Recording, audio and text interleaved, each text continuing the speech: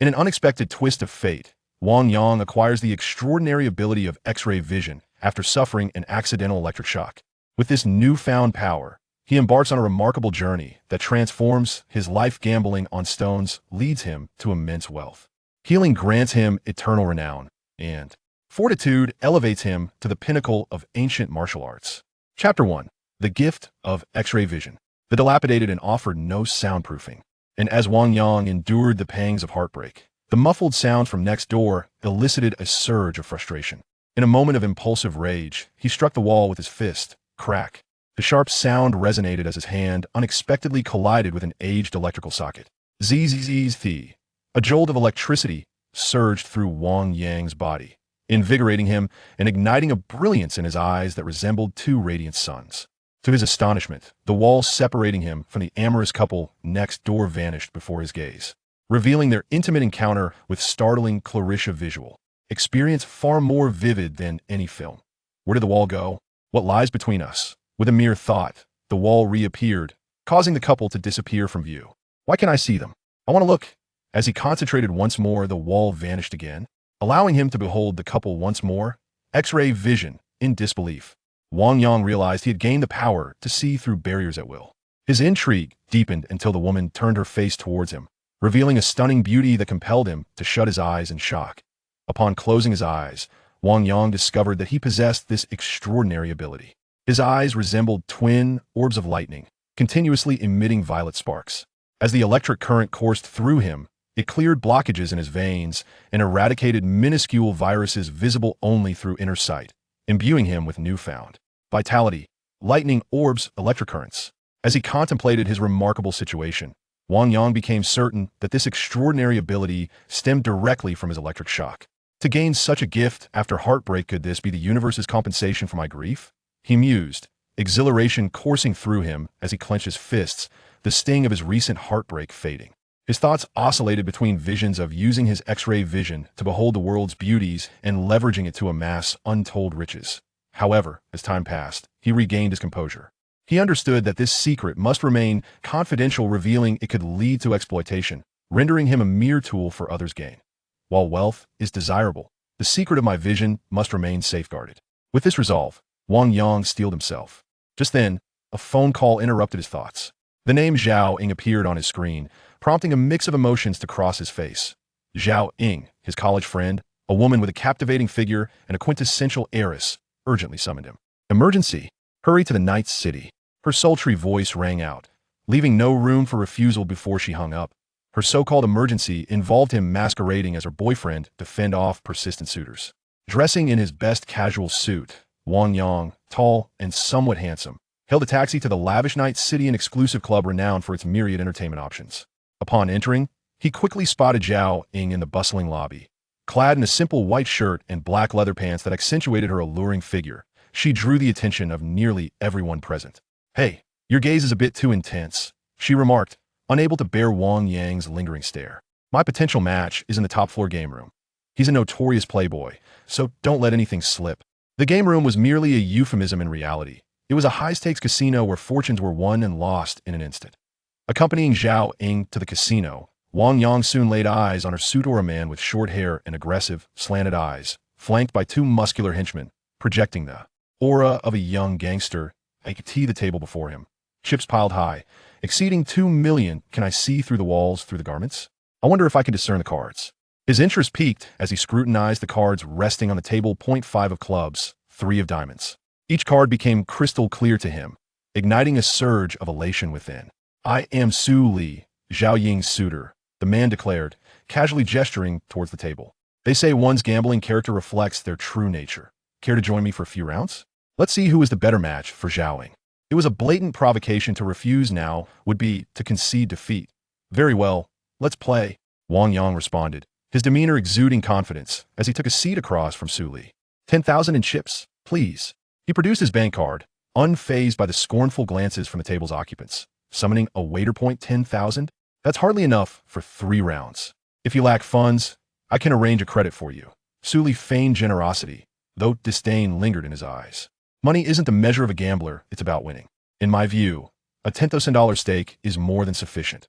Wang Yang's eyes gleamed with unwavering confidence, bolstered by his extraordinary X-ray vision, which assured him of victory against any opponent. An unusual aura surrounded Wang Yang today, distinct from his usual demeanor. Zhao Ying recognized that despite their close friendship, her status as an heiress had always placed him in the role of a mere friend, never gazing at her with such intensity. As she pondered this, her curiosity about Wang Yang grew, while others perceived her as captivated. How infuriating! Su Li seethed, noticing Zhao Ying's fascination with Wang Yang, a flicker of anger flashing across his face. Get those chips now. Su Li's furious command echoed as the waiter hurried to deliver Wang Yang's 10,000 in chips. Tonight, witness my triumph. With a confident gleam in his eyes, Wang Yang accepted the chips from the waiter and immediately tossed 1,000 onto the table, signaling the dealer to deal the cards that INA.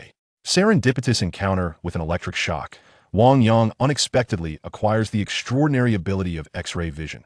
Through the art of stone gambling, he amasses immense wealth through healing. He earns an everlasting reputation, and through strengthening his physique, he ascends to the pinnacle of ancient martial prowess. Chapter 1. The Gift of X-ray Vision. The dilapidated and offered no soundproofing, and as Wang Yang endured the pangs of heartbreak, the muffled sounds from the adjacent room, unmistakably of adult nature, compelled him to strike the wall in frustration. With a resounding crack, his fist collided with an aging electrical outlet. A surge of electricity coursed through his body, igniting his eyes with a brilliance akin to twin suns. To his astonishment, the wall that separated him from the amorous couple vanished, revealing them as if they were mere phantoms in his sight. The vividness of this experience surpassed that of any cinematic portrayal, leaving Wang Yang wide-eyed in disbelief. Where has the wall gone? The barrier between us? With a mere thought, the wall reappeared, causing the couple to disappear from his view. That I wish to see them again. Once more, with a thought, the wall dissolved and the couple re-emerged before him. X-ray vision, he realized with wonder. He had been bestowed with the power to see through anything at will. His curiosity piqued. He was captivated until the woman turned her face towards him, revealing a visage as enchanting as a blooming flower, prompting him to shut his eyes in shock. Upon closing his eyes, he discovered that he possessed this remarkable ability. His gaze resembled two orbs of thunder, pulsating with purple electricity. Furthermore, as the currents flowed, they cleared obstructions in his veins and eradicated minute viruses visible only through inner sight, revitalizing his body within. Invigorating vitality, thunderbolts, and electric currents. Recognizing his newfound condition, Wang Yang concluded that this extraordinary ability stemmed from the electric shock he had endured. To gain X-ray vision right after a heartbreak, could this be life's compensation? His excitement led him to clench his fists, momentarily alleviating the gloom of his recent romantic misfortune. His thoughts wandered between using this gift to admire the beauty of the world and accumulating boundless wealth. Yet, gradually he regained his composure. He understood the necessity of keeping his ability a closely guarded secret, aware that revealing it could render him a mere instrument for others' profit. We must earn money, yet I must safeguard the secret of my vision. At that moment, he resolved firmly within himself. Just then, a notification chimed on his phone. Zhao Ying's name graced the screen, eliciting a complex expression on Wang Yang's face. Zhao Ying, his college friend, possessed a devilishly alluring figure and hailed from a wealthy family. Emergency. Come to the nightless city at once. Her alluring voice rang out, leaving no room for refusal as she abruptly ended the call. The so-called emergency entailed masquerading as Zhao Ying's boyfriend to fend off her suitors. Dressed in his only decent casual suit, Wang Yang, tall and somewhat handsome, immediately hailed a cab to the nightless city. The nightless city, the largest private club in the city, offered every conceivable form of entertainment. Upon entering, Wang Yang quickly spotted Zhao Ying in the lobby. Clad in a simple white blouse and black leather pants, her exaggerated curves drew the gaze of every patron entering and exiting the establishment. "Hey, you're staring too much," she exclaimed, unable to tolerate his intense gaze. "Today's blind date is in the top-floor game room. He's a notorious playboy with deep connections. Be careful not to reveal our ruse." The game room was merely a euphemism. The top floor housed a casino, a veritable gold mine. Accompanying Zhao Ying to the casino, Wang Yang soon laid eyes on her blind date. With hair cropped to mere inches and narrow, predatory eyes, he exuded the aura of a young gangster, flanked by two muscular henchmen. Before him lay a mound of chips exceeding 2 million. "I can see through walls and clothing. I wonder if I can perceive the cards." His interest ignited, he focused intently on the cards resting on the table. A 5 of clubs, a 3 of diamonds. Each card became crystal clear in his sight, causing a rush of elation to surge within him. "I am Su Li, Zhao Ying's date. the young man declared, nonchalantly gesturing towards the table. They say a person's gambling style reflects their character. Care to play a few hands and let Zhao Ying see who is the better match for her? A blatant provocation, and to refuse would be to concede defeat. Very well, let's play for a while.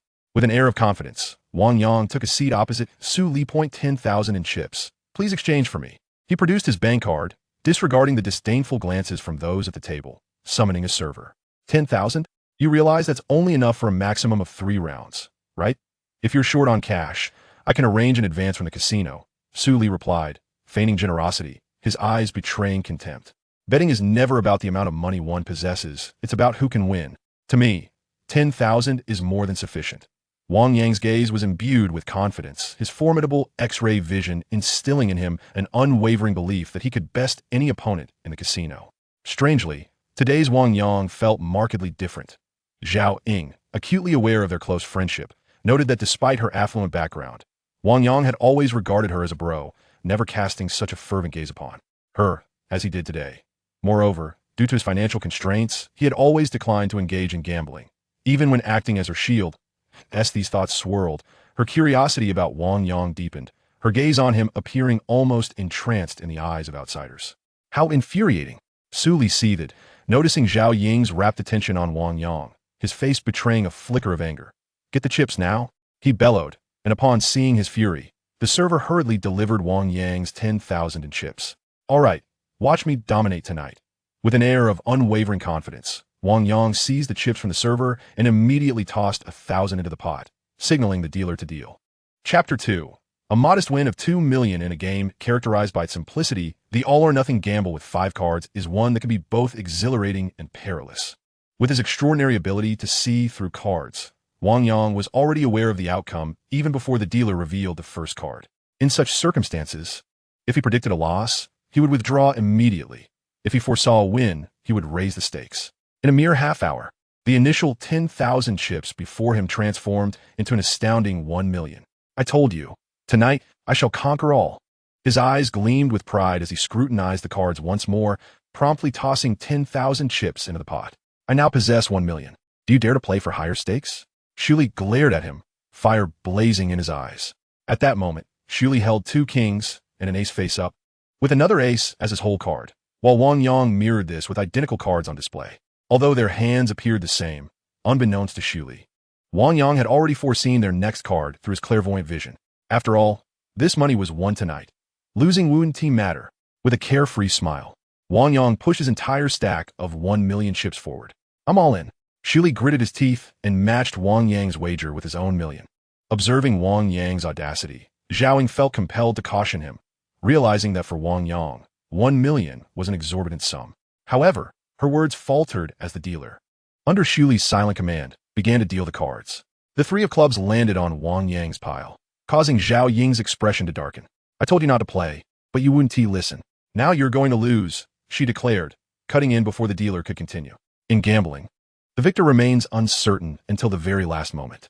With a mysterious smile, Wang Yang proposed, let us make a wager. If I win, you shall wear the thong I fancy for me to see. If I lose, I promise to abstain from gambling henceforth. His words were a deliberate attempt to bridge the gap between them, and despite his nonchalance towards the outcome of the game, Zhao Ying felt a flicker of warmth in her heart. Opposite him, Shuli was incensed by Wang Yang's remark. The thought of their relationship evolving to the point of wearing thongs in each other's presence ignited a furious desire to eliminate Wang Yang. To defeat me? You must be dreaming. Unless my card is the lowest, a 2, you stand no chance of winning. With a smug expression, Shuli even revealed his whole card prematurely. However, in the next moment, his grin vanished as abruptly as it had appeared. The dealer had revealed a 2 of diamonds. He lost. Despite everyone believing he was certain to win, he had, in fact, lost.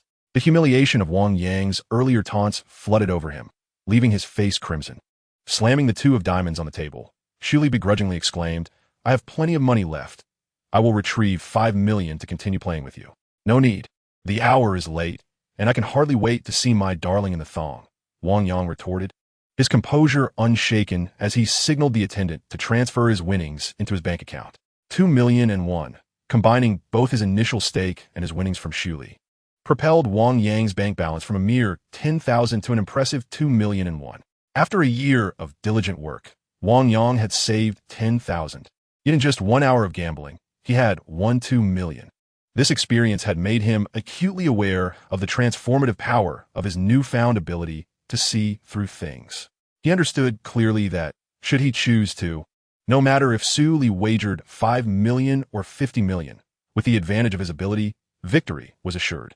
At that moment, as the energy in his eyes diminished considerably, he was reluctant to waste time at the gambling table, especially when he wished to conserve some energy to admire beautiful women. Embracing Zhao Ying's waist, they resembled a pair of love-struck young lovers, promptly departing the gambling scene.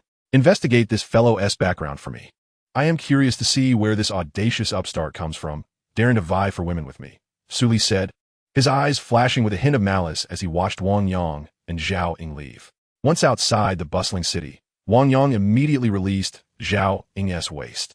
Why are you so flirtatious today? Zhao Ying frowned and remarked, and with a stunning beauty like me by your side, are you really not attracted?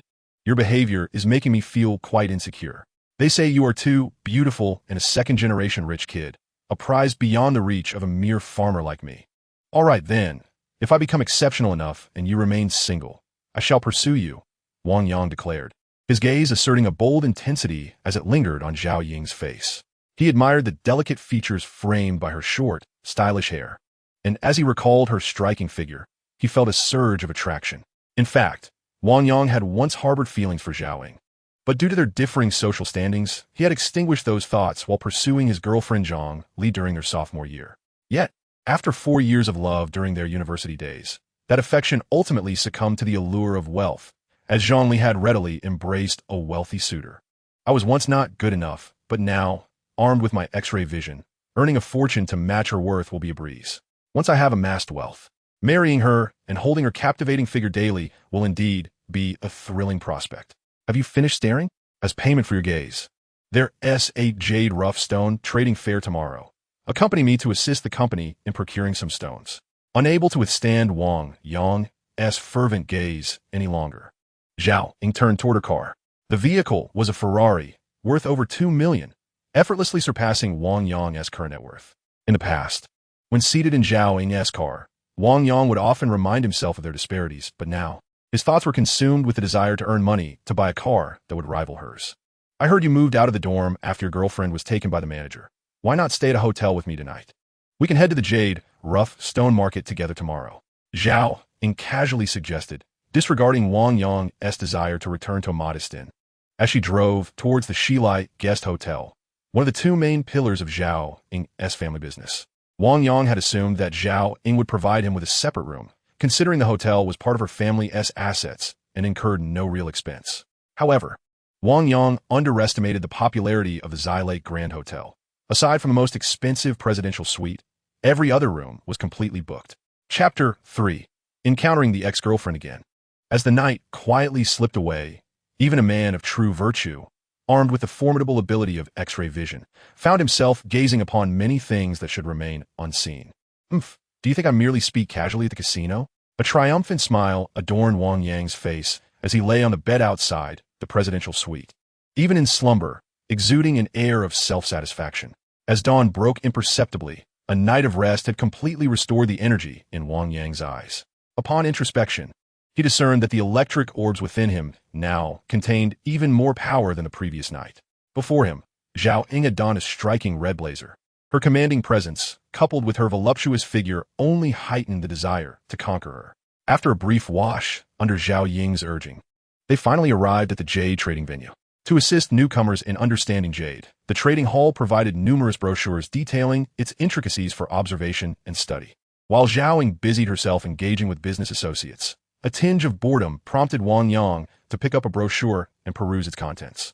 Jadeite, a form of hard jade, comes in various colors, including green, red, purple, black, and blue. Regardless of the hue, any specimen exhibiting the 5 characteristics of richness, brightness, positivity, vibrancy, and uniformity ranks among the highest in its color category. The value of different colors, however, is contingent upon market conditions. Generally, the rarer and more exquisite the jadeite, the higher its worth. In addition to color, transparency significantly influences jade's value. The clearer the jade, the greater its worth, while murkiness diminishes it. After perusing the brochure, Wang Yang had garnered a basic understanding of jade's value. As for jade rough, it refers to stones that may conceal jade. These stones, depending on their appearance, can range in value from hundreds to millions. However, the gamble associated with jade rough is considerable. A jade rough valued at several million may yield only a few hundred, while a seemingly modest rough could reveal jade worth millions. As the proprietor of a jade business, Zhao Ying and her colleagues exclusively purchase jade that has been extracted from rough stones, never engaging in the gamble of buying jade rough in hopes of fortune. You all chat. I'll buy a couple of pieces of jade rough to test my luck. With an air of nonchalance and confidence, Wang Yang, observing Zhao Ying as she busily acquired jade, made his way toward the jade rough area. The trading venue was divided into 3 sections: the $1 million area, the 100,000 area, and the low price zone. The $1 million section commenced at a minimum of 1 million. The 100,000 area began at 100,000, while the low price zone encompassed all rough stones priced below 100,000. With limited funds, Wang Yang headed straight to the low price zone. His eyes scrutinized every piece of jade rough, a process that, though utterly tedious, he executed with utmost diligence. Under the scrutiny of his X-ray vision, the jade rough, reputed to be impervious to any instrument, revealed its inner jade to him with clarity. Upon encountering satisfactory jade rough, Wang Yang would promptly make a purchase, deliberately selecting a few empty pieces to avoid appearing overly fortunate. Could it be? This one is enormous. With astonishment reflected in his eyes, Wang Yang found himself entranced by a jadeite rough stone, roughly the size of a basin, before him. Although this rough stone was not particularly large among all the gambling stones, its exterior exhibited an average quality and was merely priced at 50,000. However, utilizing his ability to see through, Wang Yang was certain that the stone contained jadeite and of a considerable size at that. According to the pamphlet, this jadeite was of the icy variety, and its value should be around 5 million. A mere 50,000 transformed into 5 million. The profits from gambling stones surpassed even those of drug trafficking. Overwhelmed with joy, Wang Yang promptly purchased the jadeite. Having traversed the entire gambling district, Wang Yang acquired 20 pieces of jadeite, 10 of which contained jadeite, while the other 10 did not. In his estimation, these jadeites could conservatively fetch over 10 million. Moreover, to his surprise, his ex-girlfriend Zhang Li and her current boyfriend Zhao Hai were trailing behind Su Li, both of whom were fawning over Su Li with an air of reverence. Zhao Ying, have your company as personnel assist me in unearthing the stone, Wang Yang declared, pushing the jadeite rough onto the unearthing platform, choosing to disregard Su Li and the others. Don't you wish to say something upon seeing your ex-girlfriend? Su Li remarked mockingly, I know you two only broke up yesterday, and you and Zhao Ying have never been a couple. We were perfectly fine yesterday. Zhao Ying interjected, boldly wrapping her arm around Wang Yang's, defending him fiercely. Zhao Ying, I know you're using him as a shield. Zhang Li has already informed me. Su Li Vito, I should have realized it sooner. How could someone of his lowly status deserve you? I can't believe I was jealous of him yesterday. What a loss of dignity that was. His voice brimmed with arrogance, clearly emboldened by the information obtained from Zhang Li, leading him to completely disregard Wang Yang's existence. Last night we stayed together at a hotel booked under Zhao Ying's name. Since you were able to find my ex-girlfriend, it would be simple for you to verify the truth of my words. A powerful aura emanated from Wang Yang, and with a single statement, he abruptly silenced Su Li. Wang Yang's unwavering assertion that Su Li could investigate only served to reinforce the notion that he was not merely speaking empty words. Across from him, both Su Li and Zhang Li fell into a profound silence, unable to counter Wang Yang's incisive remarks and the implications regarding their fabricated relationship. Even if you stayed together, your identity will forever prevent the Zhao family from allowing you to marry Zhao Ying, Su Li retorted, bitterness evident in his gaze. Indeed, you possess nothing. You cannot even support me, let alone a wealthy Zhao Ying. Zhang Li chimed in, lifting her chin as if unwilling to witness Wang Yang thrive post-breakup. Soon, you shall see whether I possess the capability to support Zhao Ying, Wang Yang declared with unwavering confidence, entirely disregarding their taunts as he made way for the two-stone unearthing personnel from Zhao Ying's company to approach. This one, the largest, please unearth it first. Wang Yang pointed eagerly at the jadeite rough, estimating its worth to be at least 5 million as he began the unearthing process alongside the two employees. Buzz, buzz, buzz. The grinding machine erupted with a thunderous noise, instantly drowning out the chatter of Su Li and Zhang Li. Chapter 4. The Fainting Maiden. The jade was revealed. The stakes elevated. Excited exclamations erupted from the crowd below the stone platform. As their cheers crescendoed, the two individuals polishing the jadeite paused their efforts, cautiously sprinkling water to wipe it clean. The areas that had been polished seemed to have opened a window onto the stone, revealing a vibrant green expanse the size of a palm. Is this jade for sale? I'll offer 500,000. I'll bid 1 million. I'll go for 2 million. The fervent voices reverberated as several jade dealers began to quote prices to Wang Yang. Engaging in stone gambling is fraught with risk. Without fully extracting the jade, any outcome is possible, prompting many to sell while the going is good, shifting the risk to the next buyer. However, Wang Yang was different. Possessing a clairvoyant ability, he had already discerned the true nature within. I'm not selling. Continue with the extraction. Confidence radiated from Wang Yang as he urged his two employees to continue. This time, due to concerns about damaging the jade inside, the employees worked even more meticulously. Eventually, they extracted a piece of jade large enough to yield several bracelets and pendants, presenting it to Wang Yang with evident excitement. Jade is classified by transparency into categories such as glass, ice, glutinous, and oil green, with glass being the most valuable and oil green the least. Although this piece of jade was considerable in size, its quality was average, merely glutinous. Nevertheless, based on knowledge gleaned from his booklet, Wang Yang estimated its minimum value at 5 million. Yet, he underestimated the jade's worth. As the jade was revealed, the merchants eager to procure it began to frenzy with their offers. 5 million. This jade belongs to my Wang's jade shop. 8 million. I want this jade. 10 million. I'll bid 10 million for this jade. In the blink of an eye, the jade that Wang Yang had internally valued at 5 million had soared to 10 million. Observing the skyrocketing price of Wang Yang's jade, the one with the most complex feelings was his ex-girlfriend, Zhang Li. If I hadn't broken up with him, we would be a couple weathering the storm together. His character would surely have placed me in charge of the finances. Yet, with only 10 million to his name, the Zhao family possessed assets exceeding 100 million. Once he inherited the family fortune, I would become the affluent matron of over 100 million. Reassuring herself, Zhang Li felt her spirits lift somewhat. Opposite her, Wang Yang turned his attention to Zhao Ying beside him. Why aren't you buying? Didn't you come here to purchase jade? He inquired directly. I wish to, but our family budget has been exhausted, Zhao Ying replied, gesturing at the boxes beside her.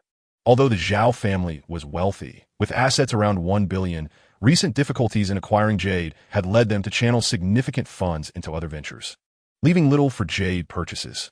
Observing Zhao Ying's decision to forego buying, Wang Yang promptly sold the jade for 10 million.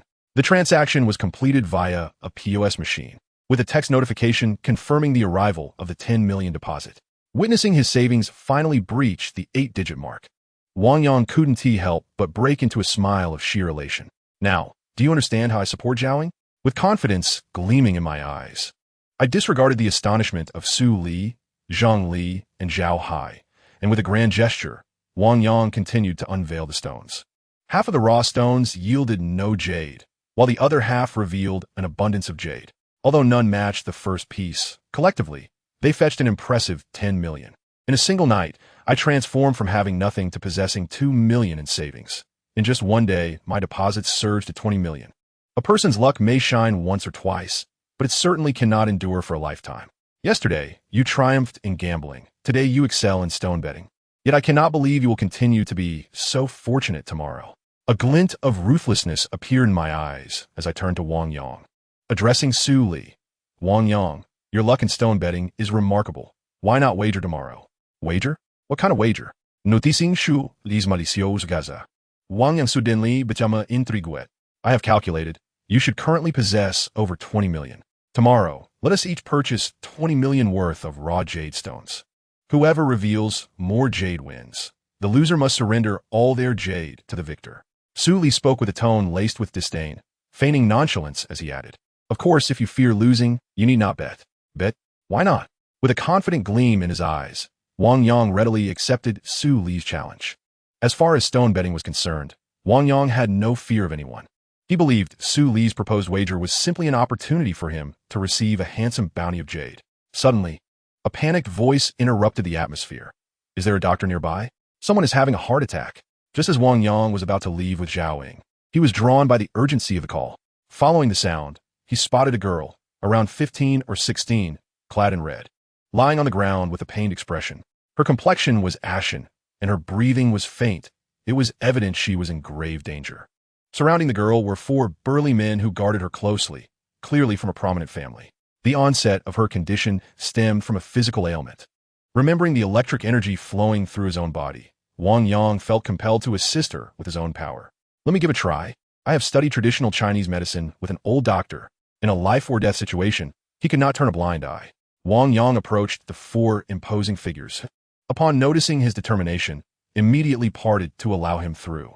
As he crouched down, he could finally see the girl's face. At 15 or 16, though her figure had yet to fully develop, she possessed a visage of breathtaking beauty. Yet at this moment, her pure and lovely face was pallid, nearly devoid of color. As she clutched her heart, appearing on the verge of death. Let me see what the issue with her heart is. Mimicking the posture of an experienced physician, Wang Yang closed his eyes and activated his inner vision. Just as he had anticipated, as the electrical energy surged from his eyes and flowed through his fingers into the girl's body, the condition within her became vividly apparent. The heart of the young maiden was inherently missing a piece, and her blood vessels were naturally half the width of those of an average person.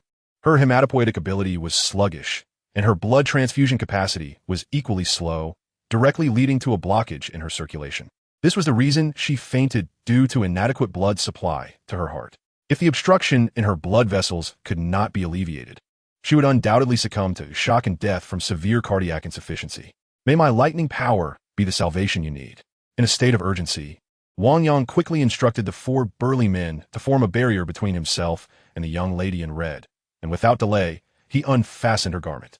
Chapter 5. Class Reunion. Before his eyes lay a landscape of pristine white skin, although he was acutely aware that this was not the time for frivolous thoughts. He could not help but let his imagination wander. Wang Yang, what are you doing? This is a matter of life and death, and instead of focusing on saving her, you are thinking of taking advantage. He scolded himself inwardly, forcing himself to regain focus and continue assessing the young maiden's condition. Upon identifying the site of the blockage in her cardiac vessels, he swiftly brought his middle and index fingers together, repeatedly striking the affected area. With each strike, an unseen current surged through his fingers and into her vascular system, gradually dissolving portions of the blockage. After several dozen strikes, nearly exhausting his remaining energy, the obstruction in her blood vessels was finally cleared. What are you doing? A panicked voice erupted as the awakened maiden noticed her clothing had been unfastened, immediately suspecting a rogue's intentions. Hastily covering herself, the young lady summoned the 4 bodyguards to her side. With their explanations, she quickly comprehended that she had suffered a sudden ailment and that Wang Yang had personally intervened to save her. Realizing she had been glaring at her savior with suspicion, a blush of embarrassment colored her cheeks. My name is Huo Qinxin. I am yet to know the name of my benefactor. She gazed at Wang Yang with a shy expression. Benefactor? It was merely a fortuitous encounter. Besides, I have only provided temporary assistance. Your condition remains. With a carefree smile and little further conversation, Wang Yang turned and left with Zhao Ying. To offer help without seeking reward is the mark of a good person. Alas, my days are numbered. Otherwise, I would surely marry you. A glimmer of longing appeared in her eyes as she watched Wang Yang's retreating figure, revealing a hint of infatuation. Outside the hotel, gazing at the unrestrained Wang Yang, Zhao Ying too exhibited a trace of fascination. You are becoming increasingly inscrutable, winning in gambling, profiting from stones, and even healing the sick. We have known each other for 5 years, yet I was unaware of so many secrets you harbored. She spoke candidly, her eyes fixed on him. My secrets are as numerous as the stars in the sky. If you were to marry me, you could spend a lifetime slowly observing them. And perhaps in that time, you might discern a fraction of the truth. With a boastful expression, Wang Yang grandly declared, today has been a windfall. What would you like to eat tonight? It's on me. What to eat? Today is our class reunion. Have you forgotten? With a teasing tone, Zhao Ying watched as the doorman brought forth her Ferrari, immediately beckoning Wang Yang to enter the vehicle. Tian Kolai Restaurant. One of the most renowned restaurants in Dingbao City, it certainly does not come at a modest price. As the first reunion after graduation, Wang Yang's class decided to hold the gathering here. Although only a little over 20 of their university cohort remained in Dingbao City, the addition of partners brought the total attendees close to 40. Due to budget constraints, the gathering was held in the main hall, yet the atmosphere was vibrant and lively. Zhongli, we have long asserted that Wang Yang is unworthy of you, but you remained unconvinced. Your choice to abandon him for Zhao Hai was indeed the correct one. Wang Yang is merely average in appearance, stubborn, and has never known how to humble himself, Such a temperament will not fare well in society. Following him, you might find yourself unable to afford even a decent outfit.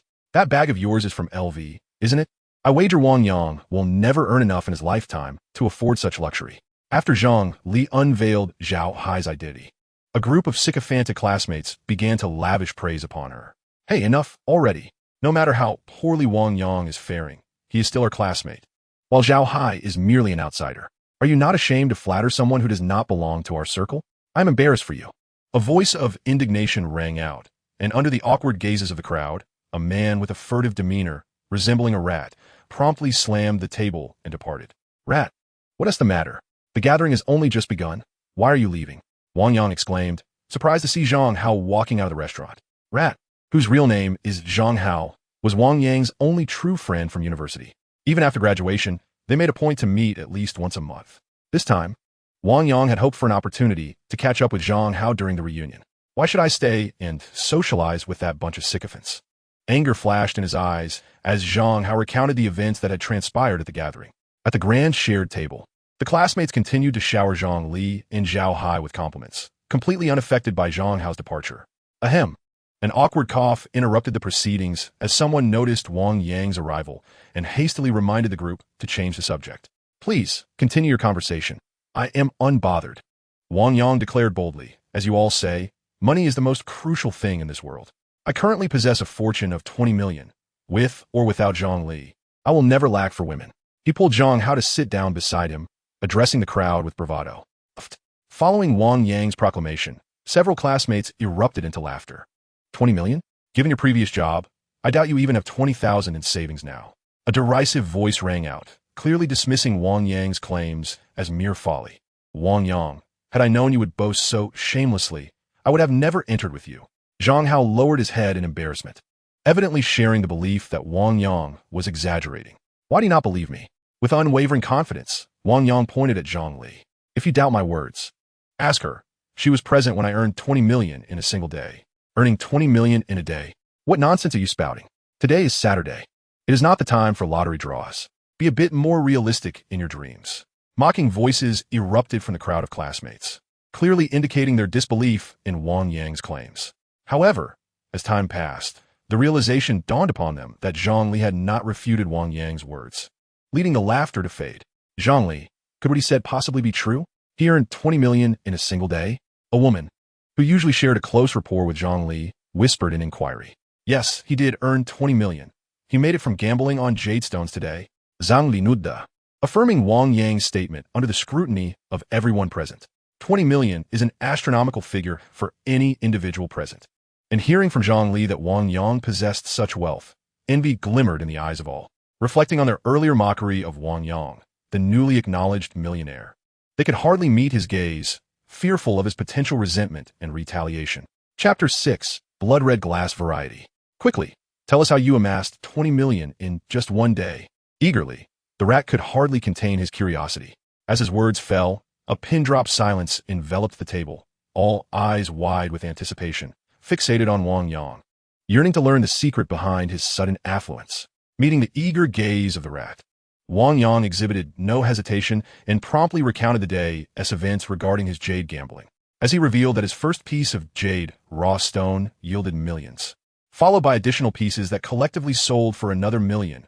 Admiration and envy radiated from the crowd. What is there to boast about?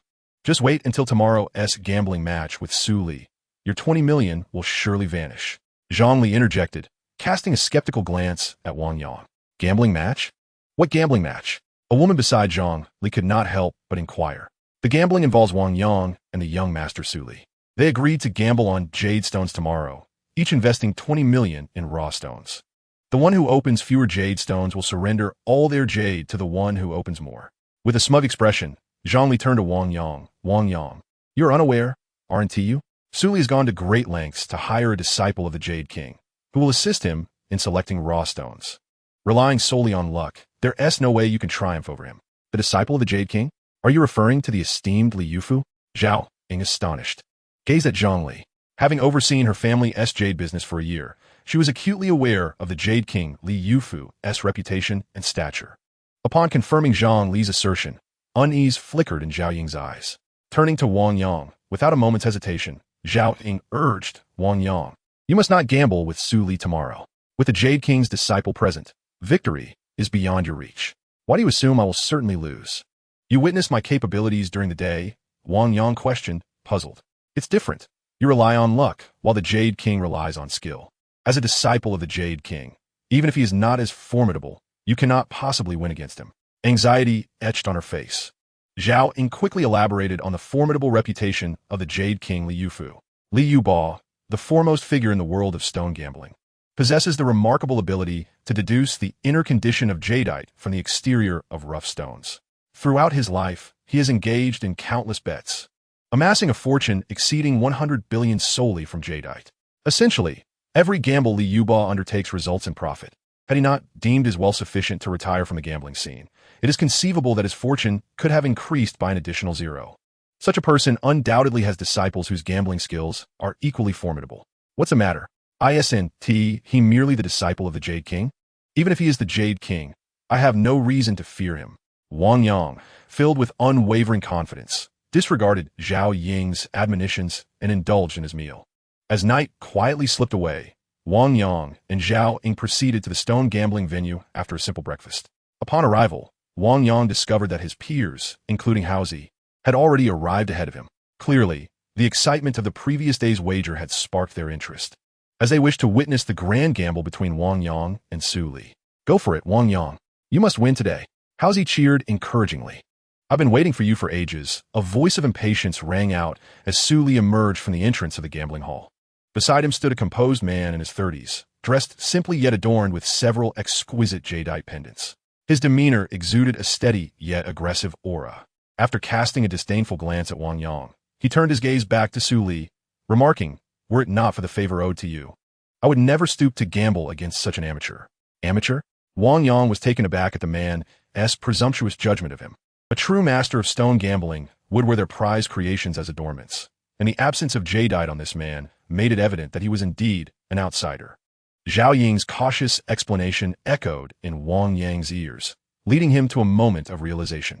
It is time for us to select our jadeite rough stones, he declared confidently, disregarding Zhao Ying's warnings as he led her and Haozi into the selection area. Let us go in together. We shall witness how Wang Yang loses this 20 million. Zhang Li and Zhao Hai sneered as they entered the gambling hall with a group of classmates. Look, that's the kid who is betting against Su Li. He is bound to lose. Su Li has enlisted the Jade King's disciple, Yi Zhen, who is said to have acquired half of the Jade King's true teachings.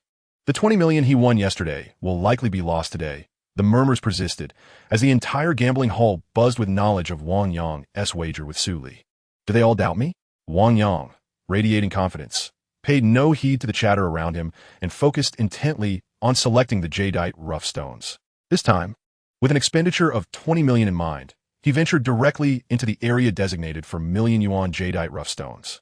Each piece here was the size of a basin, and with a stroke of luck, one could unearth jadeite worth tens of millions. Conversely, misfortune could result in total loss. With his vision sharpened, Wang Yang scrutinized each piece of jadeite before him. Truly, this premium section of million yuan rough stones was impressive.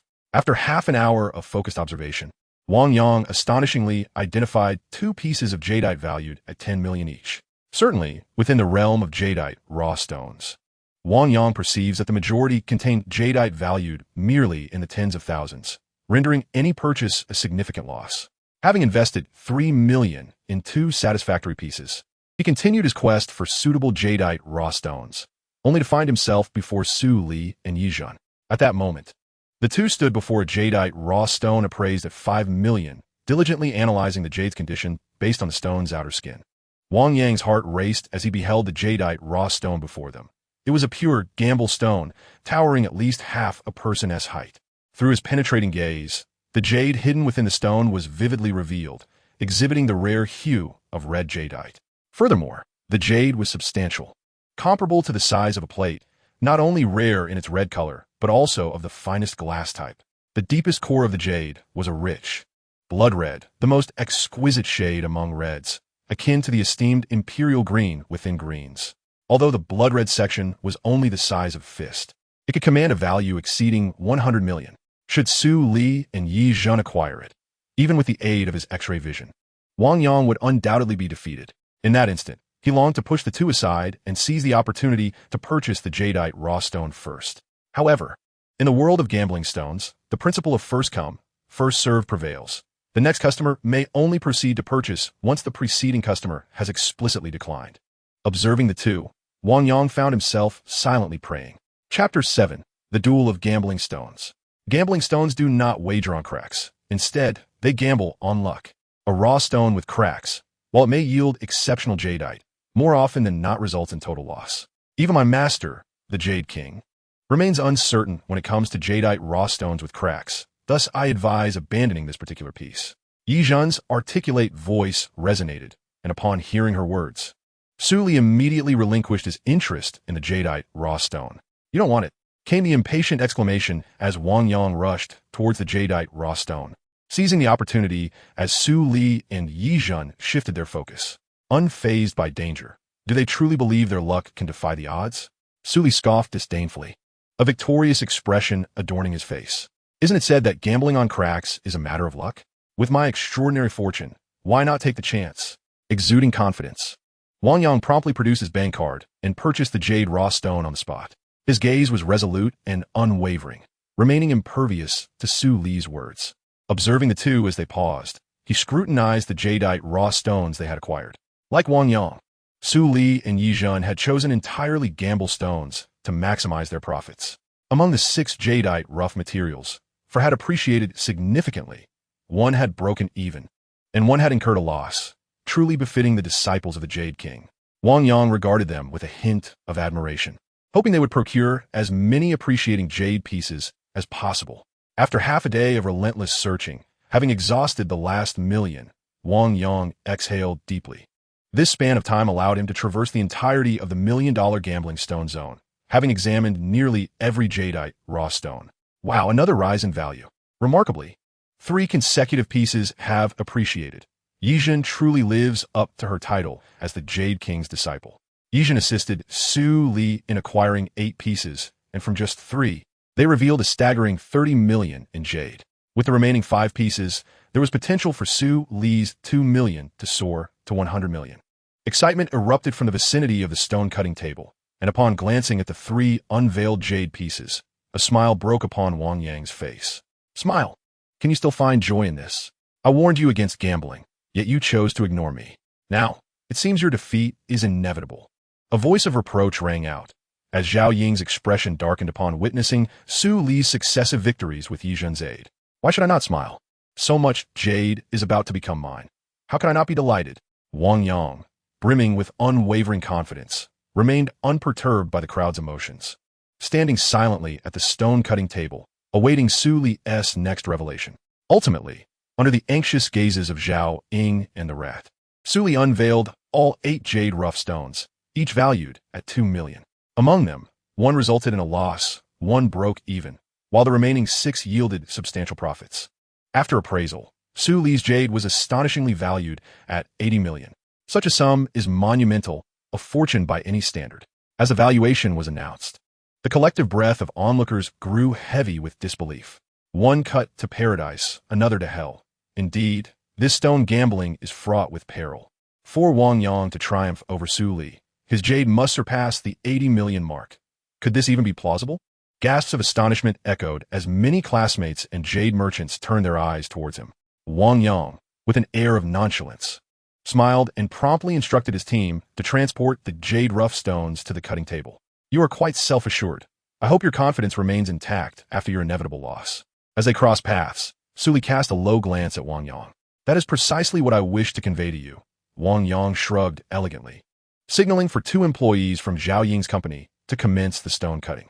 Buzzing, the stone cutting machine roared to life, and given the jade rough stones were valued at millions, the duo proceeded with utmost caution. A loss, a complete loss. Exclamations erupted as the rough stone in their hands turned out to be worthless, devoid of any jade. Having invested 5 million in the bloodstone jade rough, Wang Yang had purchased a total of 7 jade rough stones. Now, with 1 turning out to be a dud, Zhao Ying and the rat's faces grew increasingly grim. To defeat me, you must unveil jade worth at least 15 million from the remaining 6 pieces. Do you truly believe you possess such fortune? Today, your defeat is assured. Once a loser, Always a loser. What you gained yesterday, I shall ensure you relinquish today.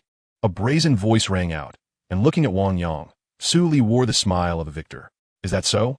Just the other day, someone was equally confident at cards, yet here I stand as the winner. Wang Yang, with a glint of sarcasm in his eyes, remained unfazed as he directed the cutting of the second jade rough stone. This time, the result was superior to the first. The jade unveiled was as large as 2 fists.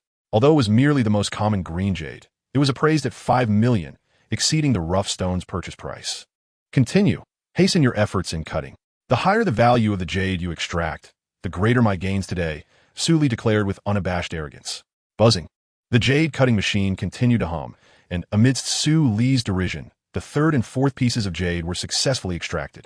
The 2 pieces exhibited similar colors, sizes, and qualities belonging to the multi-million-dollar jade category. Had it not been for the wager, the emergence of these 3 pieces would have ensured that Wang Yang not only recouped his investment, but also garnered a profit of 5 million. Yet, in this moment, as Wang Yang unveiled more jade, the crowd's gaze towards him grew increasingly sympathetic. It was a pity. His fortunes had initially seemed favorable. Without Yi Zhen's assistance, he would undoubtedly have triumphed in luck. Now, the more he gained, the more painful his eventual loss to Su Li would be. Sighs of disappointment echoed through the air, as no one believed Wang Yang could reverse his fortunes. Soon, under the watchful eyes of the crowd, all pieces except for the one containing red jade were revealed. The outcome was disappointing. Although the 3 pieces were not entirely worthless, they were valued at merely over 1 million each, hardly sufficient to cover the cost of the jade rough. Brother, it appears you, the affluent one, have joined me in the ranks of the proletariat, observed a friend, a hint of sympathy in his eyes as he grasped Wang Yang's hand. Fear not. Should you lose, this wealthy lady will support you for life. Zhao Ying chimed in, her eyes gleaming with fervor as she took hold of Wang Yang's other hand. All right, then you can take care of me, and I shall warm your bed every night. Wang Yang responded with a playful grin, completely disregarding the disdainful look from his friend, urging the two to continue the jade extraction. Chapter 8. Under Attack. Buzzing. The sound of the jade cutting machine persisted.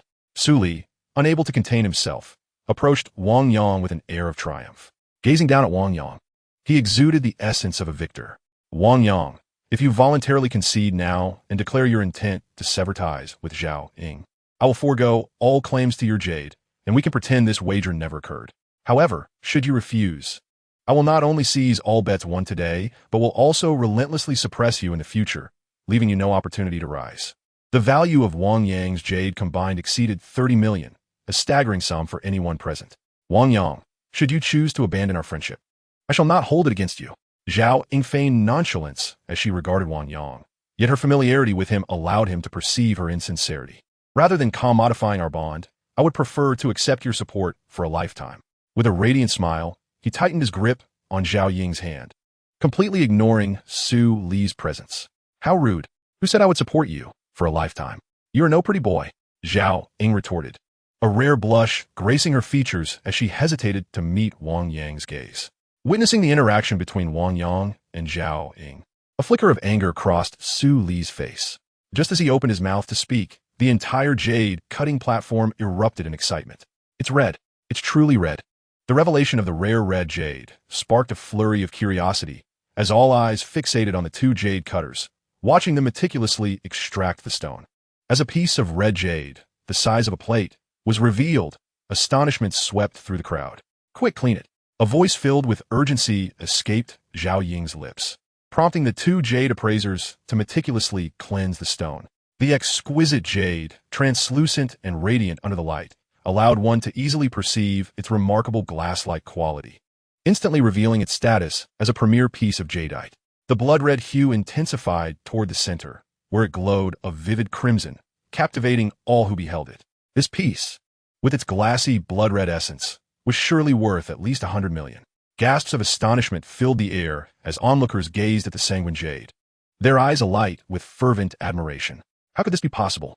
Even Yi Zhen, the apprentice of the Jade King, dared not purchase the raw stone, yet it yielded jade worth over 100 million. Rubbing his eyes in disbelief, Su Li struggled to accept the reality before him. Beside him, Yi Zhen's expression darkened further. Little did he expect to falter in the market of Dingbao City. With a piercing gaze, he scrutinized Wang Yang. attempting to discern any traits of a seasoned gambler in him. However, Wang Yang appeared exceedingly ordinary, clad in commonplace attire, devoid of any jade accessories, and lacking the demeanor of a master. Indeed, if he possessed true skill, he would not have incurred such losses. With a sigh, Yijin ultimately attributed his failure to Wang Yang's extraordinary luck. Having lost, he could only blame ill fortune. With a radiant smile, he disregarded the astonished Su Li and made his exit. How despicable! You promised to assist me, yet you leave after losing? Su Li's eyes brimmed with resentment as he watched Yijin depart. I said I would help you buy the jade, not guarantee a win. I turned your 20 million into 80 million. My favor has long been repaid. Your loss is merely a result of your own greed in raising the stakes. With nonchalance, Yizan completely ignored Olistirots. As Yizhan walked away, Su Li felt a mixture of fury and impotence, too intimidated to pursue him. Hey, where's my 80 million jade? Wang Yang's triumphant voice rang out as he stepped in front of Su Li. Zhao Ying and the rat followed closely behind, their gazes towards Su Li radiating victorious smiles. My money isn't so easily spent. A glint of malice flickered in Su Li's eyes as he ordered the jade to be handed over to Wang Yang before swiftly departing with his entourage. Paying no heed to Su Li's threats, Wang Yang immediately put the jade acquired from Su Li on the market. Consequently, bolstered by the booming domestic jade market, the jade sold for far more than the estimated 80 million, fetching an astounding 100 million amidst the fierce competition among various jade merchants. Below the stone appraisal platform, witnesses watched in disbelief as Wang Yang swiftly netted 100 million, with jade worth over 120 million still awaiting sale, igniting envy among the onlookers. Had they known Wang Yang could amass such wealth, they would have endeavored to befriend him during their school days. Wang Yang's former classmates lamented inwardly. Had you earned so much sooner, would I have broken up with you? Zhongli couldn't help but feel a twinge of regret upon seeing Zhao Hai, who weighed at least twice as much as Wang Yang. Hey, it's time to sell your own jade, isn't it? Countless jade merchants continued to urge Wang Yang. Unfazed by the reactions from below, Wang Yang watched as the bank personnel brought in the safe, promptly placing all the jade he had mined into it. Storing these precious jade pieces for the future opening of my shop, they represent my inaugural inventory. With a nonchalant shrug, Wang Yang promptly instructed his associates to relocate the safe. Once I have earned enough, a grand feast shall follow. With a charming smile, Wang Yang confidently pulled Zhao Ying and the rat towards the exit. Are you planning to open a jade shop? Zhao Ying inquired, her face reflecting confusion. What is there to discuss? Your finances are unrelated to mine. Do you perceive your brother as impoverished and intend to bestow a few million upon him? The rat, wearing a lewd grin, directed a gaze at Wang Yang. Let us dine first. We can converse after the meal. With an air of authority, Wang Yang disregarded their queries and continued to lead them outside. Upon exiting, they were greeted by a dozen burly men wielding steel pipes, led by one of Su Li's henchmen. The henchman pointed ominously at Wang Yang, declaring with a sinister expression, "It is he who has offended young Master Su. Once he emerges, you are to strike him mercilessly. Young Master Su will take full responsibility for the consequences. Is it permissible to kill him?" One of the formidable men questioned, suspicion etched across his face. I have heard that those who gamble on stones are wealthy and powerful. What if his allies seek vengeance upon us? He is merely a newly rich gambler, devoid of any significant connections, came the disdainful reply. As Wang Yang exited the stone gambling hall, the henchman impatiently urged, "Hurry, or you will face young Master Su's wrath." The henchman's words galvanized the burly men, who brandished their steel pipes and charged towards Wang Yang, who was approaching the parking lot. Chapter 9. A Maiden to the Rescue. Upon witnessing the oncoming assailants, Wang Yang instinctively pushed Zhao Ying and the rat aside, resolutely confronting the burly men. "Run. Quickly call the police," he urged, his tone tense, as he chose to bear the brunt of the situation. "No, I will not flee. I wish to see who dares to harm Zhao Ying in this city." A fierce determination flashed in Zhao Ying's eyes as she unexpectedly turned and sprinted forward to shield Wang Yang. Calling 110, the rat, gripping his phone anxiously, halted to report the incident. Observing that neither Zhao Ying nor the rat chose to escape, Wang Yang felt a surge of emotion and anxiety. He understood that, faced with 10 men wielding steel pipes, having 2 additional individuals merely meant 2 more burdens. "Big brother, it's the one who saved me that day. You must save her," a voice suddenly exclaimed. A girl emerged from Mercedes-Benz van, her joy evident. Clad in red, she was a stunning blend of innocence and beauty, none other than Ho Chin Chin, the girl Wang Yang had rescued the previous day, at her command. For bodyguards behind her charged forth with renewed vigor towards the assailants. The sound of a fierce brawl erupted as the 4 formidable bodyguards, though unarmed, displayed remarkable tenacity, driving the 10 men wielding steel pipes into a panicked retreat, ultimately forcing them to crouch down in submission, no longer daring to resist. Are they special forces? Wang Yang marveled, relief washing over him as he beheld the saviors who had come to his aid. He was acutely aware that without the appearance of the 4, he would undoubtedly be in dire straits today. His ability to perceive the hidden could aid him in amassing wealth. Yet it did not endow him with the prowess to confront 10 foes. Big brother, are you all right? A delighted voice rang out as Hua Qianqin had already arrived by Wang Yang's side. Are these your people? Wang Yang inquired uncertainly, gesturing towards the 4 formidable men who seemed to have descended from the heavens. Yes, my father sent them to protect me, she affirmed, her head nodding confidently. Child, we are from the Su family. I warn you to mind your own business and not provoke those you ought not to. A menacing voice emerged from one of the burly men, his expression rife with defiance as he glanced at Wang Yang and Hua Qianqin. A sharp slap resounded as a bodyguard glared fiercely at the man who had spoken, bellowing, "Not even your Su family patriarch would dare threaten my young lady." Su family? Which Su family? Call my father and inform him that this Su family intends to target my savior and is threatening me. Hua Qianqin's voice was nonchalant, and as her words fell, a bodyguard swiftly stepped aside to make a discreet phone call. Soon, a phone rang for a muscular man on the ground floor, and upon answering, he appeared to have received some earth-shattering news, his gaze towards the girl in red now tinged with fear. What are you staring at? If you receive a call, hurry up and leave. A disdainful voice emanated from the burly man, and upon hearing his words, the group of muscular men immediately fled, no longer daring to utter any defiant words. Big brother, you saved my life yesterday. Let me treat you to a meal today, Hua Qianqin exclaimed, her face brimming with excitement as she looked at Wang Yang. Having been saved, Wang Yang naturally felt it inappropriate to let her treat him. We can have a meal, but it must be my treat, and I shall choose the venue. Ignoring Hua Qianqin's attempts to take charge, Wang Yang decisively declared, and due to Hua Qianqin's involvement, he opted for a barbecue stall. Wang Yang, are you really that stingy? You earned over 100 million, and this is where you choose to treat us? Hua Qianqin's friend, the rat, looked at him with disdain. Mr. Wang, my young lady has health issues. She cannot consume such greasy food. A bodyguard nervously interjected, glancing anxiously at Wang Yang. I am aware. Her heart condition prohibits her from indulging in fatty foods, which is precisely why I brought her here, Wang Yang replied confidently, addressing the bodyguards. However, with me present today, I assure you that no matter how much she eats, she will be just fine. Wang Yang's words immediately elicited a sense of hesitation among the bodyguards. Yet considering Hua Qianqin's condition, they still wished to offer further suggestions. Big brother says I can eat, so I can eat, Hua Qianqin declared, her displeasure evident in her expression, and under her gaze, the 4 bodyguards finally fell silent. Barbecued meats, grilled chicken legs, and stir-fried crayfish. These were all classic rich dishes commonly found at barbecue stalls. Having never tasted such delicacies, Hua Qianqin immediately began to indulge, her mouth glistening with grease. This is so delicious. These things are absolutely divine. Big brother, did you know that due to my heart condition, I have never eaten any greasy food my entire life? Tears unknowingly streamed from Hua Qianqin's eyes as she gazed at Wang Yang, expressing her reluctance. But the doctor has determined that I won't survive beyond this year. It seems I shall never savor a second barbecue in my lifetime. Her words left Zhao Ying and the rat in stunned silence.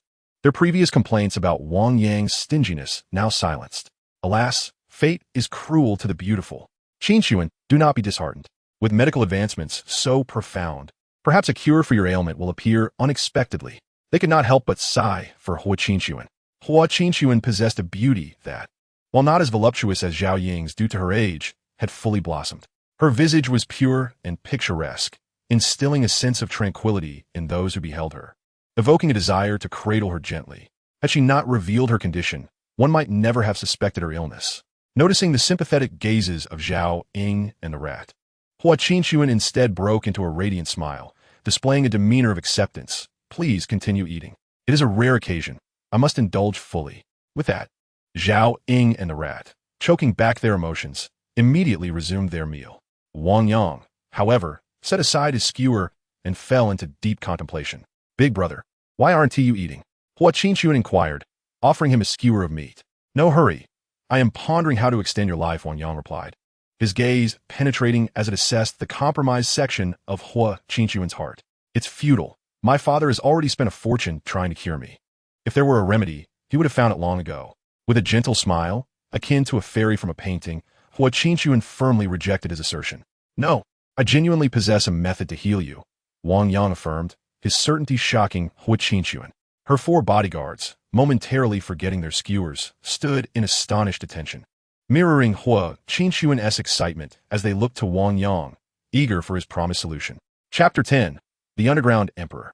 I have practiced Qigong, the art of wellness, Wang Yang declared mysteriously regarding the group. My Qigong can sustain her life indefinitely, as long as she permits me to treat her once a week. She can lead a life as normal as anyone else's. His words ignited a spark of elation on Hua Qinchuan's face. No one would choose death when life is an option. Turning to Wang Yang, she set down her skewer for the first time, asking, is it true? If I allow you to treat me weakly, I can live like a normal person? I stake my life on this, Wang Yang proclaimed with a charming smile, pointing to himself. In a moment of unexpected boldness, Hua Qinchuan pressed her soft lips against his. The taste was a blend of floral sweetness, a hint of grease, and a trace of the barbecue's natural essence, leaving Wang Yang momentarily stunned. Big brother, will you marry me? That way, you could treat me whenever I need it, she exclaimed with a radiant smile, her joy palpable. Wang Yang, blushing with embarrassment, instinctively distanced himself from Hua Qinchuan. My intention to heal you is purely based on our shared fate, with no ulterior motives. Moreover, you're still quite young, not my type. In a moment of clumsy articulation, Wang Yang, noticing the growing confusion in Hua Qinchuan's gaze, abruptly gestured towards Zhao Ying on the other side. I favor women like Zhao Ying, with ample curves. You, however, I regard merely as a younger sister. His words instantly redirected Hua Qinchuan's attention to Zhao Ying. Observing Zhao Ying's voluptuous figure, she could not help but feel a twinge of discontent as she compared herself to her own still-developing body. Sister Zhao Ying, was your figure also this stunning at 16? Hua Qinchuan inquired directly. Zhao Ying stood frozen, much like Wang Yang had when Hua Qinchuan had stolen a kiss from him. Initially, she perceived Hua Qinchuan's question as a challenge, but the crystalline purity reflected in Hua Qinchuan's eyes swiftly dispelled that notion. A bodyguard, sensing the awkwardness, quietly explained, our young lady has not attended school due to health issues, so she is unfamiliar with many social norms. But how could she be unaware? I've seen much on television. If one loves someone and wishes to marry them, one must express their feelings with a kiss. Since the big brother saved my life, naturally, I would have affection for him. If he admires Sister Zhao Ying's physique, I must inquire about it and assess whether I might grow to possess a similar form. With her innocent demeanor, Hua Qinchuan interrupted the bodyguard. Wang Yang, observing the untainted smile on Hua Qinchuan's face, felt a bittersweet smile emerge upon his own. Hua Qinchuan was undeniably beautiful, yet the 5 to 6 year age gap rendered any romantic acceptance improbable, especially under the current circumstances that seemed to exploit his healing abilities. Resolving to be forthright, he declared, Qinchuan, let me speak honestly. I harbor affection for Sister Zhao Ying. Once I have earned enough, I shall propose to her. You, however, shall always remain my adorable little sister. Rest assured, I will continue to aid in your recovery. Hearing Wang Yang's unconventional confession left Zhao Ying momentarily stunned. Is that true? Hua Qinchuan questioned, her eyes filled with skepticism as she turned to Wang Yang. If you kiss her, I shall believe your words. Wang Yang's expression shifted to one of determination. His feelings for Zhao Ying had always been tinged with longing, but the disparity in their backgrounds had compelled him to redirect his affections towards Zhongli. Now, witnessing Zhao Ying blush and bow her head due to Hua Qinchuan's remark, a sudden rush of emotion surged within him. Why not seize this moment to declare his feelings? With this thought in mind, he advanced closer to Zhao Ying. Be my girlfriend. Allow me to care for you for a lifetime, he professed, gazing deeply into her eyes. To his astonishment, Zhao Ying readily acquiesced, closing her eyes in anticipation of his approach.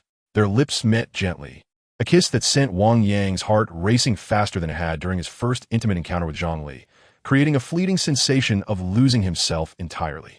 Upon opening his eyes and meeting Zhao Ying's gaze, which remained unchanged, an inexplicable sorrow welled up within him. Indeed, within your heart, I am merely a comrade.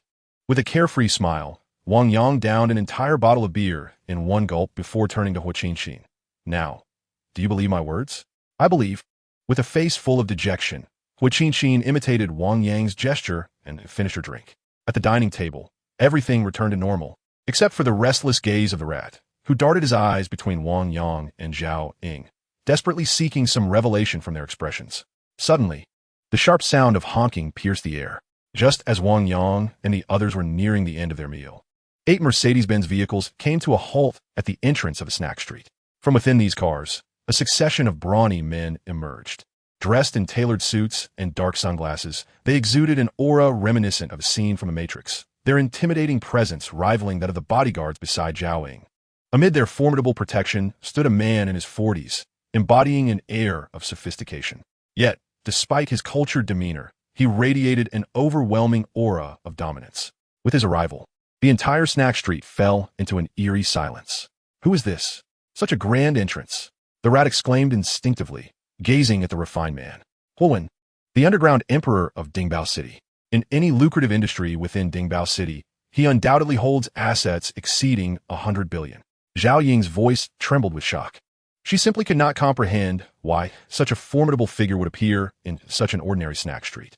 Stunned and incredulous, though she knew Zhao Ying could not be deceiving her, Wang Yang still found it hard to accept the image of Huan, who looked like a gentle scholar. During his university days, he had heard numerous legends about Huan. It was well known among the residents of Dingbao City that no one was unaware of his existence. No one knew Huan's origins.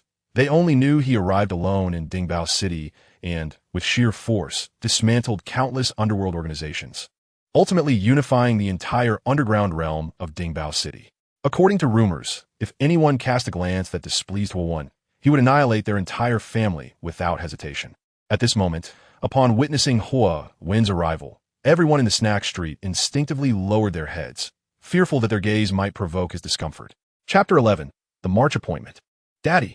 A voice filled with joy rang out. Amidst the astonishment of the crowd, Hua Qinqin suddenly stood up and rushed toward Huan. She clung to his arm like a koala, beaming as she approached Wang Yang. One was a ruthless underworld overlord, known for his cold-blooded nature. The other, a seemingly innocent girl, appeared fragile from years of illness. At the dining table, until Hua Qinqin and Huan took their seats, Wang Yang and his companions could hardly believe the two were father and daughter. I am Huan, Hua Qinqin's father. Huan introduced himself, his voice refined and teacher-like, devoid of any hint of the domineering aura typically associated with underworld leaders. Observing Huan's demeanor, Wang Yang and his companions gradually relaxed. The atmosphere at the table began to improve, and before they realized it, all the skewers had been devoured. All right, the meal is over. It's time to discuss serious matters. Wiping the grease from the corner of his mouth, Huan cast a cold gaze at Wang Yang. You claim that you can ensure my daughter has safety. Indeed, that is precisely what I just stated. Nodding, Wang Yang affirmed. Are you aware that multiple esteemed physicians have predicted my daughter will not survive until her birthday this year? Even the renowned healer, Li Jiuzhen, has made the same grim assertion. Do you understand the lengths to which I have gone to secure funds for my daughter's medical care? Countless charlatans who assured me they could save her have ultimately proven powerless, and I have not hesitated to dispose of them as one would feed scraps to dogs. I extend to you one final opportunity. Should you continue to deceive me, I assure you that the next healer to meet a grim fate will be you. His voice, cold and resolute, pierced the air, his gaze fixated on Wang Yang with a predatory intensity, revealing the undeniable aura of a formidable underworld figure. The atmosphere grew tense. The crowd at the food street, sensing the impending fury of Huan, wished to bury their heads in their bowls, desperate to avoid his notice. In contrast, Wang Yang smiled, radiating warmth and light, seemingly unfazed by Huan's intimidating presence. In 3 months, I shall host a birthday banquet for Qinqin, and I will present you with an extraordinary gift, one that wealth cannot procure. During this span, I guarantee that the Su family will not lay a finger on you. However, if Qinqin does not survive to see her birthday, I shall strip your skin and offer it to the Su family as a token of reconciliation. His voice, icy and domineering, left no room for Wang Yang's response. After murmuring a few words to Hua Qinqin, Huan rose and departed. With his exit, the tension in the food street dissipated, and the patrons resumed their meals, murmuring amongst themselves, frequently casting glances at Wang Yang. At the dining table, Zhao Ying's face was etched with anxiety, and as soon as Huan left, she stood and pulled Wang Yang aside. Are you truly capable of saving Hua Qinqin? Do not jest with your own life, she implored, her expression filled with trepidation. I cannot believe it. Do you realize who Li Jiuzhen is? He is the foremost healer in our nation, esteemed even among the highest officials. If he declares that she will not survive until her birthday, what grounds do you have to claim otherwise? How can you expect me to place my faith in you? Perhaps you should leave China for abroad. If you fancy my captivating figure, you could find countless others like me overseas and live your life with one of them. Her voice, nearly on the brink of collapse, echoed with despair. Just because Li Jiuzhen is renowned, does that mean I cannot save those he cannot? Wang Yang's eyes shimmered with unwavering confidence as he gazed at Zhao Ying. Yu, Zhao Ying stammered, interestingly agitated by Wang Yang's composure. The car remained Zhao Ying's Ferrari, and as she furiously pressed the accelerator in her frustration, ignoring Wang Yang entirely, a mischievous smile crept across his face. Unperturbed by her irritation, he gazed at her with an expression of playful mischief. His gaze grew increasingly infatuated, revealing a clear desire, noted even by Hu Qin and the onlooker, Rat, in the back seat. Indeed, it seemed that Wang Yang was captivated by Zhao Ying's figure. I must hasten my development to match her physique once I come of age, Hu Qin silently vowed, clenching her fist. Zhao Ying, seemingly oblivious to his direct stare, might truly be falling for Wang Yang, Rat pondered to himself. Vroom vroom vroom.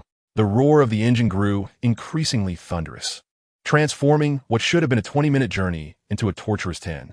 Frustration mounted as the destination loomed closer yet remained tantalizingly out of reach. A sudden exclamation escaped Zhao Ying's lips, and as the vehicle finally came to a halt, her right hand swiftly gripped Wang Yang's thigh. A pained gasp escaped Wang Yang's mouth. Observing Zhao Ying's cheerful demeanor as she exited the vehicle, it dawned on him that her apparent disregard for his discomfort stemmed from her preoccupation with driving, rather than any lack of concern. Like a triumphant victor, Zhao Ying eagerly seized Hu Qin's arm, ready to depart. However, to Zhao Ying's astonishment, the seemingly delicate Hu Qin resolutely shook off her grasp. Under Zhao Ying's watchful gaze, Hu Qin approached Wang Yang's car door, and upon witnessing his agony, she boldly opened the door and leaned over him, tenderly massaging the area Zhao Ying had previously pinched. Her touch was gentle, as she blew softly on the bruised spot, attempting to alleviate his pain. It was evident that Hu Qin was mimicking the nurturing gestures of mothers soothing their children. In essence, the act should have been pure and innocent. Yet, given the circumstances and Wang Yang's attire, it inadvertently conjured a flurry of thoughts. Wang Yang's face flushed with embarrassment at the sight of Hu Qin's actions. Qin, you need not go to such lengths, he stammered, retreating instinctively as she lowered her head to blow gently once more, terrified that she might notice his body's involuntary reaction. Alas, he was too late. As she finished and turned to speak, her gaze met his, and she caught the glimmer of mischief in his eyes. Don't overthink it. I assure you, my thoughts are far from improper, he replied, feeling the heat of embarrassment as he watched Hu Qin's innocent face flush crimson. The realization that he harbored feelings for her rendered him unable to meet her gaze. Chapter 12. Future Endeavors. Big Brother Yu, Qin, flustered, sprang to her feet, hastily joining Zhao Ying as they dashed toward the hotel. Inside their room, the two women settled onto the sofa, and when Wang Yang entered, Hu Qin's cheeks remained flushed, clearly still affected by earlier events. That was an accident. I promise that when I assist you later, I will have no inappropriate thoughts. He stammered awkwardly, gesturing for her to come closer. Please remove your clothing, he instructed as he closed the door behind them. You have consumed quite a bit of barbecue, and your heart's blood vessels are obstructed. I need to help you clear them. With a shy nod, Hu Qin promptly began to unbutton her blouse, one button at a time. As the crimson shirt slipped away, her fair skin was unveiled before Wang Yang's gaze. Although a bra concealed her modesty, it nonetheless stirred a tumult of emotions within him. Thump, thump, thump. His heart raced uncontrollably. In a bid to distract himself from the impending embarrassment, Wang Yang activated his X-ray vision to locate the blocked vessels. With precision, he struck the area just beneath Hu Qin's right breast multiple times, successfully clearing the obstruction in her blood vessels. Well, from now on, a weekly treatment will suffice with a normal diet. With a satisfied expression, Wang Yang immediately exited the room with Hu Qin once she was dressed. In the living room, Zhao Ying and Haozi were sipping tea, and upon seeing Wang Yang and Hu Qin emerge, they promptly approached him. Curiously, Haozi inquired, "Speak up. What is it that you wish to discuss with us?" "Yes, do tell," Zhao Ying echoed, her curiosity piqued. I aspire to venture into the jade industry and require your assistance.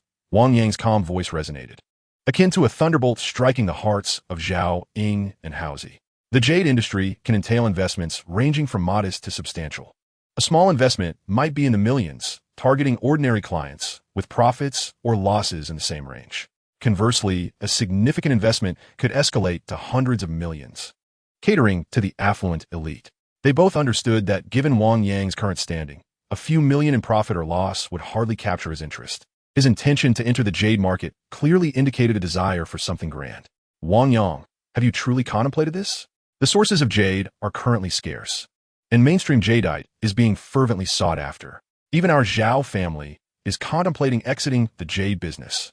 Zhao Ying expressed her concern in response to Zhao Ying's words. Haozi added, Wang Yang, although your wealth was amassed through gambling on stones, fortune cannot be relied upon indefinitely. It would be wiser to invest in storefronts and become a landlord, ensuring a lifetime of financial security. Do you not have faith in me? Wang Yang's expression turned haughty as he faced their simultaneous discouragement. I have made my decision. I only require your support. Seeing his resoluteness, Zhao Ying and Haozi finally ceased their attempts to dissuade him. Zhao Ying, if your family is transitioning out of the jade business, how much would it cost for me to take over your jade operations? Wang Yang asked directly. Our family does not possess high-end jadeite or other premium stones. With the rental for a few shops and the inventory of lower-quality jadeite, it could be acquired for 80 million, Zhao Ying replied. I will take it for 80 million, Wang Yang declared with bravado, emboldened by the 100 million he obtained from selling Su Li's jadeite. Moreover, he was confident that given his relationship with Zhao Ying, the figure she quoted was indeed the lowest the Zhao family would accept. I will contact my family. Zhao Ying nodded at Wang Yang and went inside to make a call. Haozi, I need a trustworthy individual to assist me in the jade industry. Resign from your job and come manage my jade business, Wang Yang proposed, prompting Haozi to ponder deeply. He understood that as an ordinary salesperson, he lacked the qualifications to manage a jade enterprise worth nearly 100 million. Wang Yang's offer was solely based on trust. All right, I shall be your manager and ensure the company reaches new heights, Haozi declared, clenching his fist. What about me? What will I do, brother Wang Yang?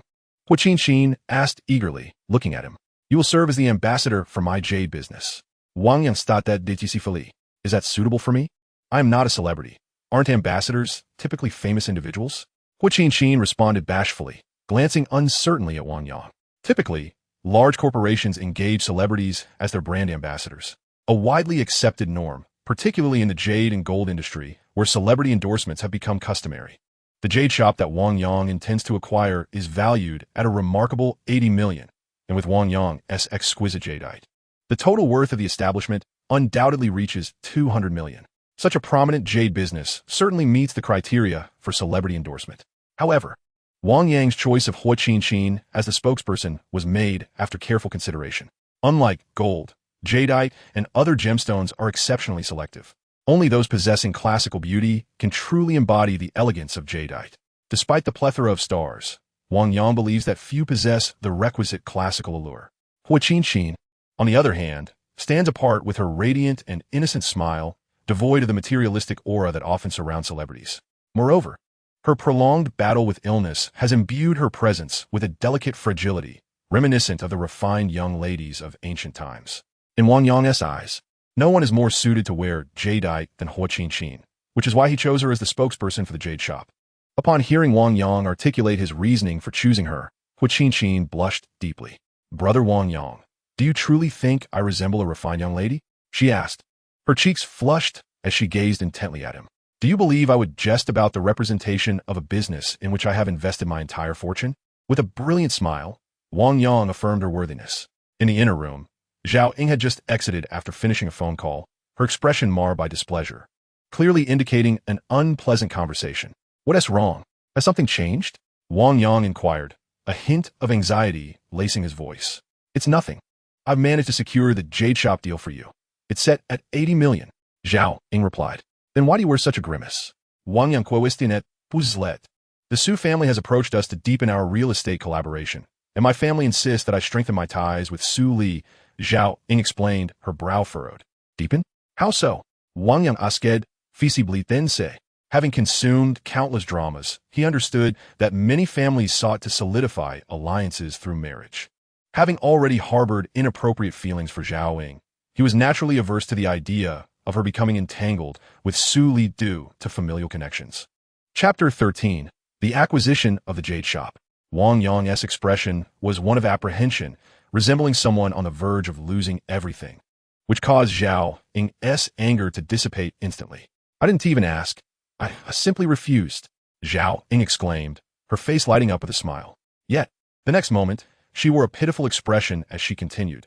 "However, due to my refusal, my family has decided to sever all financial support, to the extent that I can no longer check into this hotel using my name." Knock, knock, knock. The sound of knocking reverberated through the room just as Zhao Ying finished speaking, and the hotel manager appeared outside the presidential suite. "Miss Zhao," he said, his face filled with anxiety. "The higher-ups have called, stating that this presidential suite must be vacated for a distinguished guest, and they hope you can move out promptly." "I will vacate within half an hour," Zhao Ying replied, her displeasure evident as she closed the door firmly. "Do you see?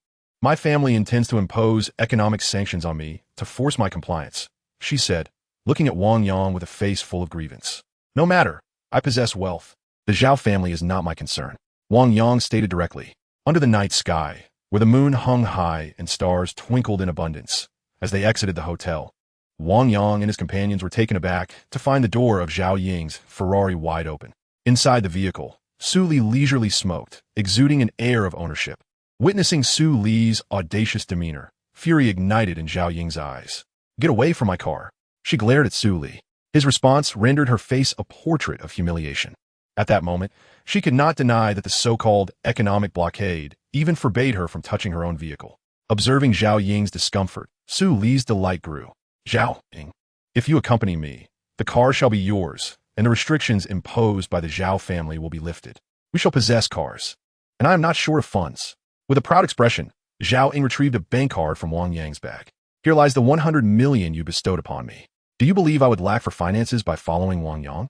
Indeed, my wealth belongs to Zhao Ying. As long as she is pleased, I care not for expenses," Wang Yang affirmed, nodding in agreement. "Your money is only valuable if you're alive to spend it. You dare to take on a man whom even the miraculous healer, Li Jiuzhan, has deemed unlikely to survive beyond 3 months? When that time arrives, and you fail to fulfill your promise, Huan will undoubtedly flay your skin and deliver it to my Su family." A fierce rebuke echoed, and Su Li glared at Wang Yang, his face aflame with rage. Having lost 100 million to Wang Yang, and seeing the woman he desired align herself with him, Su Li was consumed by fury. Were it not for Huowen's warning, his caution against acting against Wang Yang within 3 months, Wang Yang might have faced 100 deaths by now. "Brother Wang Yang will cure me," Hua Qinxin said, her feeble voice laced with defiance as she glared at Su Li. "Actions speak louder than words. We shall meet again in 3 months. If you remain unscathed, my Su family will certainly present you with a generous birthday gift. If Wang Yang fails to heal you and Zhao Ying loses her support, I cannot fathom her enduring a life of poverty." A proud smile crept across his face as he closed the car door and drove away in Zhao Ying's vehicle. You see, this is the tragedy of women from affluent families. Though often pampered, when it comes to matters of interest, personal opinions are cast aside. A bitter smile adorned Zhao Ying's face as she turned to Wang Yang. "Wang Yang, you must strive to succeed. If you're gone in 3 months, I might truly find myself marrying him, unable to endure a life of hardship. Then I shall strive. You shall marry me," Wang Yang replied with a mischievous grin, scanning Zhao Ying's alluring figure. The following day, at the break of dawn, Zhao Ying received a call from the Zhao family inquiring about the continuation of the jade transaction. "The Zhao family has severed your financial support. Will they still consent to the deal you brokered?" Wang Yang gazed at Zhao Ying, incredulous. "Consent? Why would they not? The family prioritizes profit over familial bonds. If your transaction benefits the family, the Zhao family will undoubtedly acquiesce." A mocking tone resonated, and the realization of being economically controlled by her family ignited fury in Zhao Ying. Faced with her outrage, Wang Yang could only offer comfort. The Jilai Ku Hotel, a chain owned by Zhao Ying's family in Dingbao City, was designated as the meeting place. The contract is remarkably straightforward, spanning merely 3 pages, succinctly summarizing that 80 million is to acquire everything belonging to the Zhao family jade shop. This encompasses 5 chain stores, the current inventory of jade, and other precious stones. With Zhao Ying as an insider, fully aware that the Zhao family could not deceive him regarding the inventory, Wang Yang proceeded to sign the contract. The bank transfer and the handover of the jade shop were completed seamlessly within half an hour. Here are all the documents pertaining to the jade shop. Take these to the shop, and they will recognize you as the new owner, he was informed. Satisfied, he nodded in confirmation of the completed bank transfer. Yet the gaze of the Zhao family members toward Wang Yang was laced with derision. Do you understand why our Zhao family is eager to exit the jade industry? Zhao Ying's uncle directly addressed Wang Yang. Two international jewelry brands are set to establish themselves in Dingbao City. Once they do, who would purchase jade from a local brand? A cold snort from Zhao Ying was her only response to her uncle's remarks, as she harbored a deep-seated anger towards her family's elders throughout this ordeal. Recognizing that persuading Zhao Ying was futile, the Zhao family members gradually departed. I apologize, Wang Yang. My family never disclosed the impending arrival of international jewelry brands to Dingbao City. Otherwise, I would never have permitted you to acquire the Zhao family jade shop. Zhao Ying said, her expression tinged with regret as she looked at Wang Yang awkwardly. With major brands entering Dingbao City, if my jade shop could overshadow them, wouldn't that elevate my shop to international fame? Wang Yang responded, his face radiating a triumphant smile, brimming with excitement. All right, let's proceed to take over the Zhao family jade shop.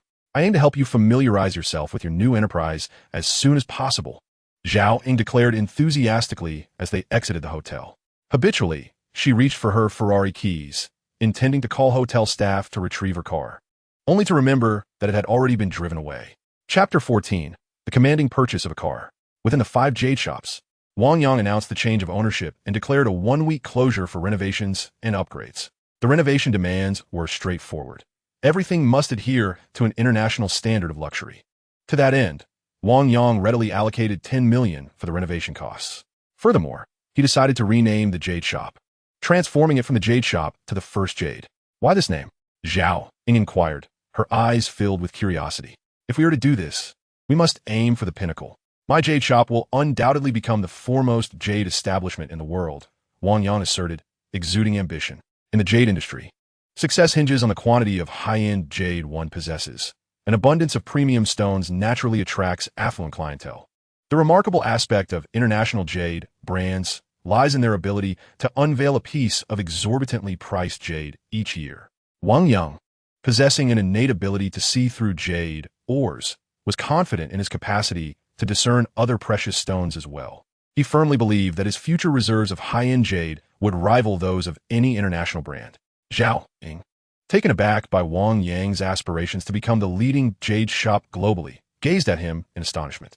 She was acutely aware that if Wang Yang truly accomplished this feat, his jade business would undoubtedly ascend to the realm of international prestige, and his net worth would commence at a staggering $1 billion. However, she also recognized the myriad obstacles that lay ahead, a challenge so formidable it could be likened to scaling the heavens. Yet, for reasons unbeknownst to her, gazing upon Wang Yang's commanding and confident smile instilled in her belief that he could indeed succeed. Very well, I shall observe your first jade piece and see if it can truly become the foremost jade establishment in the world, Zhao Ying declared, her face alight with excitement. I believe that day will come, Wang Yang replied with grandiosity. What is it? There is still a matter of great importance that requires your attention, he said with a mysterious smile. Under the astonished gazes of Zhao Ying and the rat, Wang Yang promptly hailed taxi. Dingbao Square, he proclaimed, revealing the destination with an air of intrigue, then closed his eyes to rest, entirely disregarding the inquisitive expressions of Zhao Ying and the rat. Dingbao Square, the largest plaza in Dingbao City, was a veritable marketplace where one could find sellers for anything from buildings and automobiles to assorted trinkets. Upon alighting, Wang Yang immediately strode towards the western side of Dingbao Square, where an array of automobile dealerships lined the street. Everything from modest BYDs to a plethora of top-tier brands. As a future executive of the premier Jade enterprise, how could one not possess a vehicle? Point out whichever car catches your eye. We shall each acquire one, he declared, reminiscent of a nouveau riche. The nearest establishment was a Volkswagen dealership. I'll take a Passat, the rat stated, stepping towards the entrance. However, as soon as he set foot inside, Wang Yang yanked him back. Once the vehicle is procured, as the general manager of a billion-dollar company, driving anything below $1 million would be a disservice to the company's image. With that, Wang Yang led the trio to the adjacent Land Rover dealership. What kind of people are they, dressed in such garish attire, yet boldly proclaiming that each of them will choose a vehicle starting at $1 million? Such audacity. The receptionists at the Volkswagen dealership could no longer contain their laughter as they observed Wang Yang and his companions enter the Land Rover showroom. Inside the Land Rover dealership, upon noticing the trio's arrival, a saleswoman approached them without any hint of disdain despite their attire. "If I were to choose a vehicle, it would indeed cost over $1 million, the rat said, still somewhat uncertain as he glanced at Wang Yang. "This is your final opportunity. If you continue to hesitate, it will only be Zhao, Ying, and me making a purchase." Wang Yang's voice was calm yet firm. Upon hearing this, the rat promptly approached the saleswoman. The saleswoman was strikingly beautiful, tall, and model-like. Although she fell slightly short of Zhao Ying's allure, she was undeniably among the elite in terms of beauty. With a clear objective and supported by Wang Yang's affluent demeanor, the rat exuded the confidence of a wealthy patron as he selected a vehicle. Observing the rat's air of opulence, the saleswoman's smile broadened. Utilizing his perceptive abilities, Wang Yang noticed that she discreetly handed the rat a note within the confines of the car. Indeed, in this world, wealth often eclipsed mere physical beauty. As Wang Yang observed the furtive mouse, now being actively courted by the saleswoman, he couldn't help but feel a sense of irony. Ultimately, the mouse selected a Range Rover, with the transaction amounting to exactly $2 million. With a flourish, he paid, leaving the mouse to continue his flirtation and sign the contract with the saleswoman. Wang Yang immediately took Zhao Ying into the adjacent Ferrari dealership, having already indulged in the allure of luxury cars. Witnessing Wang Yang and Zhao Ying enter the Ferrari showroom, the welcoming hostess from the Volkswagen dealership couldn't help but express her astonishment. Unbeknownst to her, she had unwittingly become the subject of jest among the sales associates.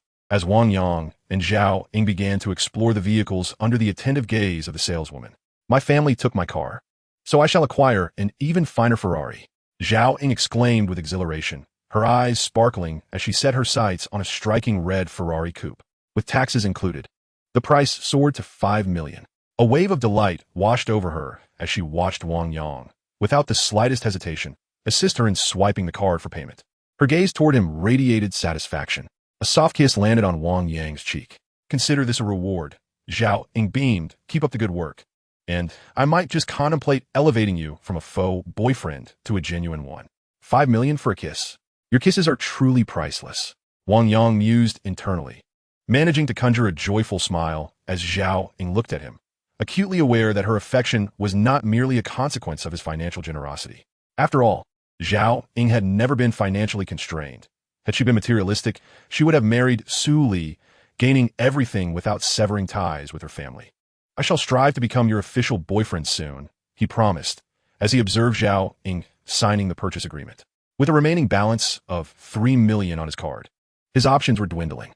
During the time Zhao Ying was filling out the paperwork, Wang Yang ventured to the nearby BMW dealership and selected a BMW i8, ultimately spending $220,000 after discounts.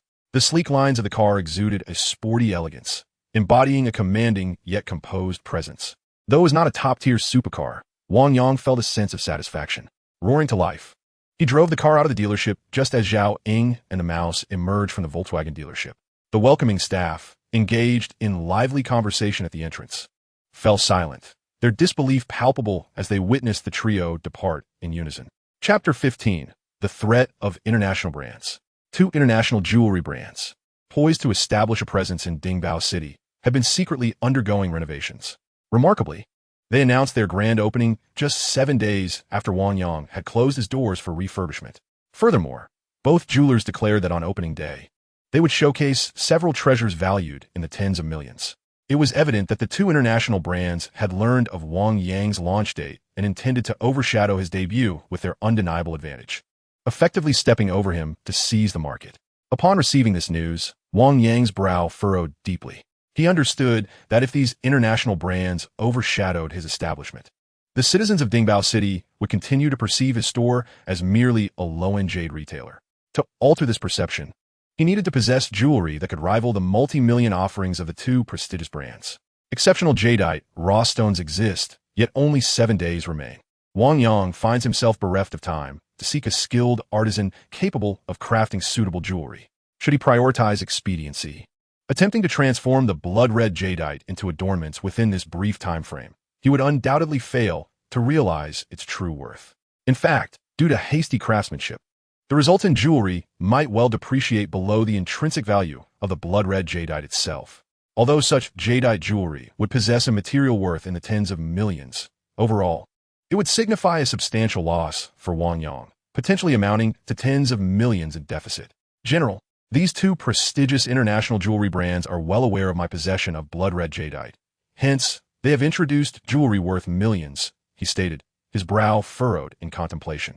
Across from him, Zhao Ying mirrored his concern. Failing to expedite the carving of the blood-red jadeite would mean relinquishing the high-end market, while rushing the carving process could result in a direct loss of tens of millions. Their tactics are indeed ruthless. With a surge of determination, Zhao Ying, her temper flaring, felt an impulse to confront the leaders of these two international jewelry houses. Her eyes sparkled with intelligence as she pondered how best to navigate the challenges posed by these brands. In fact, the notion of incurring a loss of several tens of millions in exchange for hastily carving the blood-red jadeite flickered through her mind. As night fell silently, the dawn brought no solutions. Before Wang Yang could devise a plan, Qin arrived at his doorstep.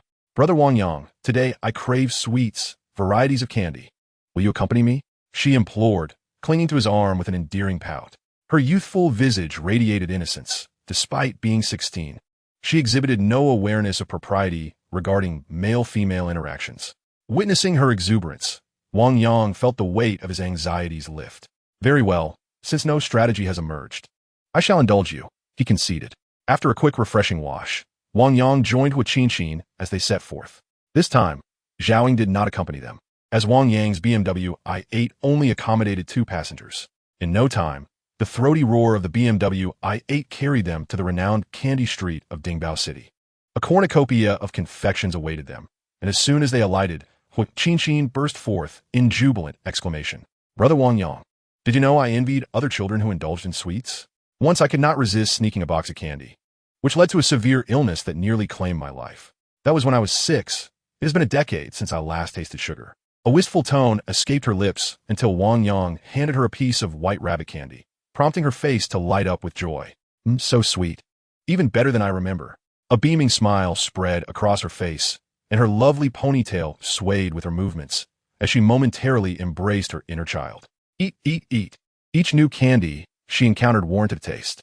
Concerned for Qin's health, Wang Yang grasped her delicate hand tightly, vigilant for any signs of distress as he monitored her condition. Suddenly, a loud belch escaped her as they prepared to leave Candy Street, revealing that she had overindulged. "But there is still one candy shop I must visit." Rubbing her belly, Qin firmly dragged Wang Yang into the last candy shop. Inside, there were all kinds of sugar figurines, with several skilled artisans diligently crafting them. With a mere flick of a small stick, a beautiful sugar figure would instantly come to life. "Master, could you create a sugar figure resembling him? I am willing to pay extra," Qin exclaimed excitedly, pointing at Wang Yang. Ultimately, after adding 500 yuan, the artisan indeed fashioned a sugar figure in Wang Yang's likeness. "Brother Wang Yang, I'm going to eat you." With an exaggerated grin, Qin took a bite of the sugar figure resembling Wang Yang.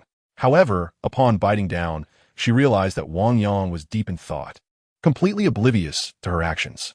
"Brother Wang Yang, what is wrong?" she inquired curiously, shaking him. At last, under Qin's gentle shaking, Wang Yang's gaze regained clarity. "Stop fooling around. I have serious matters to attend to." He signaled for Qin to quiet down and promptly seated himself at the entrance of the candy shop. His focus was unwavering, meticulously observing each customer entering and exiting the shop, diligently counting the number of sugar figurines purchased. Unless in a hurry, patrons opted for freshly made sugar figures rather than pre-packaged ones. "With great rewards come brave souls," Wang Yang remarked, prompting the artisan to nod eagerly, inviting him to ask any questions. "One question. Is your usual sales situation akin to today, with the number of customers purchasing freshly made sugar figures significantly exceeding those opting for pre-made ones?" Wang Yang's expression turned grave as he regarded the artisan. Qin, you have helped me immensely today. Once my jade shop surpasses those 2 international jewelry brands, you may choose any jade piece you desire," he said, affectionately ruffling Qin's hair before dialing Zhao Ying's number. "Contact advertisement for the jade shop. I want the whole nation to know that our grand opening features 100 million yuan worth of jade, with custom designs available per customer request." His voice brimmed with excitement, and his face radiated eagerness as he spoke into the phone. On the other end, Zhao Ying, who was strategizing with the upper management of the jade shop, immediately displayed a look of sheer joy. As a woman, she understood the allure of custom jewelry for females.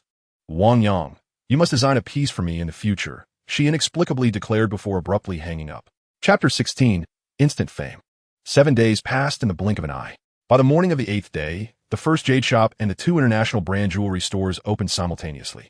However, due to the pre-opening hype, the entrances of the international brand stores were bustling with activity, while the first jade shop stood eerily quiet, starkly contrasting the vibrancy of the other 2 establishments. Wang Yang, does your plan truly work? Zhao Ying questioned, her face reflecting concern as she surveyed the desolate shop. Trust me, if the candy store can succeed, so can our jade shop, Wang Yang replied, his eyes brimming with unwavering confidence as he dialed the number of his associate. How is he? Let the action commence. With a confident smile, he hung up the phone and leisurely sat down to savor his tea amidst Zhao Ying's apprehension. The distinct sound of high heels echoed suddenly. After half an hour since its grand opening, the first jade store finally welcomed its first customer of the day. The patrons consisted of 2 individuals, a statuesque woman, adorned in heavy makeup and revealing attire, clearly reminiscent of a model, and beside her, Su Li, sporting an exaggerated grin. Upon entering, he didn't even glance at the jade within the store, instead striding directly toward Wang Yang and Zhao Ying. What's this? The store opens to an empty house. This will not do. I've heard that Swarovski and Boucheron are brimming with customers, even restricting entry, Su Li remarked with a mocking tone, evidently eager to witness the downfall of the first jade store. However, much to his dismay, Wang Yang remained unfazed by his taunts. With a calm demeanor, he set down his teacup and replied, you may either purchase jade or find a seat and witness how my first jade store stages a comeback today. A comeback? With mere 3 months left, you still harbor thoughts of resurgence? In 3 months, when your wealth has vanished and you cannot cure Hua, Wen's daughter. I wonder who Zhao Ying will rely on. Su Li sneered, his gaze fixated on the alluring Zhao Ying, his hands tightly gripping his companion in a display of aggression. Under Zhao Ying's disdainful glare, he excitedly proclaimed, soon, you will be like her, at my mercy. For the sake of money, you will surely submit. With a resounding crash, the teacup soared through the air. In Su Li's astonished gaze, Wang Yang brought the cup crashing down upon his head. Keep your filthy words away from my woman, or be gone at once, Wang Yang declared, wrapping his arm possessively around Zhao Ying's waist. For now, I cannot act against you, but come 3 months hence, I shall see how audacious you remain. Glaring at Wang Yang, Su Li ultimately suppressed his fury and, along with his companion, chose a seat. I shall watch your so-called comeback today. He spat in anger, clearly unwilling to depart. Ignoring Su Li's presence, Wang Yang called for the sales assistant to replace the tea set, continuing to savor his tea with Zhao Ying. Outside the Swarovski brand store, a figure named Mouse led a group of 20, meticulously observing the scene. You shall enter in batches, spreading the word that the first jade store is showcasing a red jade worth 100 million yuan and is accepting on-site custom orders. Excitement tinged his voice, and as his words fell, 2 individuals broke away from the group and headed towards the Swarovski store. At the entrance of the Boucheron store, after briefing the personnel outside Swarovski, Mouse hurried over here, where nearly 20 more waited him. After reiterating the same message, 2 additional individuals departed the group to enter the Boucheron store. Have you heard? The first jade store is exhibiting a red jade worth a staggering 100 million yuan today. It is said that the jade has yet to be carved, solely for the purpose of on-site custom orders, crafting exclusive jewelry for buyers. 100 million yuan for bespoke jewelry. It sounds utterly insane, though I wonder how many can afford such a price. Curious voices arose within the Boucheron and Swarovski stores. Time and again, the managers of both brand stores had to usher the promoters outside. However, it did not take long for the managers of the 2 brand stores to realize that the promoters of the first jade store were akin to chives, sprouting anew with each harvest, impossible to eradicate. Consequently, under the influence of these covert promoters, a significant influx of customers from the 2 brand stores surged towards the first jade store. Inside the first jade store, Su Li, who had come with his female companion to observe the commotion, was utterly taken aback by the sudden crowd that filled the shop, which had been rather desolate just that morning. How could it be that so many customers appeared all at once? The jade store had not engaged in any promotion for an entire week. How could it suddenly become so popular? Staring incredulously at the throngs of people within, Su Li immediately pushed aside the woman in his arms and ventured into the crowd to inquire. Upon investigation, he discovered that these patrons had all been drawn from the 2 major jewelry brands. It could be said that, under the allure of the billion-dollar red jade, The extensive advertising blitz from the two international jewelry brands had ultimately served to promote the first jade store. Wang Yang, why didn't we promote in advance? Wouldn't that have attracted more affluent customers? The primary target audience of the two brand stores consists of those capable of spending millions, making it difficult for them to draw in customers with a billion-yuan purchasing power, Zhao Ying remarked, her face filled with curiosity as she looked at Wang Yang. Promoting in advance would indeed attract customers with sufficient purchasing power, but it would not be exclusively for us, Wang Yang replied directly, meeting Zhao Ying's gaze. At that time, the two international brands would undoubtedly also bring in billion-yuan jewelry. Even if we are not overshadowed by them, we would not dominate as we do today. Wang Yang's words instantly illuminated Zhao Ying's understanding. She recognized that as international jewelry brands, both stores possessed billion-yuan pieces. Had the first jade store announced its billion-yuan offerings in advance, the two brands would have surely scrambled to restock. At that point, the competition would have been neck and neck, unlike the effortless customer acquisition occurring now. Time slipped by unnoticed, and before they knew it, a day had passed. As dusk fell and the store closed, the first jade store sold 1/5 of its ordinary jadeite and other jade jewelry inventory, achieving daily sales reaching 10 million. The anticipated billion-yuan red jade, however, drew no inquiries throughout the day as no one possessed the purchasing power. Yet both were acutely aware that this situation was merely temporary. As news of the red jade's availability spread, the elite wealthy would undoubtedly seize this opportunity. The following day, the sales of the red jade would surely reach unimaginable heights. Chapter 17. The Crisis of the Jade Store. The fervor of the wealthy is forever beyond comprehension. The billion-yuan red jade, under the competitive bidding of affluent buyers the next day, fetched an astonishing final price of 150 million. This sum included $1 million for the craftsmanship of the top sculptor, with the remainder constituting Wang Yang's net income. With the announcement of this staggering transaction, the first jade store rapidly gained prominence, its reputation transcending Dingbao City and beginning to reach a national audience. A substantial influx of wealth filled Wang Yang's coffers once more. However, Wang Yang was acutely aware that the battle between the first jade and the two major international jewelry brands had only just commenced. Their formidable entry into Dingbao City left no room for failure. Indeed, while Wang Yang waited, both international jewelers unveiled their latest promotional campaigns. They jointly announced a year-long exhibition showcasing tens of millions worth of jewelry, coinciding with the New Year's celebration, during which they would also present a billion-yuan jewelry exhibition. Throughout the year, they would unveil at least one piece of jewelry valued at tens of millions each month, culminating in a billion-yuan piece for the new year. Once the slogans of the two international jewelry brands were released, they overshadowed the first jade once more. After all, in terms of inventory and jewelry quality, aside from the red agate, the first jade could hardly compete with these prestigious brands. Although currently, due to the allure of red agate, the first jade had garnered a slight edge in popularity over the two international brands, starting next month, as the international brands continued to release their high-value pieces. The first jade would be left with only lower-tier jade, leading to an inevitable disparity in status. If this trend persisted for several months, the initial fervor surrounding the first jade would completely wane, and public perception would swiftly shift to view it as a low-tier market player. In the realm of jewelry, the higher the quality, the more extravagant the profits. Operating solely within the lower market was something Wang Yang could not tolerate. Knock, knock, knock. While lost in thought, the office door was abruptly rapped upon. Come in. Wang Yang's steady voice resonated, and upon his command, the procurement manager of the first jade promptly entered. With a tense expression, he reported, "Boss, the Jadestone Guild has stated that they will no longer sell us jade." The manager's words darkened Wang Yang's countenance. There are different paths for snakes and mice, and engaging in the jade business necessitated a connection to the Jadestone Guild. They were dispersed across the nation and controlled approximately 80% of the domestic jade mines. It could be said that, apart from emeralds, they virtually monopolized all jade channels. If the first jade could not procure jade from them, once their inventory was depleted, the only recourse would be to acquire emeralds, leaving no alternative path to pursue. Why the sudden cessation of sales? Haven Tea Jade businesses always source jade from the guild? Wang Yang cuestioned, bewildered. It's because Su Li's sister is married to a high-ranking member of the Jadestone Guild. It was her brother-in-law who made the decree to terminate our transactions. The procurement manager explained. Upon hearing this, Wang Yang immediately understood that the inability to acquire jade had nothing to do with the procurement manager's capabilities. Waving his hand to dismiss the manager, Wang Yang fell into a deep contemplation. Creak. The firmly shut doors swung open, revealing Zhao Ying's figure.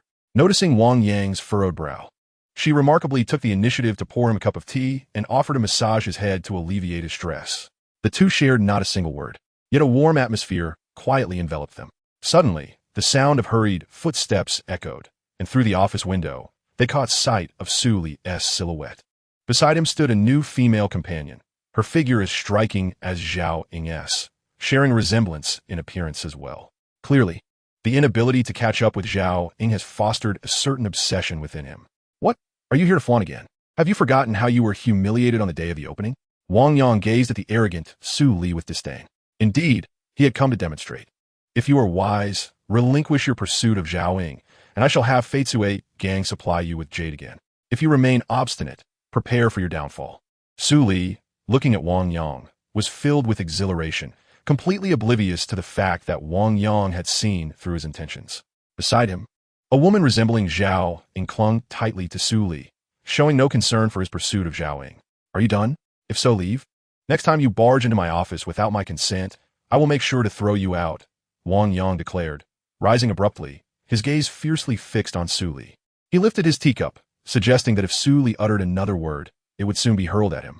Given the previous incident of being struck, Su Li harbored no doubt that Wang Yang would act on his threat. Impressive. Keep your stubbornness up. Once your jade inventory is sold out, let us see if you still come begging to me, Su Li retorted, embracing the woman and striding away with an air of arrogance. Wang Yang, I'm sorry for dragging you into this. Perhaps I should tell him that we are merely pretending to be in a relationship. Then he wouldn't make things difficult for you, Zhao Ying said, her face filled with remorse as she looked at Wang Yang. Look at me. Wang Yang suddenly shouted at Zhao Ying. At his outburst, Zhao Ying, who had been lowering her head in guilt, immediately raised it. As she did, she realized how the distance between their faces was rapidly diminishing, shrinking from a fist's length to mere inches. What was he about to do?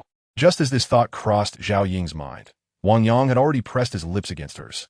It was an intense, unabashed kiss, with Wang Yang's tongue repeatedly attempting to invade Zhao Ying's defenses, striving to transform the passionate kiss into something more intimate.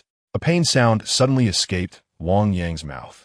Zhao Ying, having recovered her senses, had bitten down hard on his probing tongue. Fierce and wild, Zhao Ying bit down with such force that it drew blood. In the wake of the sharp pain, Wang Yang promptly ceased the forceful kiss and wisely created distance between them. All right, we were once ex-lovers. But that is no longer the case, Wang Yang declared assertively, looking at Zhao Ying. Whether you like it or not, from this day forth, I shall officially pursue you. That kiss was my declaration. Wang Yang's words left Zhao Ying in a state of shock.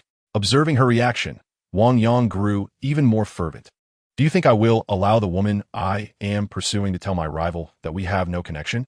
Therefore, do not let me hear anything of the sort from you in the future. I'm leaving. Panic-stricken, Zhao Ying fled for the first time under Wang Yang's intense gaze. As she departed, the excitement on Wang Yang's face quickly faded. Deep down, he understood that the courage to pursue Zhao Ying stemmed entirely from the newfound wealth in his pocket. Thus, whether to enhance his capital for pursuits or to improve his circumstances, his immediate priority was to assist the First Jade Company in overcoming its two pressing challenges, rather than hastily seeking Zhao Ying's affection. Chapter 18. The Gamble of Stones. The two major crises. The first challenge was to address the impending multi-million-dollar jewelry exhibition featuring two prominent international brands next month. The second was the jade supply crisis. With inventory sufficient for only 2 months, Wang Yang promptly resolved to tackle the first crisis. A contemplative expression crossed his face as he realized that acquiring high-quality jadeite was essential to overcoming this initial obstacle, prompting him to decide to gamble on stones once more. Please assist me in locating any large-scale stone gambling fairs happening soon. The larger, the better. He conveyed his purpose directly to the procurement manager. Whether by divine providence or mere coincidence, he learned that in 3 days, a grand stone gambling fair would take place, the Tungchong Jadeite Trading Fair, the largest of its kind in the nation. This event showcased finished jadeite, semi-gamble materials, and fully gambled raw stones. Each year, nearly half of the world's top jadeite originates from the Tungchong Fair. Upon receiving this news from the procurement manager, a look of elation illuminated Wang Yang's face. He understood that with his discerning eye and substantial savings of 100 million, a visit to Tungchong would furnish his jade business with ample jadeite for the upcoming year. If you refuse to sell me other types of jade, then I shall exclusively sell jadeite in the future. With a glint of determination in his eyes, Wang Yang resolved to proceed to Tengchong. Ever the man of action, he immediately informed Zhao Ying and the rat of his decision. Upon learning of Wang Yang's plan to gamble on stones in Tengchong, concern etched itself on their faces. Wang Yang, gambling on stones relies heavily on luck. It's better not to take such risks, the rat expressed, visibly anxious. I warn you, if you gamble away your fortune and become destitute, you will no longer have the standing to pursue me, Zhao Ying cautioned, her gaze fixed on Wang Yang. I merely wish to inform you, not to solicit your opinions. Wang Yang retorted, exuding his usual confidence. Recognizing that Wang Yang was unlikely to heed their advice, they resigned themselves to his decision. 3 days later, at Tengchong Airport, a man and a woman, accompanied by 4 robust bodyguards, disembarked from the plane. The man was Wang Yang, and the woman was Hua Qinqin, whom he brought along out of concern for her health during their travels. The 4 bodyguards were her shadows, ever at her side. Big brother, my father has already booked a hotel in advance. We can head there directly, Hua Qinqin exclaimed, playfully wrapping her arm around Wang Yang's. Upon arriving at the hotel and settling their luggage, they had a simple lunch before promptly proceeding to the Tengchong Jadeite trading fair. Upon reaching the fair, Wang Yang comprehended why it was heralded as the largest jade trading venue. The expanse was immense. With his keen eyesight, he could not discern its boundaries, estimating the area to cover at least 50,000 square meters. He even suspected that every individual involved in the jadeite industry had gathered here today. The atmosphere was electric, filled with the fervent chatter of people and the presence of armed special police, clearly indicating that the Tengchong authorities were taking the trade fair quite seriously. Let us seize the opportunity to profit, Wang Yang declared, his eyes gleaming with excitement as he stepped into the Tengchong jadeite market. Instantly, his perceptive ability was activated, revealing the hidden truths within the jadeite rough stones that were said to be impervious to any instruments. This one, and this one, I shall take them all. As he traversed the market, he purchased jadeite rough stones valued in the tens of thousands, even reaching into the millions, as if he were merely buying cabbages, swiftly acquiring over 100 pieces. This time, he was determined to procure enough jade for the upcoming year's supply for the jade shop. And he was not solely focused on high-end jade. As long as it wouldn't incur a loss, he would not overlook even the lower-grade stones. However, in an effort to maintain an appearance of normalcy, Wang Yang deliberately purchased a few pieces that would undoubtedly result in a loss. Suddenly, an unexpected voice interrupted, and following the sound, the figure of Yi Zhen, the apprentice of the Jade King, came into view. It was evident that he too intended to take advantage of the Tengchong Jade Trade Fair. Ah, you've come to test your luck as well. Wang Yang chuckled, finding himself in a moment where both he and Yi Zhen placed their hands on a particularly enticing piece of rough stone. This rough stone, the size of a water barrel and exhibiting exceptional qualities, was marked at a staggering 5 million. Yet, through his enhanced vision, Wang Yang had already ascertained that within this stone lay a rare violet jadeite of considerable size, worth at least 100 million. Until now, he had encountered only 3 pieces of jadeite worth tens of millions, and this was the sole piece in the billion-dollar category he had ever seen. Thus, there was no way he could relinquish it.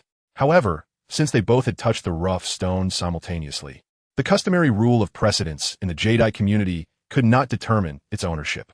Allow me to take this piece, and I shall owe you a favor, Yi Zhen stated gravely, clearly valuing the rough stone. Let be mine. I owe you a personal favor, Wang Yang insisted, unwavering in his stance as he held onto the stone.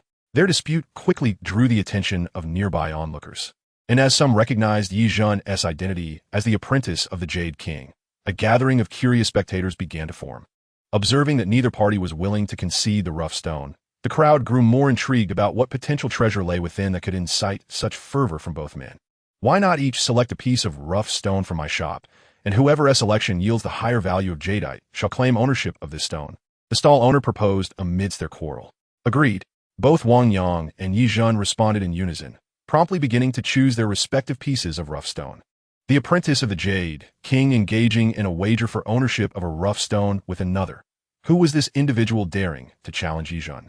Curious whispers circulated among the crowd, which continued to swell. Eventually, as the throng intensified, someone recognized Wang Yang, recalling that he had previously seized a billion-dollar red jadeite from Yi Zhen at the Dingbao gambling venue, having won against him once before. Fortune may grant an individual a fleeting victory, yet it can never ensure a lifetime of triumph. This fellow, fully aware that Yi Zhen is a disciple of the Jade King, still dares to wager against him. Perhaps he possesses genuine skill, though he has been masquerading as a fool all along. As curiosity mounted among the spectators, Wang Yang and Yi Zhen ultimately selected their respective raw stones. Wang Yang displayed a watermelon-sized stone before him, priced at 88,000, a modest specimen by the standards of the Tengchong stone gambling arena. In stark contrast, beside Yi Zhen stood a subordinate, holding a high-end raw stone valued at 188,000. 88,000 against 188,000. As the two ascended the stone analysis platform, the onlookers erupted in fervent excitement. Chapter 19. The Jade King, Li Yufu. On the analysis platform, Yi Zhen gazed at Wang Yang opposite him, a smirk of derision crossing his face. Relying on luck and stone gambling will soon lead you to ruin. Casting the raw stone to the analyst, Wang Yang retorted, once the stone is analyzed, you will comprehend whether luck or skill reigns supreme. The sound of the analysis machine resonated, and under the scrutiny of the crowd, Wang Yang's jade was finally revealed. It was a rather ordinary piece of bean-type green jade, conservatively valued at around 50,000, falling short even of the raw stone's worth. Observing the lackluster result of Wang Yang's stone, Yi Zhen's disdain deepened. Addressing the analyst, he declared, "Analyze mine, and let him witness what true skill entails." Should he lose, Wang Yang would undoubtedly face defeat. The bean-type jade approached the lowest echelon of quality. Unless Yi Zhen unveiled a top-grade jade, he had little chance of redemption. Below, the audience buzzed with discussions. Though Yi Zhen's jade had yet to be revealed, many had already concluded that Wang Yang would emerge victorious. "My brother Wang Yang will not lose," Alkinkin interjected defiantly, her delicate demeanor exuding an innocence that rendered her arguments utterly unthreatening. At last, amidst the fervent chatter, Yi Zhen's jade was unveiled. A dull gray-white, devoid of any green hues, it was impossible to discern any jade quality. Such a lackluster performance would have led an ordinary buyer to declare the raw stone worthless. However, as the owner was Yi Zhen, the analyst continued to spite the poor outcome. Ultimately, the entire raw stone was reduced to mere fragments, yielding no jade whatsoever. Wang Yang triumphed. Though his own stone had also incurred losses, he had nonetheless bested the disciple of the Jade King, Yi Zhen. As the scene unfolded on the analysis platform, disbelief washed over the crowd. How could it be possible for Yi Zhen, who had invested so heavily in his raw stone, to fail in revealing jade? Expressions of incredulity were etched across the faces of the onlookers, their gazes flitting between Yi Zhen and Wang Yang. On the platform, Yi Zhen's eyes were fixed intently on Wang Yang. He vividly recalled the moment Wang Yang had chosen his raw stone, selecting it carelessly only after Yi Zhen had made his choice. Did he realize at that moment that his raw material was mere scrap, hence his nonchalance? As Yi Zhen gazed at Wang Yang, a wild thought flickered through his mind. His face was etched with defiance as he observed Wang Yang preparing to descend from the stone dissection platform, and he swiftly stepped forward to obstruct his path. "I cannot bear to lose to the same person twice. Let us wager once more." Yi Zhen's expression was one of reluctance. With a teasing demeanor, Wang Yang replied, "Why should I continue to gamble with you? I know your jade business is constrained by the Jade Stone Guild supply restrictions. Should you gamble with me? Regardless of the outcome, I assure you that the guild will restore your supply," Yi Zhen declared resolutely, his face set with determination. "What makes you believe that the Jade Stone Guild will heed your words?" Wang Yang countered, looking directly at Yi Zhen. "Because I am a disciple of the Jade King, Liu Ba, and I possess several jade mines within the guild." A venerable yet steady voice resounded as an elder. Approximately 60 years of age, with hair streaked with gray and skin as smooth as an infant's, suddenly appeared. Behind him stood 8 black-clad bodyguards, their faces fierce, who immediately spread their arms wide to separate the elder from the crowd. With an imposing presence, the Jade King Liu Ba approached Yi Zhen directly. "I have told you before that there are greater powers beyond your comprehension, yet you refuse to believe. Today, I shall ensure you taste defeat once more. Lest you remain arrogant, thinking that because I am the Jade King, you are destined to be the next." With a benevolent smile, Liu Ba disregarded Yi Zhen's demeanor and walked straight to Wang Yang. "No one can repeatedly defeat my disciple purely by luck. I firmly believe you possess your own methods for discerning jade raw stones." Liu Ba's words struck Wang Yang profoundly. He understood that under the esteemed title of Jade King, he could not rely on mere fortune. "Indeed, I have my own systematic approach to observation, but that remains my secret, not to be divulged to anyone." Wang Yang seemed to concede, attributing his perceptive abilities solely to skill. He did not rush to initiate a wager, but instead took the time to carefully examine the raw materials before them. "Young man, you have struck gold." Observing Wang Yang complete the transaction for the raw material, Li Yuba remarked, "This piece of raw jade will undoubtedly yield over 50 million and is likely violet jade." Li Yuba's assertion was unequivocal. Wang Yang, gazing at him, even began to suspect that Li Yuba shared his extraordinary perceptive ability. However, Wang Yang was acutely aware that such a possibility was virtually non-existent. Li Yuba's insight stemmed entirely from his years of experience. "I cannot be certain, but it certainly appears promising." Scratching his head, Wang Yang cheerfully instructed the bodyguards, "Take it to the stone cutter. I wish to confirm if it is indeed violet."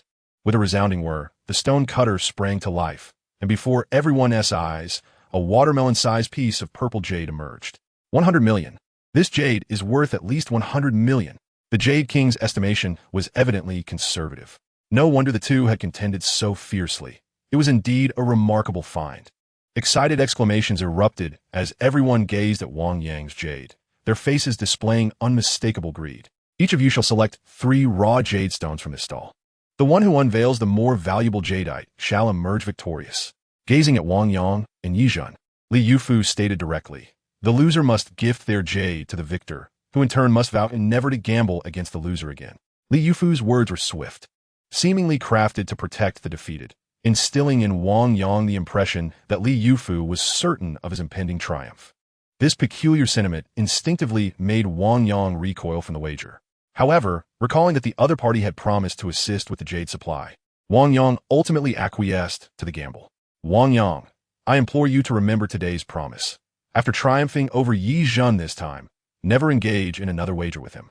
Observing Wang Yang accept the bet, Li Yufu boldly asserted that Wang Yang would win, preemptively placing a demand upon him. Witnessing his master's unwavering belief in his defeat, Yi Zhen was immediately engulfed by fury. Clenching his fists and focusing intently on the raw stones before them, Yi Zhen gritted his teeth and declared, "Master, this time I shall undoubtedly prevail." Chapter 20. The Flame of Manhood. Scanning the area, his perceptive abilities in full bloom, Wang Yang surveyed all the jade on the stall, only to reveal a flicker of disappointment in his eyes. Aside from the previously mentioned billion-dollar violet jade, there was not a single piece worth millions. Were it not for the wager, he would never have contemplated purchasing raw stones at such inflated prices from this stall. Yet, under Li Yufu's watchful gaze, Wang Yang still spent 5 million to select 3 pieces. Let the unveiling commence. As Wang Yang and Yi Zhen finalized their selections, Li Yufu promptly positioned himself at the stone unveiling platform. This time, to create a contrast, 5 additional jade cutting machines were brought forth. With a flurry of sounds, the 6 machines sprang to life, simultaneously revealing the jade of both participants. This time, Yi Zhen performed admirably, with all 3 pieces valued at 5 million. Yet Wang Yang maintained a steady upper hand, each of his jade pieces appraised at 6 million. Defeated once more. Remember your promise. Casting a glance of complex emotions at Wang Yang, Li Yufu swiftly pursued Yi Zhen with his bodyguards. Below the stage, as Wang Yang once again triumphed over Yi Zhen, the onlookers were immediately filled with profound admiration. It was clear to all that Wang Yang's consecutive victories could not solely be attributed to luck. Would he emerge as the new Jade King? Gazing at Wang Yang, the crowd was rife with curiosity. In this moment, everyone yearned to witness Wang Yang's continued unveiling, eager to see how many high-quality jades he could reveal. Yet, the spectators were met with disappointment. Following the conclusion of the wager, Wang Yang refrained from engaging in any further unveilings. Instead, he relentlessly purchased, seizing any suitable raw stones, ultimately disbursing a staggering 100 million in cash over the course of a single day before finally contenting himself to cease. No one knew how many pieces of jade Wang Yang's latest batch of raw stones would yield. They only discerned, from the satisfied smile adorning his face, that he had undoubtedly made a significant profit this time. Alas, the funds were still insufficient. There were numerous high-quality stones worth millions that he could not afford.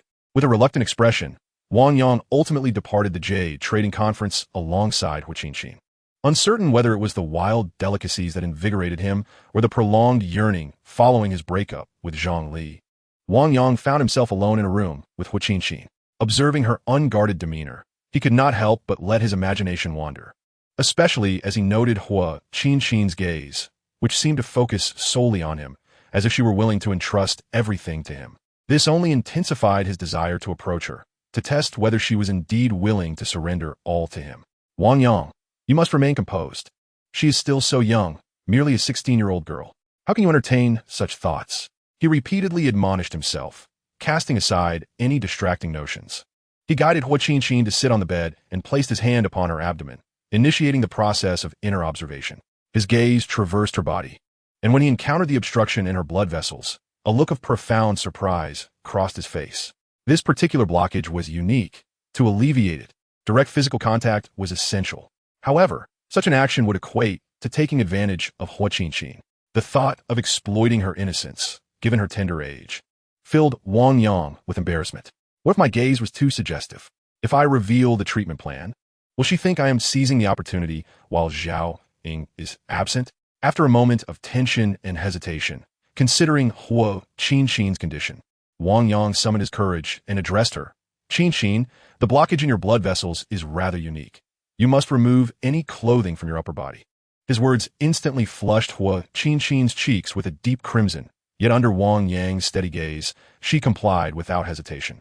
Although her face was suffused with shyness, she boldly declared, "Once I grow up, I will definitely marry you.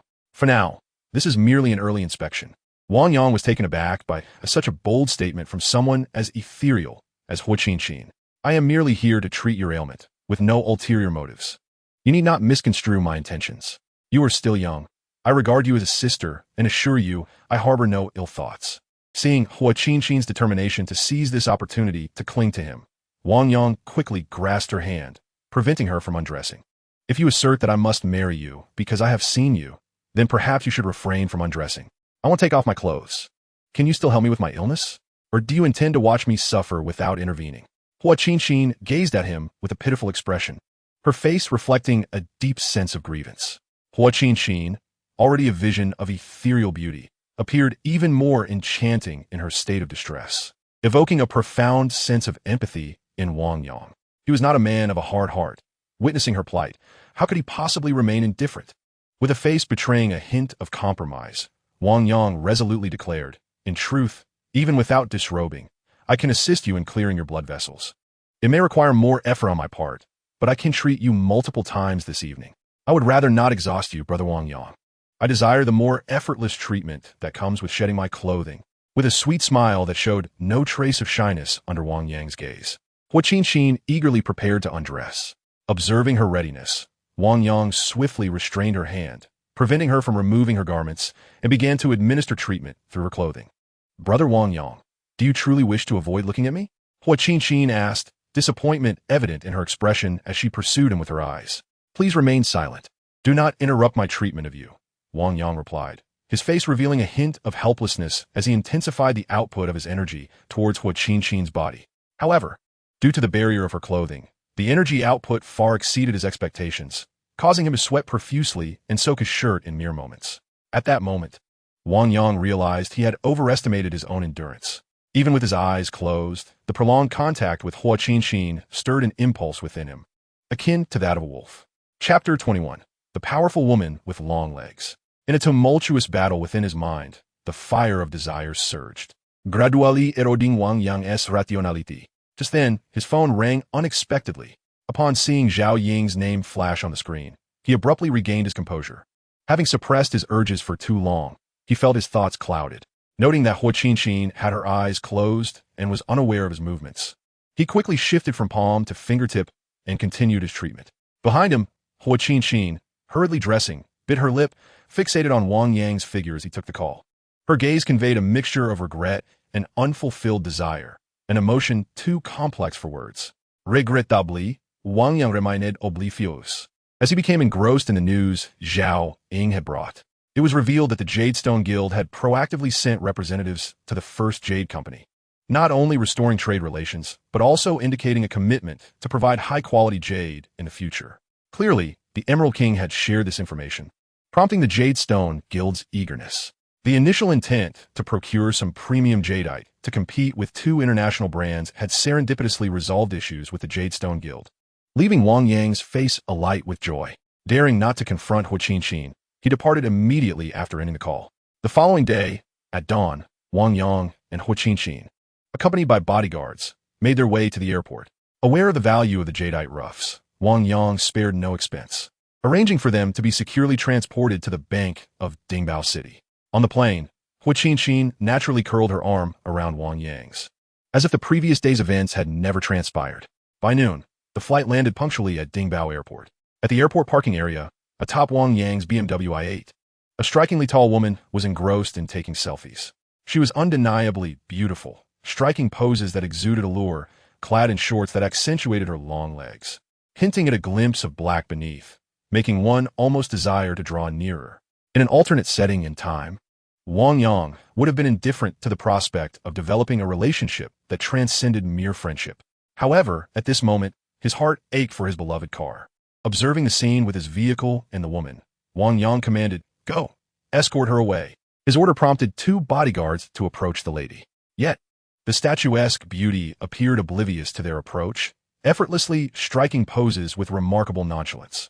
In fact, as the men drew nearer, she provocatively spread her legs, presenting a tantalizing posture that was quite audacious. Wang Yang, exasperated by her posture as she leaned against the windshield, felt a wave of frustration.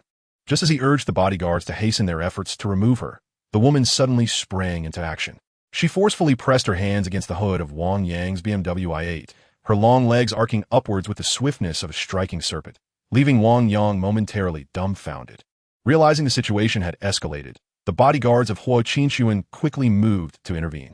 However, their reaction was sluggish compared to her agile limbs. By the time their arms were raised to shield themselves, her legs had already bypassed their defenses. With precision, her crimson-painted toenails struck the chins of both men, producing a sickening crack that echoed through the air. Thud! Both bodyguards collapsed, sprawled on the ground like lifeless puppets. Wang Yang had previously witnessed the prowess of these bodyguards. 4 of them had once subdued a dozen burly men with their bare hands, demonstrating they were no mere decorative cushions. The fact that they could not withstand the force of this woman left Wang Yang in awe of her strength. It was clear that her intentions were far from benign, and her target was either him or Hua Qinquan. "Wang Yang, protect the young lady as we confront her," shouted the remaining 2 bodyguards, charging towards the woman with purpose. "You think you could deter me with your amateur skills?" She scoffed, donning pointed high heels as she launched herself at the pair with a flurry of kicks. Thud, thud, thud.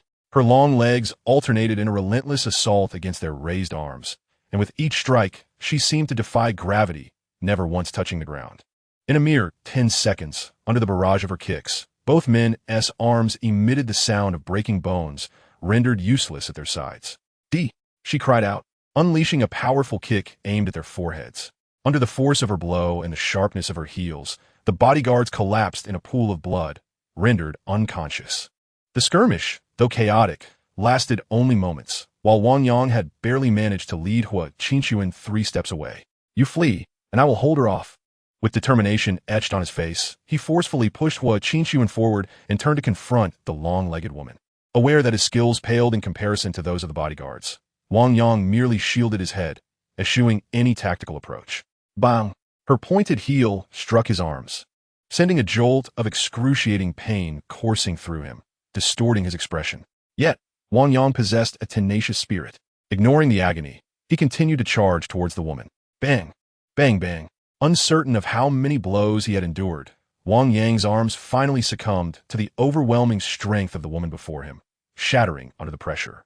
As he beheld the sharp, metallic-tipped heel of her stiletto aimed directly at his forehead, despair washed over his features. The formidable prowess of the woman made him feel as though he were trapped in a surreal dream. The sight of the 4 bodyguards collapsing only served to underscore the gravity of his predicament. Should he fall victim to her kicks, his fate would be equally grim. A profound sense of helplessness surged within him. The impotence he once felt in the presence of the burly men now paled in comparison to the overwhelming vulnerability he experienced before this long-legged femme fatale, igniting within him a fervent desire for strength. In that instant, he even fantasized that if the power he possessed were not merely the ability to see through objects, but rather a form of combat prowess, he might stand a chance. With a resounding thud, the pointed heel struck his forehead with unerring accuracy, and without a shadow of a doubt, he crumpled to the ground under the force of her kick. Yet, inexplicably, he did not lose consciousness like the 4 bodyguards. Even as he lay on the cold concrete, his mind remained acutely alert. His vision, too, was unaffected. However, at that moment, He had no interest in appreciating the beauty of spring. He watched in despair as the long-legged woman turned her attention back toward Hua Qianqin. He understood all too well that the woman regarded him with the same disdain as she had for the bodyguards, signifying that her true target was Hua Qianqin. Should Hua Qianqin fall into her clutches, it would be far more dire than the fate that had befallen him and the 4 bodyguards. "Go, hurry!" Wang Yang shouted, observing Hua Qianqin's retreat. Suddenly, a thunderous roar of an engine pierced the air, just as the long-legged woman pivoted to advance on Hua Qianqin. A Mercedes-Benz van emerged from around the corner. In Wang Yang's line of sight, the van's door swung open and, without waiting for the vehicle to come to a halt, a figure leapt out with the agility of a leopard. The figure dashed forward, hair flying wildly, revealing a bald head marked with 9 scars. With a powerful swing, the bald man threw a punch toward the long-legged woman. Although she attempted to block with her leg, her once invincible limbs crumpled under the sheer force of his blow, as if they were mere strands of pasta. In Wang Yang's eyes, the bald man dominated the encounter, overpowering the long-legged woman with ease. Yet, what astonished him most was the bald man's identity. It was Hua Wen, the notorious crime lord. His previous disguise had been nothing more than a wig. As Wang Yang watched Hua Wen subdue the long-legged woman with remarkable speed and strength, his mind reeled. With a resounding impact, Hua Wen's fist connected with the woman's face, rendering her unconscious without a hint of mercy. At that moment, the Mercedes had barely come to a stop, and the driver had yet to exit the vehicle. The sheer ferocity and swiftness of Hua Wen's actions left Wang Yang in utter disbelief. The capabilities of both the long-legged woman and Hua Wen transcended his understanding of ordinary human potential. The prowess of the 2 individuals was so remarkable that it appeared almost surreal, even more so than the bodyguards of Zongnanhai. Truly, masters dwell among the common folk. As Wang Yang beheld Hua Wen and Hua Qianqin advancing towards him, his mind became increasingly muddled. "Brother Wang Yang," the anguished cry pierced through his confusion, finally allowing him to momentarily cast aside the tumult in his thoughts. "I am fine." He forced a smile onto his face, feeling the pain within him diminish significantly. Struggling to harness his own strength, Wang Yang managed to rise to his feet. Within Wang Yang's body, a vast reservoir of electrical energy was rapidly depleting. It was this energy that mitigated the excruciating pain inflicted by the woman's kicks, which would have rendered a bodyguard unconscious, and now was nearly dissipating entirely. Hua Wen's cold voice resonated, and upon hearing his command, the driver indeed retrieved a length of rope from within the vehicle. The car roared to life once more, with Wang Yang trailing closely behind Hua Wen's Mercedes-Benz and his own BMW i8. "Why does your father have a scar on his head? Is he a monk?" Wang Yang inquired curiously, glancing at Hua Qianqin in the passenger seat. "My father has never mentioned it. This is the first time I've seen it."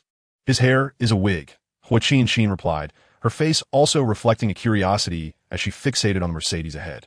At last, after a little over 10 minutes, Wang Yang's BMW i8 arrived at an expansive villa community, with Hua Wen's residence situated at the innermost part. Once the car came to a halt, Wang Yang immediately activated his X-ray vision, eager to discern how Hua Wen intended to interrogate the long-legged woman. However, the sight that greeted him nearly made him retch. The interior of the Mercedes was stained with blood, and the veins in the long-legged woman's legs had been completely severed, her complexion ashen and devoid of color. At that moment, as the vehicle stilled, Hua Wen casually picked up a dagger from beneath his feet and aimed it toward the woman's throat. Wang Yang had witnessed the slaughter of chickens and dogs, yet he had never encountered a murder and could scarcely fathom witnessing one. Despite his efforts to maintain composure, he was ultimately overwhelmed by an insurmountable wave of nausea. As he opened the car door, he was unable to contain himself any longer and vomited profusely. Observing Wang Yang's distress, Hua Qianqin assumed it was a consequence of his earlier injuries and hurried to assist him by patting his back. It wasn't until he was on the verge of expelling bile that Hua Wen finally emerged from the Mercedes. His demeanor remained refined, making it difficult to associate him with the act of murder. Yet, the recollection of the gruesome scene inside the vehicle lingered in Wang Yang's mind, casting an unnatural shadow over his gaze as he regarded Hua Wen, oblivious to the fact that Wang Yang had witnessed him slaying the long-legged woman. Hua Wen warmly invited him into the villa. Inside, the decor exuded an ancient elegance, steeped in the refined ambience of Huaxia culture. Seated on the sofa, Hua Wen's eyes were fixated intently on Wang Yang, just as Wang Yang felt he could no longer bear the weight of Hua Wen's gaze. Hua Wen spoke suddenly. "I am curious. How is it that you remained conscious when the 4 bodyguards I arranged for my daughter were all incapacitated by that woman? I have tough skin. Wang Yang replied with an awkward smile, desperately hoping Hua Wen would not uncover his secret.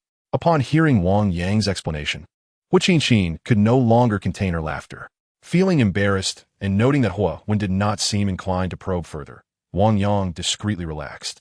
As he gazed at Hua Wen, his attention inevitably drifted to the top of Hua Wen's head, where despite the thick black hair, Wang Yang was acutely aware that it was entirely a wig.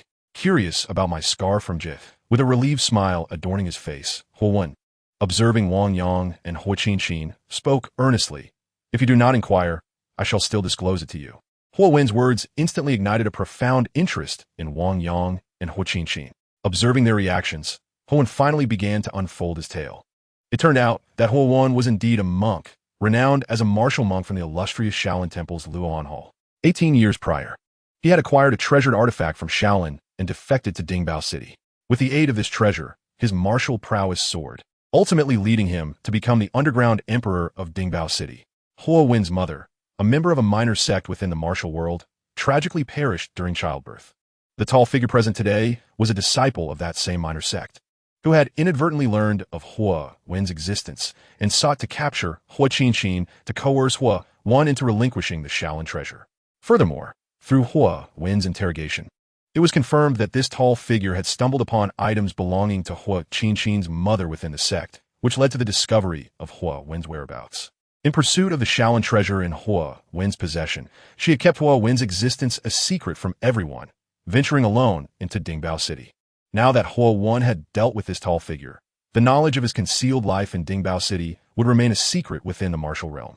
Moreover, Hua Wen's revelations made Wang Yang realize that the world of martial arts had always existed.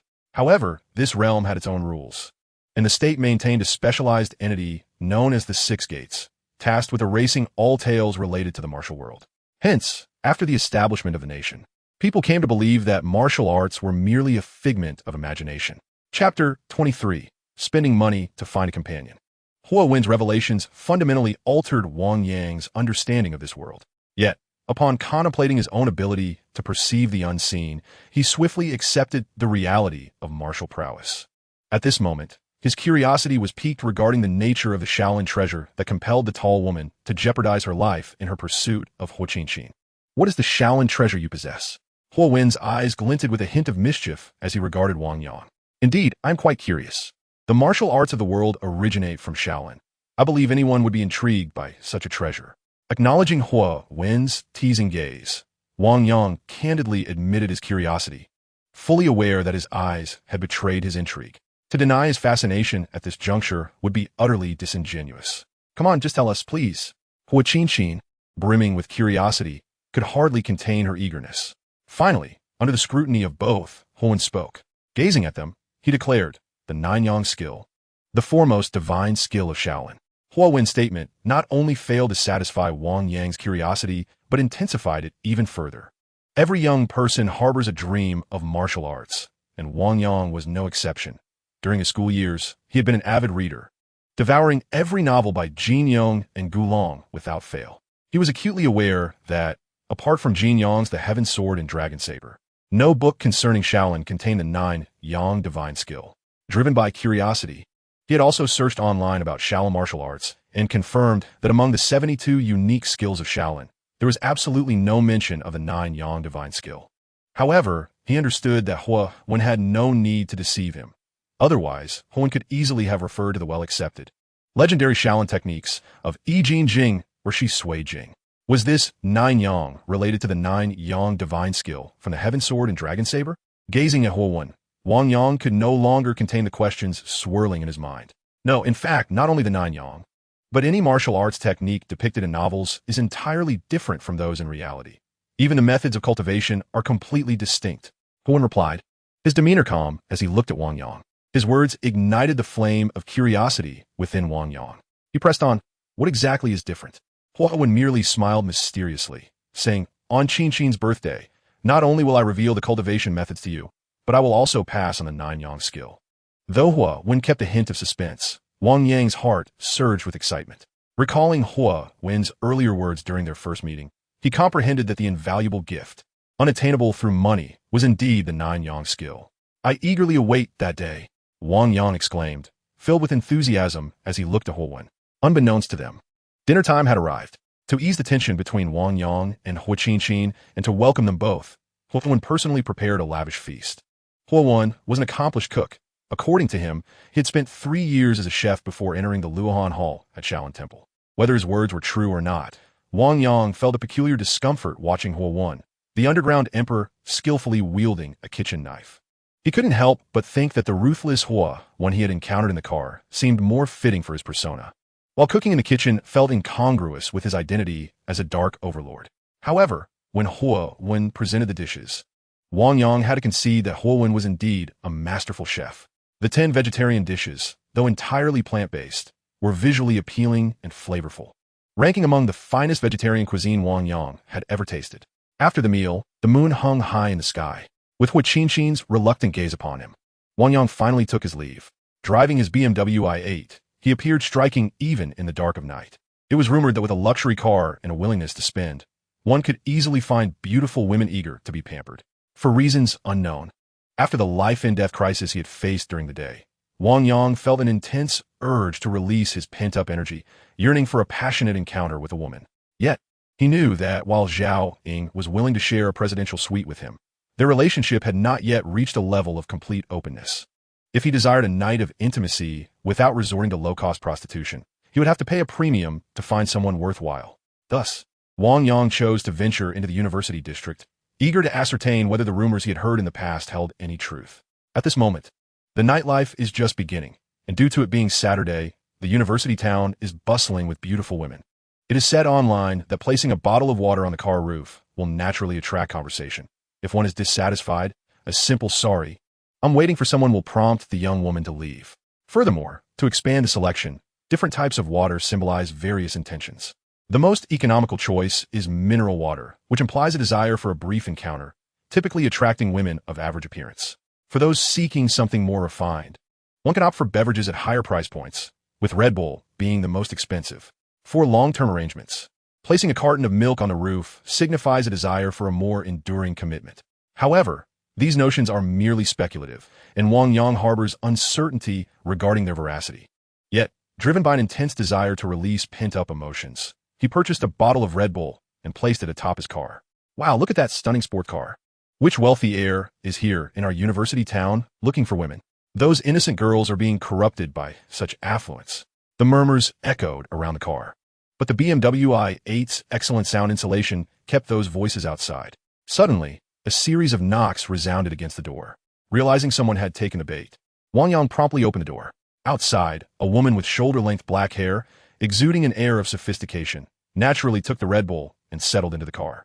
Dressed in a black and white checkered short-sleeve top and a black knee-length skirt, she radiated intelligence, devoid of any semblance of a fallen woman.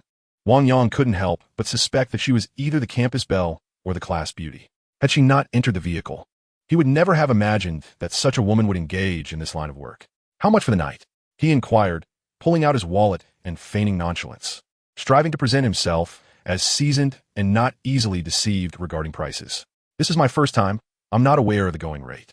Please, just charge me the market price, the woman replied in a somewhat nervous tone. Under Wang Yang's gaze, she shyly lowered her head, unable to meet his eyes. Whether from shyness or anxiety, she opened her bag and began to nervously play with a pen. Chapter 24, by Jingjing of Six Gates. Her first time selling? And she carries a pen with her? Could she be a top student? Observing her, Wang Yang felt he had stumbled upon a treasure. Yet, as a novice himself, he was uncertain of the market dynamics. To prevent her from seeing through him, he attempted to project an air of maturity. The minimum is 2,000, and the maximum I can offer is 10,000, he stated with a composed demeanor. With that, the woman immediately capped her pen, her gaze towards Wang Yang brimming with inexplicable delight. Before he could react, she presented an identification card to him. By Jingjing, Public Security Bureau officer. Staring at the information on the badge, Wang Yang was left utterly dumbfounded. Having heard of entrapment, Wang Yang never imagined he would find himself ensnared in such a predicament. Yet, as he sat in the confines of the car, he forced himself to remain calm. Say, miss, we were merely chatting in the car. Is that illegal? It's just a simple conversation. With a disdainful glance directed at him, Bai Jingjing immediately pressed a button on the recording device in her hand. At that moment, to Wang Yang's astonishment, the device began to replay their previous dialogue in its entirety. Filled with indignation, Wang Yang suddenly reached for the recorder. With a sharp smack, Bai Jingjing's hand struck the back of Wang Yang's hand, the force of which left him grimacing in pain. What incredible strength! Observing the woman's poised demeanor, Wang Yang's eyes reflected a mixture of surprise and disbelief. I refuse to believe I can overpower a mere woman. Defiantly, he reclined the car seat and lunged toward her. A series of thuds rang out. In the aftermath, Wang Yang found himself half reclined in the seat, no longer daring to resist. Although I've been dismissed by the Six Doors, dealing with a petty rogue like you is still a piece of cake. Bai Jingjing looked at Wang Yang with a proud expression. The Six Doors, as Wang Yang had learned from Huo Wan, were a governmental body tasked with regulating martial artists. To confront thugs required greater strength, and to handle martial artists necessitated superior skill. It was evident that a woman who had once been part of the Six Doors could not possibly be weak. As the reality struck him that he had encountered two formidable women in one day, Wang Yang felt an overwhelming urge to weep. Once a bully in school, he had turned over a new leaf in college, yet his imposing stature had always deterred others from provoking him. Having fought many in his youth, he never imagined he would be unable to best even a single woman. Realizing that brute force would not prevail against Bai Jingjing, Wang Yang retrieved his wallet and emptied its contents. With a pitiful gaze aimed at Bai Jingjing, he pleaded, "Please, let me go." Seeing Wang Yang's desperate act, Bai Jingjing erupted into laughter. "Do you think I'm lacking in money?" Her derisive laughter rang out, and in the next instant, she produced handcuffs and locked them onto Wang Yang. Get out of the car. Under Bai Jingjing's icy glare, Wang Yang obediently exited the vehicle. It was then that he noticed he was not alone. Several other men were similarly handcuffed, having been dragged from their luxurious cars. Clearly, it was a sudden operation targeting the university town, aimed at wealthy individuals who exploited students under the guise of affluence. It's about time these scoundrels were apprehended. Wang Yang told, "They come here, flaunting their wealth, to prey upon us." Excited voices echoed outside the university town, and, as he listened to the conversations around him, he instinctively raised his arms to shield his face. However, while he could conceal his face, he could not escape the consequences. As images of his car circulated online, Zhao Ying, who was online at a hotel, immediately recognized him. Oh no, he was caught while soliciting. As Zhao Ying gazed at Wang Yang's BMW i8 featured in the latest news about the detention, her eyes burned with indignation. Inside the police station, Wang Yang and the other detainees were huddled together, while Bai Jingjing, resembling a goddess, looked down upon them with an air of superiority. Surrounding her were numerous individuals seeking to bail out their companions, among them the informant whom Wang Yang had summoned. Ultimately, Wang Yang and his companions resigned themselves to paying a hefty fine of 5,000, their records now marred with the conspicuous label of attempted solicitation. Confidential, strictly confidential. I must not let anyone know about my attempted solicitation, Wang Yang thought as he exited the police station, feeling a wave of embarrassment wash over him as he glanced at the informant. Unable to contain himself, the informant burst into laughter upon hearing Wang Yang's words. With a teasing glint in his eyes, he remarked, "If you're looking for women, just let me know. I can hook you up with some models, safe and sound, and you won't get caught." Had this been before the incident, Wang Yang would have eagerly taken him up on the offer. However, after the recent ordeal, he felt no inclination to pursue such matters. Recognizing Wang Yang's disinterest, the informant wisely made his exit, hopping into his Land Rover. Meanwhile, in a hotel room, Zhao Ying was luxuriating in a bath, oblivious to the world around her. Bubbles enveloped her as she reclined languidly in the tub. How could you go out and seek companionship when there's such a beauty at home? Clearly, you deserve to be caught. You won't be getting any help from me, she muttered to herself, entirely absorbed in her thoughts, unaware of the door creaking open. With a heart full of frustration, Wang Yang entered the room and swiftly discarded his outer garments, rushing towards the bathroom. He longed for a refreshing shower to extinguish the flames of his anger and then to sleep soundly. Yet, as his gaze fell upon the bathroom, the fire within him only intensified. There, Zhao Ying was lazily lathering herself with bubbles, her figure obscured yet tantalizingly suggested beneath the frothy surface, evoking vivid fantasies. Heavy breaths escaped him uncontrollably. Despite knowing he shouldn't approach Zhao Ying at that moment, he found himself unable to resist. Suddenly, a sharp scream pierced the air. Startled by the sound of his breathing, Zhao Ying finally noticed his return. She sprang up, and behind a veil of bubbles, she yanked the bathroom door shut with a resounding bang. completely vanishing from Wang Yang's sight. Under ordinary circumstances, he would have turned and left. Yet at this moment, an inexplicable fire surged within him, leading him almost irrationally toward the bathroom door. Chapter 25. The Rise of the First Jade Artifact. Bang, bang, bang. Wang Yang pounded fervently on the bathroom door. He was acutely aware that something was amiss within himself, yet at that moment, he could not contain his desires. He desperately wanted, desiring a woman to extinguish the flames within his heart. Wang Yang found himself suddenly doused by a cascade of water. Before he could comprehend the situation, the bathroom door swung open, revealing Zhao Ying, who aimed the showerhead directly at him. The intense, icy stream of water at last quelled the tumult of his emotions. "I apologize. I am unsure what has come over me today, as if I am bewitched by yearning for women," he confessed, his face flushed with embarrassment as he gazed at Zhao Ying. Indeed, he thought he had lost his sanity.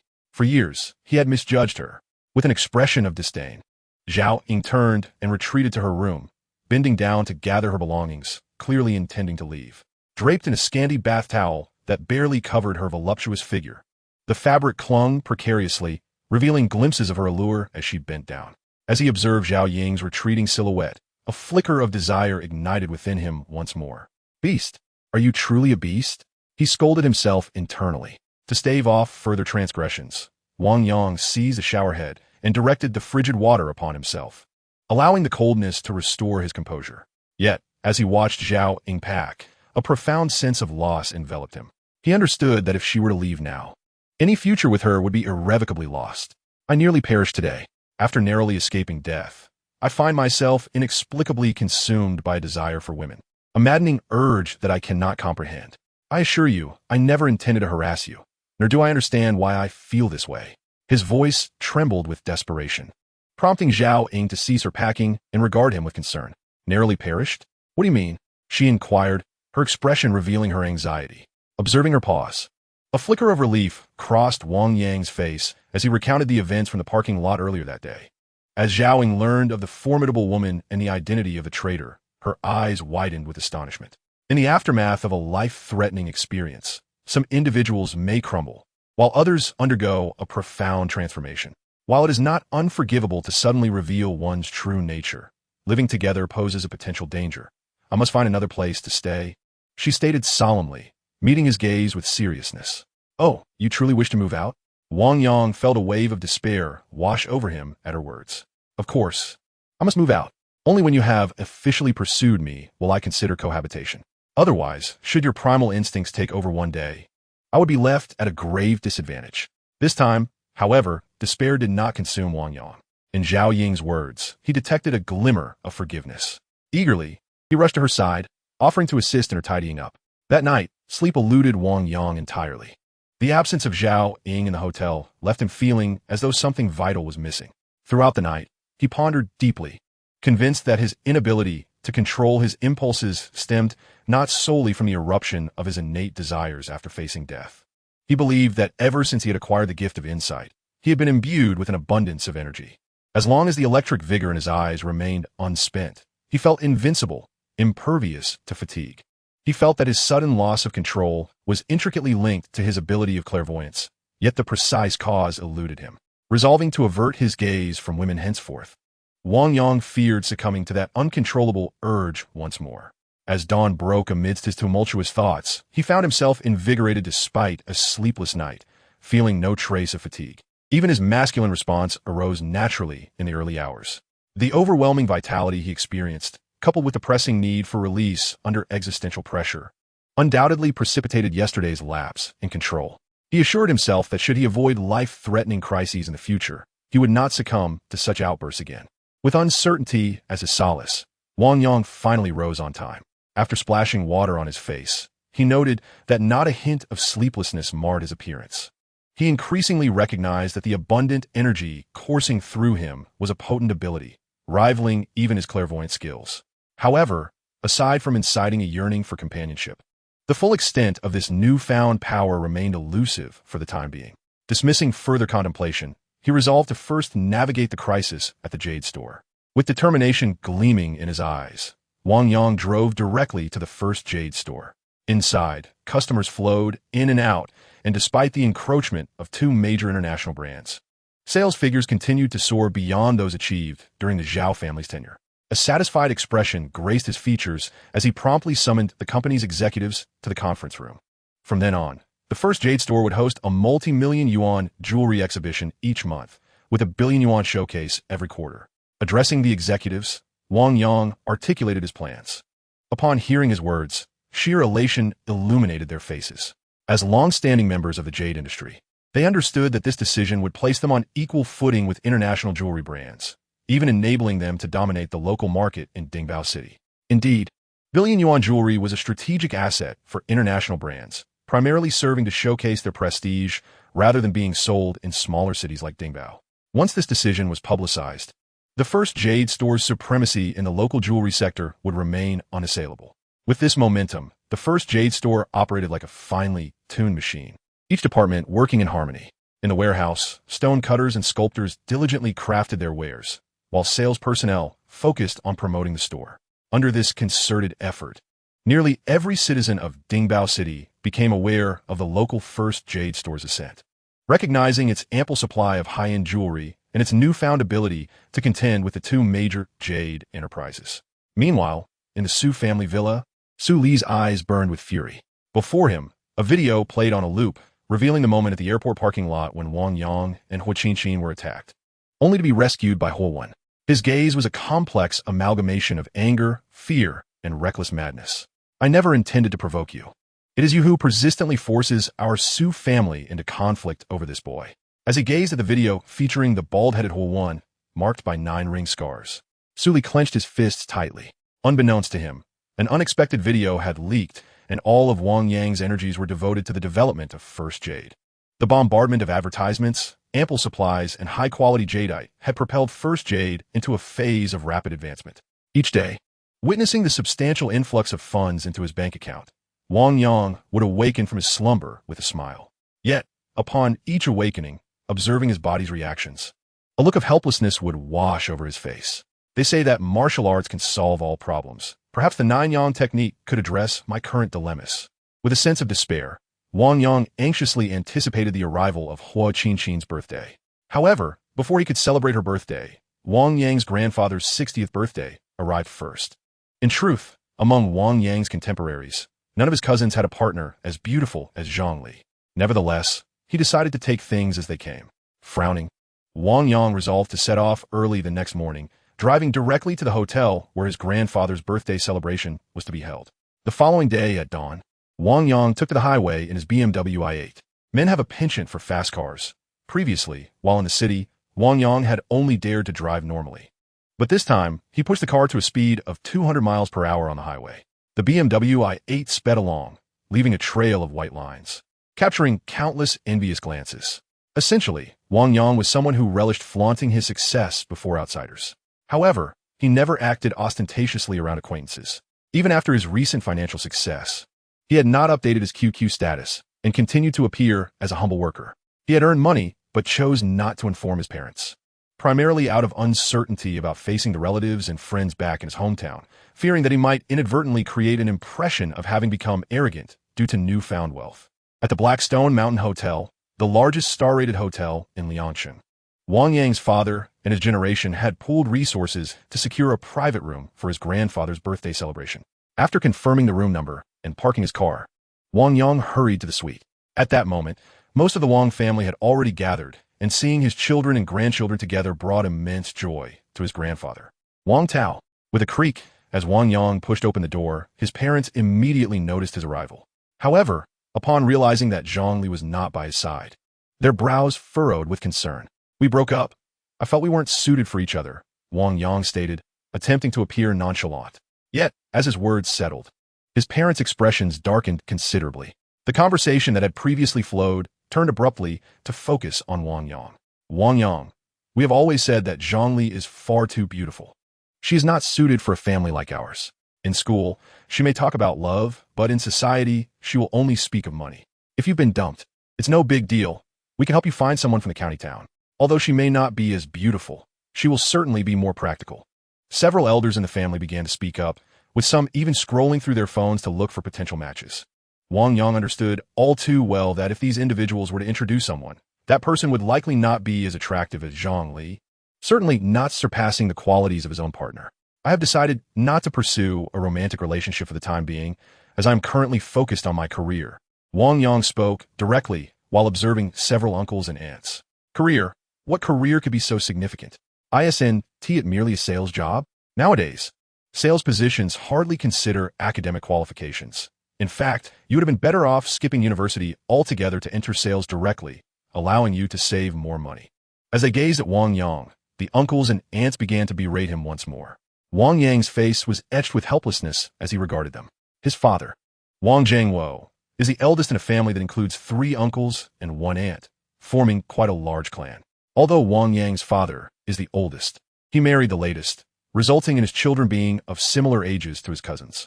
Naturally, the children of this generation have become subjects of comparison. Wang Yang excelet academically, attending a second-tier university, and his attractive partner had always made their families feel envious, believing their own children to be inferior. Hearing that Wang Yang was not faring as well as their own offspring, they instinctively felt compelled to discuss it further. However, Wang Yang's peers remained harmonious, unaffected by the competitive spirit of the previous generation. Upon learning of Wang Yang's breakup, his cousin immediately pulled him aside to offer quiet comfort, while his younger cousin boldly promised to introduce him to someone of a higher caliber that very afternoon. Witnessing the camaraderie among his generation, a satisfied smile crept across Wang Yang's grandfather's face. Indeed, you must introduce Yang Yang to someone this afternoon, and this time, it should not solely be based on looks, but also on their virtues, his grandfather declared with satisfaction. Upon hearing these words, Wang Yang felt compelled to rise. It's merely a sales job. You speak as though you were the owner of a company, as if it could not function without you. With those words, his third aunt interjected. Though the others remained silent, their gazes towards Wang Yang revealed their dissatisfaction. Even his grandfather, seated at the head of the table, cast a disapproving look in Wang Yang's direction. Faced with his grandfather's expression, Wang Yang felt a wave of unease wash over him. Grandfather, I am genuinely busy with my career. I have started my own company and have long ceased working in sales, he awkwardly explained, casting aside any concerns about appearing boastful. However, despite Wang Yang's admission, none of them seemed to believe him. Their familiar expressions reflected skepticism. Suddenly, a loud knock echoed through the room. Just as Wang Yang pondered how to continue his explanation, the hotel manager from Haishi Mountain entered. Seeing Wang Yang's grandfather, the manager displayed a servile smile. Old sir, our boss heard that you are celebrating your birthday, and he specifically sent us to inform you that all your expenses today will be waived. As a gift for your celebration. The manager's respectful tone left the Wang family in a state of shock. Does anyone know the owner of this establishment? Once the manager departed, Wang Yang's grandfather turned to his father and the others, who all shook their heads in unison. When his father looked towards him, they quickly averted their gaze. The owner of the Blackstone Mountain Hotel undoubtedly ranks among the wealthiest individuals in Liangqing. Wang Yang's father and his relatives are modest entrepreneurs, operating small shops, whether they be convenience stores or vegetable stalls. Even the most successful among them is merely a small contractor. Their influence pales in comparison to that of the Blackstone Mountain's proprietor. Observing the puzzled expressions on the faces of his grandsons, Wang Yang's grandfather felt a deepening confusion.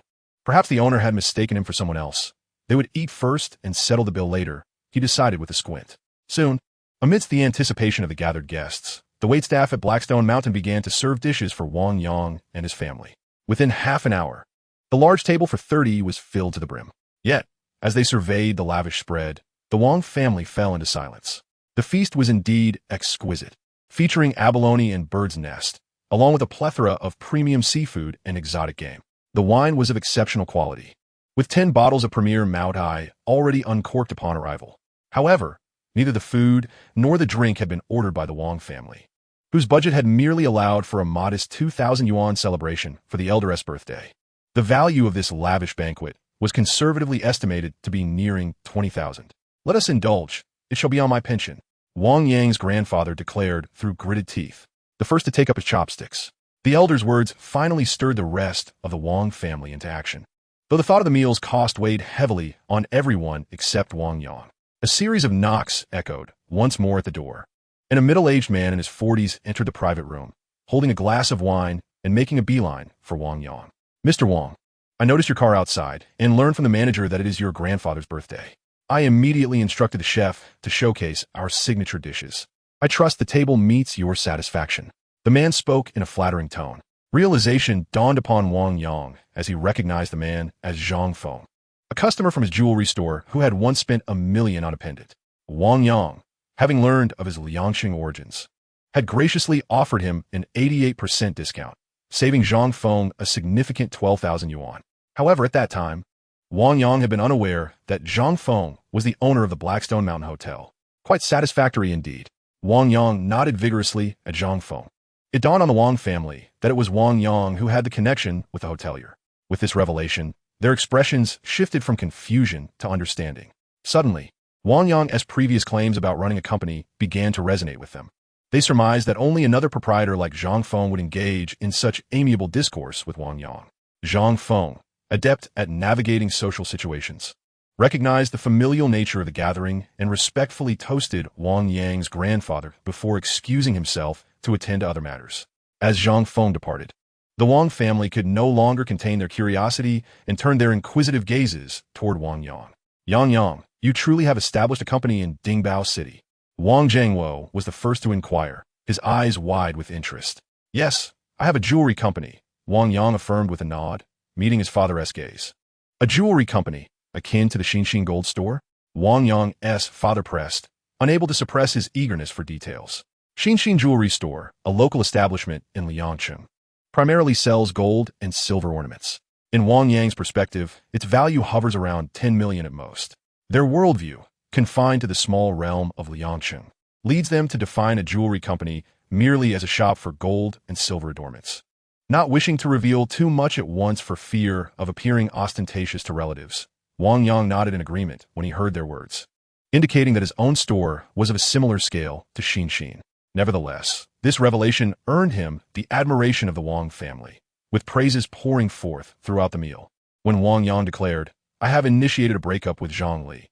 I am currently focused on my career and not seeking a partner," there remained no doubt in anyone's mind. Wang Yang, as the eldest grandson of the family, you must remember your younger cousins. In the future, if you can assist them, you must do so. His grandfather, flushed from drinking, earnestly admonished him while holding his hand. "I will do so. Once I establish my foothold, I promise to bring all our relatives to develop in Dingbao City." With a firm assurance, Wang Yang pledged his commitment. His promise brought unbridled joy to the Wang family. Eventually, at his grandfather's signal, the group prepared to depart, having enjoyed a hearty meal. Outside the hotel, as Wang Yang retrieved the keys to his BMW i8, the eyes of the younger generation in the Wang family widened in astonishment. The imposing design of the BMW i8 conveyed its value, easily surpassing 200,000. "Mom, Dad, Grandpa, I must attend to company matters. I won't be returning before the new year," he reiterated to his family before departing in a cloud of dust, leaving the Wang family to gaze after him. Though Wang Yang had left, discussions about him in Liangqing continued unabated. The sight of a luxury car rarely seen in Liangqing and the 2,000 yuan waived from the bill at Haishishin Grand Hotel propelled Wang Yang into local fame. Coupled with the Wang family's inadvertent boasting, news of Wang Yang's newfound wealth and his jewelry store in Dingbao City spread rapidly throughout the afternoon. Liangqing is small, and the county even smaller, with a tangled web of social connections. Before Wang Yang's car even returned to Dingbao City, nearly everyone acquainted with him was aware of his prosperity. His QQ and WeChat notifications exploded with messages as acquaintances, some distant, others from his school days, reached out to inquire about his business endeavors in Dingbao City. Among them was even a high school crush, who, after years of silence, messaged him, suggesting a shopping trip to Dingbao City next week, and asking if he would accompany her. Chapter 28. Zhao Hai's Bankruptcy. When poor, no one cares in the bustling city. When rich, distant relatives appear in the deep mountains. Observing the incessant stream of messages on QQ and WeChat, Wang Yang finally grasped the meaning of this adage. With newfound motivation, he drove nonstop to the first jade store after exiting the highway. Upon entering the main store, he immediately discerned that today, its atmosphere was markedly different from the past. It was imbued with an air of festivity. With a raised eyebrow, Wang Yang expressed his curiosity. "What is this? Have you encountered some joyous occasion?" "Indeed, it is a joyous occasion, and it is closely related to you." With an air of mystery, the clerk promptly whisked Wang Yang into the office of the general manager. "No more teasing, just tell me. Wang Yang inquired eagerly as they entered the office. With a playful smile, the clerk opened the computer and navigated to the Dingbao News Network for Wang Yang to see. As he gazed at the headline proclaiming the complete collapse of Dingya Investment Company due to massive debts, astonishment flooded Wang Yang's face. Dingya Investment was the company where he had previously worked, and it was also the family business of Zhao Hai, the boyfriend of his ex-girlfriend, Zhang Li. This was a robust enterprise, amalgamating investment and sales, with assets in the hundreds of millions and a promising trajectory. Although his resentment toward Zhao Hai and Dingya Investment had been fueled by Zhang Li's betrayal, Wang Yang harbored a deep understanding that such a flourishing company would not suddenly face bankruptcy. With a profound curiosity etched on his face, Wang Yang remained puzzled as to why Dingya Investment had collapsed so abruptly. Just then, the phone rang, and upon seeing the caller ID, surprise flickered in his eyes. It was Ho Won, the number belonging to the notorious father of Hua Qin, a local underworld figure. What would he want? Intrigued yet cautious, Wang Yang pressed the answer button. Did you see the news? I sent you a little gift in advance. I trust you find it satisfactory. Ho Won's hearty laughter resonated through the line, and at his words, Wang Yang instantly grasped the reason behind Dingya Investment's unforeseen demise. It was an external assault. The collapse of Dingya Investment was undoubtedly orchestrated by Ho Won. Such a sudden downfall could not have occurred without warning otherwise. Indeed, as Wang Yang listened intently, Ho Won elucidated his suspicions. It turned out that Ho Won had leveraged his connections to compel the bank to demand repayment from Dingya Investment. In the realm of investment, securing funds from banks is paramount. Once the financial lifeline is severed, survival becomes nearly impossible for such enterprises. Moreover, Ho Won played his cards exceptionally well. He not only pressured the bank for debts, but also spread the word that any debts owed to Dingya must be transferred to him at face value. Who in Dingbao City would dare to claim Ho Won's debts? And who could afford to do so? Ultimately, Dingya Investment faced total collapse, while Ho Won, now in possession of its debts, emerged as the new master of Dingya. After hanging up, excitement welled in Wang Yang's eyes. At that moment, he yearned to see Zhang Li, to witness how this woman, who had parted ways with him for monetary gain, would react upon learning of Zhao Hai's family's complete ruin. Yet he suppressed his exhilaration. To him, a breakup signified a definitive end. His focus was solely on thriving and achieving brilliance, which he deemed the greatest form of retribution against Zhang Li. In that instant, his entire being was dedicated to promoting the first jade company. Following the monthly launch of exquisite jewelry worth tens of millions and the seasonal introduction of pieces valued at hundreds of millions, Wang Yang has once again initiated a new promotion, mandating that the first jade company unveil 10 pieces of jewelry each week, each priced in the million range. Jewelry in this price bracket is accessible to the affluent middle class of Dingbao City, and upon the introduction of this million-level jewelry initiative, First Jade Company swiftly captured the middle market of Dingbao City. Presently, aside from the lower-end market, only 2 major international jewelry brands, bolstered by their brand strength, can rival First Jade Company. In the mid and high-end markets, these 2 international brands have been thoroughly outperformed by First Jade Company. However, whether it is jewelry worth millions, tens of millions, or even hundreds of millions, such items are not as common as cabbages, and both international brands have limited reserves. They must prioritize the international market and major metropolitan areas, making it impossible for them to focus solely on competing with First Jade Company in Dingbao City. Consequently, these 2 international jewelry brands have effectively abandoned the Dingbao City market, opting instead to supply lower-end jewelry and primarily targeting the 10,000 yuan gold and silver jewelry sector, thereby relinquishing the mid to high-end market entirely. In just 1 month since its inception, First Jade Company has completely defeated the 2 major international jewelry brands, monopolizing the mid to high-end market in Dingbao City. Although this time the focus is not on live customization, Wang Yang is confident that the fervor surrounding the billion-yuan jewelry event will surpass that of the opening day. And indeed, when the promotion for First Jade Company's billion-yuan jewelry was launched, an influx of wealthy patrons descended upon Dingbao City. Some arrived with their daughters, others with their wives, and some with their lovers. Yet, where there is joy, there is also sorrow.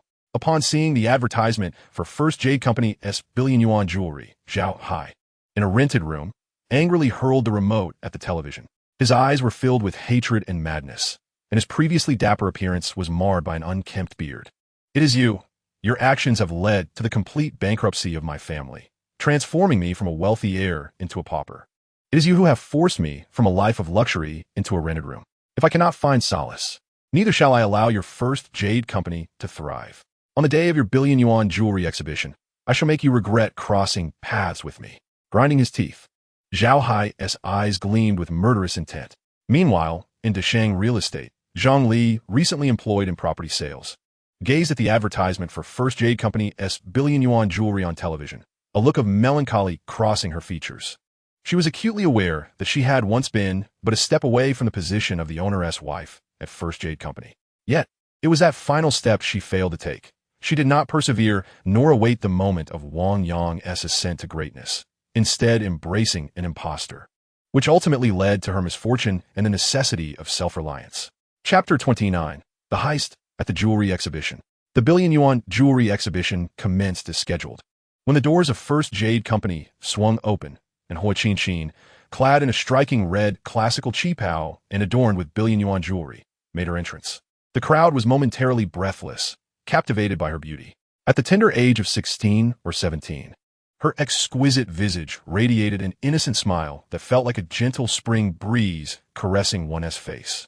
Her demeanor, a delicate interplay of fragility and naivety, epitomized the essence of an elegant young lady. Adorning her neck was a violet pendant worth a fortune, while her hands were graced with jade bracelets valued in the millions. All these elements rendered her akin to a classical beauty stepped straight out of a painting, captivating the gaze of onlookers.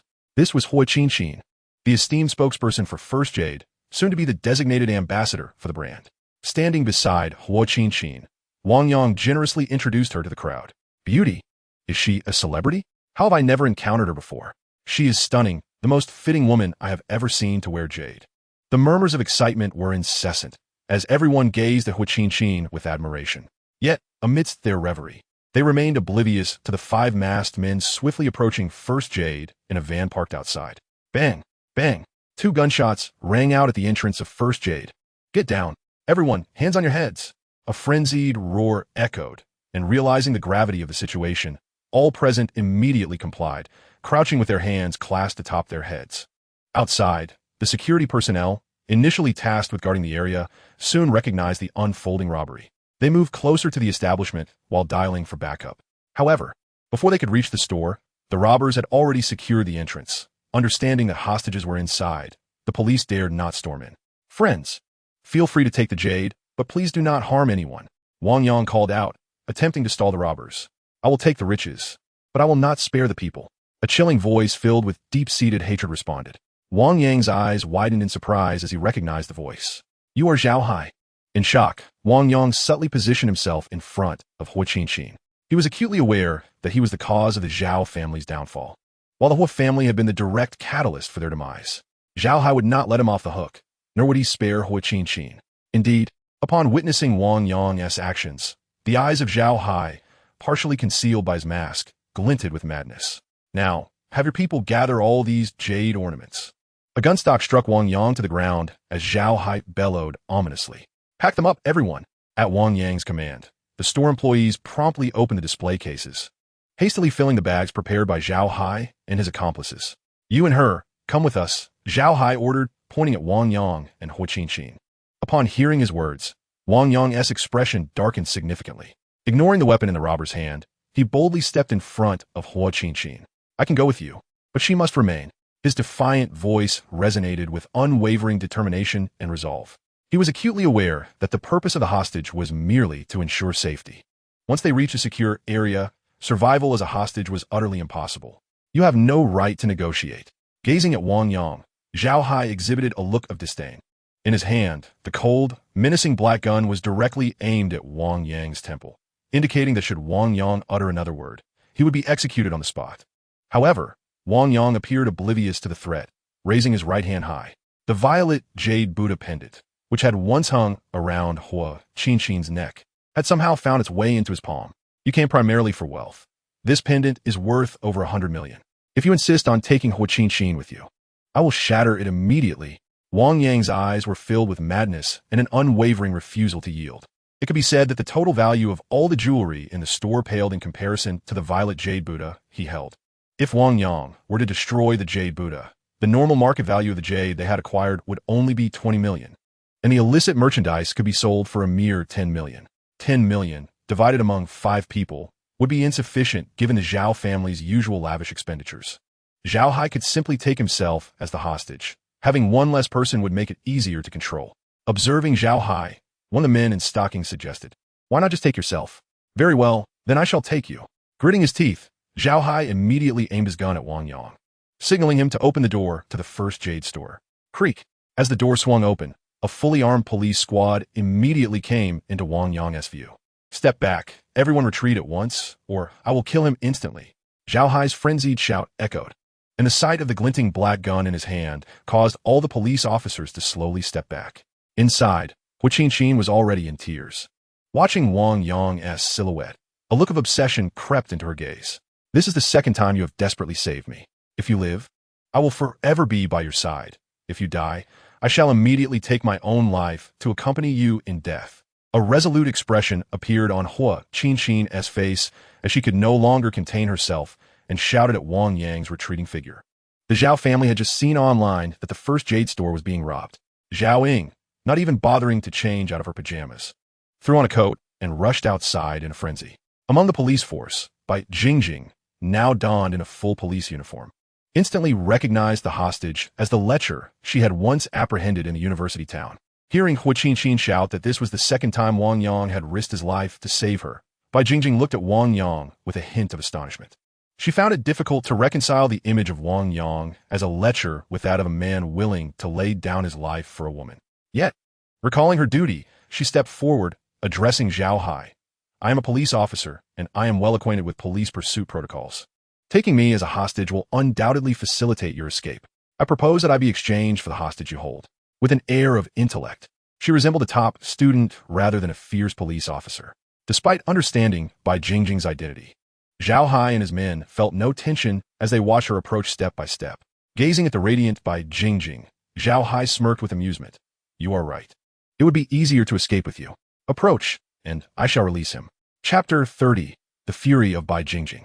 Initially, Wang Yang had succumbed to utter despair. He could not fathom how he might elude 5 armed men. Yet, at this moment, as he beheld the advancing Bai Jingjing, a flicker of hope ignited within him. Understanding the prowess of martial artists, he recognized that Bai Jingjing, hailing from the esteemed Six Doors, could not merely be dismissed as a fragile woman. If she were to employ both cunning and strategy, perhaps she could indeed subdue the 5 adversaries. However, the more exhilarated he felt, the more sorrowful his expression became, fearing that Zhao Hai and his men might perceive his unease. Under his watchful gaze, Bai Jingjing continued to draw closer, ultimately halting merely 3 meters from Zhao Hai. "Release him, and I shall become your hostage," she declared boldly. Despite her intellectual demeanor, the police uniform she donned exuded an aura of righteous valor. Observing a seemingly frail woman willingly offer herself as a hostage for the sake of her comrades, the onlookers regarded her with profound admiration. "Release? Why would I? Don't you think 2 hostages would be more reassuring than 1?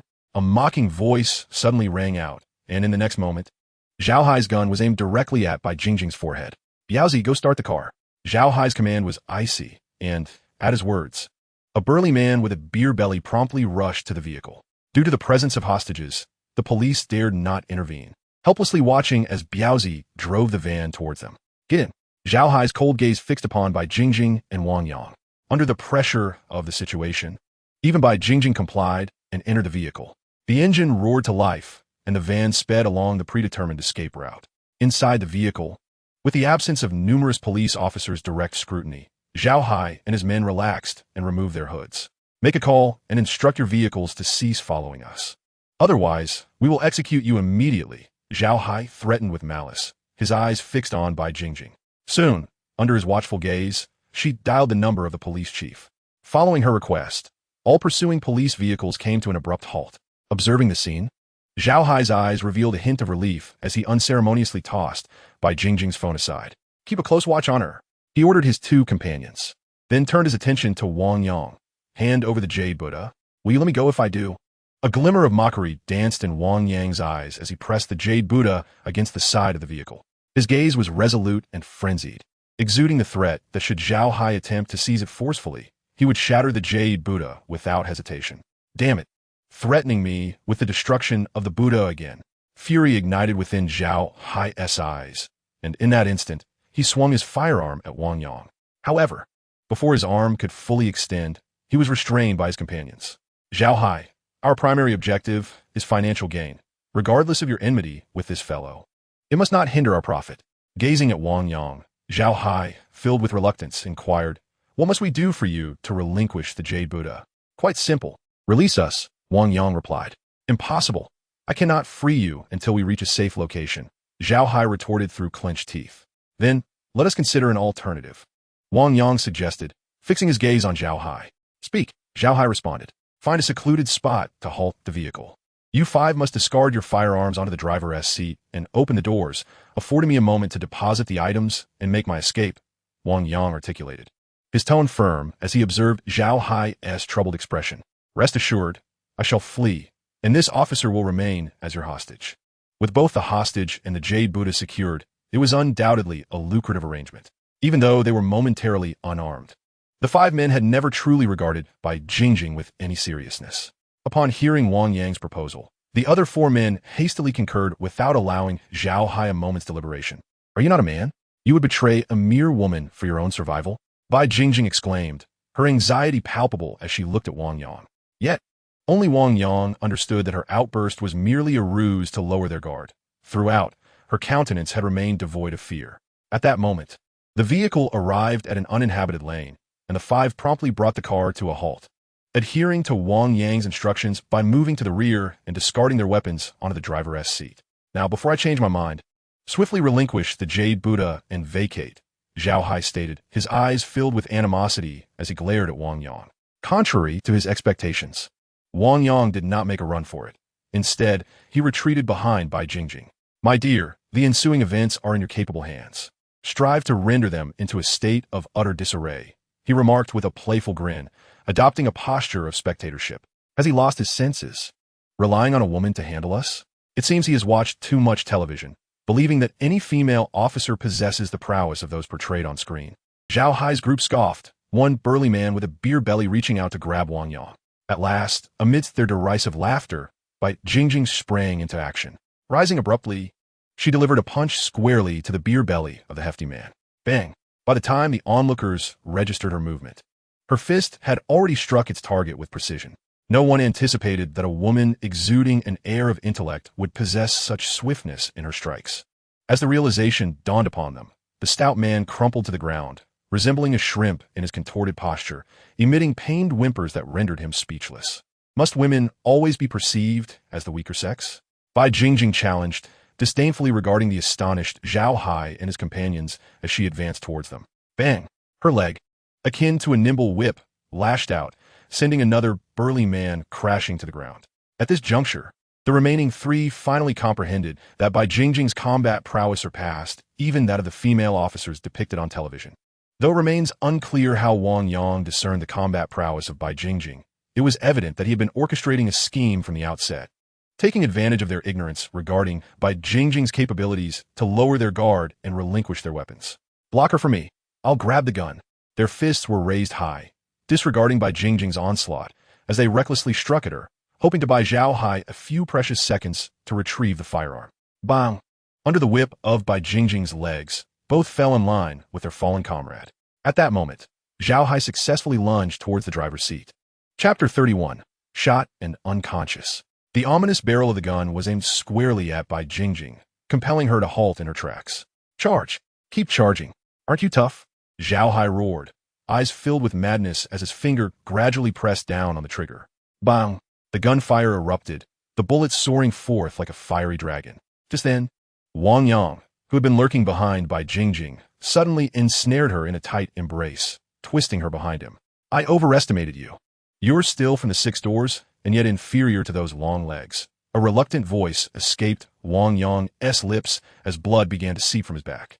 Blocking bullets, a hero saving a beauty. Zhao Hai's furious roar echoed as he witnessed the struggle between Wang Yang and Bai Jingjing, compelling him to pull the trigger with increasing fervor. Bang bang!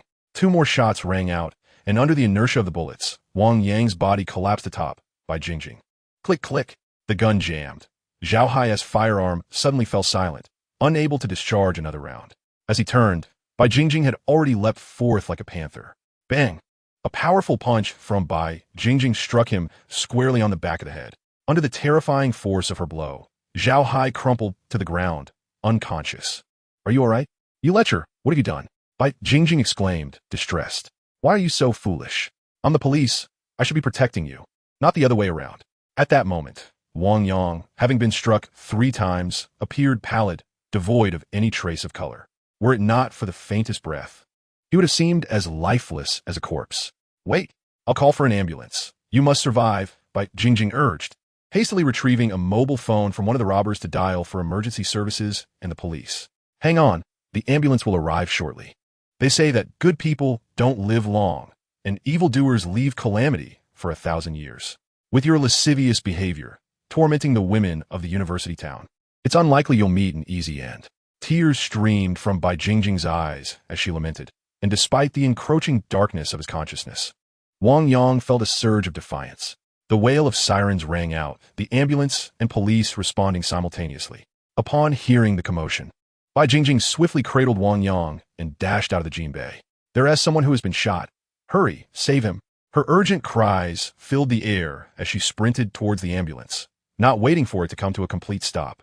Standing a modest height of 165 centimeters, she embraced the towering Wang Yang, sprinting with a speed that rivaled that of a 100-meter dash. Witnessing Bai Jingjing's fervent dash with Wang Yang in her arms left onlookers utterly astonished. It was only when Wang Yang was lifted into the vehicle by Bai Jingjing that the nurses and doctors sprang into action, realizing the necessity of providing him with protective measures. Meanwhile, police officers emerging from the squad car swiftly apprehended Zhao Hai and his accomplices. A cold voice resonated as Bai Jingjing spoke, prompting all officers to return to their posts, too intimidated to inquire about the recent events. Within the hospital, upon learning that Wang Yang was the hostage in today's robbery case and the owner of the First Jade Company, nearly all top-tier experts were mobilized to ensure his immediate transfer to the emergency room. Outside the emergency room, upon receiving news of Wang Yang's admission, Zhao Ying and Hu Qinqin rushed over in haste. Their faces were etched with a frantic intensity as they confronted Bai Jingjing. You're a police officer. How could you be unscathed? Weren't you supposed to protect the hostage? Why was it Wang Yang who was shot? Their accusations deepened Bai Jingjing's sense of guilt. I'm so sorry, it's all my fault. I should have protected him, but I never anticipated he would suddenly shield me from the bullets. Her apologies flowed incessantly, filled with remorse. Observing her self-reproach and understanding that Wang Yang had selflessly taken the bullets for her, Zhao Ying and Hu Qinqin finally ceased their reproaches. Instead, their expressions turned to one of concern as they gazed anxiously at the emergency room, worry etched upon their faces. Eventually, after a tense wait, the heavy doors of the emergency room swung open once more. 2 nurses emerged, pushing Wang Yang on a stretcher, accompanied by several doctors. Doctor, how is he? He was shot 3 times. Is he in critical condition? The 3 women inquired simultaneously, their voices tinged with urgency. Behind them, the executives of First Jade Company, including the rat, remained silent yet equally anxious. Strangely enough, the patient's condition is quite peculiar. Ordinarily, such gunshot wounds would be fatal. However, after extracting the bullets, his condition has stabilized. His constitution appears to be extraordinary, as if endowed with a natural resilience far beyond that of an average person.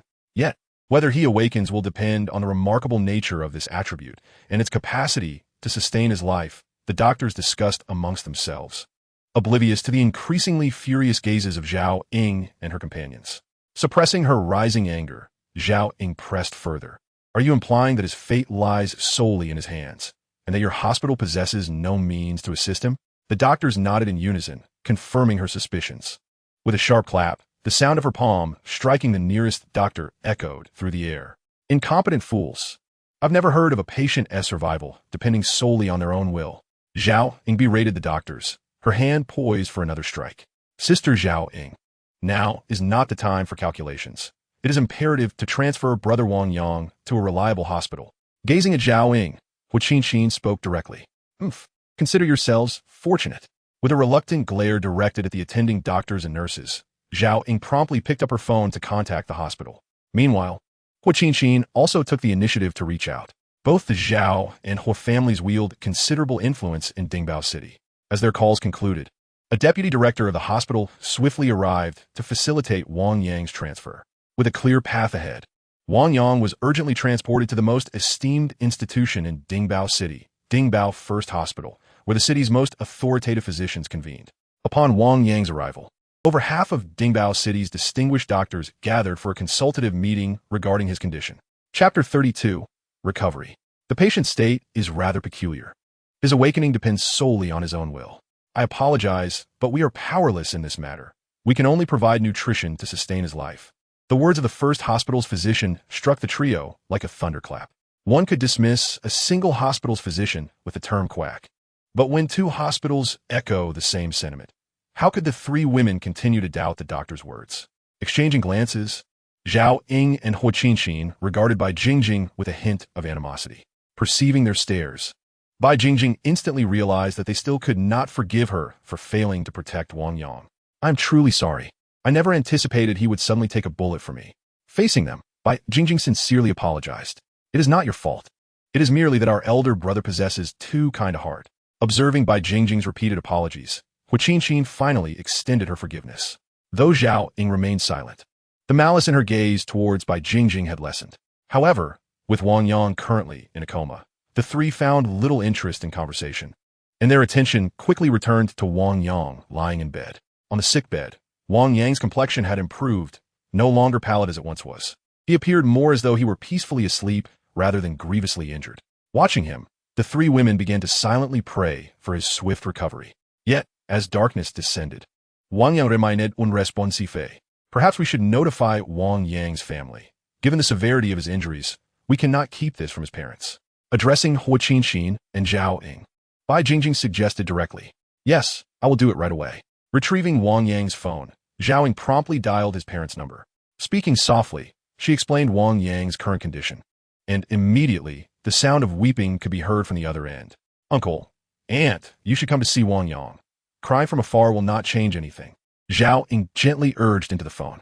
With that, the call was abruptly terminated.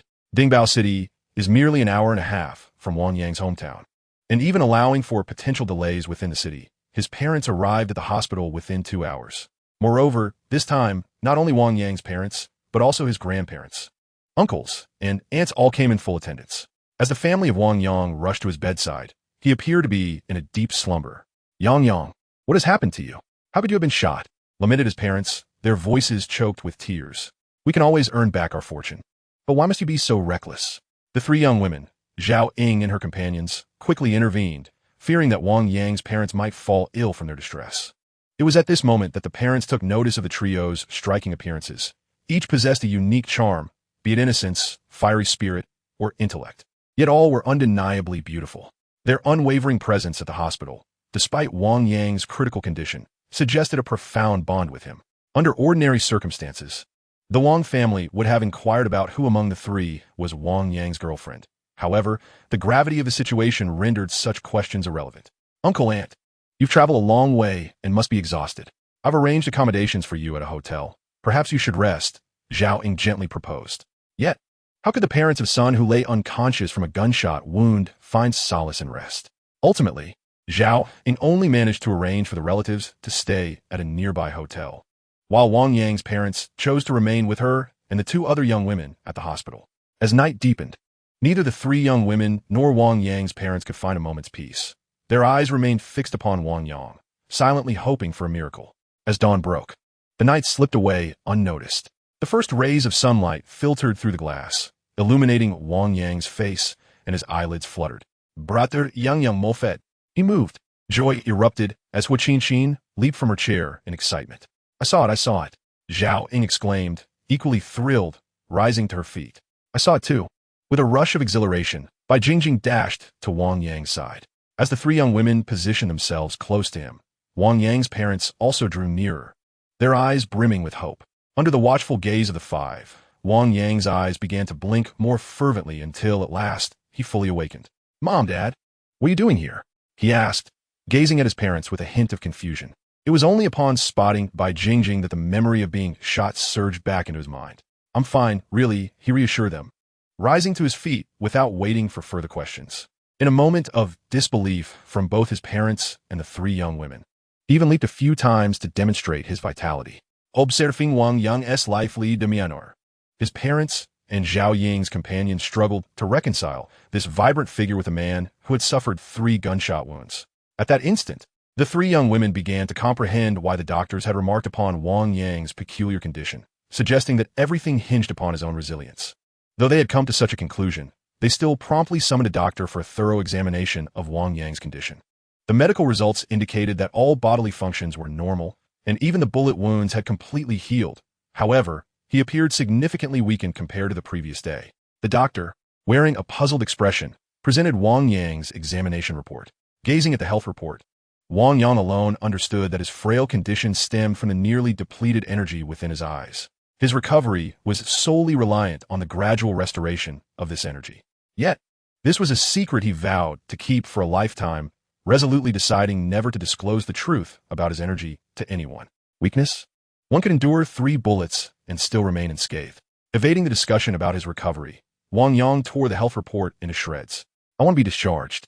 I cannot bear to stay in this hospital for even a day longer with its poor air quality. With arms wide open, disregarding the doctor's objections, Wang Yang immediately pulled his parents towards the exit. He was acutely aware that with such an exaggerated rate of recovery, remaining in a hospital would undoubtedly make him the focal point of the doctor's scrutiny. To safeguard the secret of his abilities, Wang Yang would never consider prolonging his stay in hospital. Observing him, the 3 women promptly followed Wang Yang out of the hospital. Outside, Zhao Ying's Ferrari and Hua Qinshin's 2 luxurious Mercedes-Benz vehicles awaited them. Upon seeing Zhao Ying's opulent Ferrari and Hua Qinshin's 4 bodyguards clad in black, Wang Yang's parents extended astonished glances. Initially, they assumed the 3 women were drawn to Wang Yang's wealth, but they quickly dismissed that thought. In the restaurant, as Hua Qinshin and Zhao Ying attentively served him dishes while Bai Jingjing indulged in her own meal, Wang Yang's parents realized that their potential daughter-in-law must be among these 2. Son, while Hua Qinshin is undeniably beautiful, she is rather young and may not yet be of legal age. I suggest you consider Zhao Ying, as this would expedite our chances of having grandchildren. Wang Yang's father boldly advised during a moment when they were headed to the restroom. Wang Yang wholeheartedly agreed with his father's sentiments. Perhaps it was due to his experiences with women during his university years with Zhang Li, or some other reason, but his previous focus on a woman's face had now shifted to the importance of physique, which matched his admiration for beauty. In this regard, Hua Qinshin, still developing, could not compete with Zhao Ying's figure, which rivaled that of Western women. The meal was thoroughly enjoyable, but Wang Yang was taken aback by Jingjing's decision to stay and dine instead of leaving. Give me your number. In 3 days, I will introduce you to an auction as a token of gratitude for shielding me, Bai Jingjing said, extending her phone towards Wang Yang. The phone was an iPhone 6, the most fashionable model at the time, far superior to the Xiaomi 2 in Wang Yang's possession. Beeping, he entered his number until the phone rang, at which point he returned it to Bai Jingjing. However, as he watched her depart, he did not take her words to heart. In his view, he possessed ample wealth, allowing him to attend any auction at will. Bai Jingjing's introduction held little significance. At the 6 Doors public auction, as an outsider, without my introduction, you would yearn to enter for a lifetime. That should suffice to repay your kindness, Bai Jingjing mused, her face a mix of hesitation, before hailing a cab and leaving. The sun blazed overhead. As Wang's parents exited the restaurant, they suddenly expressed a desire to visit Wang Yang's shop. Not only did Wang's parents wish to go, but a multitude of relatives from the Wang family, upon realizing Wang Yang's success, also voiced their eagerness to see the shop and seize the opportunity to purchase discounted jewelry. If it were merely his parents, Wang Yang could have easily concocted an excuse of fatigue. However, with all the relatives chiming in, to refuse would only suggest that Wang Yang was apprehensive about their purchasing intentions, fearing that they might expect him to offer discounts or take advantage of him. Reluctantly, he resolved to fetch them from the hotel and escort them to his shop. Gritting his teeth, Wang Yang made a decisive choice.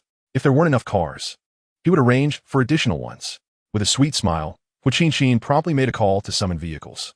Ultimately, 4 sleek black Mercedes-Benz vans arrived in perfect alignment outside the hotel.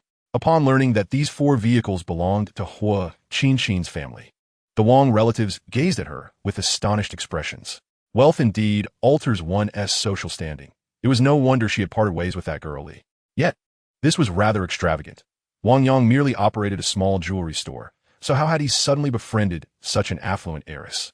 As they beheld the magnificent decor of the first jade shop, the Wang family found it utterly inconceivable to equate it with a modest Exine gold store. Choose one item each. I will treat you all, Wang Yang declared as he regarded his relatives. The allure of wealth is hard to resist. Upon hearing his words, the Wang family followed him into the first jade shop. However, upon seeing the starting price of 10,000 yuan, they were momentarily dumbfounded. Although Wang Yang had explicitly stated that money was not a concern, each of them opted for the least expensive jade piece. Yang, you are truly making a fortune now, remarked one elder of the Wang family. Brother Yang, with your wealth, you must take us out to experience the city, chimed in his younger siblings. Someone from our Wang family has made it big, exclaimed Wang Yang's grandfather. You, my boy, with all this money. Why do you claim it's comparable to Exine gold store? Wang Yang's parents said, their faces beaming with pride. Moreover, due to the reputation of the first jade shop, everyone would come to know that he was a tycoon with assets in the hundreds of millions. The allure of being a billionaire would surely lead to former crushes and long-lost classmates reaching out to him. Wang Yang envisioned his QQ and WeChat inundated with messages. However, while he accurately predicted the beginning of this newfound attention, he failed to foresee its conclusion. Strangely, those who had previously contacted him due to his newfound wealth ceased all communication. What a mystery! Has the charm of money suddenly diminished? Wang Yang pondered as he stared at his now desolate QQ. It dawned on him that perhaps his immense wealth had intimidated them. Millionaires might still be seen in the city, and people might seek to bask in their glory. However, a billionaire is far removed from the lives of ordinary citizens. They inspire admiration, but not the desire for mutual benefit. Wang Yang's current predicament mirrored this reality. Having recognized that he had ascended to the status of a billionaire, his peers instinctively felt a sense of trepidation and refrained from reaching out. Incapable of bearing the emotional weight, I find myself equally vulnerable. The sudden ring of my mobile phone jolted me, and upon glancing at the number displayed, it dawned on me that the 3-day deadline with Bai Jingjing had arrived. I finish work at 5 this evening. Come pick me up. I shall take you to the auction. Remember, I can only recommend one person, so do not bring your partner, Bai Jingjing stated directly over the phone. Initially, I held little interest in the auction she mentioned. However, upon learning that I was the sole person eligible to attend, I instinctively declined, expressing my disinterest. Are you truly uninterested? Bai Jingjing pressed from the other end. Consider it carefully. This auction is unlike those you see on television. One can acquire genuine treasures. Her voice took on a mysterious tone. What treasures? I inquired, suddenly intrigued. I cannot disclose specifics.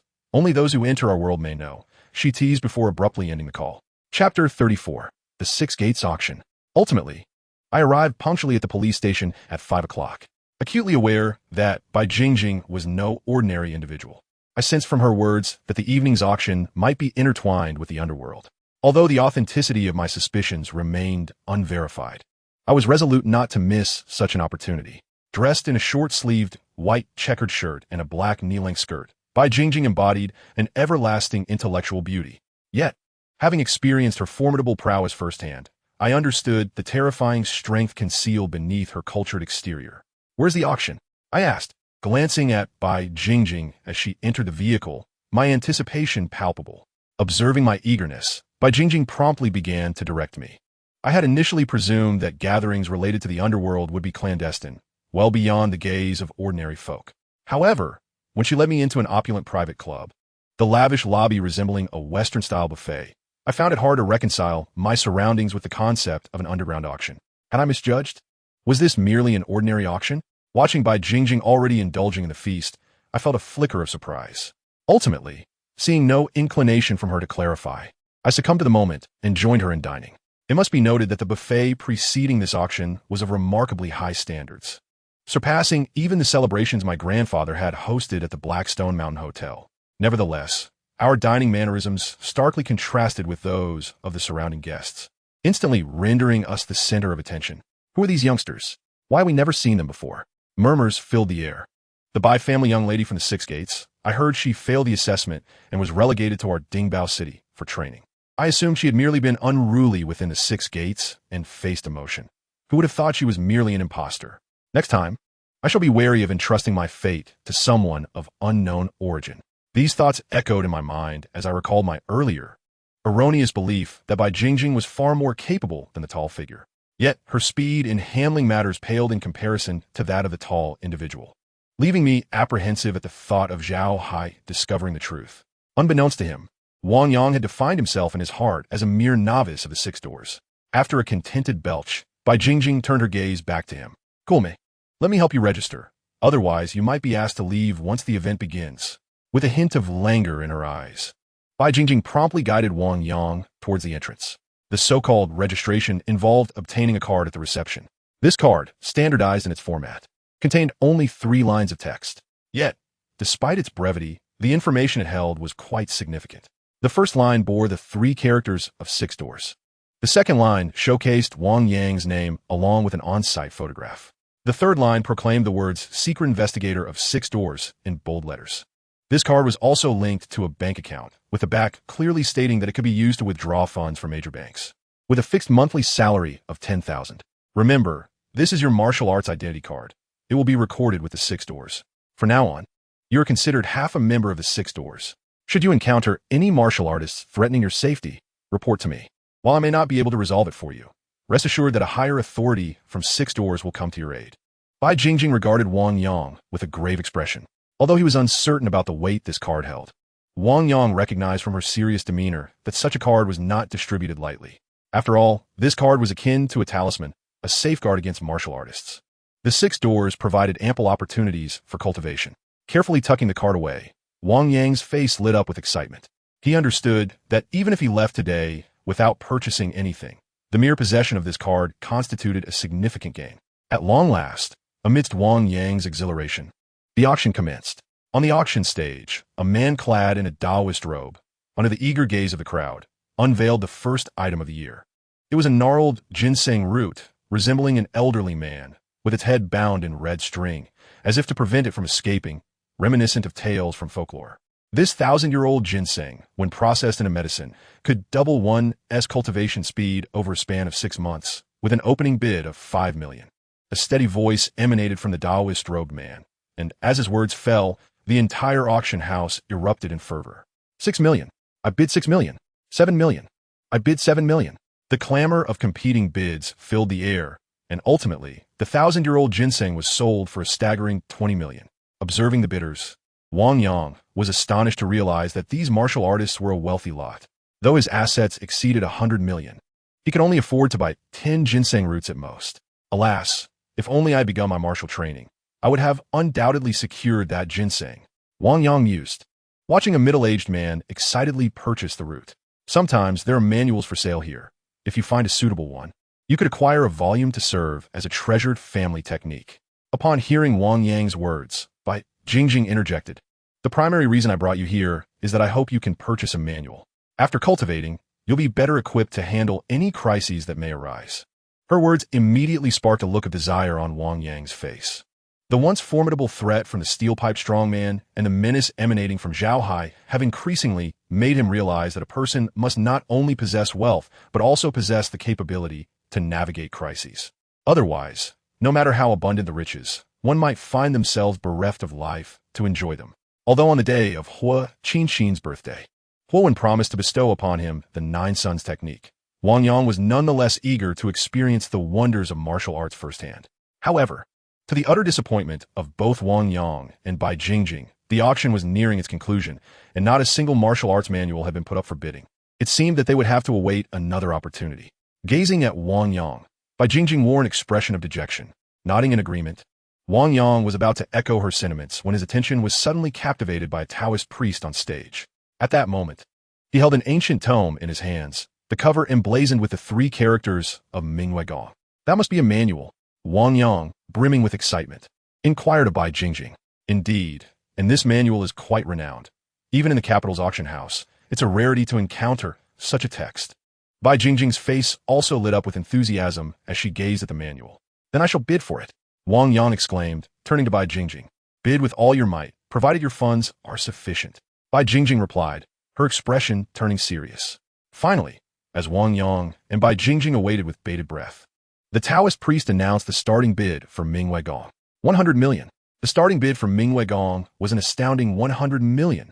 As the priest declared the base price, Wang Yang increasingly understood that those who practiced martial arts were, in fact, a wealthy lot. 110 million.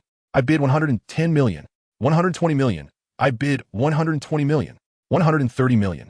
I bid 130 million. In an instant, countless voices chimed in with bids, clearly illustrating the irresistible allure of Mingyue Gong. Even for those in the martial world, Wang Yang was acutely aware that, following the established auction patterns, many items sold for twice their starting price. No, I cannot allow them to continue incrementally raising their bids. I can mobilize a total of 210 million and must directly astound them. A glint of madness flashed in his eyes as he looked at the auctioneer. Wang Yang raised his hand and proclaimed, 200 million. I bid 200 million. This Mingyue Gong is mine. Jumping from 130 million to 200 million, Wang Yang's unconventional bidding method immediately left the crowd in shock. Clearly, Wang Yang's strategy was a resounding success. His audacious bid silenced the others. 200 million once. 200 million twice. Is there any further bidding? The Taoist priest inquired of the audience below. 250 million. I bid 250 million. A somewhat familiar voice rang out unexpectedly, instantly capturing Wang Yang's attention. Before him stood Su Li. He too was a figure from the martial world, capable in combat. Wang Yang's eyes brimmed with astonishment as he regarded Su Li. You know him? That is Tan Yiming's newly recruited disciple, a wealthy young master, who, like you, has only recently encountered the martial world, yet lacks martial skills. Sensing the confusion in Wang Yang's eyes, Bai Jingjing began to elucidate. 250 million for one. 250 million for two. 250 million for three. Sold. Please, sir, proceed with the transfer. A chorus of voices erupted, culminating in the acquisition of the Mingyue skill by Su Li for 250 million. Compete with me? You shall not prevail. After completing the transaction, Su Li approached Wang Yang directly, declaring, I have trained a day longer than you. Throughout your life in ancient martial arts, you shall be overshadowed by me. Wang Yang retorted defiantly, we shall see who truly dominates whom. At that moment, the next auction item was again raised by the Taoist man. This time, it was yet another ancient tome. Upon witnessing this, a flicker of excitement ignited in Wang Yang's eyes. However, as he discerned the title of the tome, a glimmer of disappointment crept in. Wushan Fist. The name was rather mundane, and it was evidently a martial arts manual, not a cultivation method. Without a cultivation technique, even possessing the Wushan Fist would be futile for Wang Yang at this moment. Wushan Fist, purportedly a technique practiced by the ancient sovereign of the Five Mountains, comes from Relics, starting bid at 100 million. The steady voice of the Taoist man resonated. The starting price, confirming that it was certainly not an ordinary martial arts manual. One must not judge by appearances. Even tomes should not be underestimated due to their titles. Observing the manual in the Taoist's hands, Wang Yang wore an expression of incredulity. Beside him, Bai Jingjing's face was already filled with astonishment, evidently shaken by the tome's significance. Secure it. Otherwise, acquiring a martial art of this caliber in the future will prove exceedingly difficult. Bai Jingjing urged Wang Yang anxiously. Why can't this manual be copied? It could be auctioned now and in the future as well, Wang Yang queried, bewildered by her urgency. This is a rule of the Six Doors. All manuals are auctioned only once and are thereafter reserved for internal study. Bai Jingjing explained softly. Initially, Wang Yang did not intend to bid for the Wushan Fist. But upon hearing Bai Jingjing's explanation, determination flickered in his eyes. He could afford to be less than fully committed to the Mingyue skill, as he had the Jiang skill as a backup. Yet Bai Jingjing's words instilled a fear of missing this opportunity for premier martial arts. 150 million. I bid 150 million, Wang Yang declared, fixing his gaze on the Taoist man. 200 million. I bid 200 million. Su Li emerged as Wang Yang's competitor, his expression equally resolute, signaling his determination to not relinquish the manual regardless of Wang Yang's bids. 210 million. I bid 210 million. Wang Yang gritted his teeth, pledging his entire fortune. He had resolved that if Su Li continued to contest him, he would immediately call Huo Wan for a loan, even considering dumping his stock of jade to settle debts the following day. To Wang Yang's astonishment, however, upon his bid, Su Li ceased to place further offers. Damn it! My liquidity has been exhausted. He clenched his fists in frustration, casting a resentful glare at Wang Yang. Initially, Wang Yang was perplexed by Su Li's sudden withdrawal from the bidding. However, upon witnessing the venomous expression on Su Li's face, he swiftly comprehended that Su Li's liquid assets must have been entirely depleted. Do not be complacent, even if you manage to acquire the Wushan Fist. Without the requisite techniques, you shall have no opportunity for cultivation. Clenching his fists, Su Li approached Wang Yang directly, stating, I am aware of your source for the techniques. But I assure you, your aspirations will remain unfulfilled. With an air of arrogance and mystery, Su Li departed. Yet, for reasons unknown, Wang Yang felt a profound unease settle within him following Su Li's exit. Did he somehow glean that Hua when intended to impart the Zhuyang skill to him? And was he secretly plotting something? As thoughts swirled in his mind, Wang Yang could not fathom how Su Li could wield such influence over Hua Wen. Let be, he mused, one step at a time. Shaking his head to dispel his distracting thoughts, he promptly approached the transfer desk to conduct the transaction. With a swipe of his card, the final sum of 200 million was transferred to the designated account of the Six Doors auction house, and the coveted manual was swiftly delivered into Wang Yang's hands. The manual was composed in simplified characters, evidently a transcription. Nevertheless, Wang Yang, upon receiving it, felt a surge of excitement as he began to peruse its contents. The Wushan fist comprised 6 distinctive techniques: Dongyue Taishan press, Nanyue Hengshan cut, Beiyue Hengshan sphere, Xia Hua Shan charge, Zhongyue Songzhan break, and Wuyue fist of divine connection. Of these techniques, only Beiyue Hengshan sphere served a defensive purpose, while the other 5 were offensive in nature. Most critically, each technique required internal energy to unleash its true potential, without cultivating the necessary skills. Even the most formidable Wushan fist would merely be an empty shell for Wang Yang. Thus, after a cursory examination, he tucked the manual away. His gaze returned to the auction platform, hoping to see if any further techniques were available. Alas, the remaining items left Wang Yang utterly disheartened, as following the sale of Mingyue skill and Wushan fist, nothing of worth remained. However, Wang Yang did not leave entirely empty-handed. Through the various auctions and the chatter of those present, he gleaned a considerable understanding of the martial world, realizing why individuals from the Jianghu often sold treasures for currency. Chapter 36, The Birthday Banquet. Individuals of the Jianghu, like all humans, are tethered to the necessities of life. Under the dual scrutiny of the Public Security Bureau and the Six-Door system, those who wish to amass wealth must tread the righteous path. Many martial artists, lacking adequate assets, naturally turn to their ancestral texts as a source of initial funding. Consequently, a segment of affluent outsiders is drawn into the Jianghu under such circumstances. Undoubtedly, both Wang Yang and Su Li belong to this category. Lecture, I have repaid my debt of gratitude. Should you be caught visiting a brothel again, I shall still uphold the law. Bai Jingjing warned Wang Yang with a serious demeanor. Do I strike you as a man who thinks of nothing but indulgence? Wang Yang retorted, glaring at her. Indeed, quite so, and I have apprehended you once before. Bai Jingjing's comment abruptly silenced Wang Yang's defense.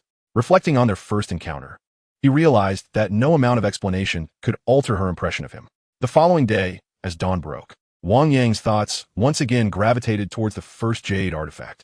The cataclysmic robbery not only failed to tarnish the reputation of the first jade artifact, but, in fact, elevated its standing even further. Realizing that the financial demands of martial arts training exceeded his expectations, Wang Yang seized this opportunity to expand the sales channels of the first jade artifact. Initially focused solely on the development within Dingbao City, after several meetings, the first jade artifact finally devised a comprehensive provincial development plan. However, commercial matters necessitated the expertise of professionals for expansion. Wang Yang merely needed to ensure a sufficient supply of high-quality jadeite, while everything else would be managed by competent managers. His thoughts were predominantly consumed by the impending birthday banquet of Hua Qinqin. The very notion of Hua Wen's promise of the 9-yang skill filled him with an exhilaration that was almost overwhelming. Yet, time would not hasten for his impatience. The only means he had to temper the passage of time was through the Five-Mountain Fist. Although he had never practiced the Five-Mountain Fist due to a lack of internal energy, its principles had long been etched in his memory. Uncertain if it was the urgency to master the Mingyue skill or some other reason, Su Li, who had persistently troubled Wang Yang, had suddenly vanished. However, as Hua Qinqin's birthday drew near, Wang Yang found himself unable to quell a restless unease, as if some ominous event loomed on the horizon. Finally, amid his anxiety, Hua Qinqin's birthday banquet arrived as scheduled. On this day, nearly all the elite tycoons of Dingbao City gathered for Hua Qinqin's birthday celebration. Regardless of their close ties to Hua Wen or past grievances, each had prepared lavish gifts for Hua Qinqin. This was the influence of Hua Wen, the formidable underworld figure of Dingbao City. In the realm of Dingbao City, none dared to offend Hua Wen, regardless of the significance of their business or the scale of their wealth.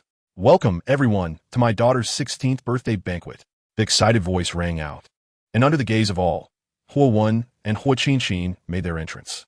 On this special day, Hua Qinqin wore a pristine white dress, her face adorned with an innocent smile, pure as an angel descended from the heavens. Beside her, Hua Wen donned a casual white outfit, exuding an air of elegance tempered with kindness. To the unacquainted, it was hard to believe he was the underground lord of Dingbao City. Observing the captivated audience, Hua Wen continued, originally, today would have marked my daughter's death anniversary, as many esteemed physicians had condemned her to death. Quacks. Those doctors are undoubtedly a bunch of quacks. The crowd erupted in protest. Miss Qinqin is so beautiful and vibrant. How could she be doomed to die? Flattering remarks surged forth as the prominent tycoons of Dingbao City seized the moment to curry favor with Hua Wen. He raised his hands to signal for silence. And only when the crowd had quieted did he resume, I, too, believe them to be quacks. My daughter, Hua Wen's daughter, is the most beautiful princess in the world, the most precious gift bestowed upon me by the heavens. How could she possibly not see her 16th year? Quacks. A whole bunch of quacks. In the future, when you encounter such quacks, Hualauda, you should expose them to the public. The sounds of flattery resounded once more. Gazing at the crowd, Hua Wen's tone suddenly turned somber. However, after navigating countless connections, I finally managed to reach the illustrious divine physician of our Huaxia, Li Jiuzhen, to examine my daughter. It was then that I comprehended the harsh truth, that those were not quacks. Heaven simply did not wish for my precious gem to survive beyond her 16th year. The esteemed Li Jiuzhen of Huaxia. No one has ever been able to save those whom he cannot. Miss Hua Qinqin is still alive. Could it be that even the divine physician Li Jiuzhen could misdiagnose? Curious murmurs arose, clearly indicating that these affluent individuals had also heard of Li Jiuzhen's renowned expertise. Surely, the divine physician would not err in his diagnosis. The reason my daughter was able to celebrate her birthday was due to her fortuitous fate. I managed to find a healer capable of saving her in Dingbao City. Is it conceivable that there exists a physician in Dingbao City who can cure ailments that even Li Jiuzhen cannot? This belief echoed in the air. However, those who had previously overheard the wager between Wang Yang and Hua Wen began to search for Wang Yang in the hall, fully aware that if such a miraculous healer indeed existed, it would undoubtedly be Wang Yang himself. Indeed, as you have heard, the one who saved my daughter is Wang Yang, that remarkably young Wang Yang. Hua Wen excitedly pointed toward Wang Yang in the corner of the banquet, exclaiming, when I was engulfed in despair, he was sent by Providence to my daughter's side. In my moments of skepticism, he demonstrated through his actions what it truly means to be a divine physician. Today is not only my daughter Hua Qinqin's birthday celebration, but also the grand occasion for the renowned Wang Yang. Let us all invite divine physician Wang to the stage, so he and my daughter may receive everyone's blessings. As Hua Wen gazed at Wang Yang, his excitement grew. Divine physician Wang. Wang Yang, divine physician. The air was filled with exhilaration, as countless gazes directed toward Wang Yang brimmed with reverence and admiration. On the stage, beside Hua Wen, Hua Qinqin looked on with a gaze full of infatuation as the crowd cheered for Wang Yang. Meanwhile, Zhao Ying, clad in a short black dress that accentuated her figure, suddenly extended her arm to tightly embrace Wang Yang's, proclaiming, I shall join you on stage. Lest some ill-intentioned women assume you are still single. Her cheeks flushed. Zhao Ying's actions unmistakably conveyed her affection for Wang Yang.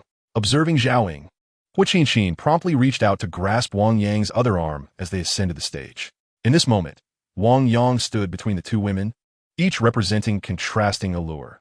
On his left, Hua Qinqin, innocent and pure, eyes brimming with love. On his right, Zhao Ying, voluptuous and commanding in her demeanor. For the first time, Wang Yang understood that the fortune of being surrounded by such beauty was not something every man could enjoy. He realized that Zhao Ying's proactive embrace was merely a declaration of her claim. To pursue Zhao Ying would require a greater mastery than he currently possessed. As for Hua Qinqin, her unwavering devotion to him meant that he could have her whenever he wished. One was underage and could not be pursued, while the other desired him, yet resisted his advances. In his heart, he continuously pondered, yet held tightly by the two women.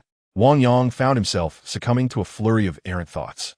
On this sweltering summer day, clad only in a short-sleeved shirt, the close proximity of the two women made it exceedingly difficult for him to maintain the demeanor of a virtuous gentleman.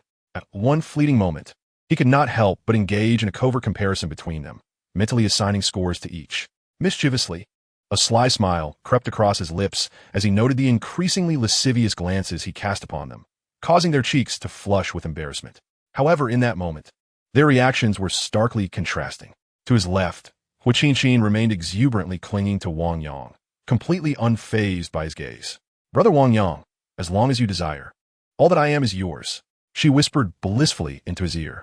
To his right, Zhao Ying, blushing deeply, shifted her body away. Yet at that instant, Wang Yang was oblivious to the future, his eyes ablaze with intent as he fixated on Zhao Ying, exuding a determination that conveyed, "You are the one I have set my sights on." Below the stage, a multitude of affluent guests failed to perceive Wang Yang's subtle gestures. They gazed upon him with nothing but reverence for his esteemed reputation as a healer. As Wang Yang descended alongside the two women, he was promptly encircled by the eager crowd, compelling even the two women who had been embracing him to reluctantly release their hold, temporarily yielding him to the throngs of admirers.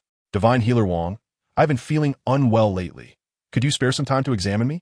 A real estate mogul respectfully handed him a business card. "Divine Healer Wang, I suffer from severe dysmenorrhea and have sought treatment at many prestigious hospitals without success. Might you be able to assist me?" A socialite grasped Wang Yang's hand, leading it to her exposed abdomen. "Divine Healer Wang, my elderly relative suffers from severe asthma. Could you lend your expertise?" A city official discreetly conferred with him. In that moment, Wang Yang eclipsed Hua Qinqin, becoming the centerpiece of the entire birthday celebration. Yet, Hua Qinqin, wearing a blissful expression, harbored no trace of jealousy. In contrast, Zhao Ying alternated her gaze between the throng surrounding Wang Yang and Hua Qinqin, her eyes reflecting a tumult of emotions. Suddenly, the tightly shut doors of the banquet flung open, revealing the unexpected figure of Su Li. "Su Li, how dare you show your face here?" Hua Wen's eyes glinted with cold fury. Hadn't Hua Wen declared today that from tomorrow onward, the Su family would be completely ostracized? Instead of strategizing with his family, Su Li brazenly came forth, seemingly courting his own demise. Perhaps he realized the futility of resisting Hua Wen's impending ban and sought to plead for mercy at Miss Qinqin's birthday celebration, hoping to salvage a sliver of hope for the Su family. A murmur of disdain rippled through the attendees as they regarded Su Li, their eyes filled with contempt. "You, who permitted you to come? I recall not sending an invitation to your family." Hua Wen seethed, his gaze sharpening like a blade. Within the confines of the birthday banquet, the bodyguards tasked with maintaining order hastened their steps towards Su Li, propelled by Hua Wen's wrath.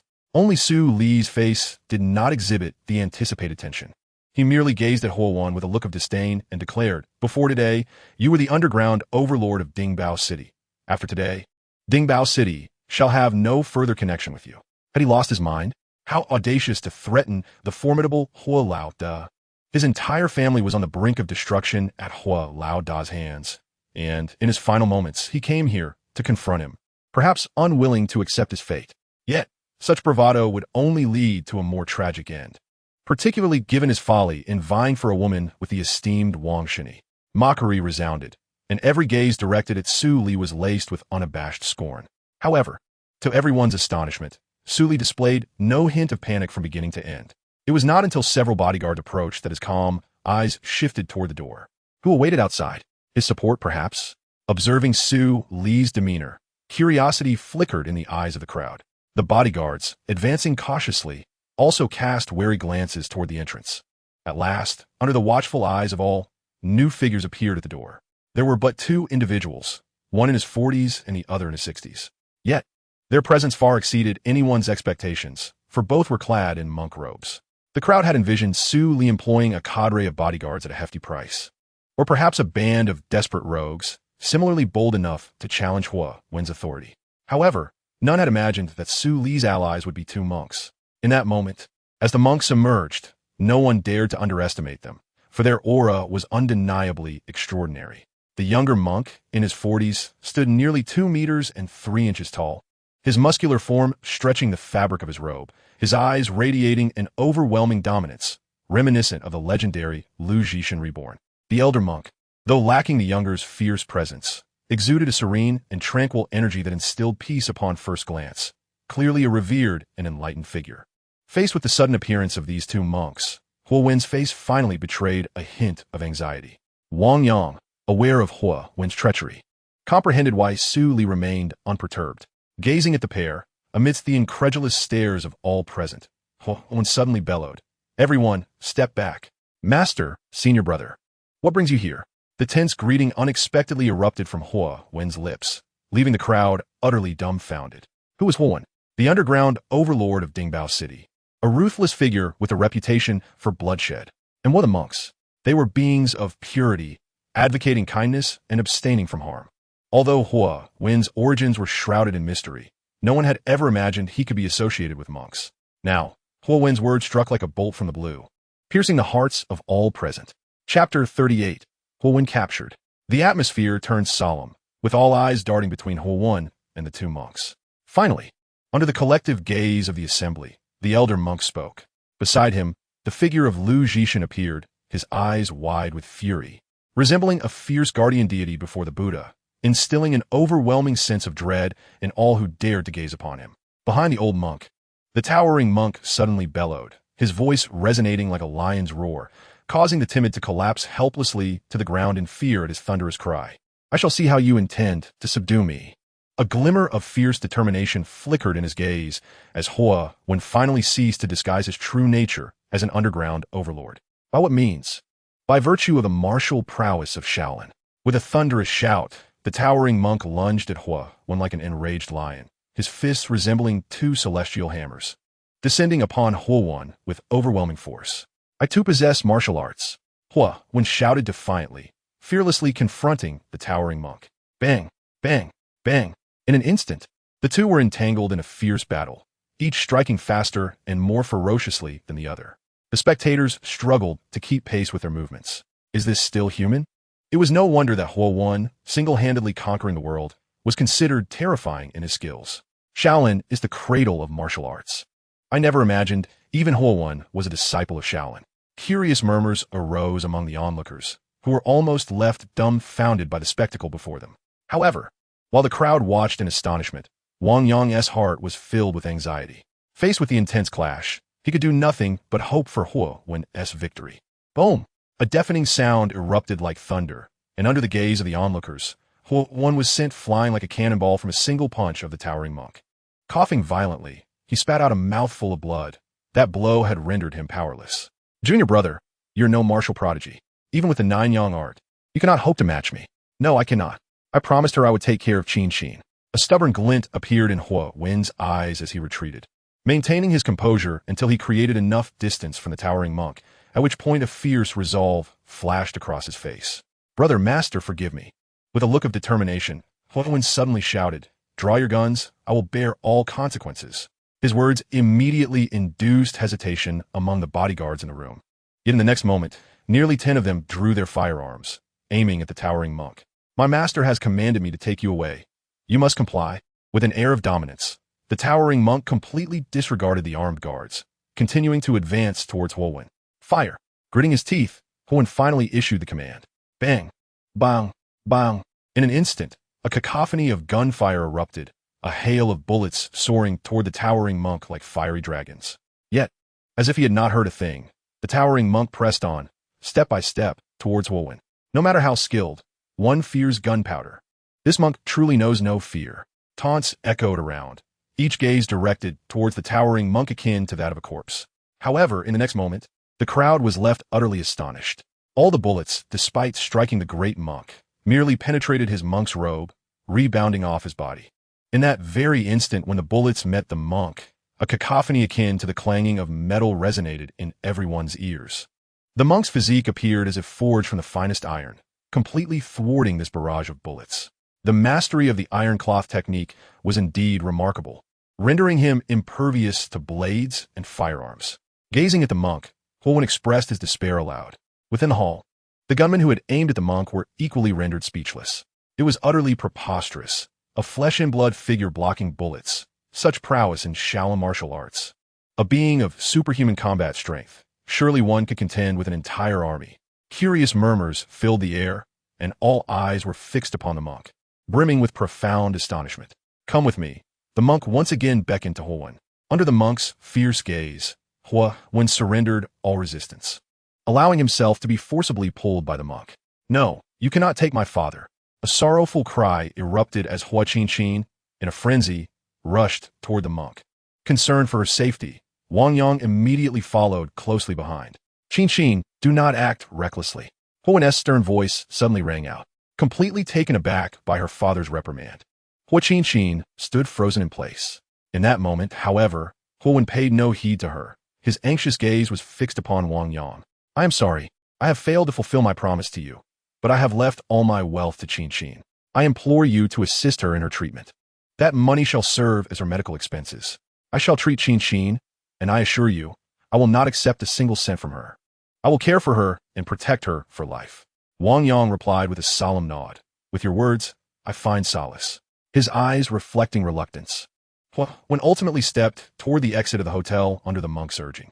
With each step, his once mighty aura dwindled, and upon crossing the threshold of the banquet, he appeared as a hollow shell of the formidable figure he once was. No, father. Hua Qin's anguished cries echoed. Unable to bear the weight of her father's departure, she fainted. Qin. With a look of concern, Wang Yang pressed against her chest, utilizing his inner vision to assess her condition. However, fully engrossed in Hua Qin's plight, he failed to notice Su Li advancing toward him with deliberate steps. Chapter 39. The Violent Organization, the Six Gates. From a position of superiority, Su Li gazed down at Wang Yang, his eyes filled with triumph. A wail of sorrow erupted, and under Wang Yang's care, Hua Qin finally regained consciousness. Clinging to Wang Yang, she seemed to grasp her last bastion of hope, wrapping her arms around him with all her strength, as if wishing to merge into his being.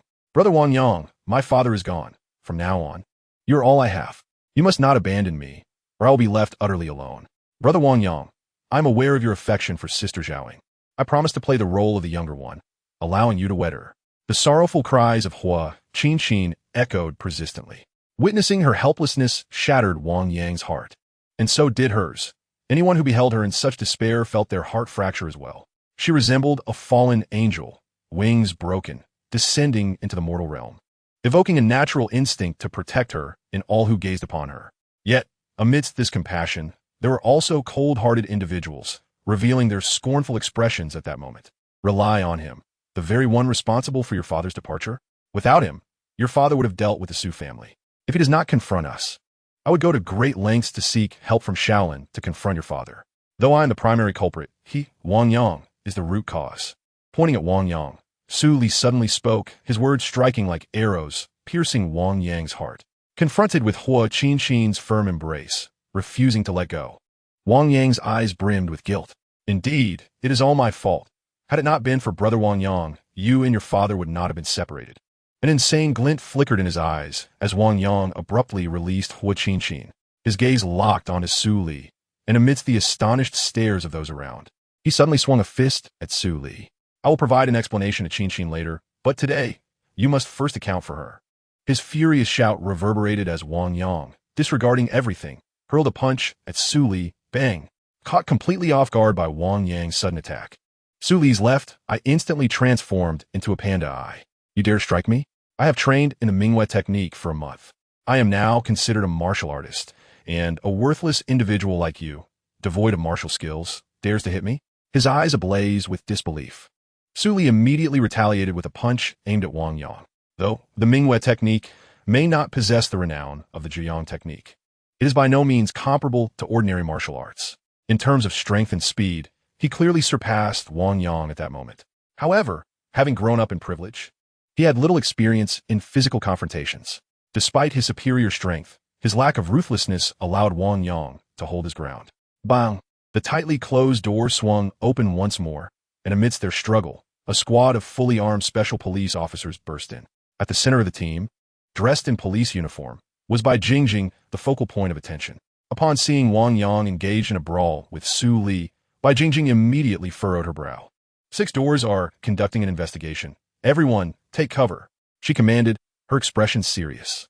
Although none had heard of the 6 doors, the sight of Bai Jingjing surrounded by heavily armed officers compelled everyone to wisely duck down. Bang! The sounds of fighting continued to echo, and, as the crowd crouched, the clash between Wang Yang and Su Li became increasingly conspicuous. Subdue the one assaulting my 6 doors investigator, Bai Jingjing pointed at Su Li. Is this an assault? A sense of foreboding surged within Su Li upon hearing Bai Jingjing's reference to Wang Yang. Yet under the threat of the officer's firearms, he had no choice but to raise his hands, wisely surrendering. Opposite him, as no one was in control, Wang Yang fought even more vigorously. "Officer, I protest. He hasn't ceased his assault. Officer, I object. This is an act of violent enforcement, condoning subordinates to batter me." Aware that Bai Jingjing was the leader of this operation, Su Li immediately lodged his protest with her. However, instead of intervening to stop Wang Yang, Bai Jingjing approached Su Li step by step. With a resounding slap, Bai Jingjing delivered a sharp blow to Su Li's face. This strike not only left Su Li momentarily stunned, but also caused Wang Yang, who had been relentlessly beating Su Li, to pause in astonishment, forgetting to continue his assault. Despite having saved Bai Jingjing's life and knowing her, Wang Yang did not believe their relationship would compel her to assist him in attacking Su Li. Yet in the next instant, Bai Jingjing's words made Wang Yang comprehend why she condoned his actions and how she could personally involve herself. Glaring at Su Li, Bai Jingjing declared with fury, "I am the head of the 6 doors in Dingbao City, responsible for maintaining all order in this realm. You nearly incited turmoil in Dingbao City. I could justifiably end your life." Standing behind Bai Jingjing, witnessing the rare display of anger on her typically composed visage, Wang Yang understood that she was genuinely infuriated. Realizing that Bai Jingjing would not prevent his beating of Su Li, he joined her in the fray against him. However, compared to Wang Yang's flamboyant strikes, Bai Jingjing's blows were 10 times more vicious. Do you realize the infamous reputation of the calm monk and the fierce Shaolin disciple? Do you understand how many martial arts masters have perished at the hands of this master and apprentice? Do you know how many elite members of the 6 doors have rushed to Dingbao City because of their arrival? Are you aware of the repercussions I face within the organization due to this failure and oversight? Do you comprehend how much effort I will need to exert to gain entry into the 6 doors in the capital because of you?" While delivering her blows, Bai Jingjing shouted in anger, ultimately leading to Su Li being beaten into unconsciousness by both her and Wang Yang. It was only when special police officers noticed the escalating violence that they intervened. Otherwise, Su Li might have been killed by Bai Jingjing's relentless assault. Even the eldest son of the Su family was not spared from Bai Jingjing's wrath. Observing her authoritative demeanor, the crowd in the hall grew increasingly tense and silent. At that moment, Bai Jingjing's gaze shifted back to the assembly. "I am the head of the National 6 Doors in Dingbao City, responsible for all matters of the realm. Today's events pertain to the realm's affairs and, by regulation, must remain unknown to outsiders. Therefore, today's incident is classified as a state secret. Should this matter leak, those responsible will face execution for treason on the spot. If you doubt my words, feel free to disseminate today's events." Bai Jingjing's proclamation immediately terrified the crowd, causing them to nod in agreement, promising to maintain confidentiality. Given the earlier incident where Su Li was nearly beaten to death, no one dared to question the brutality of Bai Jingjing's enforcement. Moreover, through the channels of the public, few were previously aware of the existence of the 6 gates, which only heightened their understanding that it is indeed a clandestine department of the state. Otherwise, it would not have been possible to mobilize so many special police officers at once. Very well, now you all may leave and completely forget about what transpired today. With a commanding gaze, Bai Jingjing sternly reprimanded the crowd. Faced with her admonition, the affluent figures of Dingbao City, who were accustomed to their status, dared not utter a word and promptly filed out. Chapter 40, Rising Fame. You are my informants of the 6 gates. Seize the opportunity to acquire the necessary skills. If you cannot even contend with such individuals, it would be a disgrace to the 6 gates. Leaving behind these words with an air of aloofness, Bai Jingjing swiftly departed with her contingent of special police officers. Behind her, numerous officers carried Su Li as if he were a lifeless carcass, closely following her lead. The 6 gates. Wang Yang had always believed that this department merely handled disputes within the martial world, possessing little true power and relying heavily on the police for survival. However, witnessing Bai Jingjing's domineering enforcement and the unwavering silence of the special police today made him realize that the 6 gates must indeed supersede the police force in authority. The 6 gates, my stronghold? Wang Yang felt an inkling of this realization as Bai Jingjing intertwined the honor of the 6 gates with her own identity. Wang Yang, brother, I do not blame you. If it were not for your rescue, my father and I would have been destined to part ways. Wang Yang, brother, you want to leave me, will you? You want to abandon me, will you? Hua Qinshin's voice, soft and frail, resonated once more. Observing her pitiful demeanor, Wang Yang nodded earnestly. No, Wang Yang will be with you for a lifetime. I will never forsake you. He embraced Hua Qinshin tightly, tears streaming down his face. What about Sister Zhao Ying? Would you let me take a smaller role? Hua Qinxin gazed at Zhao Ying with a pleading expression. I do not know, but I promise to ensure that your brother Wang Yang will always be by your side. Zhao Ying, filled with uncertainty, failed to recognize the contradiction in her words. That night, due to concerns for Hua Qinxin, the three ultimately stayed together at her villa. Meanwhile, the underworld of Dingbao City was thrown into chaos due to Hua Wen's departure, igniting a new round of conflict among the criminal factions. Several of Hua Wen's subordinates began to redivide the underground realm of Dingbao City, rendering the Hua family a relic of history in the city's illicit market. However, since many influential figures had attended the soiree that evening and were aware of Hua Qinxin's association with Wang Yang, the informant of the Six Gates, none dared to covet her assets. That night, although none of the wealthy dared to speak publicly about the Six Gates, the news of Wang Yang healing Hua Qinxin spread incessantly among them. Now, within the circle of affluent individuals across Huaxia, it became widely known that Dingbao City had given rise to a remarkably young divine doctor who had successfully treated the foremost healer, Li Jiuzhen, a feat unattainable by others.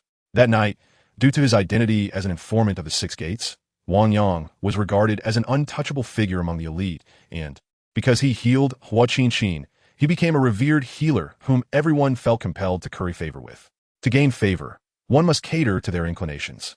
In anticipation of future medical needs, the individuals, aware that Wang Yang was the proprietor of the first jade store, flocked to the establishment the following day. They were not discerning in appearance, but rather in price, deliberately opting for the most expensive items. This purchasing behavior directly caused a significant surge in the store's revenue. Each patron left behind their business cards, insisting they be delivered to Wang Yang, which made it clear to all employees at the first jade store that their sole objective was to forge connections with him. Wang Yang's reputation soared. Yet the Su family found themselves engulfed in fury. Observing Su Li, gravely injured and hospitalized, Suin leveraged every connection to seek justice for his son. Director Wang, this is Su and my son Su Li. Beep, beep, beep. Director Zhao, this is Su and my son Su Li. Beep, beep, beep. Mayor Sang, this is Su and my son Su Li. Beep, beep, beep.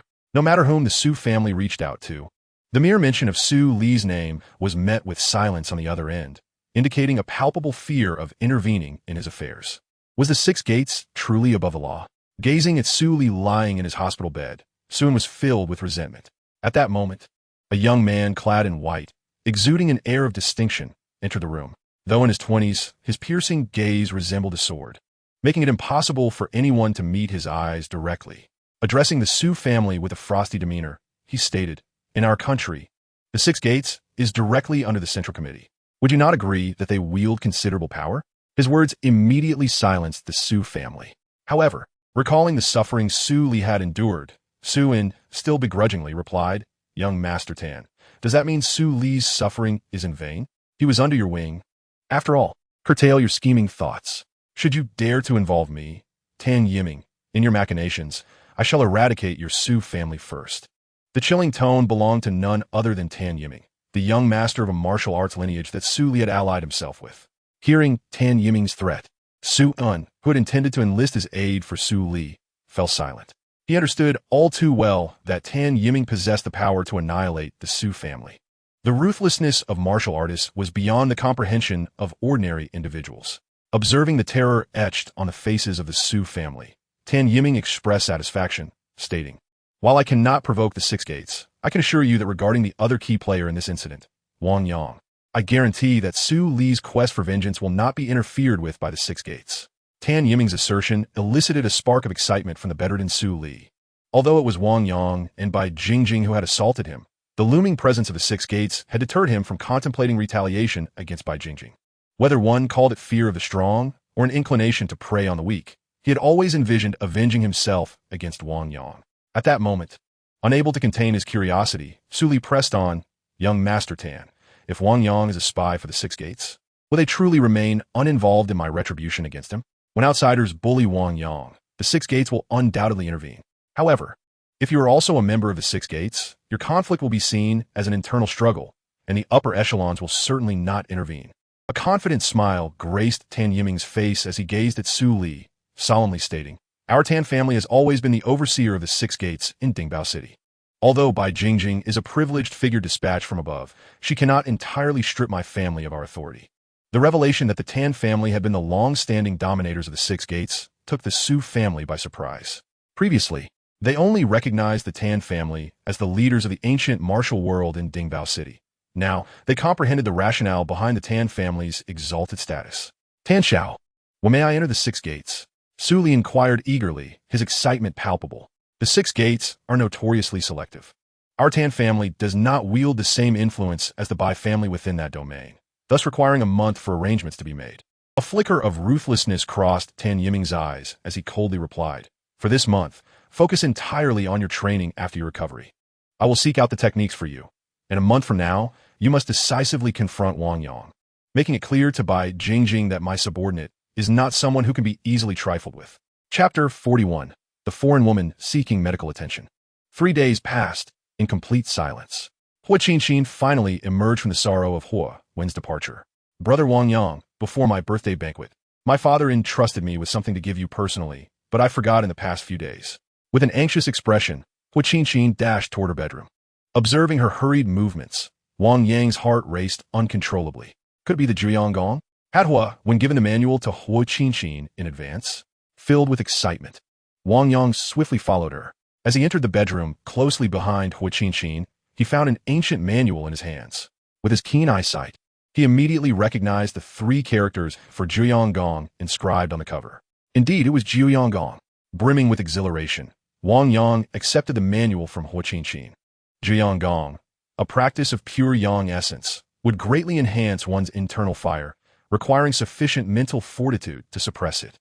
Those lacking in spirit who forcefully attempted to cultivate it would find themselves overwhelmed by their inner fire, leading to the inevitable breaking of their vows of restraint. These words were inscribed in fine print on the first page of the Zhuyanggong, yet Wang Yang disregarded them, focusing instead on the content of the manual. Initially, he imagined that the practice of Zhuyanggong would resemble the seated meditation depicted on television. However, after perusing the entire manual, he discovered that the true cultivation method diverged significantly from such portrayals. Authentic practice required standing postures. Zhuyanggong necessitated the execution of the 9-yang stance, a complex form derived from the horse stance. Moreover, due to its intensely yang nature, it could only be practiced under the sun. Having long anticipated the Zhuyanggong, Wang Yang was eager to validate his newfound knowledge. However, to his utter disbelief, before he could commence his training, an unexpected trouble found its way to him. Outside Hua Qinqin's villa, nearly 20 formidable men completely surrounded the premises. The moment he stepped out, 4 of these men immediately obstructed his path. Behind them, an elderly figure approached Wang Yang with hastened steps. The elderly man, appearing to be around 60, donned a striking blend of red and blue traditional attire, exuding an aura reminiscent of a grand steward from ancient times. "Dr. Wang, my employer is gravely ill and has been referred to you by the renowned healer, Li Jiu. I hope you can spare him a moment," he implored, glancing at Wang Yang with a beseeching expression, wary of provoking any misunderstanding. Noticing the evident displeasure on Wang Yang's face, the elder quickly added in a hushed tone, "We shall compensate you according to Li Jiu's standards, 10 million for consultation, with additional fees for treatment." The staggering figure left Wang Yang astounded. He was acutely aware that even such exorbitant fees did not guarantee Li Jiu's assistance, as evidenced by Hua Wen's earlier struggles to secure an audience with him. "Why has Li Jiu sent your master to me? I never claimed to be a physician," Wang Yang remarked, his curiosity piqued. "Though you did not profess it, you have cured individuals whom even the esteemed healer Li Jiu could not," the elder flattered. Though Wang Yang remained unmoved by such praise, he understood all too well that the world was rife with countless terminal illnesses, each as diverse as they were numerous. Accepting every case would leave him with no time for anything beyond treating patients. Thus, regardless of the elder's flattering words, Wang Yang maintained a stern demeanor. "I apologize, but I'm not a doctor. My success in treating Hua Qinqin was merely due to the fact that my qigong happened to align with her ailment. Fundamentally, I am not a physician. Perhaps your qigong could also be effective for my employer's condition." The elder persisted, a hint of desperation in his voice. "Even if it could help, I have neither the time nor the inclination to treat him," Wang Yang replied coldly, determined to convey his resolution. The elder's face fell, overtaken by despair. Yet, with lingering reluctance, he mentioned, "Li Jiu does not entertain patients without an introduction. I wonder if you have any special requirements?" Wang Yang began, prepared to refuse again, when his attention was suddenly captured by a woman rushing toward him. This woman was strikingly foreign, with golden hair and blue eyes, embodying an exotic allure. She was undeniably beautiful, her curves accentuated and her crimson lips exuding a captivating charm, reminiscent of a Hollywood A-lister. Wang Yang recalled seeing a blockbuster film featuring a leading lady who bore an uncanny resemblance to her. Reports indicated that this actress hailed from a wealthy family, choosing to act merely for the experience before retreating from the spotlight after a major success. At that moment, Wang Yang's gaze was drawn to the jade phoenix pendant dangling from the woman's neck, its subtle blood-red hue evoking the image of a phoenix undergoing a fiery rebirth. Due to the jade pendant hanging before him, Wang Yang's gaze was fixed intently upon it, as if he were captivated by its beauty. Observing the intensity of Wang Yang's stare, both the elder and the woman displayed unmistakable anger on their faces. However, recalling the purpose of their visit, the elder could only suppress his fury, while the woman's face revealed a more resolute expression. Approaching Wang Yang with determination, the woman declared, "Dr. Wang, as long as you agree to treat my grandfather, I, Catherine A.I., will grant you any request you desire, regardless of the outcome." Anything. Surprised, Wang Feng glanced at the woman uncertainly until she nodded, at which point a look of sheer joy illuminated Wang Yang's face. "Very well. Then I shall first claim what I desire." With an air of palpable excitement, Wang Yang reached towards Catherine. "Dr. Wang, please exercise restraint." Despite her earlier resolve to do whatever it took for her grandfather's health, Catherine instinctively raised her hand to block Wang Yang's advance. His words ignited a fire of anger in her eyes, and she couldn't help but wish to kick him away. Yet, thinking of her grandfather's illness, she forced herself to suppress her rage. "I can promise to offer myself to you, but as this is my first time, I hope you will afford me some dignity and not humiliate me in front of others."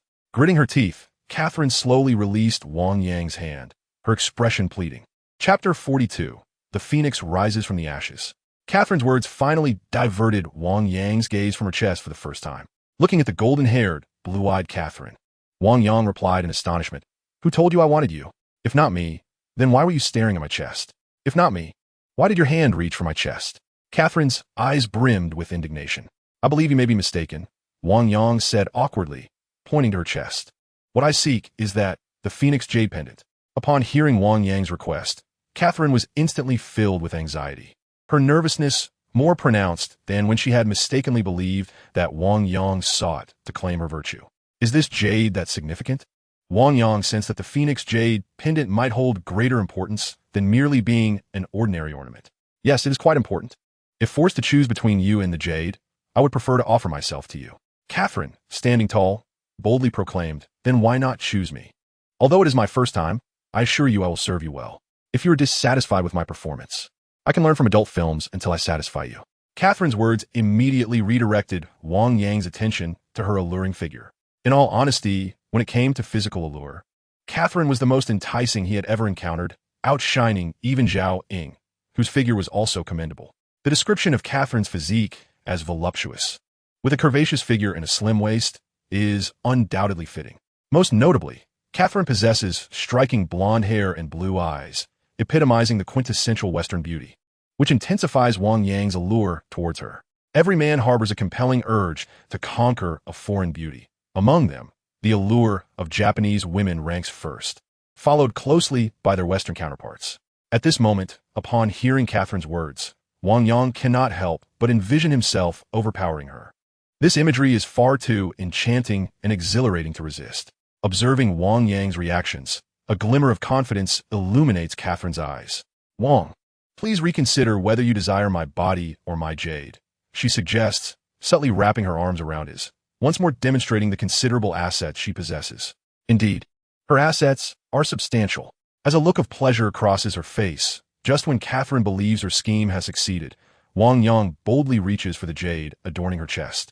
Seizing the Phoenix Fire Jade, "I prefer this over your natural allure. It is a treasured heirloom of my family. May I request something in return?" Looking intently at Wang Yang, Catherine's expression is one of earnest appeal. "No, I want this." Wang Yang's gaze remains resolute, fixed unwaveringly on the Phoenix Fire Jade, radiating an air of uncompromising determination. Unknown to anyone, upon activating his X-ray vision, the Phoenix Fire Jade transforms entirely before his eyes. In the presence of others, it appears merely as an ordinary piece of jade, Yet under Wang Yang's extraordinary perception, it reveals a fiery phoenix swirling around it.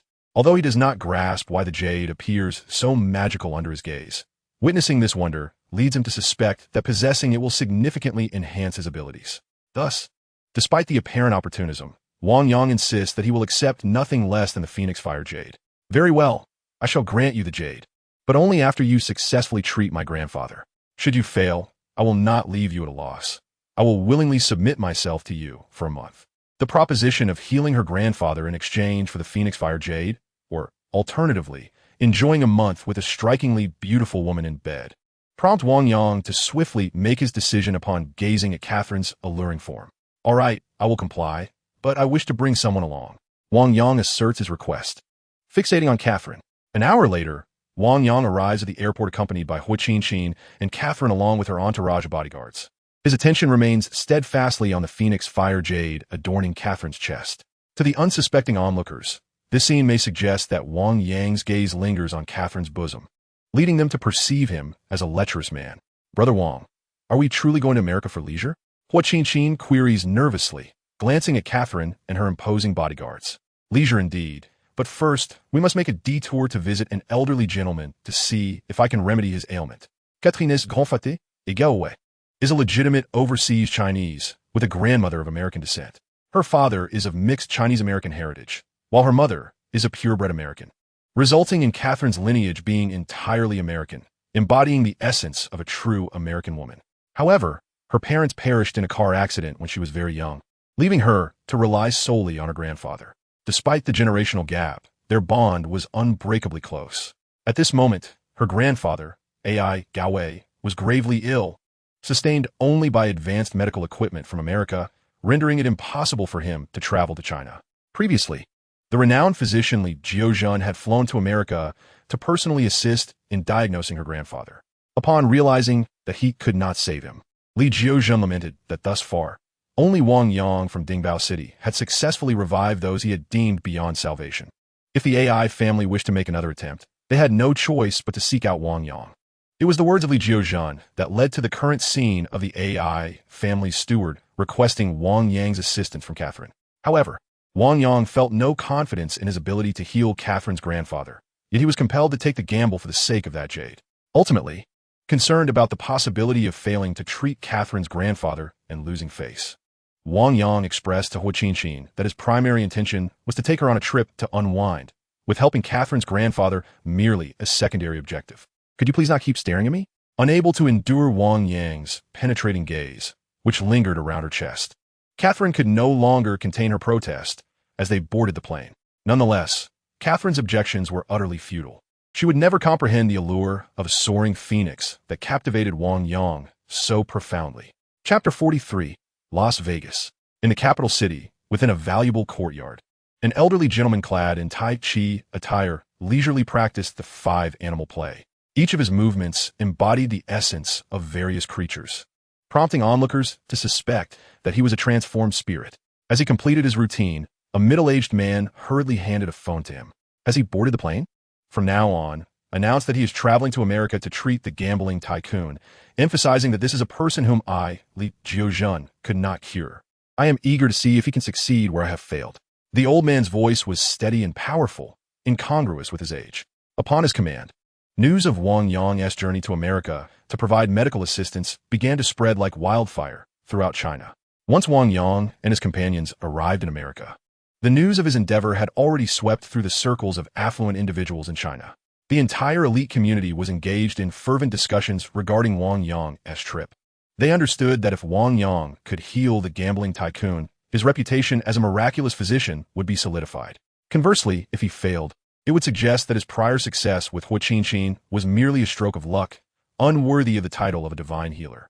Back in the capital, within that same opulent courtyard, the middle-aged man could not resist questioning Li Jiuzhen. Master, why recommend Wang Yang to the gambling tycoon? Why? Naturally, it is to vindicate his name. Gazing at the man before him, Li Jiuzhen expressed his discontent, stating, I, Li Jiuzhen, have dedicated my life to the art of healing and saving lives, earning the esteemed title of a divine physician. Yet, this nameless fellow has gained my renown merely by curing a condemned man. His ascent feels as though he is stepping upon my shoulders.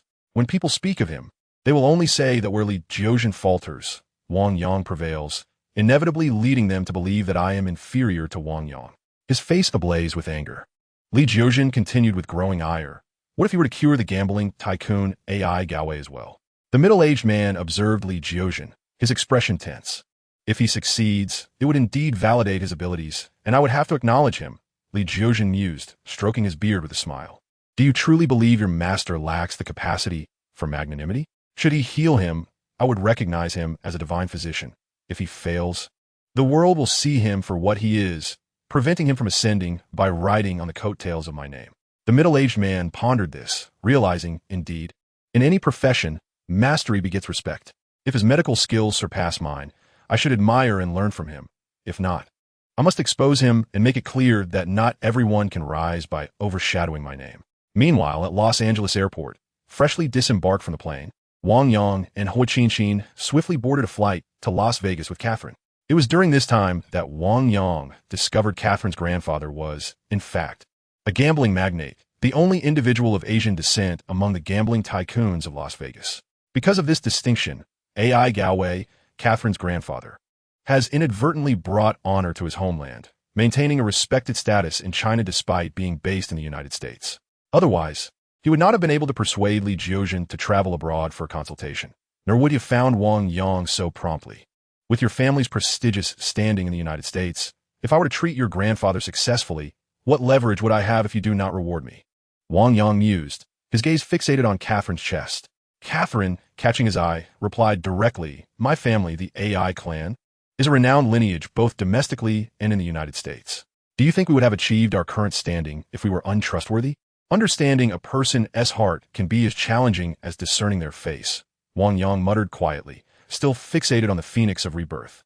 If it were not for his fervent desire to obtain the Phoenix of Rebirth, the revelation of Catherine's grandfather's identity would have deterred him from coveting the family heirloom. However, the enigmatic allure of the Phoenix of Rebirth was too compelling. It was the first item he encountered that could potentially enhance his insight. Wang Yang resolved that he could not afford to let this opportunity slip away, even if it meant risking the ire of the gambling tycoon's family.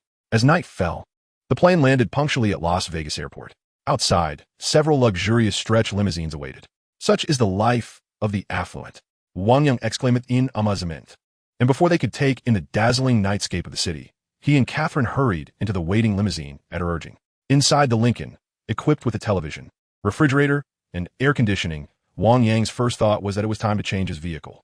Embracing Wang Yang tightly, Hua Qinqin eagerly exclaimed, Brother Wang Yang, this is Las Vegas, the world's most renowned gambling city. Are you going to help me win some money? Indeed, Wang Yang nodded with an air of confidence. Tomorrow, I shall lead you to sweep through Las Vegas, ensuring that the funds for my global strategy in the jade industry are secured in one fell swoop. Catherine scoffed disdainfully. Las Vegas has gamblers who win small amounts, but there are no gamblers who win big. Otherwise, after all these years, 100 Las Vegases would have been drained of their wealth, and there would be no reputation as the world's premier gambling city. If my brother Wang Yang says we can win, then we will definitely win. If you don't believe it, we shall see, Hua Qinqin retorted, sticking out her tongue in provocation towards Catherine. Hua Qinqin had an instinctive hostility towards Catherine, whose figure was even more exaggerated than Zhao Ying's, especially during their journey. Seeing Wang Yang's gaze often lingering on Catherine's chest only intensified her aversion. All right, I'll wait for your victory. I can also play the role of a guide, ensuring you miss not a single casino in Las Vegas, Catherine replied with a hint of disdain.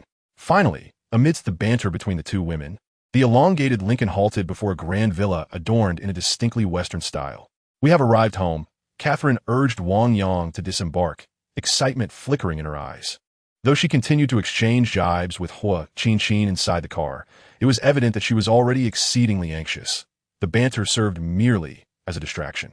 At this moment, after urging Wang Yang and Hua Qinqin to exit the vehicle, she insisted on him meeting his grandfather before even considering dinner. All right, I'm hungry. Please urge the kitchen to prepare something.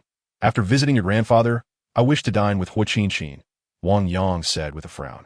Under Catherine's lead, he and Hua Qinqin headed straight to the second floor of the villa. The area was heavily guarded, with 8 formidable bodyguards stationed in a narrow corridor. After undergoing a thorough screening by the guards, Wang Yang and Catherine entered a distinct hospital room. The room was indeed a repurposed study, yet it bore the hallmarks of a medical facility, filled with expensive medical equipment.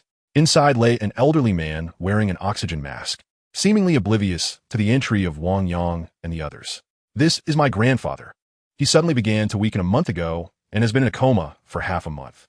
Despite consulting numerous renowned physicians, no one can ascertain the nature of his illness," Catherine expressed with deep concern, pointing at the elder who appeared to be asleep. "Let me examine him," Wang Yang replied cautiously, grasping one of Catherine's grandfather's hands. His internal vision unfolded discreetly, allowing electrical currents to flow through his palm into the elder's body. Gradually, the condition of Catherine's grandfather revealed itself in Wang Yang's mind. The vitality that emanated from a young person's body was unmistakable. However, Catherine's grandfather was different. Under Wang Yang's examination, the interior of his body resembled a withered old tree, devoid of vitality. In fact, Wang Yang considered it a miracle that he had survived to this day. Yet, as the electrical energy coursed through Catherine's grandfather's form, Wang Yang found no signs of illness. Although his physique appeared frail and decrepit, there were no discernible causes of disease. Something was amiss. He must have overlooked an aspect. At just over 60 years of age, with substantial wealth and adequate nutrition, it was implausible for his body to suddenly deteriorate to such a critical state. Furrowing his brow deeply, Wang Yang fell into contemplation. "Dr. Wang, can you ascertain the cause of my grandfather's condition?" Catherine inquired, anxiety etched across her face. "I have not yet discovered anything. Your grandfather appears to be at the end of his natural lifespan, his body simply aging and reaching its limits." Wang Yang candidly relayed his findings. "That cannot be. My grandfather was perfectly healthy. How could he suddenly be at death's door?" Catherine implored, her grip tightening around Wang Yang's arm. "Dr. Wang, please examine him thoroughly. My grandfather was running daily before falling ill, in peak health." Desperation tinged her voice, for Wang Yang had become her last hope. If he could not provide a remedy, she was at a loss for whom else to turn to. "Speak plainly, but do not cling to my brother Wang Yang," Hua Qinxin interjected, a frown marring her features.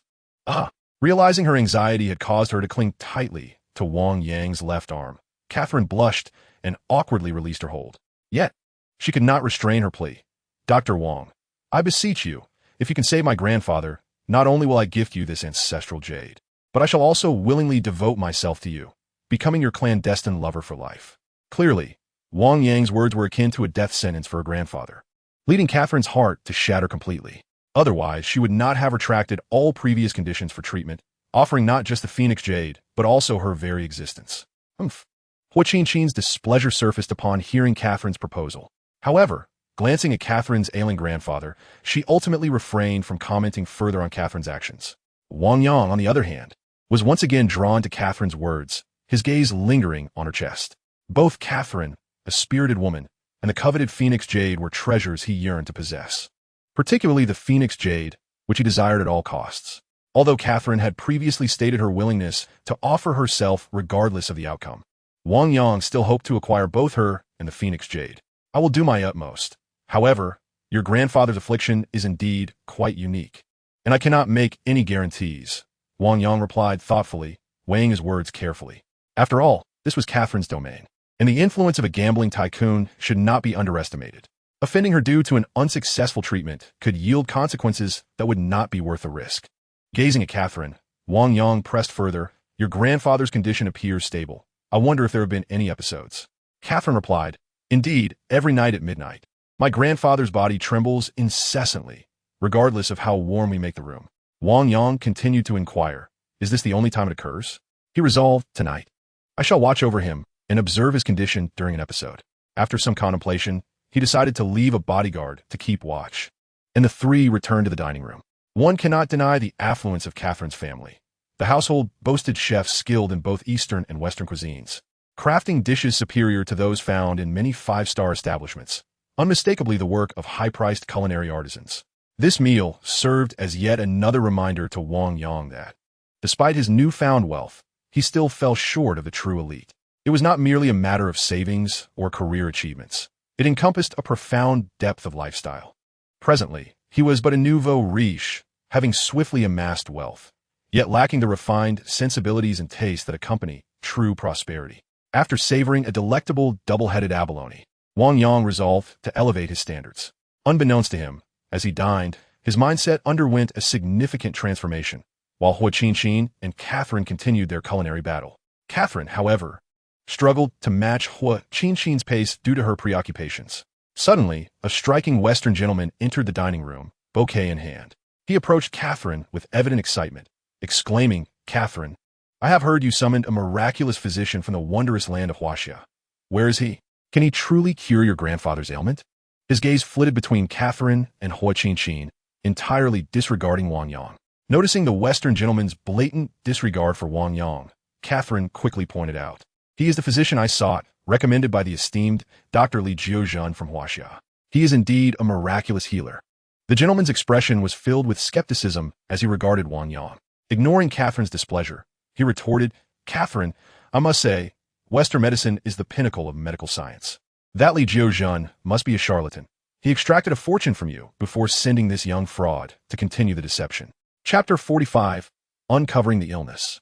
Initially, Wang Yang was inclined to dismiss the Western gentleman. However, upon hearing him scorn not only Wang Yang, but also the revered traditional medical practices of Huaxia, Wang Yang es anger ignitet. Is that so?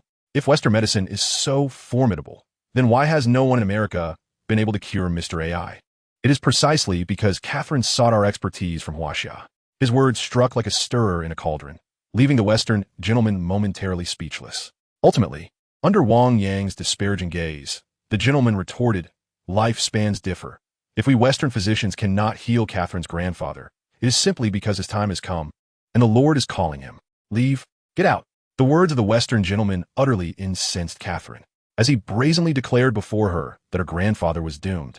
Wang Yang could not help but burst into laughter. "My friend, if Western medicine truly holds such prowess, I suggest you visit a hospital to enhance your intelligence." Wang Yang regarded the Western gentleman with a mocking expression. "How dare you mock me, a fellow Chinese, in Las Vegas? Pray, may you find a way to save Catherine's grandfather. Otherwise, I, Oni Fei, shall ensure you do not escape Las Vegas unscathed." Though the Western gentleman's voice was filled with anger, he ultimately had to depart under Catherine's furious gaze. "I apologize. He is merely a suitor of mine. If he has offended the esteemed Wang Yang, I sincerely apologize on his behalf," Catherine said, looking at Wang Yang with a troubled expression.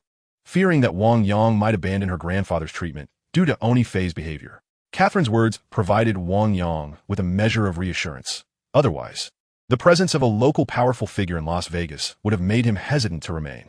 Night fell, enveloping the surroundings in darkness. This evening, he intended to observe Catherine's grandfather's condition once more. If there was a chance of healing, he would certainly intervene for the sake of the Phoenix's resurrection. Even if healing proved impossible, he would feign a glimmer of hope to bring Hua Qinqin back to China. Initially, Hua Qinqin wished to stay awake with Wang Yang, but considering her recent sorrow and lack of sleep, he gently urged her to rest. Consequently, the hospital room was left with only Wang Yang and Catherine. Aside from her grandfather, "Dr. Wang, do you believe there is a significant chance of recovery for my grandfather? I implore you, whatever the cost. I am willing to pay if you can save him." As midnight drew near, Catherine's anxiety intensified. Observing Catherine, who was in a state of turmoil, constantly uttering prayers, Wang Yang could not suppress a feeling of sympathy. Her kindness genuinely touched him. For the first time, he resolved that regardless of whether he could save Catherine's grandfather, he would not demand her submission in return. A kind-hearted person should reserve their first for someone they truly cherish. Perhaps he could conquer other hearts in the future. Gazing at Catherine with a mixture of reluctance and complexity, Wang Yang acknowledged her beauty and admirable physique, which met his aesthetic standards. However, he held firm to his principles. If their feelings were genuine, he would not mind developing a deeper connection. Yet he could not bring himself to demand that Catherine repay him with her body. Suddenly, a violent cough erupted. On the hospital bed, Catherine's grandfather began to tremble slightly. His teeth chattered uncontrollably, as if his body could no longer endure the cold. Yet both Wang Yang and Catherine knew that the room was not cold. The sweltering summer night, with the air conditioning running, made it quite uncomfortable. "Dr. Wang, my grandfather is having an episode. Please, you must help him," Catherine urgently implored, looking at Wang Yang with desperation. Under her watchful gaze, Wang Yang once again grasped her grandfather's hand, closing his eyes and gently feeling the pulse as if he were a traditional Chinese medicine practitioner. However, only Wang Yang knew that at this moment he had already employed his inner vision, a form of X-ray sight, to channel electric currents into Catherine's grandfather's body. In that instant, the condition within Catherine's grandfather became vividly clear in Wang Yang's mind. He could even discern vital signs that many scientific instruments failed to detect. Thanks to his inner vision, as this ability unfolded, Wang Yang suddenly realized that Catherine's grandfather's condition had significantly deteriorated since the daytime. While he had appeared to be on the brink of exhaustion earlier, there was still a flicker of life remaining, consumed at a gradual pace. Now, however, the rate of vitality depletion had surged alarmingly, leading Wang Yang to question whether Catherine's grandfather would survive beyond 3 days. What could have caused such a transformation? Frowning deeply, Wang Yang expedited his examination of the electric currents. At last, he discerned that the vitality was not vanishing into thin air. Instead, it was mysteriously disappearing as it flowed toward Catherine's grandfather's chest, as if a gaping maw were relentlessly devouring his life force. Confounded, Wang Yang wondered why this was occurring specifically in that region. Upon opening his eyes, he immediately directed his gaze toward Catherine's grandfather's chest. However, forgetting to deactivate his X-ray vision, Wang Yang's sight penetrated through the fabric and landed upon the frail chest beneath. Realizing that he was inadvertently using his ability on a man, he instinctively sought to turn it off. Yet, before he could do so, his attention was irresistibly drawn to a jade cicada resting before Catherine's grandfather. It was a distinctly shaped jade piece, with sharp angles and a dark red hue, exuding an eerie aura. Beside the jade cicada, a similarly shaped black insect clung tightly to Catherine's grandfather's chest. Its eyes, resembling blood-stained daggers, pierced into his chest, siphoning off streams of life force with each bite. Witnessing this bizarre scene, Wang Yang's eyes widened in shock, his astonishment evident to Catherine standing nearby. "Dr. Wang, have you discovered something?" Catherine could not contain her curiosity upon seeing the fleeting expression of shock in Wang Yang's eyes. "Yes, I have made a certain discovery." With a solemn expression, Wang Yang promptly deactivated his X-ray vision and began to unbutton Catherine's grandfather's shirt. There, in his line of sight, the jade cicada remained positioned on Catherine's grandfather's chest. Yet, with the deactivation of his ability, the strange creature that consumed vitality was no longer visible. The problem seemed to originate from the jade cicada. With a thoughtful look, Wang Yang reached out to remove the jade cicada from Catherine's grandfather. However, as soon as his hand made contact with the jade cicada, Catherine swiftly intervened, forcibly pushing his hand away. "Dr. Wang, this jade cicada was purchased at a high price by my grandfather shortly before he fell into a coma. He cherished it deeply and even intended to use it as a burial item. Please do not harbor any ill intentions towards it." Catherine's words immediately sparked a flicker of annoyance on Wang Yang's face. Gazing at Catherine, he retorted, "Do you think I covet your grandfather's jade cicada? You see my phoenix rising from the ashes and wish to possess it. Is it not you who harbors a peculiar obsession with ancient jade?"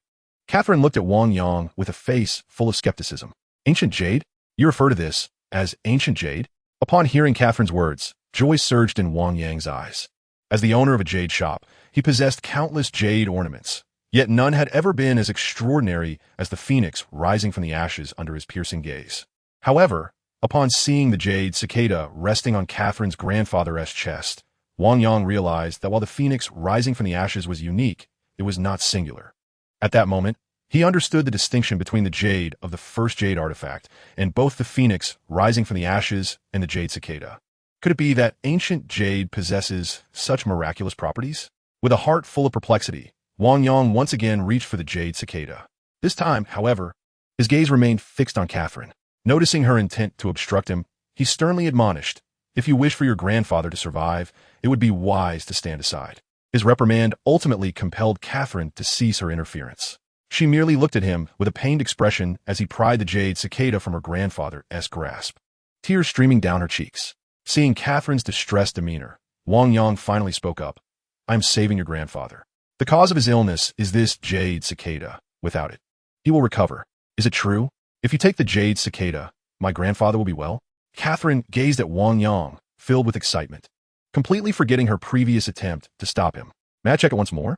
A hint of caution flickered in her eyes as Wang Yang casually pocketed the jade cicada and resumed feeling Catherine's grandfather's pulse, akin to a seasoned physician. As he discreetly assessed the situation within her grandfather's body, the condition of Catherine's grandfather appeared vividly in Wang Yang's mind. At that moment, the gradual decline of vitality had completely ceased. In fact, due to the influx of nourishment, her grandfather's vitality was slowly on the rise. In truth, Catherine's grandfather was not truly at death's door. It was merely the jade cicada that had been siphoning off his life force, creating the illusion of his impending demise. As energy circulated within Catherine's grandfather's body, Wang Yang swiftly determined the time frame for his awakening based on the rate of nutrient absorption. Do not cease the nutrient infusion. Have a nurses assist your grandfather with a full-body massage for 4 hours each day. In 3 days, he should awaken. Wang Yang stated his assessment directly to Catherine. His words instantly illuminated her face with unbridled joy. Ever since her grandfather's condition had worsened, she had sought out every renowned doctor she could find. For a month, Wang Yang was the first to articulate the possibility of salvation and to specify the precise means of healing. Although his prediction of 3 days hence remains uncertain, his words shine like a ray of hope, illuminating Catherine's despairing heart. Wang Yang, I'm grateful to you. When my grandfather awakens, I shall entrust you with my heirloom jade and my very being. Gazing at Wang Yang with excitement, Catherine, in a moment of impulsive affection, embraced him and pressed her lips against his. Since parting ways with Zhongli, Wang Yang had scarcely experienced the touch of a woman. His body was in a state of heightened sensitivity. Now, as Catherine initiated the kiss, feeling the softness of her delicate tongue and the faint fragrance of roses emanating from her lips, the suppressed fire within him ignited fervently. Initially passive in receiving Catherine's tender kiss, he soon found himself eagerly responding, his tongue exploring her lips with fervor while his hands tugged at her clothing, longing to possess her utterly. No, this cannot happen. For now, I can only offer you this fleeting sweetness. Only when my grandfather awakens will you truly have me. Breathless, Catherine struggled to extricate herself from Wang Yang's embrace. Get to me, I need it. With her eyes glistening with desire, Wang Yang felt a surge of frustration. It was as if a blazing inferno raged within him, and only the presence of a woman could quell its flames. This sensation echoed a previous encounter with Zhao Ying, wherein he grappled with the urge to dominate despite knowing he ought not to. It felt akin to a woman who, having been drugged, recognizes the violation, yet finds her body responding involuntarily. Wang Yang was acutely aware that his predicament was far from normal. He suspected that this loss of control was intricately linked to the overwhelming energy coursing through his body, empowered by his increasingly robust physique. After this encounter, he must devise a solution, no matter the cost. With a final fleeting thought, Wang Yang could no longer restrain himself and lunged towards Catherine. Bang! With a forceful impact, he sent her crashing onto another bed. Tear. In his frenzied tearing, Catherine's lightweight summer attire was reduced to mere strips of fabric. Chapter 47. The Mysterious Ancient Jade. Bang! A dull thud echoed in his skull as Wang Yang collapsed to the ground, rendered powerless by the blow of a gunstock against the back of his head. Clearly, Catherine's cries of resistance had alerted the guards outside, prompting their timely intervention. Seeing Catherine safe, one guard aimed his weapon at Wang Yang, ready to execute him at a moment's notice upon Catherine's command. With a mere wave of her hand, Catherine effortlessly commanded the security guards who had rushed in to retreat. Opposite her, Wang Yang, having suffered a blow to the back of his head, found the earlier chaotic situation astonishingly dissipated. I apologize, I am unsure why this occurred. But I lost control of my actions, he cautiously explained, gazing at Catherine. However, Catherine harbored no belief in Wang Yang's words. She merely cast him a scornful glance, her expression dripping with disdain as she declared, I shall fulfill my promise. In 3 days, once my grandfather awakens, both the jade and I shall belong to you. Flushed with embarrassment, Wang Yang ultimately abandoned further explanation and rose to leave the hospital room. He understood all too well that any additional words at this moment would be futile. Only through tangible actions 3 days hence could he demonstrate to Catherine that he harbored no intentions of harming her. The jade cicada, akin to the phoenix reborn from flames, bore a lethal nature, unlike the harmless phoenix. A profound curiosity flickered in Wang Yang's eyes as he activated his X-ray vision to scrutinize the jade cicada once more. In his hands, 2 jade cicadas stood side by side. One was frigid and devoid of any aura, an exact replica of the jade cicada itself. The other, though visible to the eye, elicited no sensation of presence when touched. It resembled a wisp of air, resting in the palm of Wang Yang's hand, its sharp teeth piercing his skin and gradually siphoning his vitality. However, Wang Yang's body, stimulated by the computer, was perpetually brimming with excessive energy. The cicada's consumption of his life force not only failed to inflict any harm, but instead aided in dissipating his surplus energy, maintaining his body in peak condition. This scenario mirrored that of a healthy individual donating blood. It bore only benefits, never drawbacks. What is deemed a malevolent entity by outsiders, for me, has become a treasure. Gazing at the cicada nestled in his palm, Wang Yang's eyes reflected a profound surprise. He recognized that with the cicada assisting him in expending excess energy, incidents like today, where he lost his rationality and transformed into a creature driven solely by primal instincts, would no longer occur. Indeed, I find myself reluctant to destroy you. Wang Yang's eyes betrayed a hint of hesitation as he regarded the cicada. Yet, captivated by its extraordinary nature, he continued to scrutinize it with his X-ray vision, eager to unveil the reason behind the cicada's extraordinary characteristics that other jade ornaments lacked. Despite his efforts, the cicada remained nestled in his palm, showing no signs of change under his scrutiny. When X-ray vision proved ineffective, he turned to introspection, placing his left hand upon the carved jade cicada. Wang Yang closed his eyes and invoked his inner sight. Instantly, energy surged from his palm, flowing through the jade cicada and into the enigmatic cicada within. This jade cicada, originating from the Han dynasty, was a genuine Han 8-knife jade cicada, meticulously crafted for royal individuals. Yet its purpose was rather peculiar, intended for the burial of princes. Through the trials of history, it ultimately transformed into an enigmatic gem. History demands your role as a burial object, compelling you to bring about the demise of your master. The phoenix, a symbol of auspiciousness throughout the generations of the AI family, remains unaffected by its master, even if it were to possess a spirit. Gazing at the jade cicada in his hand, Wang Yang was momentarily awestruck by the wonders of the universe. Moreover, he discovered that when electric energy entered the ethereal form of the jade cicada through its carved medium, its dual orbs emitted a formidable urge to consume the opposing entity. Had he not swiftly retracted the electric energy from the cicada's illusionary body, it would have been completely devoured by its own radiant eyes, rendering the cicada an ordinary jade ornament devoid of the ability to absorb its master's vitality. Understanding the necessity of the cicada's aid in harnessing vibrant energy, Wang Yang was resolute in not destroying it just yet. At this moment, he was more intrigued by whether history's baptism had endowed only this ornament with such capabilities, or if all antiques possessed unique powers. He resolved to seek out more antiques to validate his curiosity. With a heart full of contemplation, Wang Yang eventually succumbed to slumber, cradling the jade cicada. "Awake, my master! Awake!" The punctual chime of the alarm clock jolted Wang Yang from his dreams. As he gazed out at the newly risen sun, he splashed some water on his face and eagerly donned his attire, rushing to the courtyard. The dawn is the foundation of a day, particularly for practicing martial arts.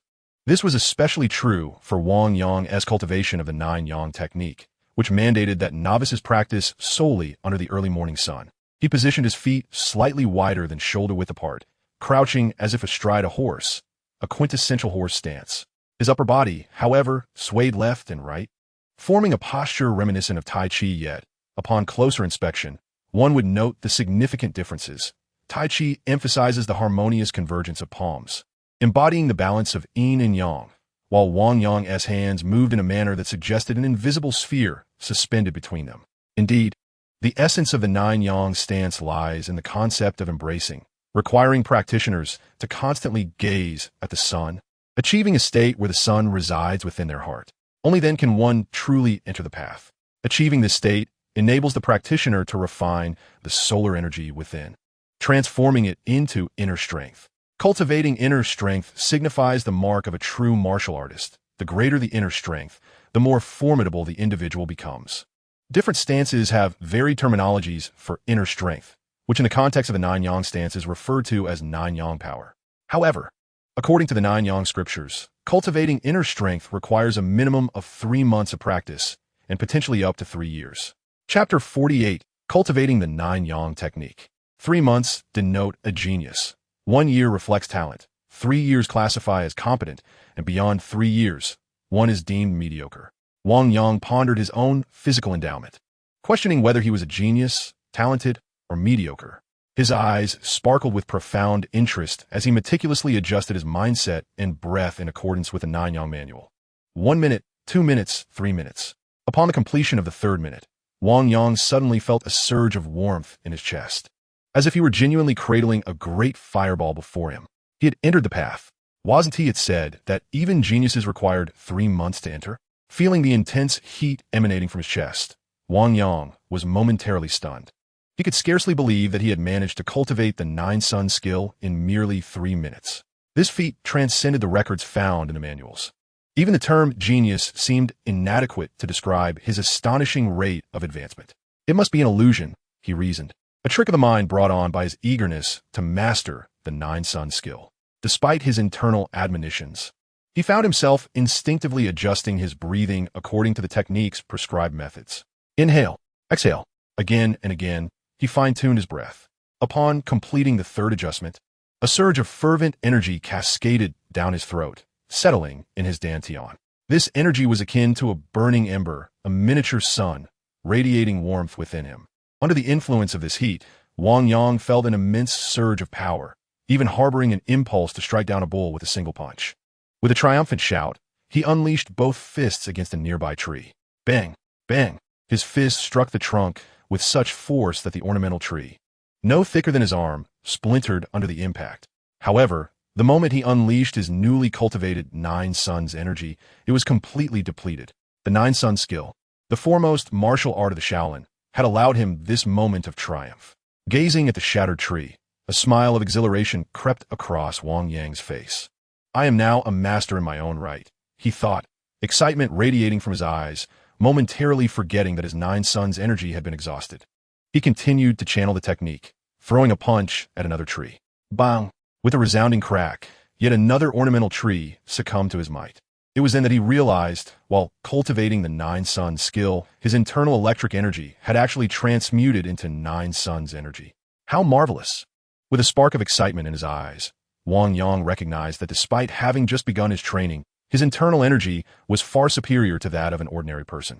A glimmer of conviction crossed his face as he increasingly believed that the electric energy released from his dual thunderous orbs was an extraordinary ability, rivaling even that of X-ray vision.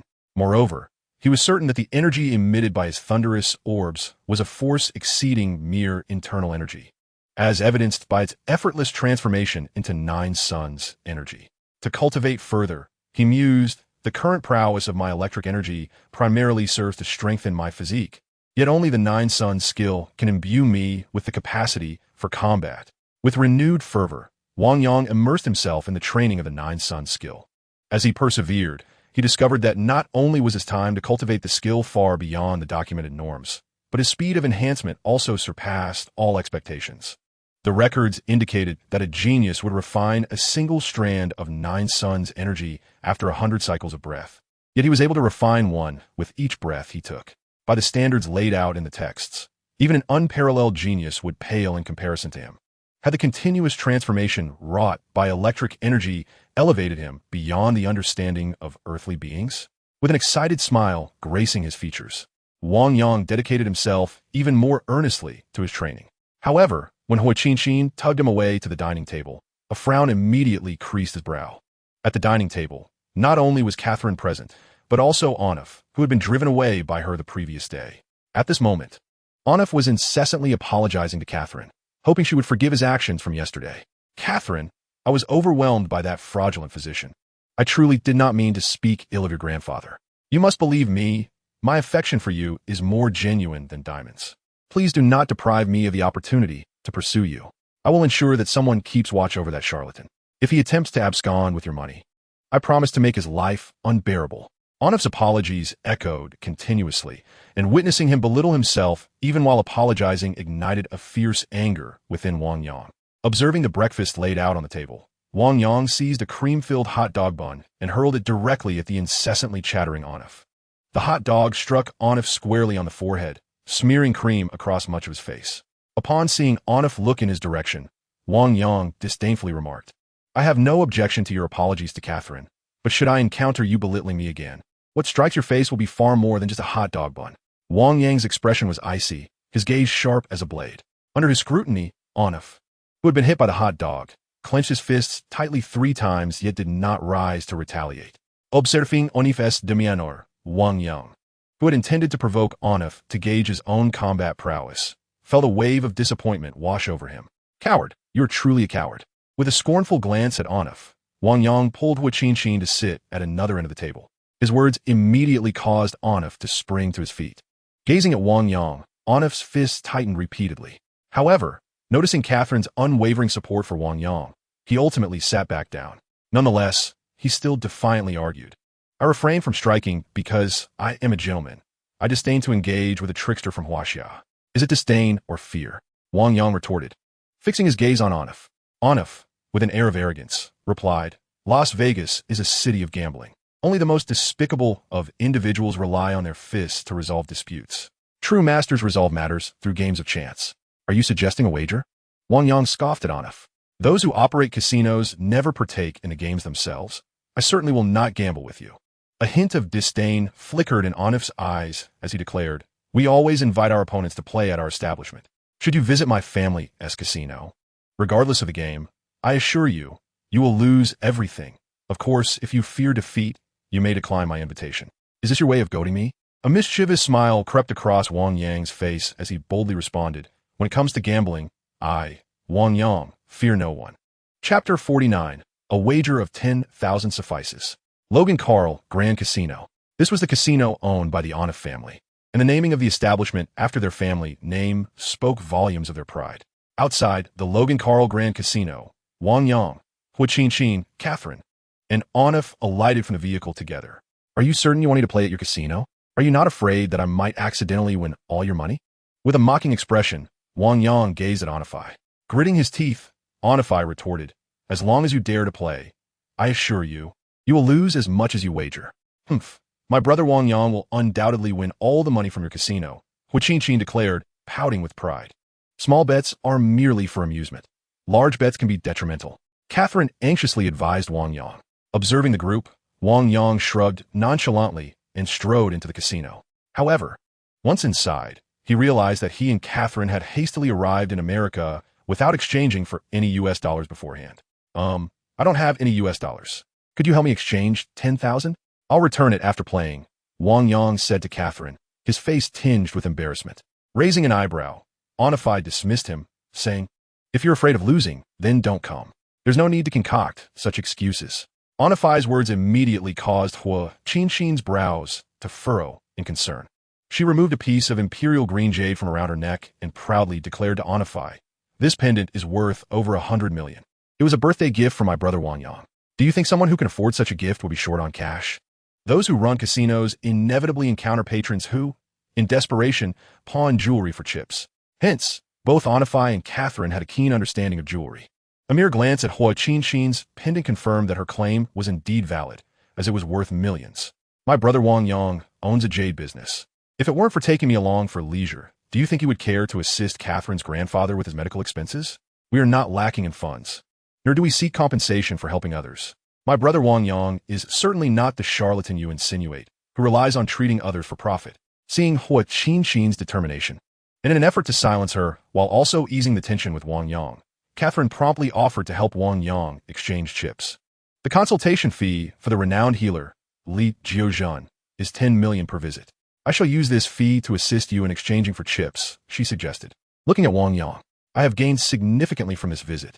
I won't charge for the consultation. Simply help me exchange for 10,000 in chips. Wang Yang responded confidently. If you provide me with $10,000, I could even have a casino change its name. With a look of disdain, Onufai scoffed, $10,000? Don't lose it before it even warms up. Then we shall see if you have the face to ask Catherine for more chips. Wang Yang shrugged casually. Rather than worrying about me, perhaps you should be concerned for yourself, since it was you who brought me to your casino. Once the entire casino has lost to me, I fear your kin may not spare you.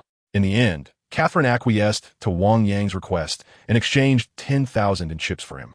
This 5,000 in chips is yours, and this 5,000 is mine. Feel free to play. If you run out of chips, come find me, she said, handing 5,000 chips to Huaqinqin and gesturing for Catherine to take her around. How generous. I wonder if you will still have chips to give her once she loses everything, Onufai remarked disdainfully, choosing to accompany Catherine and Huaqinqin instead. In just a moment, you will see how many chips I possess, Wang Yang confidently asserted. With an air of arrogance, Wang Yang strode directly towards a high-stakes poker table. In the realm of gambling, particularly with the aid of enhanced vision for cheating, nothing is swifter than profiting from a game of poker. Selecting an empty seat, he merely cast a glance and instantly comprehended the outcome of each hand. In the event of a loss, he would fold, minimizing his losses. Conversely, upon winning, he He would place large bets, aspiring to secure the maximum gain in a single stroke. Consequently, when Hua Qinqin pouted, lamenting her depleted funds, Wang Yang's initial $5,000 had already burgeoned into $500,000.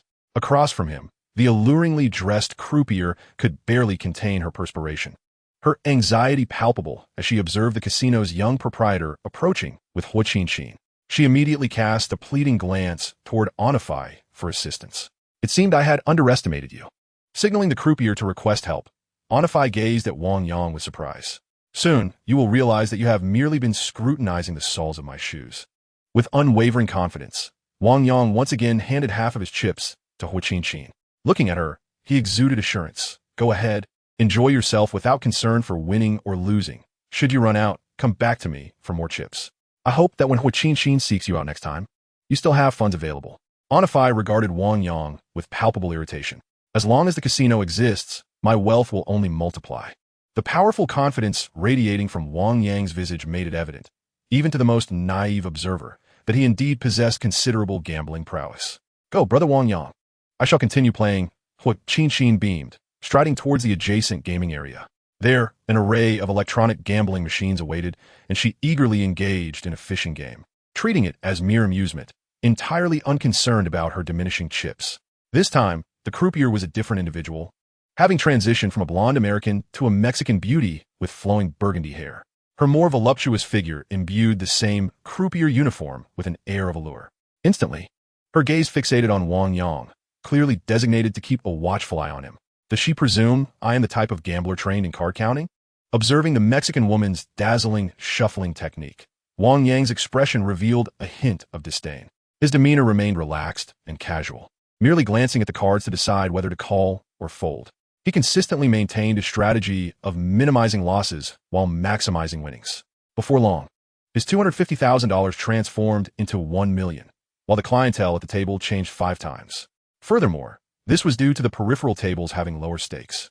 Otherwise, Wang Yang's wagers would have undoubtedly escalated far beyond this. Dear guest, this table is for small stakes. With your exceptional skills, why not venture into the high-stakes area?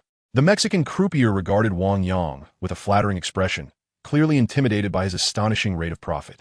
Chapter 50. First poker, then dice. Wang Yang never sought to trouble a woman, not even one who merely served as a croupier. Amidst the enchanting smiles of the beautiful dealers in Mexico, I strode towards the VIP area, my $1 million stake in hand. This realm, in contrast to the raucous chaos outside, exuded an inexplicable tension. Here, every individual fixated intently on the gaming equipment at the table, indifferent to the world around them. Even the dealers in the high-stakes zone, far more alluring and provocatively clad than those in the outer areas, and the alluring bunny girls serving champagne and desserts, could not divert the gamblers' gazes from the tables for even a fleeting moment.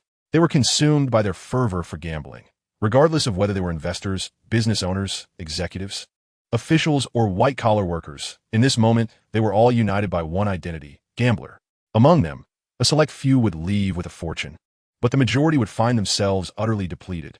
Thus, Las Vegas is not only known as a city of gambling, but is also regarded by many as a hell. For gambling often leads most individuals and their families into an abyss from which there is no return. Were it not for my uncanny insight, I would never engage in any substantial gambling. I would heed Catherine's wisdom that small bets bring joy, while large bets bring ruin, treating it as a sacred truth of the casino. Yet, in this moment, I simply smiled and took a seat at a poker table with an available spot. Here, the minimum bet commenced at $10,000, with each round starting at a minimum of $100,000. Although America boasts of its wealth, only those truly affluent could partake in such high stakes. Winning your money would be a way of bringing glory to my country, I thought, my eyes sparkling with anticipation as I placed my bets. The odds favored losses to be fewer than the wins. My chips began to multiply. As Huachin's $250,000 dwindled away, my stack surged from $1 million to an astonishing $10 million. A sum of $10 million, over 80 million yuan, was no trivial amount even in America. Observing the 10 million in front of me, Onifei's expression shifted to one of cautious respect for the first time. Although I had amassed my wealth mostly from the casino's patrons, a small portion undeniably belonged to the house. I concede I underestimated you. Yet, did you not say you came only to win from the casino? At this rate, you seem to be winning more from the customers. Onifei remarked provocatively, gazing at me. You are correct. I should adopt a different strategy, I replied, a hint of agreement in my eyes as I signaled to two voluptuous bunny girls. These two are for you, I declared, placing $10,000 in chips into each of their bosoms, enlisting them to assist me in managing my stack. Brother Wang, I no longer wish to play. I want to watch you gamble, Huqin exclaimed, her eyes brimming with admiration as she witnessed my ever-growing pile of chips. Eventually, the four of us, accompanied by the two bunny girls, approached a new gaming table. The rules here were far simpler, revolving around the game of dice to predict high or low outcomes. However, the variety of odds offered was quite extensive. A straightforward bet on high or low yielded even odds, and many chose to wager in this manner. Moreover, there exists a betting game called single or double, which similarly offers a one-to-one payout. Beyond these, players can also wager on dice by betting on specific numbers or on a leopard combination. Betting on a number yields a 5-to-1 return, while a bet on the leopard results in a 10-to-1 payout. This game is arguably the quickest means of earning money, yet it is also the most popular and raucous. Wang Yang, inherently inclined toward tranquility rather than chaos, initially opted for a more subdued game of all-in. However, a remark from O'Neill reminded him that much of the winnings in all-in came from fellow gamblers, whereas betting on dice directly siphoned funds from the players themselves. With his keen perception, he discerned the words 4, 5, 6 clearly displayed on the dice. Confident in the outcome, Wang Yang placed a wager of $1 million. Not on large or small, but directly on the number 15. Should he win, his $1 million would quintuple to $5 million. This bet was merely a preliminary trial. He sought to ascertain whether the gambling table truly operated without any deceit, as Las Vegas advertised. Only if he confirmed the integrity of the game would he fully engage. Nevertheless, this initial wager of $1 million ignited a fervor among the surrounding gamblers. Let it roll. In the dice area, someone had confidently placed a bet of $1 million, leaving onlookers to wonder if they were wealthy or genuinely skilled gamblers. Excitement reverberated throughout the table, as even a trial wager of $1 million represented a substantial gamble for the spectators. Across the table, the dealer, having just shaken the dice, regarded Wang Yang's hefty bet with visible trepidation. Yet, with so many eyes upon her, she had no choice but to slowly reveal the outcome. 4, 5, 6. A total of 15. The dealer's voice, tinged with tension, echoed around the table. Upon hearing her words, the crowd erupted in exhilaration, their gazes fixed upon Wang Yang with awe. A master. He must be a gambling savant. How else could he have wagered so accurately? They lamented not having placed their bets alongside him, resolving to join him next time. Enthusiastic discussions erupted as patrons nearby regarded Wang Yang with fervent admiration. Finally, amidst the collective excitement, the dealer prepared to settle the chips owed to Wang Yang. However, she did not immediately shake the dice again. Instead, she awkwardly announced, "I apologize, but I must attend to a personal matter and will fetch another dealer." For a dealer, the fundamental quality is to manage one's personal urgencies. Thus, when a dealer claims a need to leave, it typically indicates an inability to handle the current situation, prompting a switch to another dealer. Clearly, this dealer was overwhelmed by Wang Yang's extraordinary win of $5 million and wished to find a more formidable counterpart. Hurry, the crowd urged as they watched her depart. Beside Wang Yang, Huqin gazed at him with wild admiration, while Catherine and O'Neill looked on with expressions of profound surprise. As proprietors of a casino, the two individuals were acutely aware of the formidable skill required to audibly discern the roll of dice, particularly in Las Vegas, where the dice are meticulously crafted within each casino, each possessing distinct weights and balances. Only the most adept gamblers can manage to perceive the numbers on the dice. However, even they can only decipher the rolls of ordinary dealers. When faced with true masters of the craft, even the most seasoned gamblers can merely guess the outcomes. Should a master gambler take the dice, even amongst their own kind, it becomes impossible to ascertain the nature of the roll, leaving them to rely on mere chance. Chapter 51. The One Who Falls Is You. A new dealer arrived, once again a woman. She appeared to be in her 30s, her golden hair cascading freely, clad in a leopard print bikini that suggested she was not a regular dealer. Otherwise, she would have donned the uniform. Upon her arrival, her gaze fixated on Wang Yang, clearly informed by the departing dealer about something significant. However, upon noticing the young master, Onify, standing beside the mere pit boss, a flicker of confusion crossed her expression. Enough of that, Wang Yang remarked with a radiant smile. Your young master tells me that true experts only measure skill through gambling prowess. He runs a casino. Unless I can completely deplete his establishment, he will not yield to me. although Onify had not articulated it in such terms. Wang Yang was certain that once his words concluded, the upper echelons of the casino would comprehend that his presence was due to Onify, regardless of how much he won. The resentment directed toward him would inevitably extend to Onify as well. Wang Yang pondered such matters, and naturally, Onify did too. As he regarded Wang Yang, his countenance darkened considerably. He understood that, regardless of whether Wang Yang ultimately triumphed or faltered, the wrath of his family would undoubtedly engulf him. After all, provoking a gambling virtuoso without cause was an affront that no casino would willingly undertake. Now, he could only silently pray that his family's gambling expert would deal with Wang Yang. If such a loss could be mitigated, he could endure the family's ire. Otherwise, even with his father as the patriarch, he could not expect to be shielded. Beside him, Catherine experienced an entirely different sentiment. Observing Wang Yang transform from a healer to a gambling king, and recognizing his identity as a jade merchant, her curiosity deepened regarding the multitude of secrets he might hold. To her, Wang Yang was a riddle, vividly present yet perpetually elusive.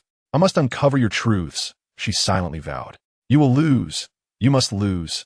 Onify continuously prayed within his mind as he watched Wang Yang. At last, under the watchful eyes of the crowd, the leopard print dealer commenced the dice roll. Her hands danced effortlessly, the dice appearing to be an extension of the box itself, never faltering regardless of her swift movements. The sound of the dice varied between light and heavy, indicating that she adeptly varied her technique as she manipulated the contents within the box.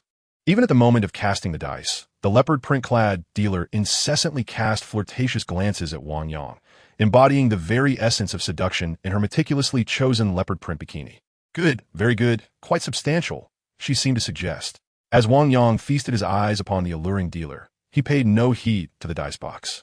Completely absorbed in her charms. "Place your bets, high or low, and leave your hands." The dice box was positioned upon the gaming table as the enchanting dealer gazed at Wang Yang with enticing allure. $1 million, I bet on 12 points high." Wang Yang's voice emerged calmly, still merely wagering $1 million.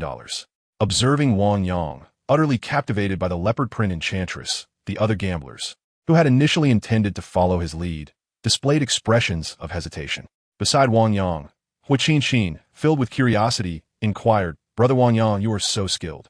Why not wager it all at once to win a substantial amount?" "There is no rush. I intend to test the waters for a couple of rounds. I recall that casinos have a mechanism to alter the dice's outcome on television. I must ascertain that this place does not possess such a capability before placing my significant bets," Wang Yang explained nonchalantly, seemingly unconcerned with the $1 million. His sole aim was experimentation.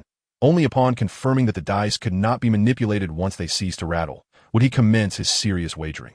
At last, under Wang Yang's explanation, the leopard print dealer opened the dice box. 3, 4, 5, 12 points high. Upon witnessing the numbers beneath the box, a look of astonishment washed over the dealer's face. She was certain that during that fleeting moment of shaking the dice, she had employed half of her known techniques. Unless one were a true master of gambling, it was implausible to discern the dice's outcome. Reflecting upon the gambling masters, the youngest of whom was over 35, she found it hard to believe that Wang Yang possessed such extraordinary prowess. "Quick, pay up!" With an expression of embarrassment, the leopard print dealer glanced at Wang Yang and swiftly began to settle the wager, subtly signaling to a nearby bunny girl to summon assistance. As the dealer handed Wang Yang $5 million in chips, the surrounding onlookers of gamblers erupted with fiery expressions. "How infuriating! I clearly intended to place my bet earlier, but hesitated. This time, I shall follow him in betting, having won twice in succession. This Asian individual is evidently a gambling virtuoso. Let us observe once more. If he wins a third time, I shall bet alongside him without fail." Curious discussions erupted, with some deciding to follow Wang Yang's lead while others opted for cautious observation. Finally, under the watchful eyes of the crowd, the leopard print dealer once again grasped the dice box. However, this time, her shaking was notably slow, though her techniques remained impressive.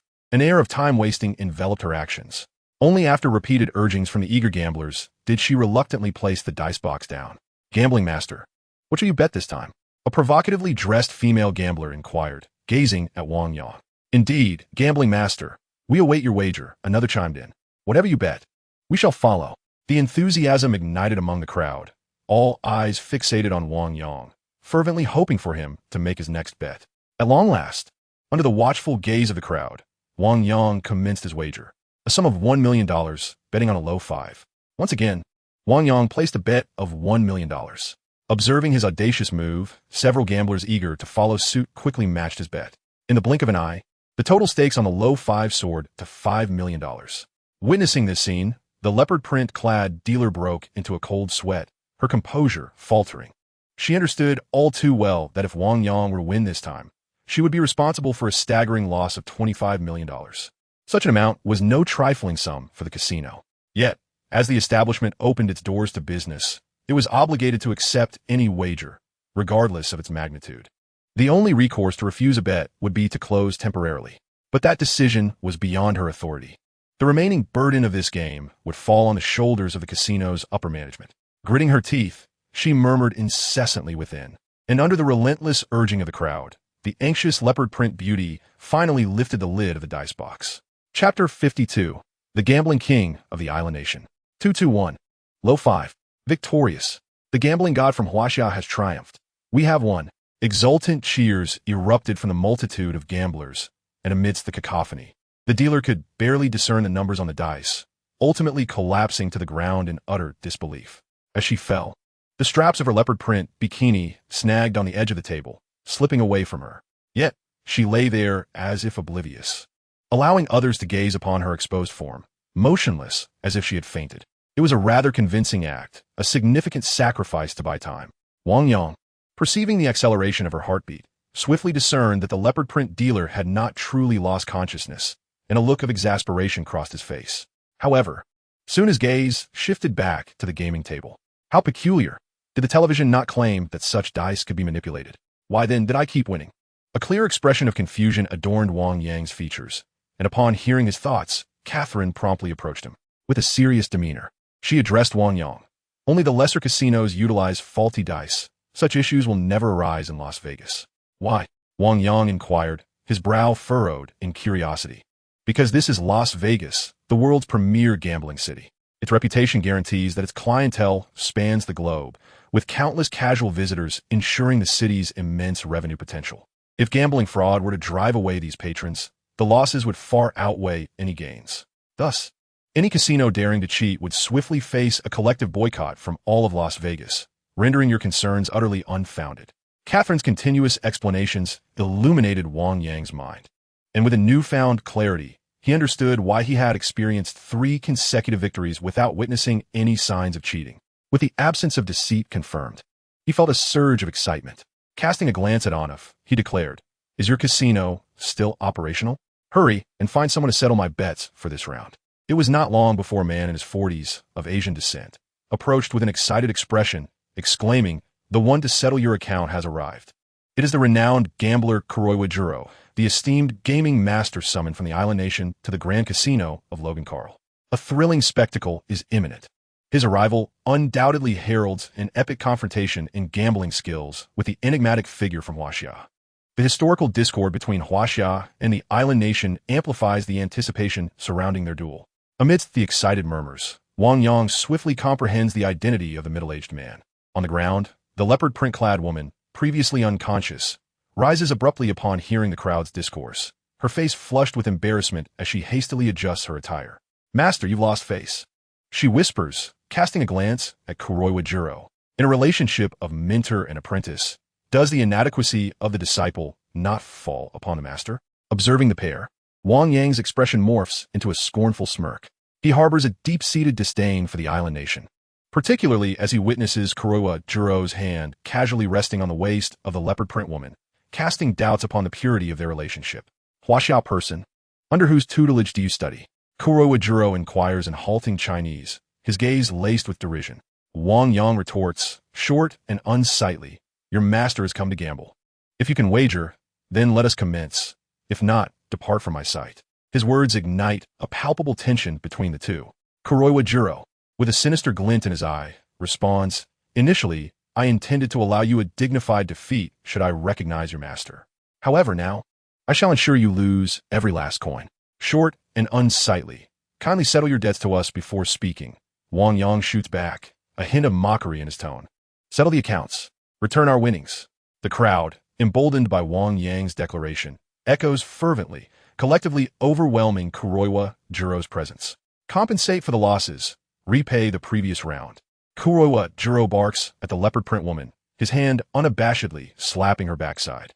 It is evident that their relationship is far from a conventional mentor-disciple bond. Curse that island nation and its short stature. Today you have caused the casino to suffer losses. Tomorrow, I shall see if these patrons will continue to treat you like a lord. Wang Yang, who initially intended to place a hefty bet, is suddenly swayed by a new resolve. A mischievous grin graces his lips, concealing his true intentions. At last, under the crowd's urging, the leopard print woman returns with the chips, compensating all those who had won. Boy, now it is my turn to wager against you. I hope you do not flee midway, Kuroiwa Juro warns, his gaze piercing as he shakes the dice box. His hands move with fluidity, the dice box seeming to take flight as it dances between his palms. Inside, the cacophony of dice creates a tumultuous sound, reminiscent of 100 dice colliding in chaotic harmony. In such a scenario, discerning the numbers becomes an endeavor as daunting as scaling the heavens. Thus, in the realm of gambling, it is said that even a king of dice can only rely on luck when betting on the high or low. With furrowed brows, Wang Yang appears pensive, and under the intense scrutiny of the crowd, he hesitantly draws out 10,000 and places his bet on 11. Although Wang Yang's expression was one of hesitation, the gamblers who had already profited significantly from him flocked to place their bets on 11. Weren't you wagering millions? Why is it only 10,000 now? Are you hesitant to place your bet? With a scornful glance at Wang Yang, Koizumi Juro swiftly opened the dice box before him. 2, 3, 5, 10 points. You've lost. With a triumphant smile, Koizumi Juro looked proudly at Wang Yang. It's not 11. How could you lose? How could this happen? Beside Wang Yang, the gamblers who had bet alongside him stared in disbelief at the dice. Some even cast glances of resentment towards him due to their losses. Roll again. Gritting his teeth, Wang Yang seemed unable to accept defeat and shouted at Koizumi Juro. All right, I shall roll again, but I fear you may still be unable to discern and hesitate to place your bet. With an air of arrogance, Koizumi Juro picked up the dice box and continued to shake it. The sound of the dice clashing echoed. Bang, bang, bang. Koizumi Juro maintained a tight grip on the box. And as the noise of what seemed like a multitude of dice collided within, many seasoned gamblers furrowed their brows in unison with Wang Yang. $10,000. Betting on 13. Gritting his teeth, Wang Yang hesitantly placed another bet of $10,000, lacking the earlier boldness of wagering $1 million.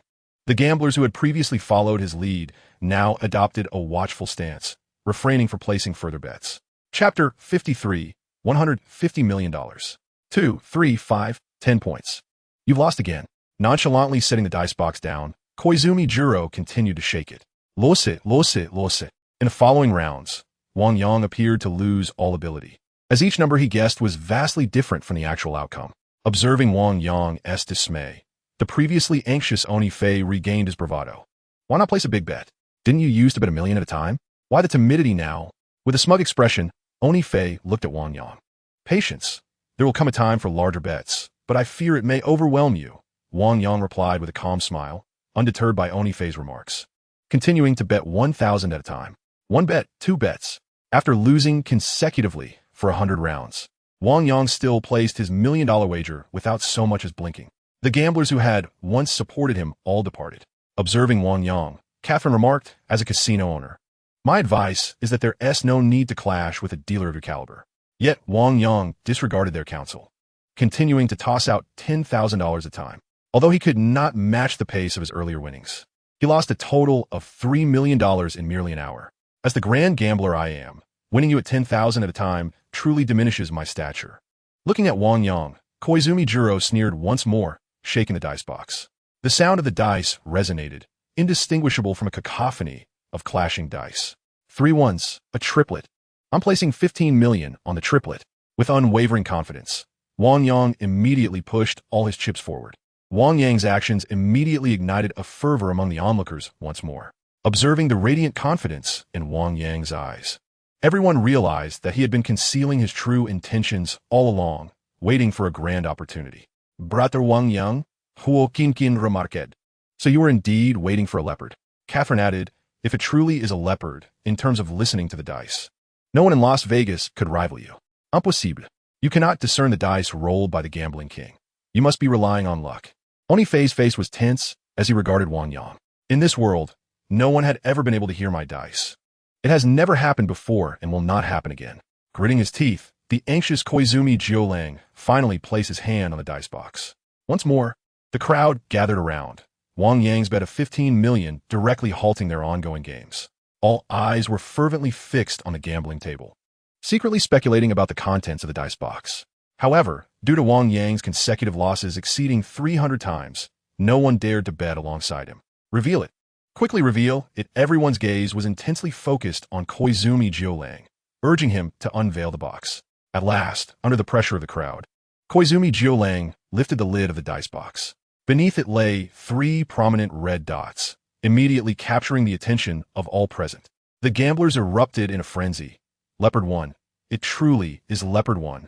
He was merely waiting for the opportunity to secure a significant victory. Hu Qinqin declared, I knew it. My brother Wang Yang is the best. Catherine remarked, from this day forward, you shall undoubtedly find yourself on the blacklist of all major casinos. As for Oni Fei, upon seeing the 3 ones, he was already paralyzed with fear, sitting on the ground. He understood all too well that his actions had caused the casino a direct loss of $150 million, regardless of the circumstances. Both the casino and his family would not let him off the hook. How is this possible? How can it be? No one has ever been able to hear the gambling king's dice. Never. Why could you hear Koizumi Jiolang's dice? At that moment, Oni Fei, consumed by madness, cast frantic glances between Wang Yang and Koizumi Jiolang. It must be him. He surely let it slide deliberately. You two have colluded. You are in cahoots, aiming to swindle our casino. His eyes bloodshot with rage, Oni Fei charged at Koizumi Jiolang, standing at nearly 2 meters tall with explosive muscles. Oni Fei exuded an aura of power. In stark contrast, the diminutive Koizumi Jiolang, at just 1.60 meters, appeared as a mere child. Caught completely off guard by Oni Fei's sudden assault, Koizumi Jiolang was knocked to the ground. Get him off me. Pull him away. Koizumi Jiolang's furious cries echoed, and finally, a dealer managed to separate Oni Fei from him. Let me go. Let me go. I will kill this traitor. It must be that they conspired together. Otherwise, why has he been unable to guess correctly for so long? Yet the moment Koizumi Jiolang rolls a leopard, he immediately guesses right and bets everything. The furious roars erupted from Oni Fei's mouth, as he understood that only by dragging Koizumi Jiro down with him could his own transgressions be mitigated. Opposite him, Koizumi Ichiro's countenance darkened upon hearing Oni Fei's relentless accusations. Pointing an accusing finger at Oni Fei, he retorted vehemently, Oni Fei, it was you who brought him here. I had never seen him before. Do not tarnish my name with your unfounded claims. A frustrated voice interrupted, Hey, can you two settle the financial matters before you start bickering like dogs? Wang Yang glared at the duo with displeasure. Compensation, compensation. Hurry up with the compensation. Surely you are not deliberately making a scene with no intention of paying up? His brows knitted in concern over this possibility. Wang Yang rushed toward the two. Unconsciously tapping into his formidable Juyang Gong, Wang Yang's fists rained down upon Oni Fei and Koizumi Jiro. Under the enhancement of Juyang Gong, the sheer force of Wang Yang's blows was nothing short of terrifying. Bang! Bang! With 2 swift strikes, both the belligerent Oni Fei and the defiant Koizumi Jiro found themselves sprawled on the ground beneath the weight of Wang Yang's might. Despite the questionable nature of his ambush, the sheer power Wang Yang displayed was astonishing. Yet, he paid no heed to such considerations. $150 million, equivalent to $1 billion yuan, exceeded his total assets, and he would not let this sum slip through his fingers. At that moment, he planted one foot on Oni Fei's chest and the other on Koizumi Jiro's, exuding an air of dominance. I do not care how you two squabble after I leave. First, you shall compensate me for my losses. Yes, compensation, Hu Qinqin echoed. Her brow furrowed as she looked at the two. You must pay. The throng of gamblers joined in the uproar, their anticipation palpable as they clamored for the resolution of the 150 million bet. Chapter 54. A certain kind of man is a eunuch. With flushed faces, both Oni Fei and Koizumi Jiro struggled beneath Wang Yang's weight, desperately attempting to escape his grasp. Yet, no matter how fiercely they fought, they remained trapped under Wang Yang's feet, which felt as immovable as mountains. Finally, under Wang Yang's relentless pressure, the true authority of the casino made an appearance. A man in his 50s, with golden hair that belied his age, radiated a mature charm rather than weariness. Addressing Wang Yang directly, he stated, Sir, I'm a casino manager. I assure you that your winnings will be honored without delay. Wang Yang should trust him.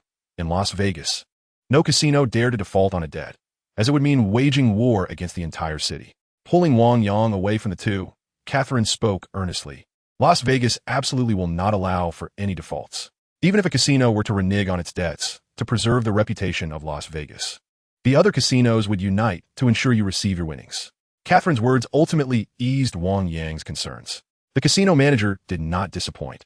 Upon learning that Wang Yang lacked a U.S. bank account, he promptly transferred the $150 million into Catherine's account. Very well. Since the casino does not default, I can continue to set aside my gambling.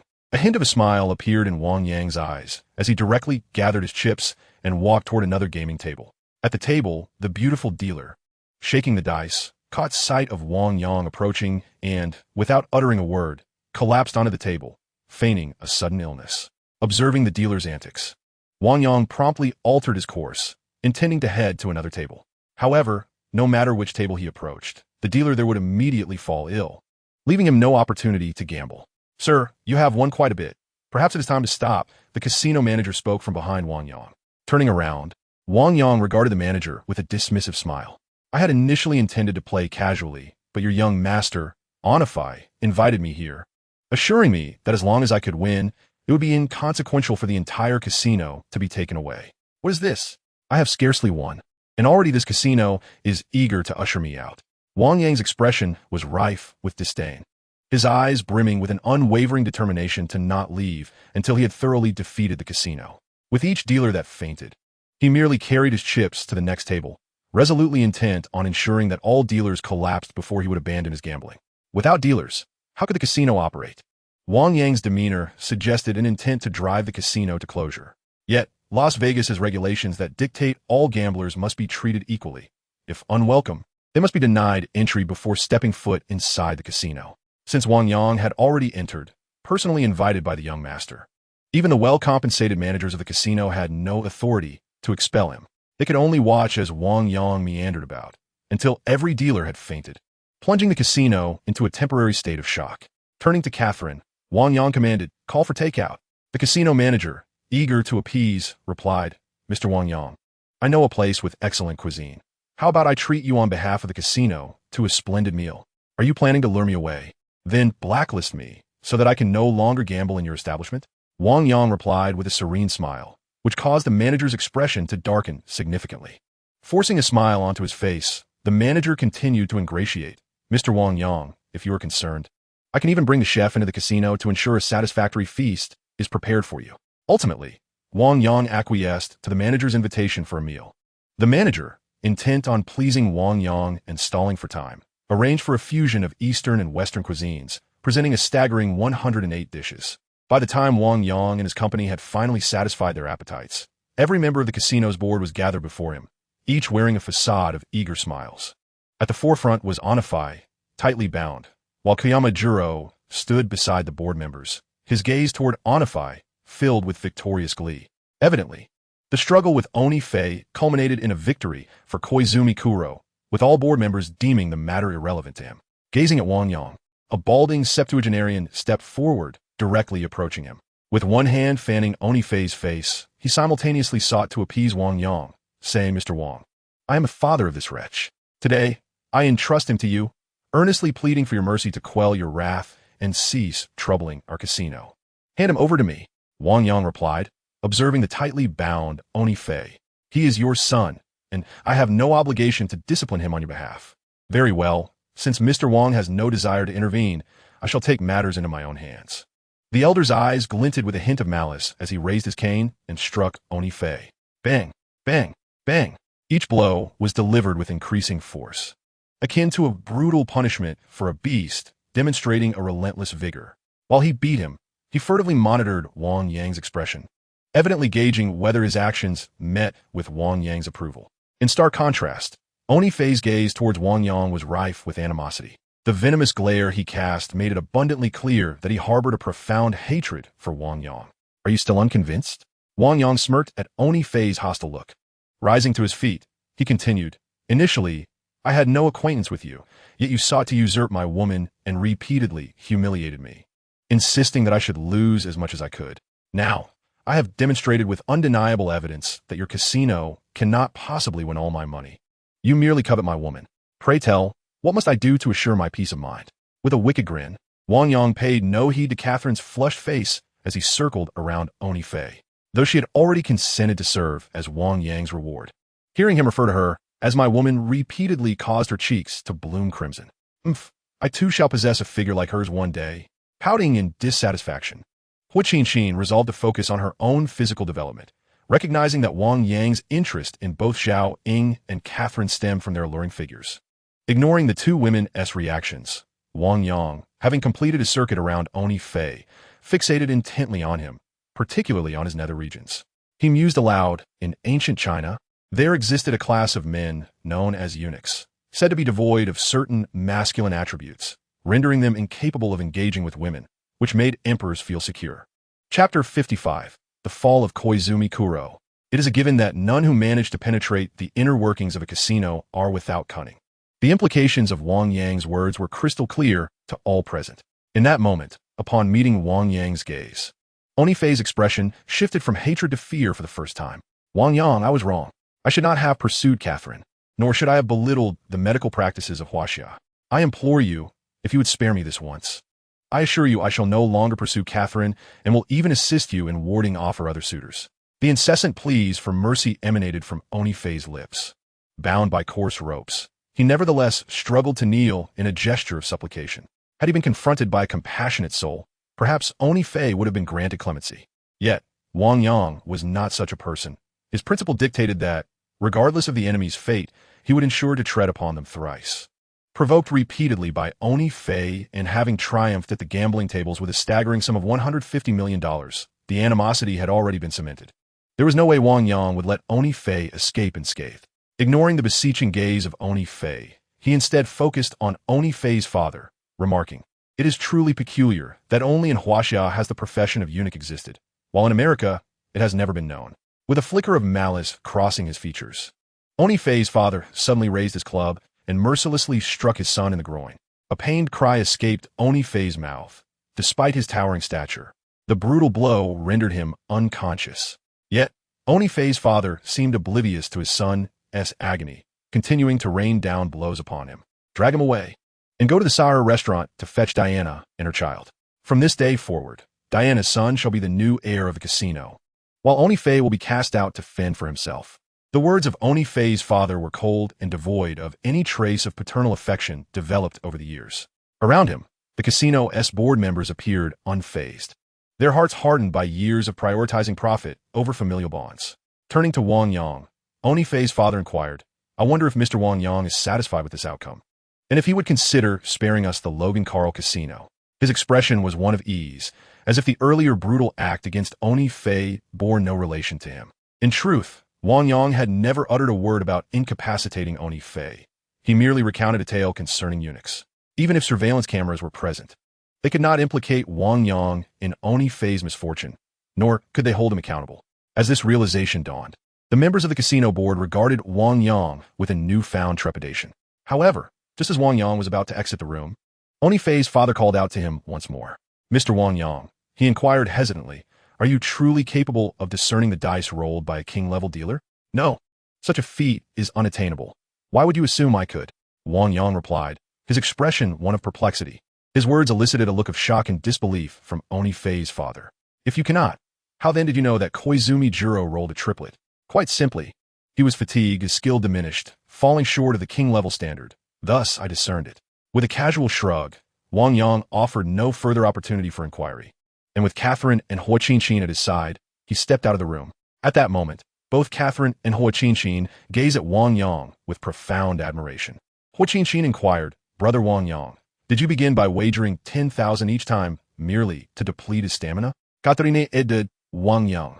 Even if you win through such a method of exhausting him, your gambling skills must have reached the level of a gambling king."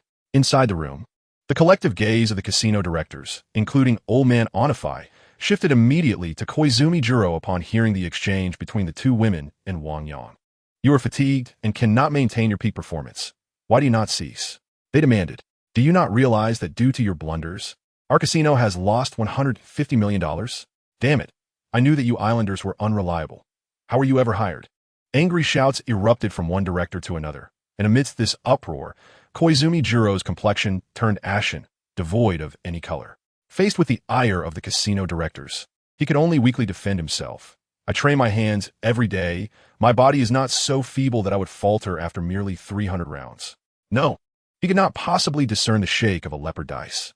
No one has ever been able to hear the dice of a gambling king. Do not tell me that a mere fledgling from Huaxia could defy this principle of the gambling world. The directors continued their tirade against Koizumi Juro, and under the pressure of their accusations, the casino staff, who had initially gathered around him, subtly distanced themselves. Perhaps, just perhaps, he could indeed hear it. Koizumi Juro continued to argue in vain, but at that moment, the directors had lost all interest in listening to his defense. His gambling skills are in his hands. We cannot kill him outright, but you must cripple his hands. I want him to never again rely on gambling for a living, old man Onify commanded, his eyes revealing a hint of malevolence. Bang, bang, bang. The sounds of beating erupted. Following Onify's order, two individuals seized benches and ruthlessly brought them down upon Koizumi Juro's hands. No, you cannot smash my hands. I am a gambling king, renowned worldwide. If you damage my hands, I will report you to the Gambling Association. His protests echoed, but they did nothing to halt the impending blows, one after another, until his palms were a bloody mess and his fingers were shattered beyond any hope of healing. The casino thugs finally ceased their assault. You caused us a loss of 150 million. Even if you report this to the Gambling Association, no one will stand up for you. A scornful voice chimed in, completely indifferent to Koizumi Juro's threats. Two thugs dragged him away like a lifeless dog from the casino. Chapter 56. The Phoenix Rises from the Ashes. Gambling is perpetually the fastest avenue to wealth. Earning $150 million in a single day allowed Wang Yang to savor the sweetness of gambling. It was only when Wang Yang, filled with ambition, planned to sweep through Las Vegas with Huaqinchin that he was informed by Catherine that he had already been placed on the blacklist of various casinos. When you approach these establishments, they will politely offer you a check for $1 million, stating it is a travel allowance from the casino. Hoping you will try your luck elsewhere, Catherine explained, her words carrying the weight of credibility as the heir to a casino empire. However, to validate Catherine's assertion, Wang Yang, undeterred by superstition, ventured to other casinos. Yet, at each of the 3 establishments he visited, he was promptly intercepted at the entrance and presented with a check for $1 million. After 3 consecutive experiences of this nature, Wang Yang lost the motivation to continue his endeavor. Very well, perhaps I shall seek entertainment elsewhere, he sighed, ultimately relinquishing his ambition of conquering Las Vegas. For the next 3 days, accompanied by Huaqinchin, Wang Yang explored various amusement parks. Huaqinchin, who had previously refrained from engaging in thrilling activities due to heart concerns, embraced every exhilarating ride under Wang Yang's vigilant protection. As the 3rd day came to a close, under Catherine's insistence, Wang Yang ceased his outings and remained in the hospital room with her. Within the confines of the room, Catherine's grandfather appeared revitalized, shedding the frailness of 3 days prior. Observing Wang Yang, Catherine anxiously inquired, "Dr. Wang, will my grandfather awaken today?" "Indeed, he shall awaken within half an hour," Wang Yang asserted, performing a feigned pulse check and utilizing electrical diagnostics. True to his prediction, 20 minutes later, under the watchful gaze of Wang Yang and Catherine, her grandfather opened his eyes.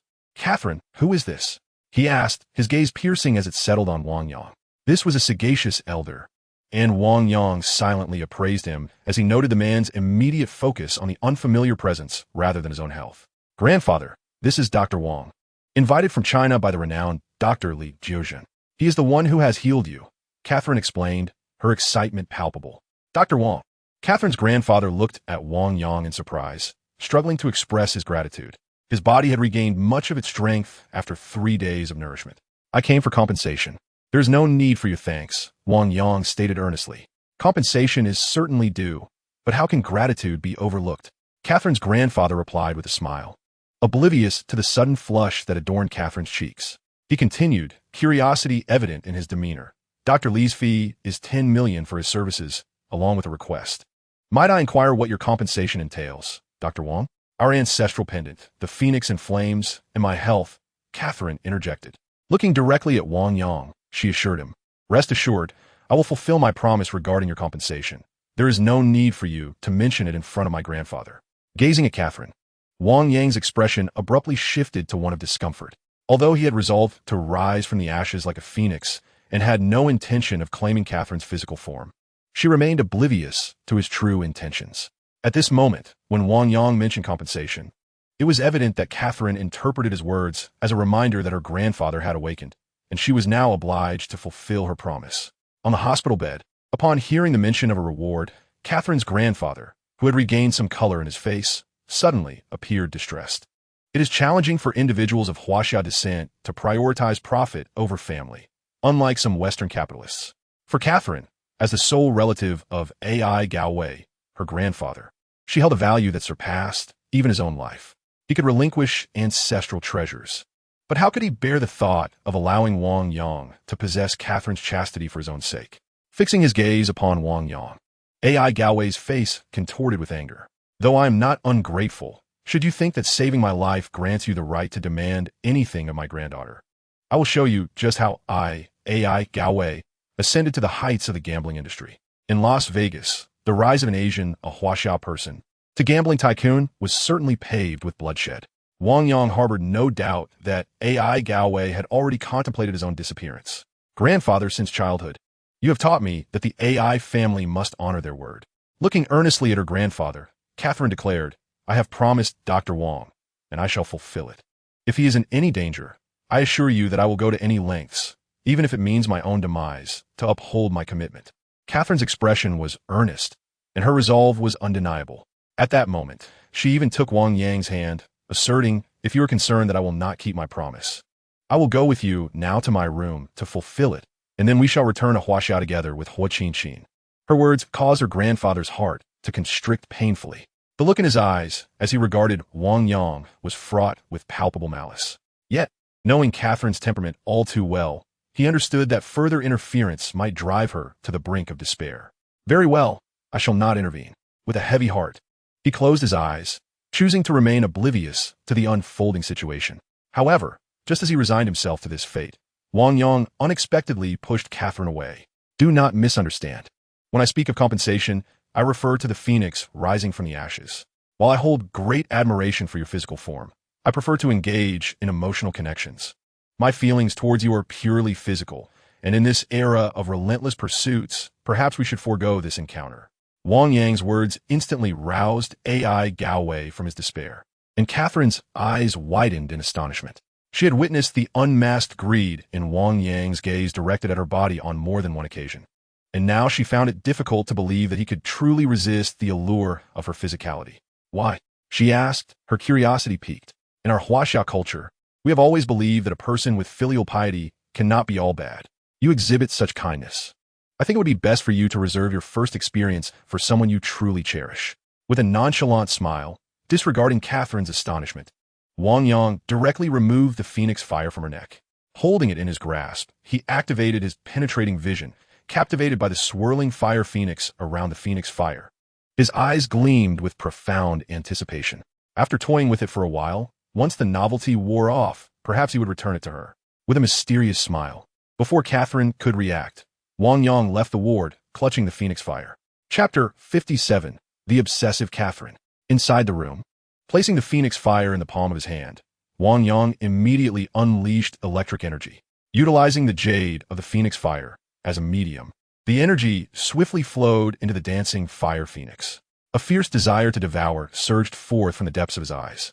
In that moment, Wang Yang did not resist the consuming urge of the electric sphere, allowing the energy to continuously engulf the fire phoenix. What could have been utilized to heal and strengthen the body transformed into an invisible demon, voraciously consuming the energy contained within the fire phoenix. Ultimately, as the fire phoenix vanished entirely, Wang Yang's electric sphere had expanded by an entire thousandth compared to before. From a moment he acquired his penetrating vision in the electric sphere until now, its natural growth had merely been a fraction of that. A single fire phoenix had catalyzed a thousandth growth, instantly revealing the potential for the electric sphere's advancement. With excitement glimmering in his eyes, Wang Yang swiftly made a decision. Creak! The tightly shut door suddenly swung open, and in Wang Yang's line of sight, Catherine stealthily entered the room as if a thief. She had evidently taken care to adorn herself. Her golden wavy hair cascaded down her shoulders, freshly washed. Moreover, she had changed from her previous attire into a sheer lace nightgown that barely reached her calf. Such a nightgown could enhance the allure of even an ordinary figure, let alone Catherine's voluptuous form. At that moment, Had it not been for the jade cicada assisting in absorbing the abundant energy, Wang Yang might have succumbed to the overwhelming urge to devour Catherine. I have stated that I do not require you to pay for the medicine with your body. Wang Yang gazed at Catherine with a serious expression. Yet, Catherine seemed oblivious to his words, steadily advancing towards Wang Yang's bed. Her tall and voluptuous figure moved gracefully, intentionally swaying her body to maximize the allure of her presence. Looking at Wang Yang, she seductively declared, I, Catherine, have always been a woman of my word. Since the condition we discussed involved my body, you must take me today. And if I refuse? Wang Yang questioned, curiosity etched on his face. If you refuse, then I shall resort to force. A hint of determination shone in Catherine's eyes as she slowly lifted her nightgown. There, a palm-sized silver pistol was tucked at her waist, clearly indicating that her notion of force was one of coercive power. American women, unlike their Chinese counterparts, often lack the modesty and subtlety. Yet, Wang Yang had never anticipated that a woman could exhibit such audacity. Gazing at the firearm nestled at Catherine's waist, Wang Yang felt an overwhelming urge to cry out that wealth should not corrupt and strength should not be subdued. Yet, when Catherine brandished the gun and aimed it directly at her own head, he realized that he was far from the resolute individual he had imagined himself to be. This is not right, he stammered, attempting to dissuade Catherine. However, she remained silent, her grip on the weapon unwavering. Her gaze fixed on him with an intensity that brooked no dissent. This should be a gift for your beloved, not a means of self-reward, he continued to plead. But his words fell on deaf ears. Enough with the chatter. Catherine snapped, her irritation palpable as she glared at him and demanded he remove his clothing. I never intended for you to offer your body as recompense. With this jade cicada, I am already satisfied. Even this phoenix reborn, I plan to return to you shortly. Catherine, I am drawn to women of the Huaxia, those gentle, jade-like souls. You are simply not to my taste, he retorted. Wang Yang's entreaties persisted, yet Catherine remained resolute, her silence punctuated only by her steady removal of his garments. Her expression bore no hint of desire, nor did it suggest a compulsion to engage in carnal relations with a man. She was a woman of fervent extremes, and, at that moment, Wang Yang's internal assessment of her solidified, though he dared not express it under the threat of her firearm. Oblivious to Wang Yang's thoughts, Catherine regarded him with utmost seriousness. I vowed to God that if I could save my grandfather, I would fulfill any promise I made. If I failed to do so, I fear God might take him from me again. It was I who healed your grandfather, not God. Why do you not heed my words, and instead fear divine retribution? Wang Yang pressed, unwilling to relent. You are insufferably verbose, she shot back. Here I am, a captivating woman, willingly offering myself to you, and you persist in your refusal. Are you not a man? I have heard that Huaxia men are generally inferior to their American counterparts. Are you so insecure about your ability to satisfy me that you keep denying my advances? Catherine's expression was rife with skepticism as she scrutinized Wang Yang. A man can endure much, but to be deemed inadequate by a woman is a burden too great to bear. Faced with Catherine's doubtful gaze, Wang Yang instinctively resolved to release the pin-up energy within him.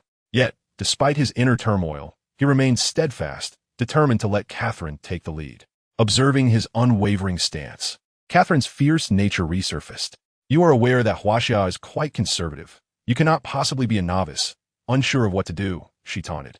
Even a clay figurine possesses a modicum of indignation. Wang Yang's temper, known to be rather fierce, flared in response to her insinuations about his masculinity and his supposed naivety regarding romantic matters. His anger ignited fully. He could no longer contain it. This is your doing. Do not claim me, only to later regret it. Gazing at Catherine, Wang Yang finally resolved to take the initiative. However, he ultimately overestimated the patience of a woman, particularly a woman with an obsessive nature. By the time he finished speaking, Catherine had already aimed the gun at his forehead once more. How tedious, truly tedious. I ought to be able to endure this. Yes, it is said that men from Huaxia are inherently inferior to their American counterparts. Even if I take the lead, I can certainly withstand that pain. It was as if he was explaining to Wang Yang, while simultaneously comforting himself. In that moment, Catherine, with a wild expression, Wushed Wang Yang Dawan. Chapter 58. She may owe you. You cannot owe her. A fierce life requires no explanation. A life lived in reversal merely requires enjoyment. From beginning to end, from passivity to proactivity, the two of them astonishingly lasted an entire hour. Hey, didn't they say Huaxia men were lacking? How come you are so impressive? Catherine exclaimed, her expression one of surprise as she looked at Wang Yang. I possess innate talent. I am, by nature, a Superman. If labor were to be rewarded according to ability, the heavens would surely bless me with 10 or 8 wives. With an air of pride, Wang Yang declared, gazing at Catherine, who had gone from being his adversary to being thoroughly conquered. Remember, never believe the notion that Huaxia men are lacking in this regard. Is that so? Are all Huaxia men as capable as you? Reflecting on the women of special professions in the casino, who claimed that Asian men were swift and money was easily made, Catherine's gaze towards Wang Yang was rife with suspicion. In truth, Wang Yang was well aware that he was not inherently so formidable. His sudden prowess was undoubtedly a result of the extraordinary energy that had transformed him. However, he would not divulge this to Catherine. With a sense of national pride, he boasted, there are many Asian countries. My Huaxia, such a magnificent nation, cannot be compared to those smaller countries.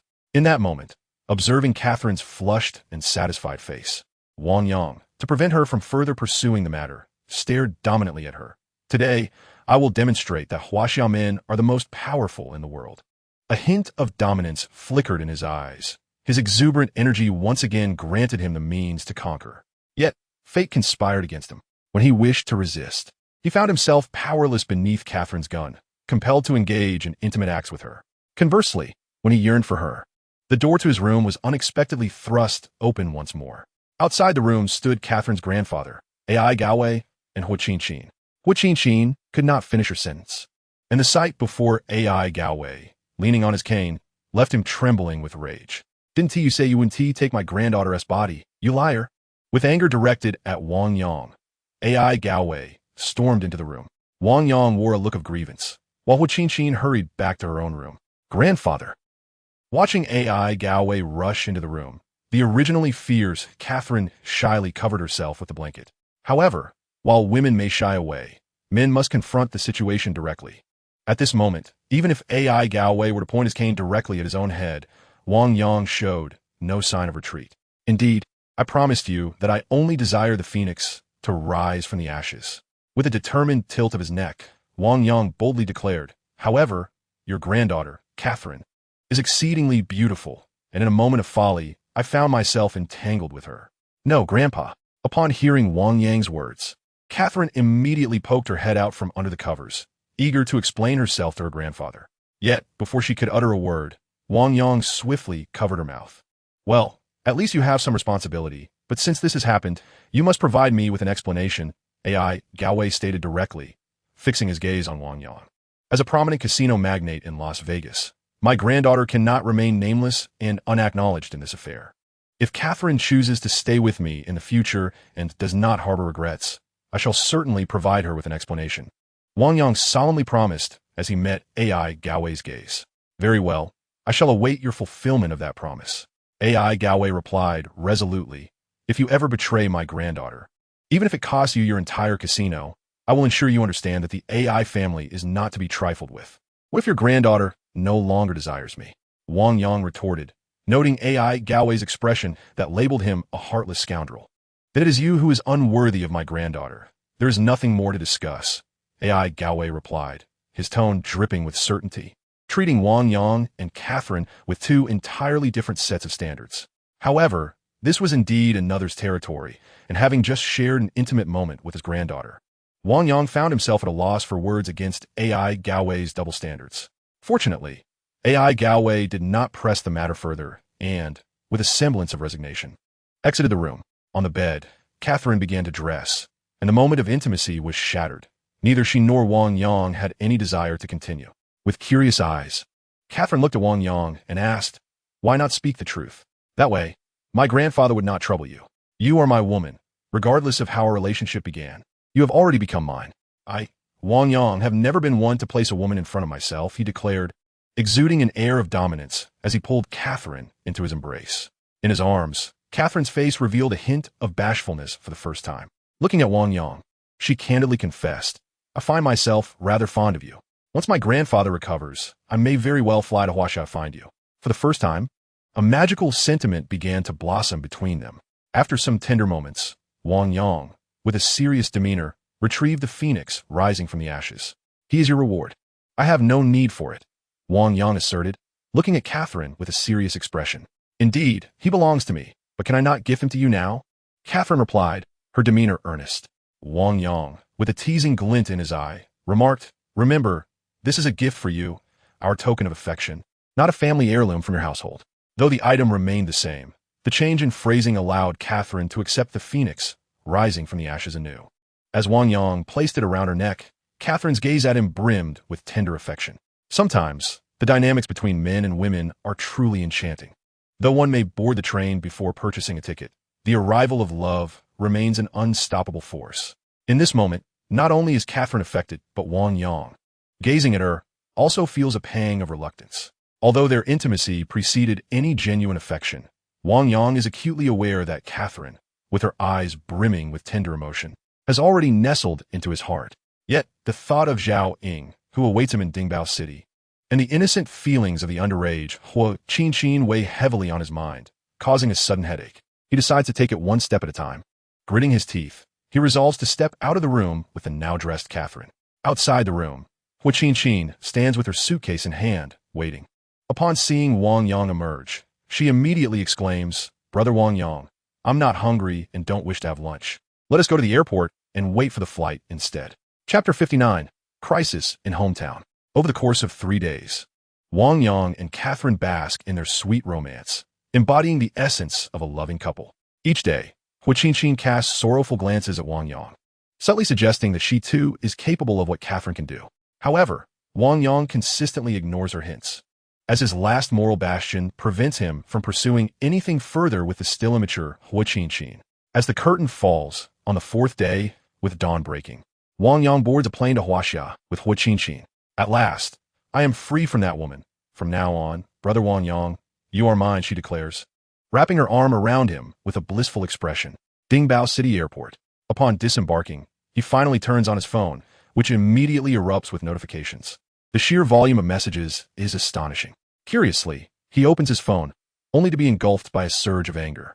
The messages, primarily from his relatives, include those from his parents, but even more from other family members. Each one inquires if he has offended someone, urging him to hide, as individuals from the underworld are reportedly seeking him out. These messages have been flooding in since the first day of his departure from Dingbao City, continuing to accumulate until today. Furthermore, the content of these messages evolves daily, with some indicating that due to him, all his relative shops have been vandalized by gangsters, leaving the Wang family on the brink of collapse in Liangshan. Damn it, this is infuriating. Wang Yang seethes, cursing his phone for not being a global model, which would have allowed him to receive news from home sooner. He quickly navigates to his contacts and dials his father's number. Dad, what is happening at home? I've been abroad for a couple of days. Has something occurred? He asks urgently as the call connects. Soon, he hears his father's cautious voice on the other end. Wang Yang, how have you angered Boss Jean? He has openly declared that regardless of how much money you have, if you do not show yourself soon, he guarantees that our Wang family will not survive in Liangshan. Jean, the notorious kingpin of our county, wields considerable influence, with his brother serving as the deputy director of the Public Security Bureau, rendering our pleas for assistance utterly disregarded. Though you have prospered with your jade business, provoking Jean is far beyond your means. At this moment, Wang Yang, having arrived at the airport parking area, decisively ended his call with his father. I am no longer the person I once was. Anyone who dares to threaten me or my family will undoubtedly face repercussions of an unbearable magnitude. A glimmer of ruthlessness flashed in his eyes as Wang Yang ignited the engine of his BMW i8, despite having been parked for several days. The luxury vehicle roared to life with an exhilarating ferocity. Its striking presence captured the attention of countless onlookers, yet half of Wang Yang's mind remained ensnared in contemplation. Jean, whose real name is Jean Yuqian, reportedly derived his name from his family's impoverished circumstances of his birth, as they wished for wealth to grace their home. His brother, Jean Yuan, was named with the hope that someone in the family would attain a position of authority. Ultimately, they both lived up to their names.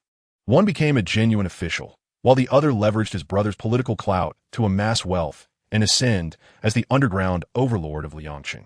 Anyone daring to contest his dominance or encroach upon his territory risked being imprisoned by his brother's influence. With no rivals to challenge him, Jean effortlessly dominated the realms of vice in Liangshan, commanding a legion of followers and instilling a fear that rendered him untouchable. Such a figure would traditionally remain completely unconnected to the Wang family, especially to Wang Yang, who resides far in Dingbao City. Thus, amid his fury, Wang Yang was equally perplexed by the sudden declaration that Jean was seeking him out. An hour later, Wang Yang's vehicle gracefully exited the highway, and another 10 minutes saw him arrive at his family home. Upon entering the courtyard and pushing open the door, he was immediately met by a gathering of relatives, all present within the house. Don't worry, Qin is not an outsider. Please, feel free to speak your minds, Wang Yang addressed the assembly of relatives. His words ignited a lamentation session, with relatives exchanging tales of their misfortunes.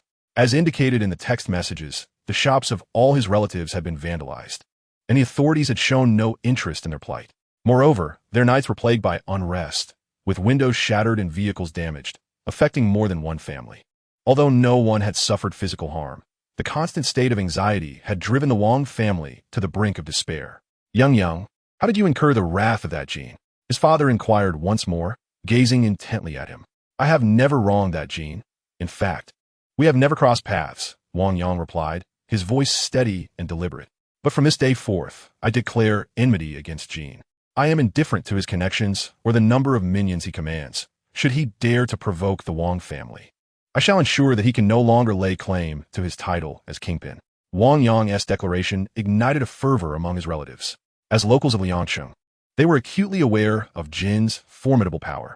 They understood that if Wang Yang could indeed confront and subdue Jin, the Wang family would gain an unparalleled position of authority in Liangsheng henceforth. Yet, when they recalled the arrogant demeanor of the formidable Big Jin, their gazes toward Wang Yang were still infused with skepticism, unable to fathom that he could contend against Big Jin in Liangsheng. Chapter 60, Leveraging the Might of the Six Doors. The Wang family, stirred by Wang Yang's impassioned words, was engulfed in a fervor of astonishment. The entire medical community of Huaxia was set ablaze by a tempest of public discourse upon Wang Yang's return. Have you heard? The miraculous Dr. Li Jiujin, who deemed a life irretrievable, has been revitalized by Wang Yang, the divine healer. The gambling tycoon AI Gaowei, who had stymied countless practitioners of both Western and traditional Chinese medicine, was also resurrected by Wang Yang. A miracle, indeed, a testament to the prowess of Huaxia's medical arts. The revival of the gambling magnate has ignited a fervor for Chinese medicine within the international medical arena. A cacophony of discussions erupted, further solidifying the illustrious name of Wang Yang, as Huaxia's medical practices ascended once more on the global stage. However, Wang Yang remained blissfully unaware of all this. He merely gazed upon the Wang family, hoping that his return would instill a profound sense of security within them. Bang! Observing Wang Yang, the leader among them, a man known as Big Huzi, seethed with malice. I am Big Huzi, an associate of Big Jin. Our esteemed Big Jin has declared that if Wang Yang does not appear within 3 days, we shall make the Wang family witness bloodshed. You dare threaten my family? Wang Yang's voice erupted with fury, his gaze toward Big Huzi now brimming with a chilling intent to kill. Initially, he had his back turned to Big Huzi and his associates, obscuring his identity. Yet, as Wang Yang turned to face them, they immediately recognized him. Big Huzi, elated, produced a photograph and meticulously compared it with Wang Yang's visage, confirming that the man before them was indeed Wang Yang. Indeed, as our Big Jin foretold, if you have any objections, you may express them to Big Jin himself. With a brazen countenance, Big Huzi barked orders to his 4 accomplices. Go! Bind him! The 4, their eyes glinting with menace, paid no heed to the presence of the entire Wang family and charged toward Wang Yang. I dare anyone to lay a hand on my son. A thunderous voice echoed as Wang Yang's father emerged from the kitchen wielding a kitchen knife. Though Big Jin wields great power, the Wang family is not to be trifled with. With a roar, the entire Wang family began to arm themselves with knives from the kitchen, cleavers, paring knives, and peeling knives. While none of these were professional weapons, the undeniable fact remained that the unified front of 15 or 16 members of the Wang family was a force to be reckoned with, rivaling the 5 bald-headed men led by Big Huzi. More blades than men, are we? Big Huzi sneered, pulling out his phone. Just wait with a single call. I can summon at least 100 men, 100 blades. Let us see how many you Wang family can rally. His eyes gleamed with arrogance as he dialed the number. However, despite his bravado, upon witnessing the malevolent expressions of Wang Yang's family, they chose to withdraw from the room. Let's call the police. We must alert them. He just informed Big Jin, who will undoubtedly come with reinforcements to capture Wang Yang. We cannot provoke Big Jin. Wang Yang, you must flee. The influence of Big Jin loomed large in Liangsheng. At worst, they could relocate from Liangsheng. I refuse to believe he would dare pursue us to another city. The discussions rose incessantly from the mouths of the Wang family, and not a single soul blamed Wang Yang for entangling with Boss Jean, thus rendering the Wang family unable to establish a foothold in Liangqing. Previously, Wang Yang harbored a rather unfavorable opinion of his relatives, perceiving them as petty and overly competitive. However, at this moment, the collective actions of his family, both past and present, filled him with a profound sense of pride in being a member of the Wang clan.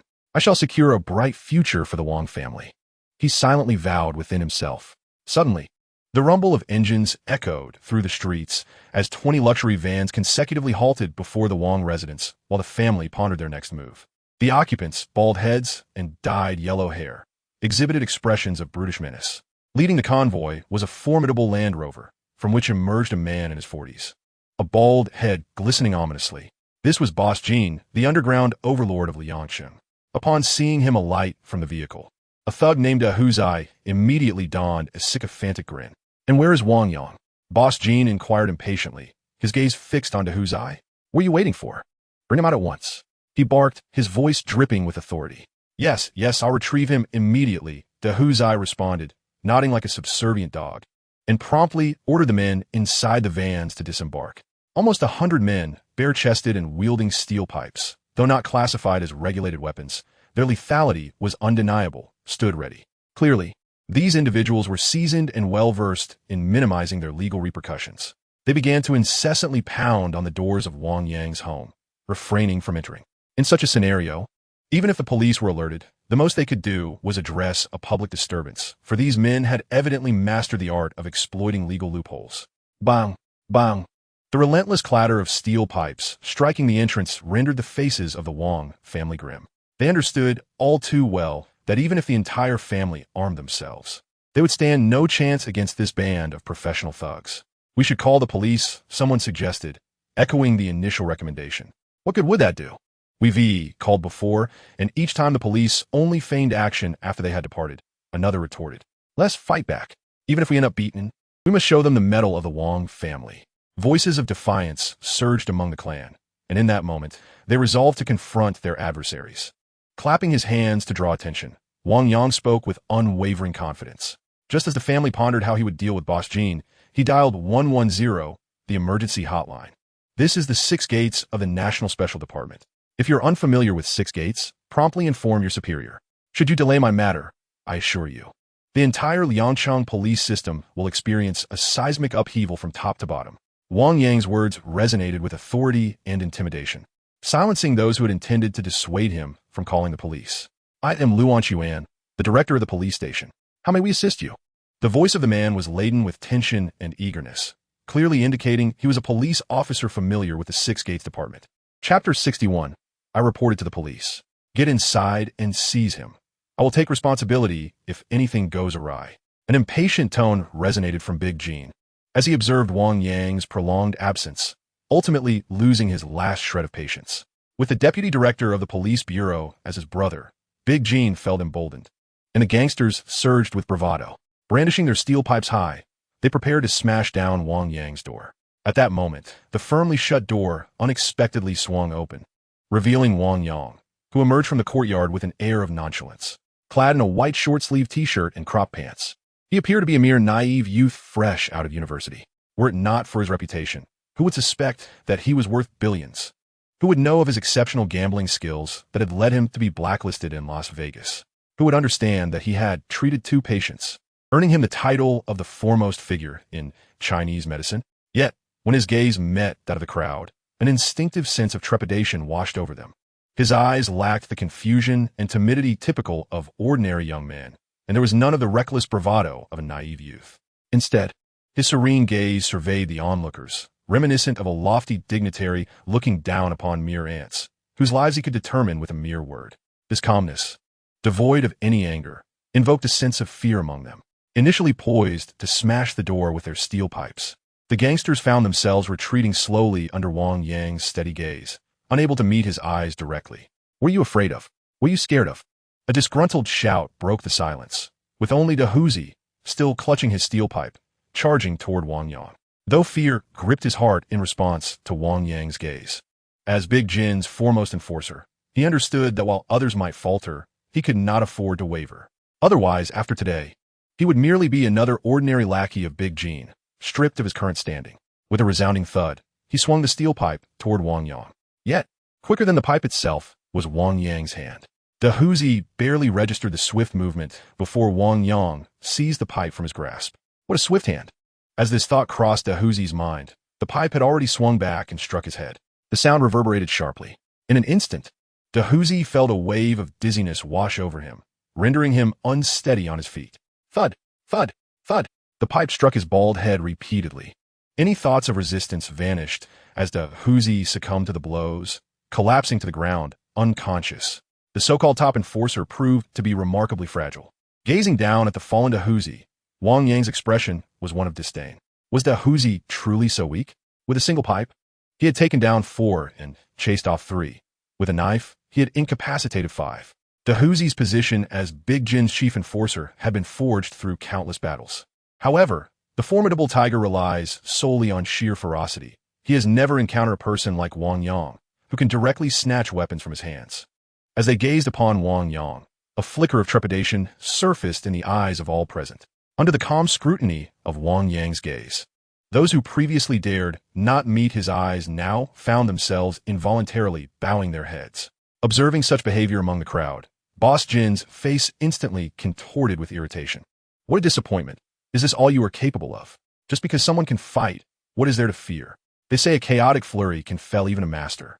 Each of you wielding a steel pipe, I refuse to believe he could disarm us all. Come at me. Whoever knocks him out shall receive a reward of 100,000. Whether it was Boss Jin's eloquence that swayed the crowd or the allure of the monetary prize that ignited their spirits at that moment, every gaze directed at Wang Yang was laced with madness. Witnessing their fervor, a sense of anxiety began to creep into Wang Yang's heart. Though the Nine Yang skill is formidable, he is still a novice. Even if he possesses the potential of an unparalleled genius, his actual combat strength remains limited. Against 1 or 2 opponents, he could perform the feat of empty-handedly disarming them. But against 100 wielding steel pipes, as Boss Jin had claimed, he could not withstand such an onslaught. Hey, I've already called the police. Wang Yang, no longer feigning bravado, shouted, if you don't flee now, it will be too late once the officers arrive. Calling the police? Do you think that will help? Boss Jin, wearing a smug expression, waved his hand grandiosely and commanded, seize him. Just then, the wailing of police sirens erupted, striking Boss Jin like a resounding slap and instantly draining the color from his face. The ruffians who had been poised to charge at Wang Yang now exchanged wary glances, their attention diverted toward the source of the sound. Ignore it. It's probably just some incident elsewhere. Continue to subdue Wang Yang. Boss Jin, visibly frustrated, continued to instruct his lackeys to pursue Wang Yang. Really? Are you certain those police cars aren't coming for you? Wang Yang looked at Boss Jin with disdain. With an air of arrogance, Boss Jin declared, I am able to dominate Liang City. I have my own backing. As long as my brother remains in power, no one would dare oppose me. His words instantly rekindled the confidence of the assembled thugs. Recalling how Boss Jin's adversaries had been incarcerated over the years while he remained unscathed, they summoned their courage and brandished their steel pipes once more. However, just as they prepared to make their decisive move against Wang Yang, they realized that the sirens were not merely passing by. The sound was evidently approaching them, and the distance between the police cars and Wang Yang's residence was rapidly diminishing. Those with keen eyes could even discern the flashing lights atop the police vehicles drawing nearer. Wang Yang's home was situated within a residential area, far removed from commercial streets. Thus, if the police were responding to another case, they would most certainly not pass through this location. Now, as the police cars turned into this street, it was evident that they could not simply be passing through. At that moment, even those with the slowest reactions began to realize that the events of the day were unlike any they had previously encountered. Behind the crowd, the astute Jin, sensing something amiss, promptly dialed his brother.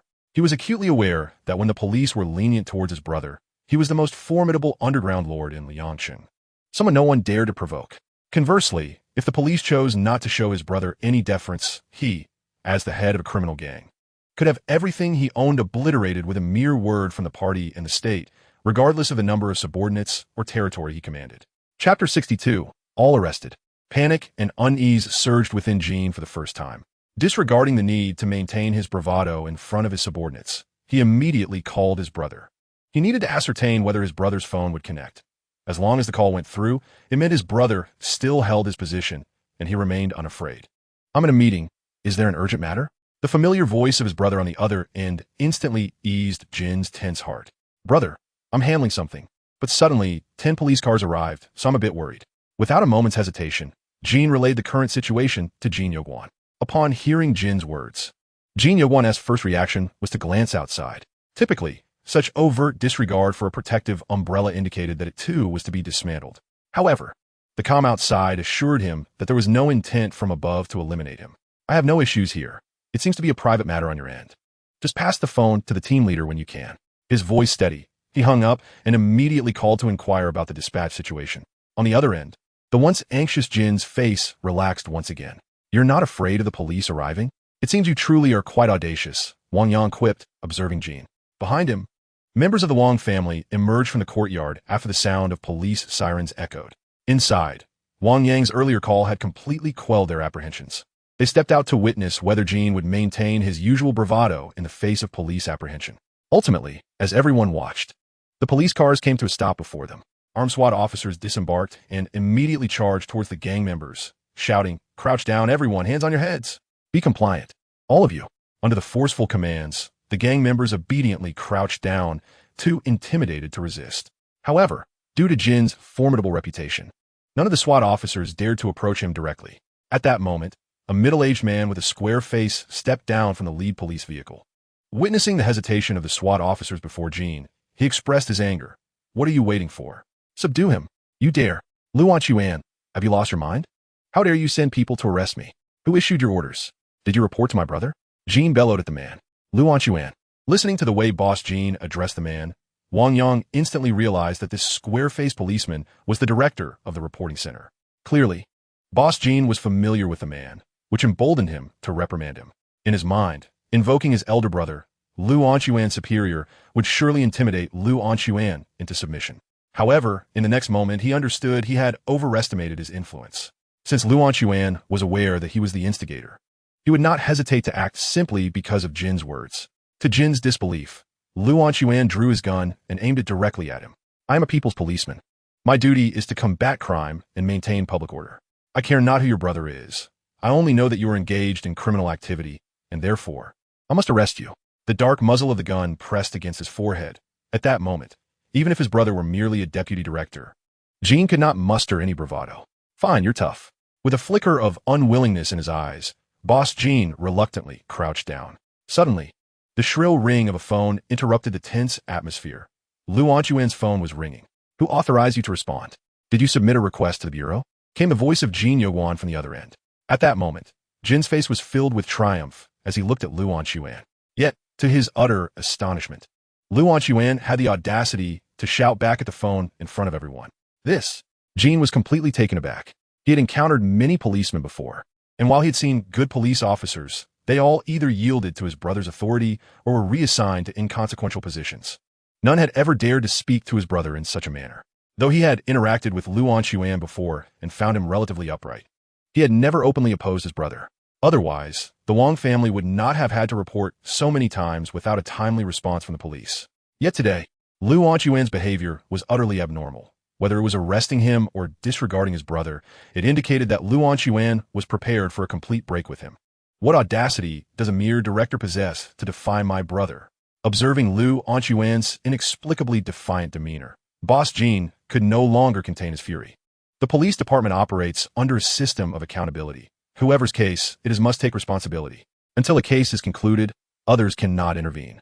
If you believe there is an issue with the handling of a case, you must escalate it up the chain, not forcefully intervene. Clearly, Lu Anchuan's assertion was a declaration to Jin that he intended to confront his brother head-on. "Lu Anchuan, prepare for a demotion to an idle position," Jin bellowed once more.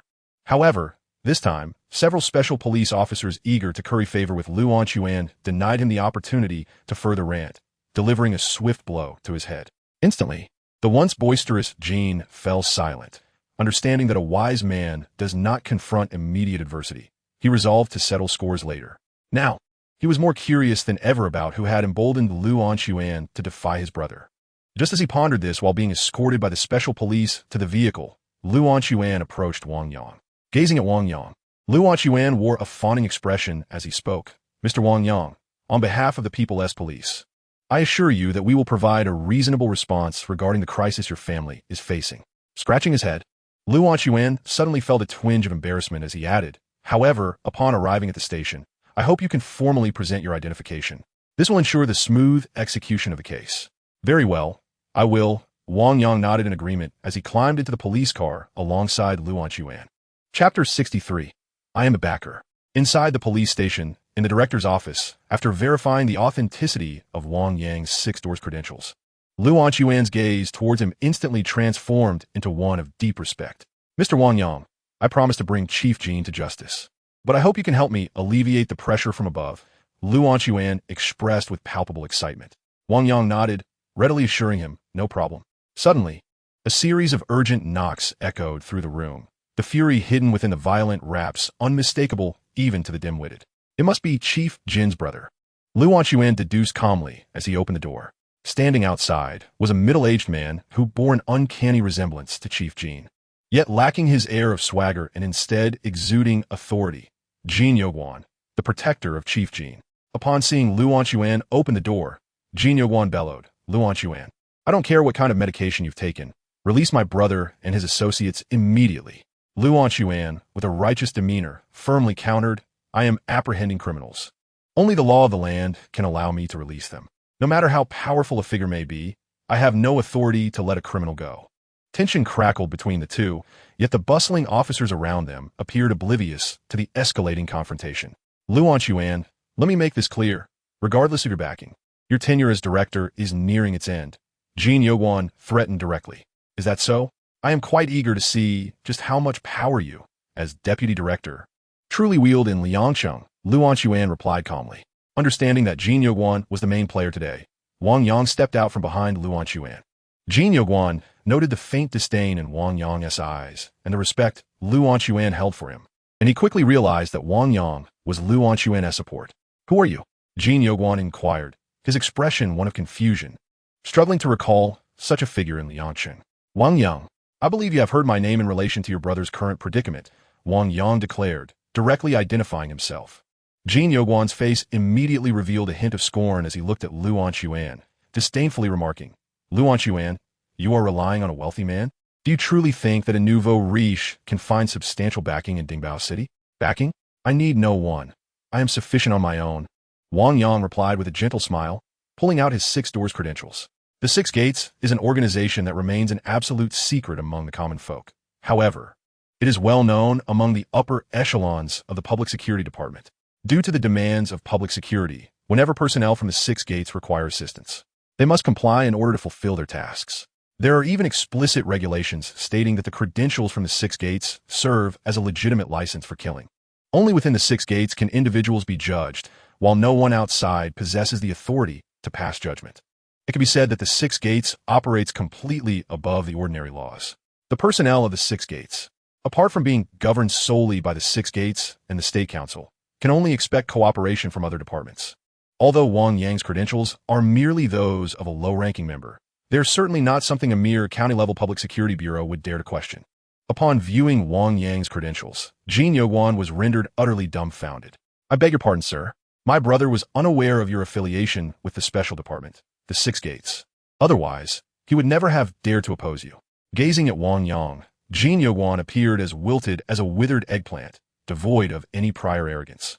However, Wang Yang, indifferent to Jin Yogwan's submission, turned his attention to Lu Yuan, completely disregarding Jin Yogwan, just as Jin Yogwan had previously ignored him. Addressing Lu Yuan with utmost seriousness, he stated, Director Lu, I hope you can assist me in contacting the higher-ups within the Bureau. I wish to communicate with them about thoroughly eradicating these malignant elements from my hometown. Understood. Lu Yuan's eyes sparkled with excitement as he began dialing a number before Jin Yogwan. Soon, under Lu Yuan's communication, all the higher-ups arrived at Lu Yuan's office. Just like Lu Yuan, their first course of action was to inspect Wang Yang's credentials. Once they confirmed the authenticity, their gazes toward Wang Yang immediately transformed into one of deep respect. They understood that individuals from special departments like Wang Yang, though seemingly lacking in tangible power, wielded authority that reached far and wide. Looking at Wang Yang, the director spoke solemnly, Comrade Wang Yang, rest assured that while you undertake special missions for the country, I assure you that your family's safety in Liangsheng will be guaranteed. No criminal organization or its protectors can escape the clutches of the law. I care only for the safety of my family. I shall not concern myself with anything else." Wang Yang smiled faintly, showing no intention of intervening in the personnel matters of the Public Security Bureau. However, he was acutely aware that once today's matter concluded, it would be unnecessary for him to say much. This group of seasoned officials would instinctively know how to proceed. Addressing the director, Wang Yang stated, "I only wish to interrogate the criminal known as Boss Jean. The rest you may handle yourselves. Luan Xuan, you are to assist Comrade Wang Yang in the investigation," the director said, his eyes glimmering with eagerness. 5 minutes later, Wang Yang and Boss Jean were alone in a room, with 4 fully armed special police officers stationed outside, allowing no one to enter or exit. "What do you intend to do? This is violent enforcement," Jean Yuan screamed. "Help! Help! Brother, please save me. I am being subjected to violent enforcement. I am Boss Jean, the Boss Jean of Liangsheng. Do you dare to strike me? I apologize. I was wrong. I truly was. Please, do not strike me any further. I assure you, I will divulge everything you wish to know." The desperate cries for mercy echoed incessantly from within the room. It was a stark contrast to the usually imperious figure of Big Brother Jean, who now wept inconsolably. The 4 special police officers stationed outside exchanged glances of profound curiosity. However, just as one officer turned to observe the situation inside, he was met with a forceful strike to his chest. "Maintain your post. What transpires within is not for your eyes. Furthermore, everything you hear and see today must remain strictly confidential beyond this door. There must be no leaks," a serious voice commanded from Luan Xuan. Upon hearing Lu's words, the 4 special police officers nodded vigorously. The events they had witnessed today had left them utterly astonished, particularly the sight of Deputy Director Jean being escorted away in handcuffs, which made it abundantly clear that the individuals inside held the power to strip them of their uniforms with a mere word. Chapter 64. The Downfall of Big Brother Jean. Inside the room, one man sat while another knelt. Seated was Wang Yang, and kneeling before him was none other than Big Brother Jean. At that moment, Jin's face was swollen and bruised. Even those familiar with him would struggle to recognize him in such a state. Wang Yang, sitting before him, raised his identification card high. "This is my credential. You shall answer my questions honestly, for should you utter a single falsehood, I will not hesitate to end your life on the spot." Had Wang Yang spoken thus before, Big Brother Jean would have dismissed it as idle threats. However, the current circumstances were different. Recalling Wang Yang's earlier mercilessness and his intent to inflict severe harm, Jean had no doubt that Wang would indeed carry out his word. Trembling with fear, he gazed at Wang Yang and said, "Please, ask me anything. I shall reveal everything I know without reservation." Furrowing his brow, Wang Yang inquired, "Why have you been searching for me? Do you hold a grudge against me, or do your associates harbor animosity towards me?" "Nogadai, how could I dare to oppose you?" Jean replied, his expression obsequious. "I was merely tasked by someone from Dingbao City to draw you out." "Who is it?" Wang pressed, though he already harbored suspicions. "The Su family from Dingbao City. They wield considerable influence within the local government, and in a moment of folly, I agreed to assist them in locating you." With tears streaming down his face, Big Brother Jean implored, "Brother, I know you are a hero serving the nation. Even if I had 100 lives, I would not dare to trouble you. I beseech you, spare me this once." Wang Yang had heard tales of Big Brother Jean since his youth. In his earlier years, Jean had been an untouchable figure in Liangsheng. Now, witnessing this once mighty individual weep and plead for mercy before him, Wang Yang couldn't help but reflect on the capriciousness of fate. He understood that all of this had transpired due to that fateful accident, which granted him the power of discernment. Otherwise, in Jin's eyes, he would forever remain a mere, inconsequential citizen. At this moment, Wang Yang silently vowed that after resolving the current crisis, he would promptly seek out ancient jade and antiques, hoping to enhance the power of his clairvoyance. A contemplative expression clouded his gaze, causing him to momentarily forget the presence of Big Brother Jean before him. Observing Wang Yang's distraction, despite being handcuffed, a fierce glint flickered in Big Brother Jin's eyes. His gaze darted between Wang Yang's head and his 6 doors credentials, revealing a flicker of desperation. "With such immense power, I have offended you, and with my numerous criminal records, I am destined to remain imprisoned. You have brought me to this extent, and should I face the death penalty, I shall take you down with me into the depths of hell." The hesitation in his eyes transformed into resolve as Big Brother Jean suddenly surged forward, swinging his fist at Wang Yang. Though his wrists were bound, it did not hinder his movement, his face flushed crimson as he clenched his fists, evidently exerting all his might. As a seasoned fighter, he aimed for the soft flesh at the back of Wang Yang's head, knowing that a solid hit could render any ordinary person unconscious. However, just as his fists were about to strike, Wang Yang was jolted from his reverie by the force of the impending blow. Witnessing the swinging fists of Big Brother Jin, a disdainful smile emerged on Wang Yang's face. Activating his Nine Yang technique, he subtly shifted his body and effortlessly evaded both of Jin's attacks. In the next instant, he unleashed a punch straight at Jin's face. Bang! The tremendous force sent Big Brother Jin sprawling backward uncontrollably.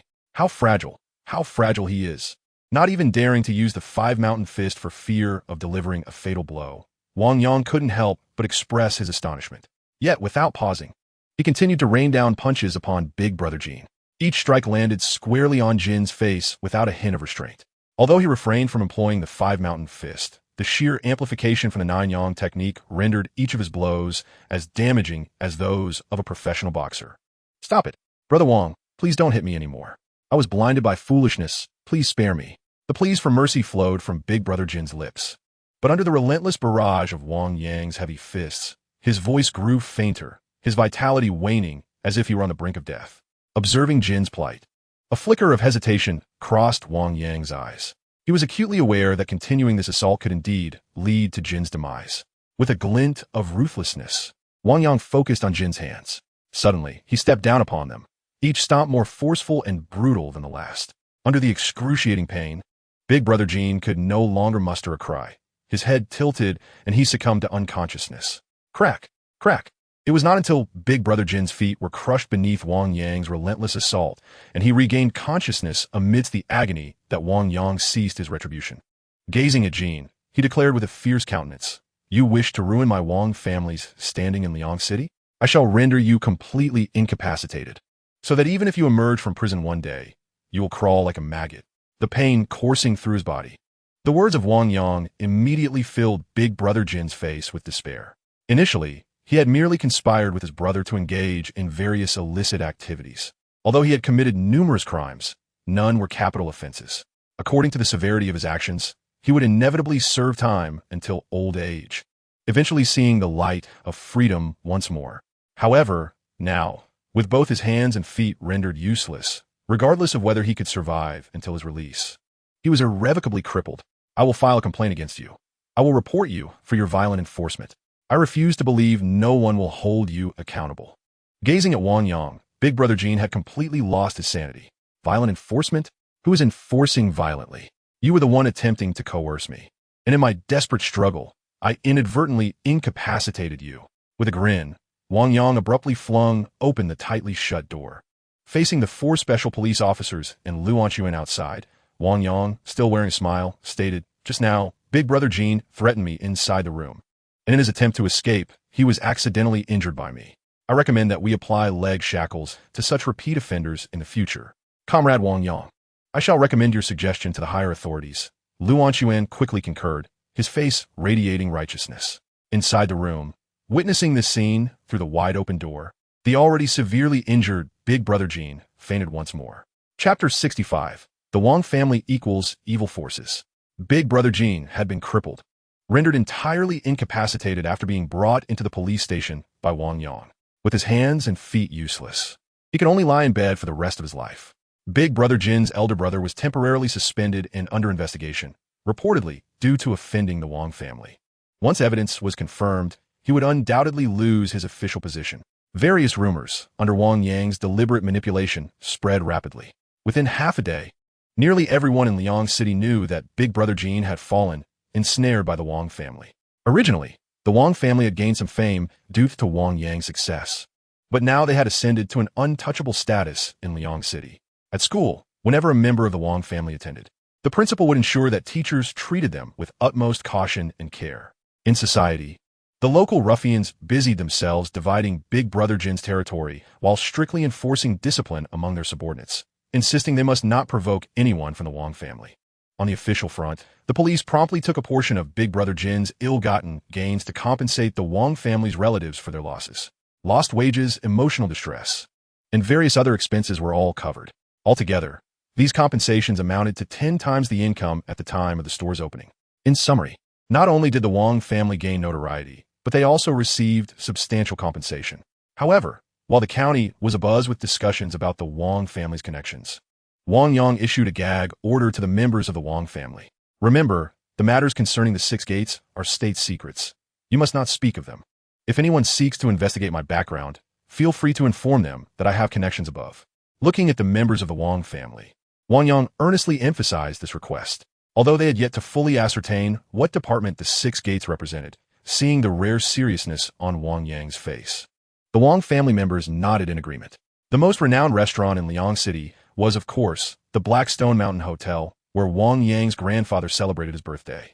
To commemorate the Wang family's triumph over the nefarious forces of Jin, and to indulge in a sumptuous meal at the Blackstone Mountain Hotel, the Wang family unanimously resolved to gather there today. Although the Wangs were not particularly renowned in Liangsheng, their presence was unmistakable, especially with Wang Yang's BMW i8, a car that commanded attention. Upon its arrival and subsequent halt at the Blackstone Mountain, onlookers immediately recognized that the Wang family had arrived. A palpable sense of trepidation washed over the crowd as they cast wary glances at the Wangs, instinctively stepping aside to avoid any potential conflict. What has become of us? Are we now perceived as thugs and bullies, prompting others to flee? A member of the Wang family pondered aloud amidst the murmurs of those around. Wang Yang, amidst the throng, unexpectedly spotted his former high school belle. Today, she was adorned in a far more alluring manner than during their school days. While her innocence had somewhat waned, her allure had undeniably intensified. Ah, she hasn't changed too much. Perhaps a friendly encounter is in order, Wang Yang mused inwardly, captivated by the former class beauty. At that moment, he contemplated reaching out to her for a casual rendezvous. With this thought in mind, he flashed what he believed to be a charming smile at her. However, his expression fell to one of bewilderment when he observed her reaction. I suppose, in their eyes, I must seem more formidable than even Jin himself, he mused, as Hua Qin, clutching his arm, chuckled lightly. As the sole daughter of a once revered underground lord, she had long grown accustomed to the fearful gazes of others and displayed no discomfort at the Wang's awkward reception. While the Wang family grappled with the public's apprehensive stares, the hotel manager approached with eager hospitality.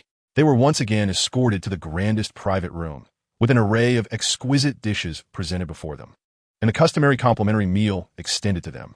This time, however, the gesture stemmed not from a debt owed to Wang Yang, but rather from an effort to curry favor with the Wang family, whose influence had evidently eclipsed even that of Jin. From the fearful yet flattering glances exchanged among the hotel staff, the Wangs understood that, regardless of their actions, they had become a force to be reckoned with. Far more fearsome than Jin himself. We must not allow anyone to think they can challenge the Wang family, they mused. Indeed, conducting business as usual would only bolster their standing, allowing the Wang family to stride confidently through Yangqing.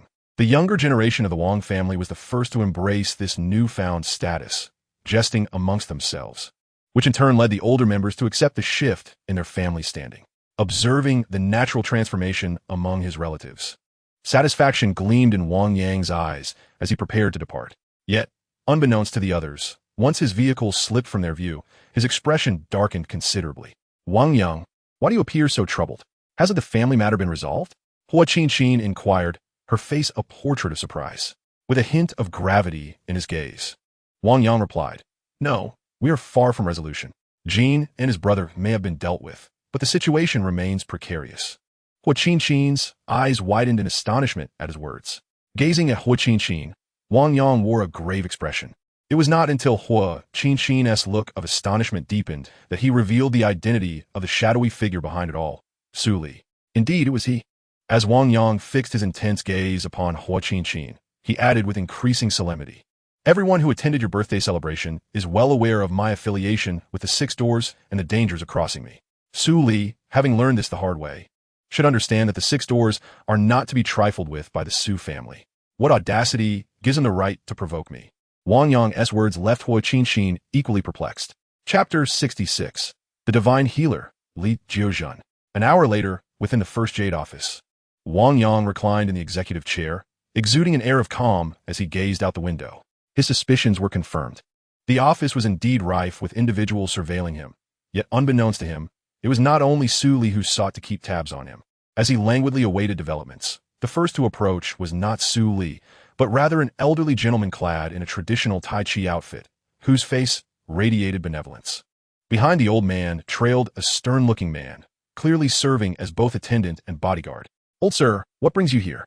Wang Yang inquired, puzzled by the scrutinizing gaze of the elderly figure standing at the office door. "I have come to convey an important message, and I hope you will prepare yourself accordingly." The old man replied, his eyes filled with gravity as he regarded Wang Yang. Surprised by the old man's apparent familiarity with him, Wang Yang cautiously responded, "Might I inquire if we have previously met? I am unaware of your name, esteemed elder. I am Li Jiuzhan, and I trust you have heard of me." The old man said with a smile, looking at Wang Yang. Li Jiuzhan, the preeminent divine healer of Huaxia. While his renown was primarily confined to the upper echelons of the wealthy, Wang Yang had certainly heard of him. Bowing respectfully, he said, "I am honored that the esteemed healer has sought me out. What is the purpose of your visit?" Initially, Li Jiuzhan had harbored concerns that Wang Yang, having achieved early fame, might possess the youthful arrogance characteristic of many. However, witnessing Wang Yang's respectful demeanor now brought a glimmer of satisfaction to his face. "Your ability to elevate the reputation of Huaxia's medical practices on a global scale brings me joy. Yet, I must advise caution. For many renowned foreign physicians have expressed their intent to come to Huaxia to challenge your medical skills," Li Jiuzhan cautioned. Wang Yang's face instantly registered surprise at Li Jiuzhan's words. The realization that esteemed doctors from around the globe were eager to engage him in a contest of medical expertise sparked an instinctual desire to retreat, to remain hidden from their scrutiny. Deep down, he was acutely aware that despite having successfully treated two individuals whom even Li Jiuzhan could not save, one of whom was a gambling tycoon deemed beyond help by American doctors, he was fundamentally an untrained individual in the medical field. Though he had healed 2 patients through the power of his X-ray vision, such a gift was not a panacea. It could not cure every ailment. If he were to face a series of challenges from these foreign physicians, the inevitable outcome would surely be defeat. Climbing to prominence on the reputation of Huaxia's foremost divine healer only to be bested by foreign counterparts would equate to an implicit admission that Huaxia's medical arts were inferior to those abroad. Such an embarrassing affair that could tarnish the reputation of an entire nation is something Wang Yang would never allow to transpire under his watch. "No, I must retreat. I cannot accept the challenges posed by those individuals." Gazing at Li Jiuzhan, Wang Yang declared his decision. Upon hearing Wang Yang's intention to withdraw, Li Jiuzhan's eyes widened in astonishment. Looking at Wang Yang, he pressed, "Retreat? Why would you retreat? Your medical skills are so extraordinary. Why fear those foreign quacks? If I were adept in medicine, I would certainly not retreat, but the truth is, I possess no knowledge of the art," Wang Yang replied. His expression tinged with embarrassment as he looked at Li Jiuzhan. "Nonsense. I, Li Jiuzhan, have failed to treat 2 patients, yet you succeeded consecutively. How can you claim to be unskilled in medicine?" Li Jiuzhan's face was one of discontent, clearly convinced that Wang Yang's medical prowess surpassed his own. "Qigong, the ancient art of Qi in Huaxia," Wang Yang mused, scratching his head as he classified his unique abilities under the umbrella of Qigong. Moreover, having recently learned the 9-Yang skill, he felt a newfound confidence in his claim of mastery over Qigong. "Qigong does indeed make sense," he concluded. Li Jiuzhan, looking at Wang Yang with a hint of regret, remarked, "It is a pity that the Li family's health preservation technique only enhances the body and cannot save lives. Otherwise, I could have saved many and further promoted the art of Huaxia medicine. Li Shini, the promotion of Huaxia medicine now rests on your shoulders." "I shall take my leave for a while," Wang Yang said, already preparing to escape as he turned to exit. However, as he neared Li Jiuzhan, the latter grasped Wang Yang's arm firmly. The immense strength emanating from Li Jiuzhan rendered Wang Yang immobile. "Senior, a master," Wang Yang realized, understanding that Li Jiuzhan was not only a renowned physician, but also a formidable practitioner of ancient martial arts. The Li family's health preservation technique was undoubtedly more than mere physical conditioning. At that moment, Li Jiuzhan's powerful internal energy coursed through Wang Yang's body, briefly interacting with his 9-Yang energy. Pure and yang, it indeed had unique effects on certain ailments, yet could not possibly heal Huiqinqin and Ai Gaowei. Li Jiuzhan's words filled Wang Yang with trepidation. From using his X-ray vision and electrical energy to aid Huiqinqin to now, Li Jiuzhan was the first to assert that his Qigong could not save lives. With a shift of his eyes, he began to contemplate how to fabricate a new deception. Just then, another individual entered the office. Upon seeing the newcomer, Wang Yang's face lit up with unrestrained joy. He deliberately ignored Li Jiuzhan and addressed the newcomer, Su Li, How dare you seek me out, fully aware of my identity? You even dared to send someone to my hometown to harm my relatives. Do you think that because we spared you last time, I am too merciful, a great benefactor? The unexpected arrival was none other than Su Li, who had learned of Wang Yang's return. Upon entering, he was immediately met with Wang Yang's scathing rebuke, which ignited a fire of rage upon his countenance. Do you believe you alone hail from that place? I tell you, Master Tan Yiming has also taken me in, and now I am, like you, a person of the public domain. Even so, you may seek vengeance against me. But harming my hometown relatives is nothing but a cowardly act. Wang Yang seethed with growing indignation as he faced Su Li. Chapter 67. The Painful Kick to the Drowned Dog. With each deliberate word, Wang Yang's gaze towards Su Li was laden with lethal intent. The tension between the two men crackled like gunpowder, and upon witnessing the imminent clash, Li Jiuzhen furrowed his brow in deep concern, addressing Su Li with evident dissatisfaction. He stated, "My young friend, I have matters to discuss with Wang Yang. I kindly ask you to leave. What are you to demand my departure?" Su Li sneered, dismissing Li Jiuzhen with disdain. In his eyes, having allied himself with the powerful Six Gates, he believed he could act without regard for the influence of others. Yet, in his self-serving arrogance, he failed to notice the fleeting glimmer of pity in Wang Yang's eyes. To tell Li Jiuzhen to leave.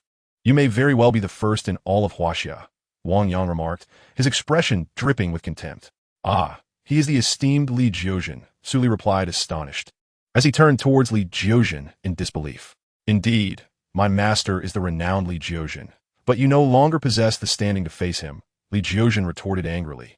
As a middle-aged man who had been shadowing him approached Su Li, the man's face was a mask of fury, and as Su Li noticed him, the man unleashed a powerful punch aimed squarely at Su Li. "I warn you, I possess martial skills. You are but the disciple of a divine physician. I shall not strike you, but should you not relent, do not expect mercy," Su Li declared haughtily, his pride unabated. Even as the middle-aged man swung his fist, Su Li extended his palm to meet the blow, attempting to project an aura of an ancient martial master before Wang Yang.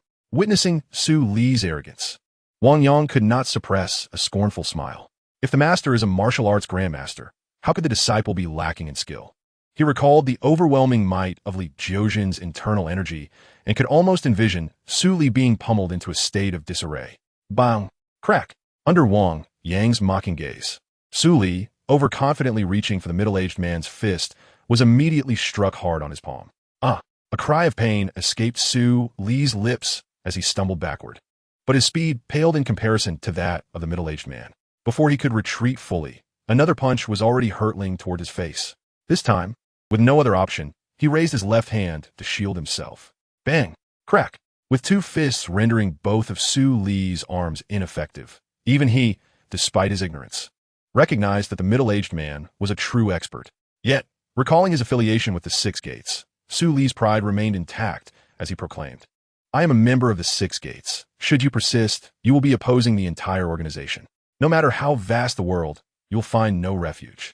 Su Li's gaze was filled with arrogance. Even with his arms incapacitated, he regarded the middle-aged man from a lofty perspective. Understanding the stature of the Six Gates in the martial world, he believed that even the most formidable warriors from renowned sects would hesitate to continue their assault. However, in the next instant, his pride was swiftly eclipsed by a wave of dread. In the man's gaze, the fist of the middle-aged man drew ever closer, clearly aimed at his face. "Have you lost your mind? You previously struck me without knowing I was a member of the Six Doors, which could be excused. Now that you are aware of my affiliation, to continue attacking me would be to openly oppose the Six Doors." A voice of fury echoed, and seeing the middle-aged man, Su Li anxiously threatened. "The Six Doors were established by the state to suppress the underworld. Once we issue a warrant for you, there will be nowhere in the realm for you to hide." Bang! Just as Su Li finished speaking, the middle-aged man's fist collided with Su Li's nose. The overwhelming force struck without reservation, instantly flattening Su Li's nose. Blood streamed down his face, yet the middle-aged man, seemingly unfazed, unleashed a second punch. Bang! Bang! Bang! One punch after another. Throughout, the middle-aged man disregarded Su Li's identity as a member of the Six Doors. Recognizing that the reputation of the Six Doors held no sway over the man, Su Li surrendered, lying on the ground, covering his head and abandoning all threats. "All right, enough." A calm voice emerged from Li Jiuzhen. As his words fell, the middle-aged man immediately ceased his assault and positioned himself behind Li Jiuzhen. Once resembling a furious titan, he now subdued all his presence, appearing as an ordinary follower. Witnessing the unwavering respect the middle-aged man showed Li Jiuzhen, even Wang Yang felt a tinge of admiration for him. On the ground, Su Li, sprawled like a beaten dog, cast a disdainful glance at the middle-aged man as Wang Yang approached him. "What do you want?" Su Li's face was a mask of panic as Wang Yang advanced menacingly. In the next moment, upon seeing Wang Yang's leg come at him, Su Li quickly grasped his intent. Yet, despite his understanding, with his arms incapacitated and battered, he was unable to mount an effective defense against Wang Yang's incoming kick. He could only endure in anger and resentment as Wang Yang's foot struck him repeatedly. "I have come to punish a drowning dog." Wang Yang glared at Su Li on the ground, his voice filled with rage. "I instructed you to find someone to harm my relatives. I allowed your unwarranted intrusion into my office, and I question how someone so ugly dared to frighten others." With each insult, Wang Yang landed a kick, and when he ran out of grievances, he even kicked Su Li's stomach, citing his long hair as an erroneous reason. However, Wang Yang was careful with his strikes. Knowing Su Li was also a member of the Six Doors, he could not truly kill him. From start to finish, he targeted only non-lethal areas. Under such circumstances, even after 100 kicks, Su Li was merely expelled from the office. Furthermore, due to Wang Yang's intentional restraint, Su Li remained conscious and did not lose consciousness despite being kicked out.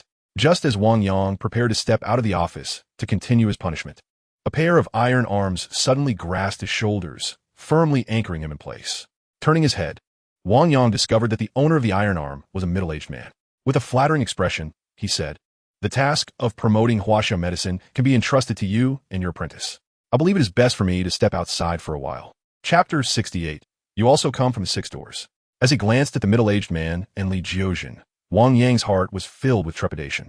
The secret of his X-ray vision, the foundation of his rise, was his greatest secret, one he would never reveal under any circumstances. Initially, Wang Yang believed that by remaining silent, Li Jiuzhen would resort to forceful interrogation. However, to his utter astonishment, just as he braced himself for resistance, Li Jiuzhen abruptly ceased his inquiries. Looking at Wang Yang, Li Jiuzhen simply stated, "Fine, if you do not wish to speak, then do not. I have no interest in your secrets. I only wish to know how you plan to confront the provocations of those renowned foreign doctors. I will hide away, and I shall refuse all challenges," Wang Yang declared resolutely, lifting his chin. Bang! Just as Wang Yang finished speaking, the renowned Dr. Li Jiuzhen had already struck his head. With a furious expression, Li Jiuzhen exclaimed, "Do you wish to let the world say that I, a Huaxia divine doctor, am a coward who dares not accept any challenges? I do not possess medical skills, and accepting challenges will only lead to failure. What else can I do?" Wang Yang looked at Li Jiuzhen, his eyes filled with grievance. One may be killed, but not humiliated. Not knowing medicine is not the reason for bringing shame to Huaxia medicine, Li Jiuzhen declared resolutely, gazing at Wang Yang. "From today onward, I shall take responsibility for teaching you medicine. Until you have mastered it, I will confront all challenges from those foreign doctors on your behalf." Upon hearing Li Jiuzhen's words, Wang Yang's eyes brimmed with astonishment. In his view, the transmission of Huaxia's heritage was traditionally conservative, often limited to father-son succession, with daughters rarely included. As the foremost divine doctor of Huaxia, Wang Yang had assumed that Li Jiuzhen would not easily impart his medical knowledge. At this moment, the fact that Li Jiuzhen voluntarily offered to teach him filled Wang Yang with skepticism. "Are you truly determined to pass on your medical skills to me? Isn't our Huaxia heritage quite personal?" Wang Yang asked uncertainly. "Yes, I am determined to pass on my medical skills to you," Li Jiuzhen affirmed directly, looking at Wang Yang. "Why?" Wang Yang's astonishment grew more pronounced as he lifted his gaze. With an air of pride, Li Jiuzhen responded, "For the greater good of our country, and to ensure that you do not bring disgrace to Huaxia medicine in the world, sacrificing personal interests for the greater good." As he observed Li Jiuzhen's expression, a hint of respect emerged on Wang Yang's face. For the sake of Huaxia medicine not to be belittled by the outside world, even secrets that were traditionally withheld were now being shared. For this spirit alone, Li Jiuzhen deserved admiration.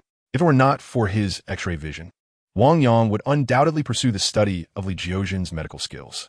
Yet, possessing a sufficient ability to earn a living, he felt no interest in starting from scratch. Seemingly sensing Wang Yang's impatience, Li Jiuzhen stroked his beard and continued, "My medical expertise focuses on human anatomy. If you study medicine with me, it will greatly benefit your ancient martial arts cultivation." Ancient martial arts, wielding a sword across the world, invincible under heaven.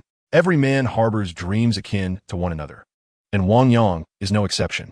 Ever since he began to cultivate the Nine Suns technique, the notion of wielding his iron fists to confront the ancient martial arts masters of the world has taken root in his heart. Li Jiuzhen's words ignited within Wang Yang an unwavering resolve. Gazing at Li Jiuzhen, Wang Yang stated directly, "Very well, I shall learn from you. However, what must I contribute?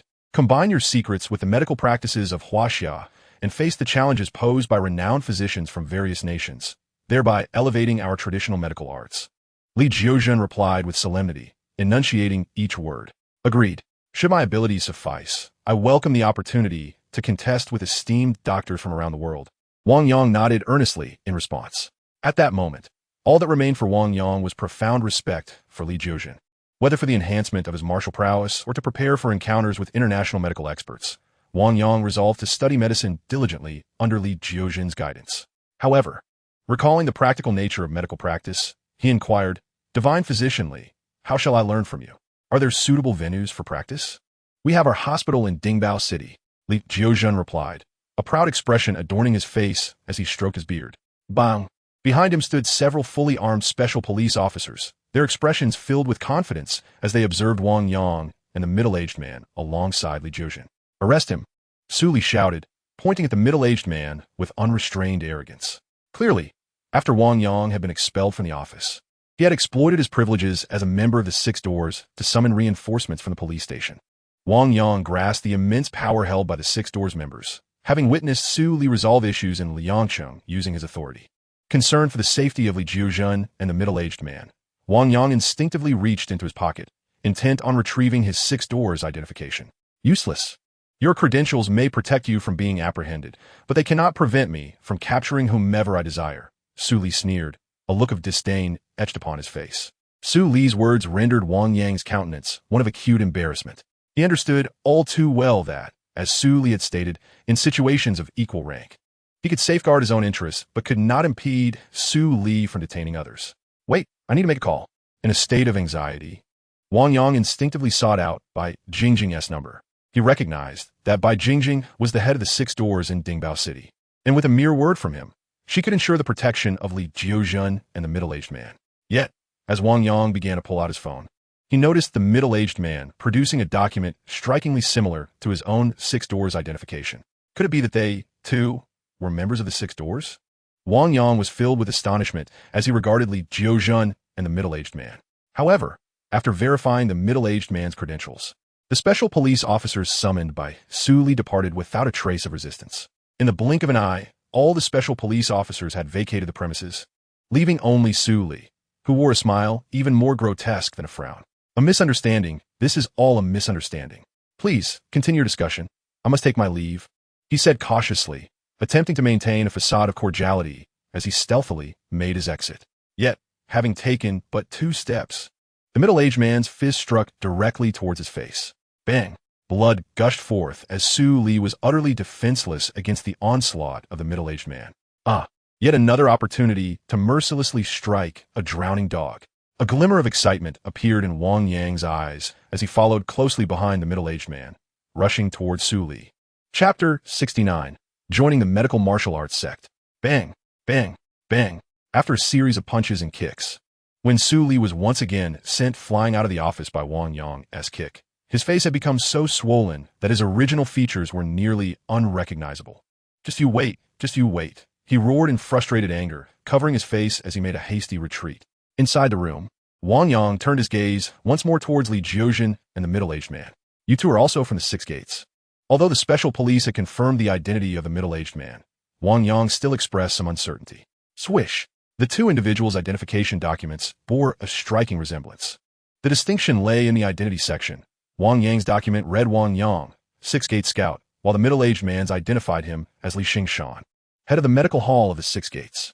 Wang Yang was unclear about the extent of the power wielded by the medical hall, but he understood that the authority of any hall master within the Six Gates far surpassed that of a mere scout like himself. So, he is indeed an official. With a beaming smile, Wang Yang returned the document to the middle-aged man and curiously inquired of Li Jiuzhen, "I wonder what position Master Li holds within the Six Gates." My master is one of the vice leaders of the Six Gates, the middle-aged man replied, pride evident on his face. A vice leader and a home master. Before him stood two golden pillars of opportunity. With the status of a scout in the Six Gates, Wang Yang realized he could walk with confidence. Once he forged a close relationship with these two, he would no longer need to fear anyone in Huaxia. Contemplating this, he suddenly grew serious, fixing his gaze upon Li Jiuzhen. Master Li, although you selflessly impart your medical skills to me, I cannot learn from you without any formal acknowledgement. What do you wish? Li Jiuzhen asked, a hint of surprise flickering in his eyes as he regarded Wang Yang. I wish to become your disciple. Wang Yang articulated each word with fervor, his gaze fixed eagerly upon Li Jiuzhen. His declaration plunged Li Jiuzhen into deep thought. Just when Wang Yang began to fear rejection, Li Jiuzhen finally responded, I can accept you as my disciple, but should you become my student, you must adhere to the rules of the medical martial arts sect. The medical martial arts sect? Wang Yang's face was instantly filled with confusion. However, in order to secure Li Jiuzhen's valuable mentorship, he resolutely replied, if I am to join the medical martial arts sect, I will certainly abide by its rules. Since you are willing, let me share the origins of our medical martial arts sect with you. Li Jiuzhen began solemnly, looking at Wang Yang. The medical martial arts sect was established during the Great Qin dynasty and is a venerable sect with a rich history.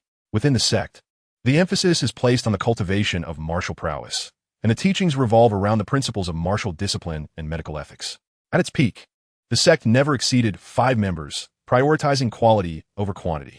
Rooted in compassion, the medical martial arts sect mandates that its members utilize their medical skills to aid others, with any fees collected beyond basic living expenses required to be donated for charitable causes, thereby assisting the underprivileged. Wealth, the first jade artifact can earn for me. The money I earn by healing others can be donated entirely without reservation. Gazing et Li Jiuzhen, Wang Yang solemnly forward. From today onwards, you shall be the 99th disciple of my medical martial sect and my second disciple, Li Jiuzhen. With a satisfied expression, Li Jiuzhen promptly retrieved a jade pendant from his bosom and handed it to Wang Yang. The jade, an authentic Hetian jade of Huaxia, bore the character for medicine on one side and martial on the other, exuding an air of ancient charm. Could be an ancient jade? Wang Yang's heart raced with excitement as he discreetly activated his X-ray vision. Through this ability, he immediately perceived an immense aggregation of spiritual energy above the jade, coalescing into the shape of a grand medicinal box. Absorbing this energy would undoubtedly enhance his abilities. Observing Wang Yang's careful handling of the pendant, Li Jiuzhen assumed that Wang Yang cherished his identity within the sect, prompting a satisfied smile to spread across his face. Tomorrow, you shall begin your studies in medicine. As he watched Li Jiuzhen's retreating figure, Wang Yang ultimately accepted this new reality. Yet, the thought of transitioning directly from a jewelry tycoon to learning medicine filled him with a sense of bewilderment at the rapid changes in life. Never mind that. First, he would secure a quiet villa, considering that he needed a space for cultivation and that Li Jiuzhen would also require a place for teaching. Wang Yang quickly made his decision. This time, however, he did not invite anyone else along. Fully aware of the principle that a favor of rice can lead to animosity over a single grain, he even contemplated not assisting his friend in purchasing a house, choosing instead to drive alone to a nearby real estate sales center, the FA Real Estate, a name undeniably mundane. Yet it ranked among the top real estate companies in Dingbao City, responsible for nearly half of the upscale residential complexes in the area. This was a company of substantial capability, renowned for the quality of its developments, which is precisely why Wang Yang had come here. Good day, sir. Welcome to the FA Real Estate.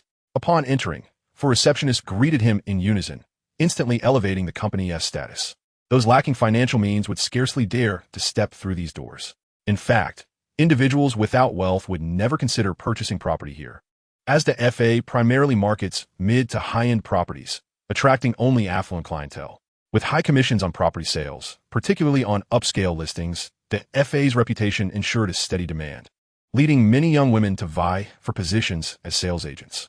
Rumors even circulated that purchasing a property at the FA would lead to a delightful encounter with the attractive sales representatives. Now, stepping into this establishment, Wang Yang could not help but wonder if the rumors held any truth. Were the sales agents genuinely committed to selling properties, or did they have ulterior motives? Good day, sir. What type of property are you interested in? As he entered the sales hall, a woman clad in a fitted suit approached him with a smile. She was strikingly attractive, easily deserving an 80 in Wang Yang's eyes, especially with her long, fair legs that evoked an irresistible urge to carry her upon his shoulders. Moreover, the woman's facial features bore a striking resemblance to a popular star from a certain girl group in South Korea, which undeniably enhanced her allure. Purchasing a villa and enjoying a complimentary stay once could indeed be a lucrative venture. As he gazed at the woman, Wang Yang found himself lost in a reverie. However, his moment of fantasy was abruptly supplanted by surprise when he unexpectedly spotted his ex-girlfriend, Zhang Li. Chapter 70. The unspoken rules of real estate sales. Zhao Hai had fallen from grace, even ending up incarcerated for robbery. Although Wang Yang had not inquired about Zhang Li's circumstances, he was acutely aware that she must be striving to make her own way in life. Yet, he never anticipated encountering her at the FA Real Estate, a place infamous for dubious dealings in property sales. Had she truly degraded to such an extent for monetary gain? Or was the rumor of selling properties for favors merely a fabrication? Sir, may I inquire what type of property you're interested in? The saleswoman, whose features closely resembled those of a Korean star, spoke once more as she regarded Wang Yang. A private villa, even at a FA Real Estate, represented the pinnacle of luxury. The commission from selling a single villa would rival what an ordinary saleswoman might earn in an entire year.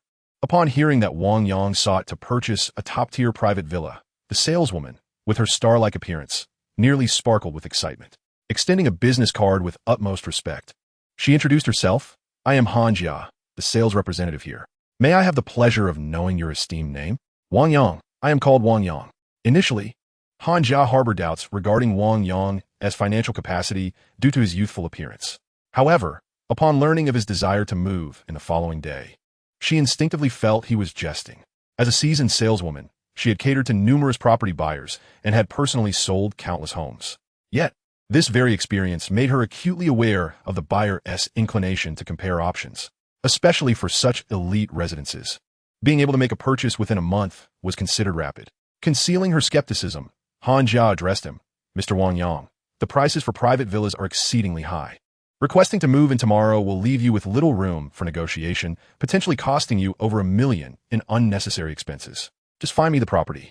Financial matters are not your concern, Wang Yang asserted confidently, his demeanor exuding affluence. The primary principle of sales is to never overlook a potential customer. Despite her serious doubts about Wang Yang's purchasing power, Han Jia adhered to her sales principles and led him to the property models. As fate would have it, while they approached from one direction, Zhang Li emerged from the opposite side, having not once caught sight of Wang Yang. Perhaps it was for the best. With a sigh of resignation, Wang Yang's attention swiftly shifted to the models before him. Initially, his aim was to acquire a large villa, yet at that moment, his gaze was entirely captivated by a cluster of vintage architectural designs. You're still developing retro communities? I did not notice any promotional material outside, he remarked to Han Jia, his surprise evident. These are too expensive and cater to different clientele. Hence, there's no need for public advertising, she replied proudly, gesturing towards the courtyard houses within the model area. Very well, take me to see them, Wang Yang urged, a sense of eagerness palpable in his tone. Emir Wang Yang, are you certain? Each of these courtyard residences is a 3-entry, 3-exit design, with each unit priced above 50 million. Observing Wang Yang, Han Jia cautelosely inquired. Noticing Han Jia's persistent concern over her financial limitations, Wang Yang retorted with a hint of irritation. I have already stated that you need only show me the properties. Finances are not your concern. Upon hearing Wang Yang's evident displeasure, Han Jia ceased her protests and promptly led him outside. In her hand, she held a set of keys. Turning to Wang Yang, she asked, Mr. Wang Yang, shall I drive you? Or would you prefer to use your own vehicle? Mine, he replied, producing the keys to his BMW i8 and pressing the button. Beep. The sound of the car unlocking echoed perfectly on cue. Upon seeing Wang Yang's BMW i8, Han Jia's gaze towards him was tinged with eagerness. Perhaps true affluent individuals genuinely possess purchasing power, she mused. Throughout the journey, Han Jia incessantly detailed the characteristics of the traditional courtyard residences in the vintage district. This area boasts 10 courtyard homes, each featuring a 3-entry, 3-exit layout, covering nearly 1,000 square meters. Furthermore, all the vintage courtyards are exquisitely renovated by the FA Real Estate. Although they are traditional structures, they include all modern necessities for comfortable living. Residing within them offers an experience equivalent to living in an apartment, yet due to limited space. Each courtyard emphasizes different aspects. Some lean towards family residences, while others cater to personal living. Under Han Jia's guidance, upon arriving in the vintage district, Wang Yang immediately decided that he would purchase one of the 10 courtyards at first glance. Please take me inside, he urged Han Jia, displaying a sense of impatience. One by one, under her direction, Wang Yang toured all 10 courtyard residences. Each courtyard's design was distinctly unique, showcasing the considerable effort invested in their creation. Ultimately, Wang Yang was drawn to a courtyard residence imbued with an ancient chivalric essence. This particular courtyard featured a koi pond, a pavilion, and a small grove of bamboo. However, to preserve the scenic beauty, the residential area was somewhat compromised, making it the least accommodating of the 10 courtyards. I'll take this one, Wang Yang declared, fixing his gaze on Han Jia. Mr. Wang Yang, this courtyard has special procedures. It requires full payment and cannot be financed, Han Jia reminded him cautiously, excitement bubbling within her. I have already mentioned that you need not worry about finances, he asserted with an air of authority, handing her his business card for the first time. The card read Chairman of First Jade. Upon seeing his title, Han Jia's eyes sparkled with recognition. As a true native of Dingbao City, she was well aware of the thriving success of First Jade. Understanding that she had come to trust his purchasing power, Wang Yang suddenly pointed to the bed in the bedroom and said to Han Jia, "Let's sit for a moment." The living room boasted a sofa and a specially crafted leather armchair, seemingly traditional yet unmistakably luxurious. Wang Yang's complete disregard for the sofa made Han Jia's cheeks flush with a hint of embarrassment. As a mature woman, she was fully aware of the implications behind Wang Yang's invitation to join him in the living room. Upon contemplating the substantial commission that would follow the successful negotiation of this business deal, she felt a flush of embarrassment as she followed Wang Yang into the bedroom step by step. "Please, have a seat," he said, patting the bed beneath him, before reclining onto it. His hand caressed the edge of the bed as he gazed at Han Jia, enunciating deliberately. "There are numerous rumors circulating about the saleswomen at Desheng Real Estate. Can you discern the truth behind them?" Chapter 71. A Heart No Longer Yours. In this moment, silence spoke volumes. Observing Han Jia undressing, Wang Yang was struck by the realization that no verbal explanation could convey the gravity of the situation as effectively as her actions. However, despite the unfolding scene, he felt no flicker of interest. The thought that his former girlfriend might also be commodifying herself for the sake of selling properties filled him with revulsion. It was akin to a child discarding an unwanted toy, preferring to abandon it rather than allow others to play with it. "Emir Wang Yang, once I have attended to your needs, you must sign a contract with me," Han Jia said playfully, having shed her clothing, yet oblivious to the disdain reflected in Wang Yang's eyes. Bang, bang, bang. He struck the bed forcefully and directly addressed Han Jia. "Put your clothes back on. I have questions for you that do not pertain to this." His words elicited a look of astonishment on her face. Initially, she assumed he was merely teasing her to heighten the atmosphere, but upon seeing the seriousness etched on his face, she began to sense that he truly had no intention of engaging in such activities. Dressing once more, Han Jia looked at Wang Yang with a puzzled expression. "I wonder what Mr. Wang Yang wishes to inquire about." "Some matters regarding your company's sales personnel," he replied calmly, striving to articulate his thoughts. "Is it customary for your saleswomen to engage in such arrangements while selling properties? Do you look down upon us?" Han Jia's face was awash with indignation. "You are overthinking it," Wang Yang said, attempting to maintain a composed demeanor. "I merely wish to inquire about someone within your sales department." "Oh, has Mr. Wang Yang taken a liking to someone? I wonder which fortunate saleswoman has caught your eye," she responded teasingly. "It is not a matter of favoritism. It concerns an acquaintance I encountered within your ranks today." "Who might that be?" Her curiosity piqued. Han Jia looked at him incredulously. "Do any of us impoverished souls truly have an acquaintance like Mr. Wang Yang?" "To be precise, it is my ex-girlfriend," he said gravely. "I simply wish to ascertain whether she, too, has resorted to selling herself for property sales." "What's her name?" Han Jia's curiosity deepened. "Zhongli, a newcomer at your company," Wang Yang replied. Han Jia immediately responded, "No, that cannot be. She hasn't sold a single property yet. Our company has strict regulations. If one does not sell during the probation period, they are not retained. Her probation is nearing its end, and I suspect she may soon be unable to cope." Looking intently at Han Jia, Wang Yang pressed, "Why do you say that?" "She's in dire need of money, it seems," Han Jia replied. Her words plunged Wang Yang into deep contemplation. He was acutely aware that a mere flick of his fingers could alleviate Zhang Li's predicament. Yet, the thought of her resolute departure into Zhao Hai's embrace rendered Wang Yang indecisive about extending his assistance to her. After all, each must tread their own path. A hint of melancholy clouded his gaze as he ultimately resolved to abandon the notion of helping Zhongli. Grasping Hanjia's hand, he strode purposefully towards the exit. At that moment, his sole desire was to settle the payment for the property and sever all ties with the Chung real estate, thus completely distancing himself from Zhongli. With a roar, the BMW i8 surged forward, and 10 minutes later, it came to a smooth halt outside the FA real estate. "I want a different sales representative." The thunderous shout erupted from the entrance, prompting Wang Yang to glance in that direction, where he immediately spotted a burly man confronting Zhongli, pointing a finger at her. The imposing figure exclaimed, "Who doesn't know the rules of the Chung real estate? Why are you pretending to be innocent? The Chung real estate has its own regulations, and I have my principles. If it comes to that, I shall resign." Like a furious lioness, Zhongli hurled the property documents to the ground and stormed into the sales hall. Upon entering, the angle allowed her to see Wang Yang immediately. The fury that had consumed her was swiftly replaced by embarrassment and a sense of grievance. Gazing at Wang Yang, she longed for the comfort he once offered during their romance. "I regret it. Had I not succumbed to Zhao Hai's temptations, I would have been the happiest woman among all my classmates." Approaching Wang Yang with her belongings in hand, Zhongli fixed her gaze upon him. "What's done cannot be undone.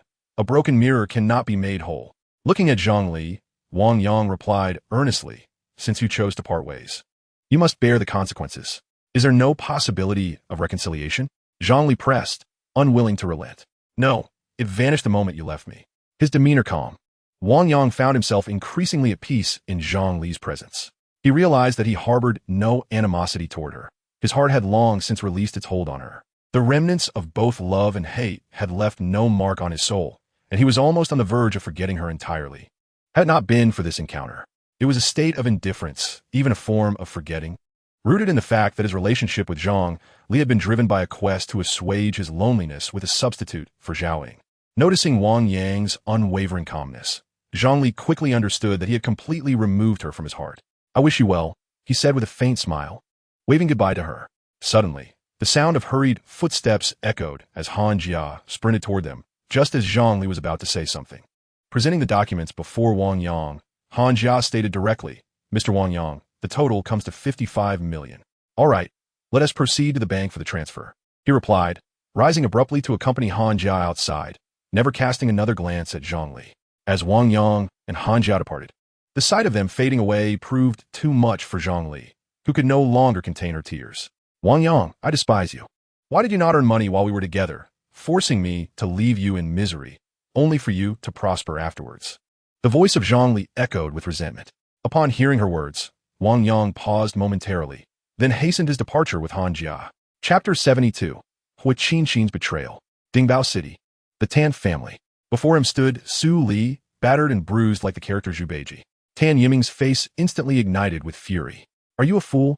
How could you let yourself be beaten again? Li Jiuzhen is the deputy leader of the Six Doors. Why provoke him when you could challenge Wang Yang instead?"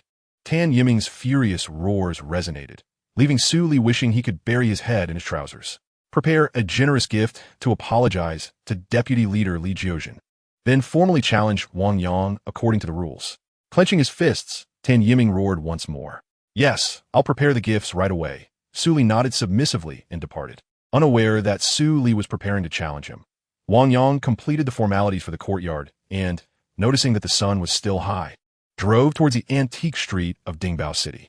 This place, unlike the bustling streets elsewhere, immediately imbued Wang Yang with a sense of desolation upon entry. The scarcity of people allowed him the freedom to select at his leisure. Casually entering an antique shop, Wang Yang discreetly activated his X-ray vision to examine the wares within. No spiritual manifestations. No spiritual manifestations. After inspecting 100 items, he was astonished to discover that each piece lacked any spiritual embodiment. Could my assumption be flawed? Is it only ancient jade that possesses spiritual manifestations, while other antiques do not?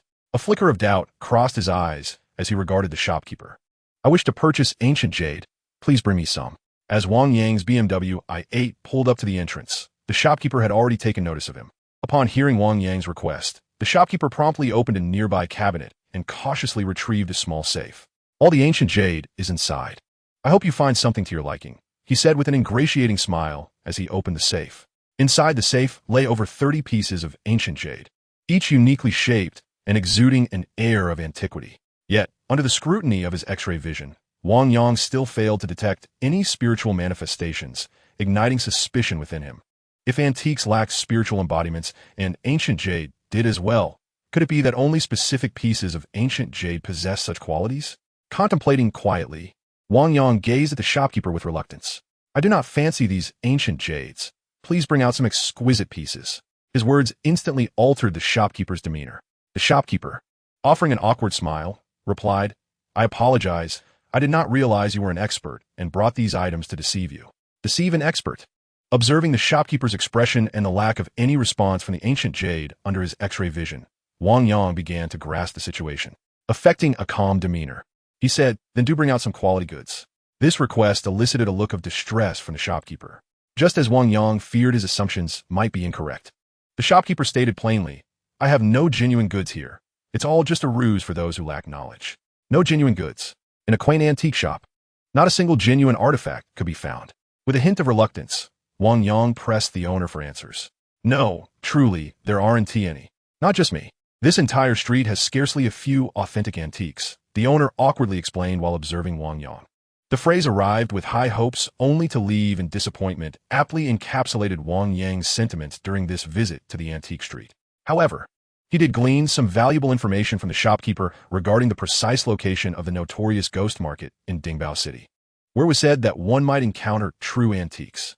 According to the proprietor, if one did not venture to the ghost market, only the antique shops in major cities like Beijing, Shanghai, and Guangzhou could potentially offer genuine items. Yet, the ghost market only opened at night and closed by dawn. Given the current time, Wang Yang could only seek a place to dine while he awaited the evening. He contacted his friends, Haozi, Zhao Ying, and Hua Qinqin, summoning them to join him. I heard you found yourself a blonde foreign girl in America, Zhao Ying remarked with an unfriendly expression, evidently having been informed by Hua Qinqin. The meal was lavish, and Haozi suggested they indulge heartily. With an awkward smile, Wang Yang turned to Zhao Ying, saying, You always deny me food, and I couldn't help myself this time. My heart only holds space for you. You think I'm like those campus girls who can easily be deceived? Zhao Ying retorted, choosing to sit beside Haozi instead of Wang Yang. Observing this, Haozi's newly acquired tall companion displayed a trace of jealousy, clearly worried that her golden partner might be snatched away by Zhao Ying. What poor insight! This is the boss's wife. How could you not see that? How will you follow me in the future? Haozi quietly explained to his companion, who immediately donned a conciliatory smile and offered a quiet apology to Zhao Ying. Yet, Zhao Ying dismissed her explanation, fixing her gaze on Wang Yang with seriousness. Wang Yang, regarding Qinqin, I can accept her special circumstances, but I will not tolerate any other women. If you cannot definitively end things with that American girl, I hope we can simply remain friends. Indeed, Wang Yang, you must completely sever ties with that Catherine. You have me and Sister Zhao Ying by your side. Hua Qinqin chimed in, playfully clinging to one of Wang Yang's arms. What is there to sever? She is in America, and I'm in China. How could we possibly be together? Wang Yang laughed, attempting to brush aside the subject of Catherine. However, despite Zhao Ying's typically carefree demeanor, she was not one to tolerate any nonsense. Gazing at Wang Yang, she insisted, China and America are just a flight away. Right here and now, call her and tell her to end it. Done, done. I don't like that Catherine, Hua Qinqin echoed in agreement. As the conversation turned into an impromptu intervention forcing Wang Yang to end his relationship, Haozi swiftly grabbed his companion's hand, ready to leave. The woman was indeed remarkably naive, bewildered as she was pulled by the rat, exclaiming, Rat, the first jade shop is closed now. What could possibly be happening? Whether her innocence bordered on folly. Wang Yang concluded from her demeanor that the rat intended to make her his long-term girlfriend. Stop looking. I'm not as easily deceived as that foolish woman. Right now, in front of me, call that Catherine from America. Gazing at Wang Yang, Zhao Ying pressed further. Come on. Hua Qinqin cheerfully chimed in. Wang Yang could easily disregard Hua Qinqin's opinions, for in his heart, he considered her merely a younger sister and had never entertained the notion of her as a romantic partner. Thus, even in America, when Hua Qinqin persistently clung to him, he could dismiss her thoughts, choosing instead to spend 3 days with Catherine after their night together. However, Zhao Ying was different. She was the woman Wang Yang had long harbored affections for and had begun to pursue earnestly. Had he not traveled to America, he suspected that he and Zhao Ying might have already been an item. His fondness for Zhao Ying had blossomed during university, but the disparity in their circumstances had led him to pursue Zhongli instead. Now that he finally had the means to pursue Zhao Ying on equal footing, it was unthinkable for Wang Yang to part ways with her. Yet, he could not relinquish Catherine, the woman who had entrusted everything to him. Catherine's warmth, enthusiasm, and bold American spirit had thoroughly captivated Wang Yang's heart. This phone call, he resolutely decided, would never be made. Nevertheless, he understood that if he failed to provide Zhao Ying with a satisfactory explanation today, she would truly abandon him, even if it meant mere pretense. He had to offer Zhao Ying some semblance of an answer. Zhao Ying's eyes brimmed with skepticism. Really? More genuine than gold, Wang Yang affirmed with a nod. I will trust you this once. If I find out you're still in contact with that foreign girl, I promise I will leave your side immediately. With a discontented huff, Zhao Ying resumed her place beside Wang Yang. Flanking him on either side, she and Huo Qin attentively serve him food, the earlier tension dissipating. However, this time, to teach Huo Qin a lesson, Wang Yang only accepted dishes offered by Zhao Ying, refusing all of Huo Qin's gestures of goodwill. There's a ghost market nearby. I want to purchase some antiques for my new house. After finishing his meal and patting his full belly, Wang Yang declared his intention. Oh, splendid. Huo Qin responded eagerly. You bought a house? What did you buy it? Unlike Huo Qin's simplistic thinking, Zhao Ying quickly grasped the crux of the matter. I'll take you both to see it tonight. Each of you can choose a room to stay in. Wearing a radiant smile, Wang Yang evaded their inquiries about the precise location of the house, despite Zhao Ying and Huo Qin's persistent questioning. The ghost market unfolded within a dilapidated old market, typically bustling with vegetable vendors by day. If not for a familiar introduction, who would ever suspect that this place was a hub for selling antiques? After all, the former offered prices affordable to anyone, while the latter consisted of items that ordinary people would scarcely consider. What are we doing here? As Wang Yang approached the bustling marketplace with his two companions, they were immediately intercepted by four individuals masquerading as security personnel. A friend had introduced them, claiming they were there to purchase some decorative items. With a serene smile, Wang Yang articulated the secret signal he had received from the antique shop owner, prompting the security to grant passage to the trio. Inside the market, an array of stalls haphazardly lined the area, each guarded by at least 3 individuals overseeing their wares. Dimly lit by only a few flickering lamps, the atmosphere indeed evoked the eerie sensation of a ghost market. Time was fleeting, with merely 5 hours to explore this spectral bazaar. Approaching a particular stall, Wang Yang discreetly activated his X-ray vision. The stall displayed nearly 100 items, encompassing porcelain, bronze, and ancient jade artifacts. Having previously encountered an embodiment of spiritual energy within jade, Wang Yang focused his scrutiny on the jade pieces first. Sir, madam, these antiques have been procured through exclusive channels. Each is authentic. You cannot possibly make a loss on any purchase. The vendor's ingratiating voice rang out, his face adorned with an eager smile, as though he yearned to recommend every item to Wang Yang. However, upon finishing his pitch, he noticed Wang Yang's brow furrowed in apparent dissatisfaction with the offerings. What troubles you, sir? Are you dissatisfied with my goods? The vendor inquired, gazing intently at Wang Yang. Yet, Wang Yang was disinclined to engage with him. He meticulously examined every piece of jade, only to discover, to his astonishment, that none possessed the coveted spiritual energy.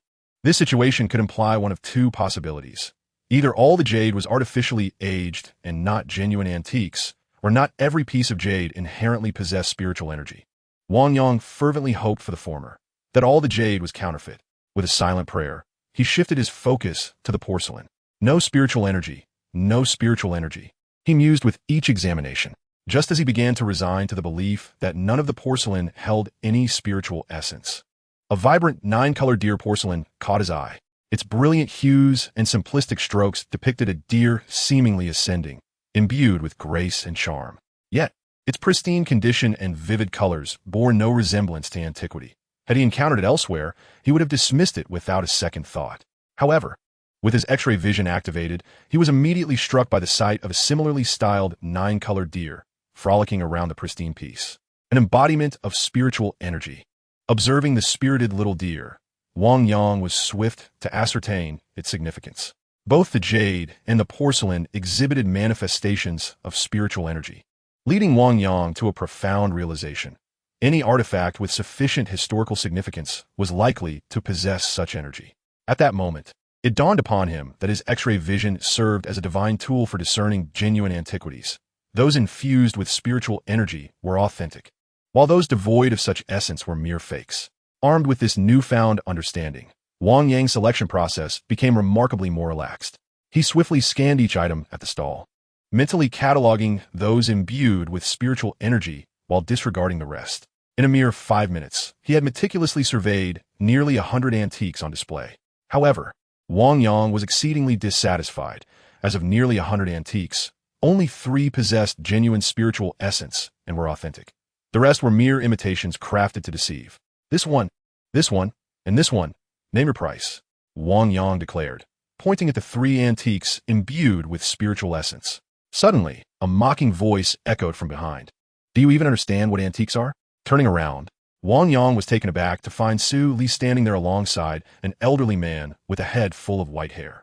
With an air of arrogance, Su Li gestured toward the old man, proclaiming, "When purchasing antiques, if you don't bring someone knowledgeable, even with assets worth billions, you will not procure a single genuine piece.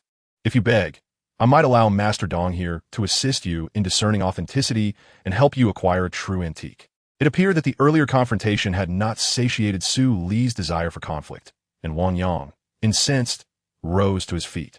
With the Juyong technique at his disposal, although his cultivation could not rival that of seasoned martial artists, he certainly did not fear Su Li.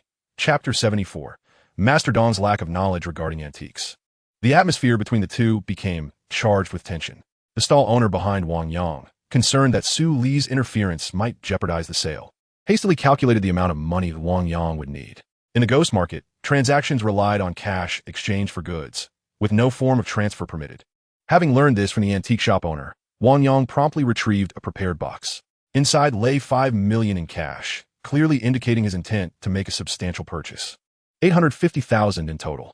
Thank you for your patronage. The stall owner beamed with delight at the sight of the money Wang Yang presented, exclaiming, "Sir, you've struck gold. These are all black market goods that I dare not take to auction. Otherwise, their value could easily exceed tenfold." Yet, the authenticity of the antiques he was purchasing remained in question. Su Li continued to provoke, stating, "Let me inform you that the goods in this ghost market are merely consigned by others. The owners themselves have no idea how many are genuine and how many are fake. Indeed, I've also heard that ghost market antique dealers, driven by greed, exclusively sell fakes," chimed in a lackey standing beside Su Li. Meanwhile, Master Dong maintained a silence, exuding an air of superiority. Could it be that Master Dong was indeed a person of great wisdom? This thought crossed Wang Yang's mind as he observed the Master's demeanor. At that moment, Su Li spoke again. Pointing at the antique before Wang Yang, he declared with arrogance, "Master Dong, please help him determine if this 850,000 is a complete waste." "Very well, I shall examine it," Master Dong replied, embodying the essence of a sage. The first item he scrutinized was the 9-colored deer, which harmoniously showcased 9 colors and was the most visually appealing of Wang Yang's acquisitions. However, its pristine appearance was so strikingly new that it bore no semblance of an antique. Were it not for Wang Yang's ability to perceive its spiritual essence, he would have certainly scoffed at anyone claiming the 9-colored deer was an antique. At this moment, pointing at the 9-colored deer, Master Dong confidently proclaimed, "Allow me to assess this piece for you. Remember, the essence of antiques lies in their antiquity. This item is evidently new merchandise. How could it possibly be an antique?" His words immediately cast doubt upon Wang Yang's countenance. Possessing the ability of clairvoyance, he had unwavering faith in his own judgment. Directing his gaze at Master Dong, Wang Yang pointed at the antiquities he had purchased and requested, "Might you, esteemed master, examine these artifacts to determine whether they are genuine or counterfeit? I am employed by Su Li. I cannot offer my expertise without compensation," Master Dong replied, stroking his beard with an air of superiority. "Then what must I do for you to assist me?" Wang Yang inquired further. "An increase in payment, 10,000 for each piece, and I shall provide my insights," Master Dong declared, his demeanor replete with haughtiness. "Moreover, I can only evaluate 3 pieces at most, as I must conserve enough energy to assist Master Su with his antiques." His lofty attitude belied a keen sense of financial worth, indicating that he would not simply accept any sum, were it not for his faith in his own clairvoyance. Wang Yang might have doubted the authenticity of his 9-colored deer. Nevertheless, to validate his suspicions, he produced 30,000 yuan and casually selected 3 antiquities, requesting Master Dong's assistance in their appraisal. Master Dong examined each piece with utmost seriousness, spending no less than 10 minutes on each. Ultimately, under the watchful eyes of Wang Yang and his companions, Master Dong began his thorough analysis. He commenced with the decorative patterns and materials of the antiques, imparting a profound lesson on antique appreciation to the trio. As he elaborated, Wang Yang became increasingly convinced of Master Dong's expertise in the field. Master Dong, please render a definitive judgment. I am eager to purchase a fine antique today for tomorrow's engagement with an important individual, Su Li prompted with evident satisfaction. Very well. Master Dong, stroking his beard, calmly indicated the three antiquities. Though these pieces appear to be antiques, they are, in fact, all artificially aged, with true values hovering around a mere 100 yuan each. Master Dong's proclamation nearly caused Wang Yang to choke on his own blood. Although he could not yet ascertain the absolute accuracy of his clairvoyant abilities, the spiritual aura surrounding these artifacts led him to believe they were certainly not ordinary items. Far from the 100 yuan trinkets described by Master Dong, it became clear to him that Master Dong lacked true understanding of antiques. As he observed Master Dong departing with Su Li, a realization struck Wang Yang. How curious it is that a fraud would only deceive me for 30,000 and not seek more. Could this be a matter of professional ethics? Or is there a deeper motive? Watching their receding figures, he found himself gripped by a fervent curiosity regarding Master Dong's intentions. Along the way, while utilizing his clairvoyance to seek suitable antiques for purchase, Wang Yang trailed behind Su Li and Master Dong, eager to uncover their true purpose. Master, please do not attempt to save me money. Ensure you select a prized antique for me, as I am to meet a significant individual. Should I succeed in impressing that person, in addition to the previously agreed-upon commission of 1 million, I shall bestow upon you an additional million as well. Gazing at Master Dong, Su Li was already captivated by his eloquent discourse on antiques, wearing an expression of eager admiration. A gentleman appreciates wealth, acquiring it through righteous means. Stroking his beard, Master Dong maintained an air of superiority as he proclaimed, I demand a commission of 1 million.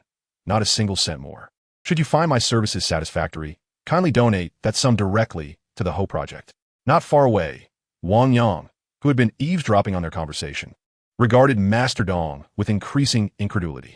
Is there truly a swindler in this world who willingly pushes money away? As he observed Master Dong's retreating figure, Wang Yang's curiosity about the master's intentions deepened. At last, under Wang Yang's silent scrutiny, Master Dong halted with Su Li before a grand antique stall. Pointing at a Tang Sankai horse, he exclaimed with palpable excitement, Tang Sankai, the authentic Tang Sankai, and in the rare form of a horse trampling a swallow. This is a genuine masterpiece. In that moment, Master Dong was utterly engrossed, his fingers caressing the horse with such fervor that it appeared he was not handling an antique, but rather an extraordinary beauty. Witnessing this, Su Li, who had been closely following Master Dong, could no longer contain his thrill. Turning to the stall owner, he eagerly inquired, Sir, how much for this horse trampling a swallow? Chapter 75, The Counterfeit Master Dong. 50 million is no trifling sum for anyone, particularly under the laws of the black market. If this horse could fetch 50 million, with methods to launder it, its auction price could soar to at least 500 million. Upon hearing the horse's astounding valuation, Wang Yang immediately employed his X-ray vision to scrutinize the artifact, while Su Li, breathing heavily, incessantly questioned Master Dong about the authenticity of the antique. Master, please do examine it closely, Su Li implored, his expression one of utmost deference. In response to his earnest plea, Master Dong donned a serious countenance and began yet another inspection of the horse. Meanwhile, Wang Yang, having concluded his inspection, displayed unmistakable astonishment. Through his X-ray vision, he discerned that the horse bore no peculiarities. It lacked the spiritual essence typical of genuine antiques. Moreover, within the horse, he spotted several modern characters resembling the word Dong. Although he had not delved deeply into the study of antiques, Wang Yang had perused a few books on the subject in pursuit of absorbing the spiritual manifestations of antiques. He was well aware that a certain breed of individuals in the antique world thrived on counterfeiting. Such replicas could be remarkably convincing, and to showcase their exceptional skill, these forgers often etched their surnames within the artifacts. However, since these inscriptions were made during production, they would remain intact unless the antique were shattered. Yet, under Wang Yang's X-ray vision, everything became distinctly transparent. Reflecting on Master Dong's name and glancing at the characters within the artifact, an unsettling thought began to form in Wang Yang's mind. Could this be a scheme a plot designed to ensnare the unsuspecting? As he regarded Master Dong, he couldn't suppress his growing suspicions. At that moment, Master Dong had also completed his renewed examination of the horse. Gazing at Su Li, Master Dong exclaimed with palpable excitement, "Indeed, this antique is undeniably authentic. This Tang Dynasty Tang Sankai horse, trampling a swallow, could easily be regarded as a national treasure." Despite Master Dong's fervor, Su Li maintained a degree of caution. 50 million is not an insignificant sum for the Su family. Previously, the expenditure at the Six Doors auction was justifiable, as the secret tome was an essential asset for the Su family's foray into the ancient martial world, allowing him to mobilize such considerable funds. Now, having offended Li Jiuzhen, whom he must visit, this matter is personal. His family would unlikely provide him with substantial financial support. Should he decide to purchase, he would need to mobilize all his private funds. Yet, the mere thought of Li Jiuzhen's position as the deputy leader of Six Doors filled him with hesitation. The deputy leader, if he could forge a connection with him, there would be no place in China he could not access. With excitement gleaming in his eyes, Su Li's gaze once again fell upon the horse, trampling the swallow. At that moment, Master Dong took another step forward, addressing Su Li. "Although I understand my request may seem abrupt, I must express that if you choose not to purchase it, I would gladly buy it for my collection." "Buy it? Why would I not buy it?" Su Li replied directly, looking at Master Dong. "I will arrange for the funds immediately." Master Dong's words acted as a decisive hammer, compelling Su Li to resolve his uncertainty. Without further hesitation, Su Li made a call to transfer the money. Half an hour later, a dozen burly men, each carrying a box filled with cash, swiftly completed the transaction with the stall owner under Su Li's direction. Brimming with triumph, Su Li paid no heed to the stall's rapid dismantling, clearly a result of selling the horse, trampling the swallow. "Boss, we're leaving. We'll seek you out next time for more treasures," the stall owner said, his eyes sparkling with excitement as he and his entourage hurried away. "Boss Su, do you need anything else?" Master Dong inquired quietly. Upon confirming that Su Li did not require further purchases, Master Dong also departed quickly. Although he maintained his usual air of superiority, Wang Yang couldn't shake the feeling that Master Dong's stride was somewhat hurried, almost as if he were fleeing. Curiosity piqued, Wang Yang's piercing gaze followed Master Dong's figure. When he saw Master Dong exit the Grand Market and enter a Buick commercial vehicle around the corner, an expression of realization washed over Wang Yang's face. It became clear that the occupants of the Buick were none other than those from the stall moments ago. Understanding this, Wang Yang immediately grasped that Master Dong and the stall owner were in cahoots, and that the antique could very well be a fabrication. Imagine encountering a significant figure, only to discover that the antique is a counterfeit, inciting the ire of that powerful individual. What would your expression be then? The thought of such a scenario filled Wang Yang with excitement, and he could no longer suppress the smile that emerged as he looked at Su Li. Seeing Wang Yang smile, Su Li's face instantly contorted with irritation. "Wang Yang, do not be so arrogant. Once I clarify the misunderstanding with that significant figure, I will undoubtedly challenge you publicly according to the rules of the Six Gates. If I do not knock out all your teeth, I shall not believe it." With a face full of hubris, Su Li gazed at Wang Yang with an expression brimming with pride. A challenge. Does the Six Gates still uphold such regulations? Filled with astonishment, Wang Yang watched Su Li's departing figure and immediately called Bai Jingjing for clarification. "Refusal. One can refuse without consequence." Puzzled, Wang Yang inquired over the phone, "If I decline, will there be any adverse repercussions?" For martial artists, courage is paramount. To refuse challenges from fellow newcomers would label one as cowardly, resulting in a complete loss of potential for advancement. However, your skills lack any room for growth. Simply decline his challenge. Bai Jingjing's voice resonated once more. This time she hung up before Wang Yang could ask further questions. "Ah, challenge?" I feel a sense of anticipation. After ending the call, Wang Yang noticed the curious gazes of Zhao Ying and Hua Qinqin beside him, and he promptly recounted the rules of the Six Gates. "Can you truly defeat him?" Zhao Ying asked, her face etched with concern. With excitement radiating from her features, Hua Qinqin exclaimed, "Brother Wang Yang, you must knock out Su Li's teeth." "So he knows of your prowess." The two women, with their contrasting sentiments, perfectly illustrated their feelings towards Wang Yang. Zhao Ying maintained a degree of rationality regarding Wang Yang, while Hua Qinqin exhibited an unbridled admiration for him. Yet at this moment, he found himself more eagerly anticipating the scene where Su Li presented a counterfeit antique as a gift to Li Jiuzhen. Chapter 76. Absorbing the Power of Antiques. Within the courtyard, Wang Yang had previously absorbed the spiritual energy of ancient jade, and while it was confirmed that other antiques possess spiritual manifestations, he was still hesitant to try absorbing them. Placing his hand upon a porcelain vase purportedly from the Song dynasty, Wang Yang activated his ability to absorb spiritual energy. The manifestations of spiritual power visibly diminished at a rapid pace, and the purple orbs in his eyes grew incrementally larger. Sensing the transformation in his gaze, excitement surged across Wang Yang's face. Excellent. It is indeed effective. With his eyes alight with exhilaration, Wang Yang began to absorb the spiritual manifestations from each antique. To him, these antiques were not merely items of monetary value or rarity. They were essential for his growth and development. Moreover, through continuous absorption, he realized that the spiritual manifestations of antiques were not entirely depleted upon extraction. Having undergone the test of time, antiques seem to intrinsically possess a remarkable ability to absorb spiritual energy. Even without their manifestations, they continued to absorb the spiritual energy of the world at a consistent, albeit slow, rate. Without decades of time, it would be impossible to form new manifestations. Refreshing, truly invigorating. With satisfaction gleaming in his eyes, Wang Yang surveyed the room, filled with antiques he had completely absorbed, and found himself at a loss regarding how to arrange them. To those who cherish antiques, they are indeed priceless treasures. Antiques, in the hearts of merchants who thrive on them, are akin to the beloved figure of Chairman Mao. However, in the hands of Wang Yang, they transform into mere nutrients that enhance the potency of his violet-hued eyes. Having absorbed all the nourishment these relics could provide, and being no aficionado of antiquities himself, these objects have become redundant for him. The continuous acquisition of antiques, which entails a considerable expense, necessitates a strategy for laundering and selling them.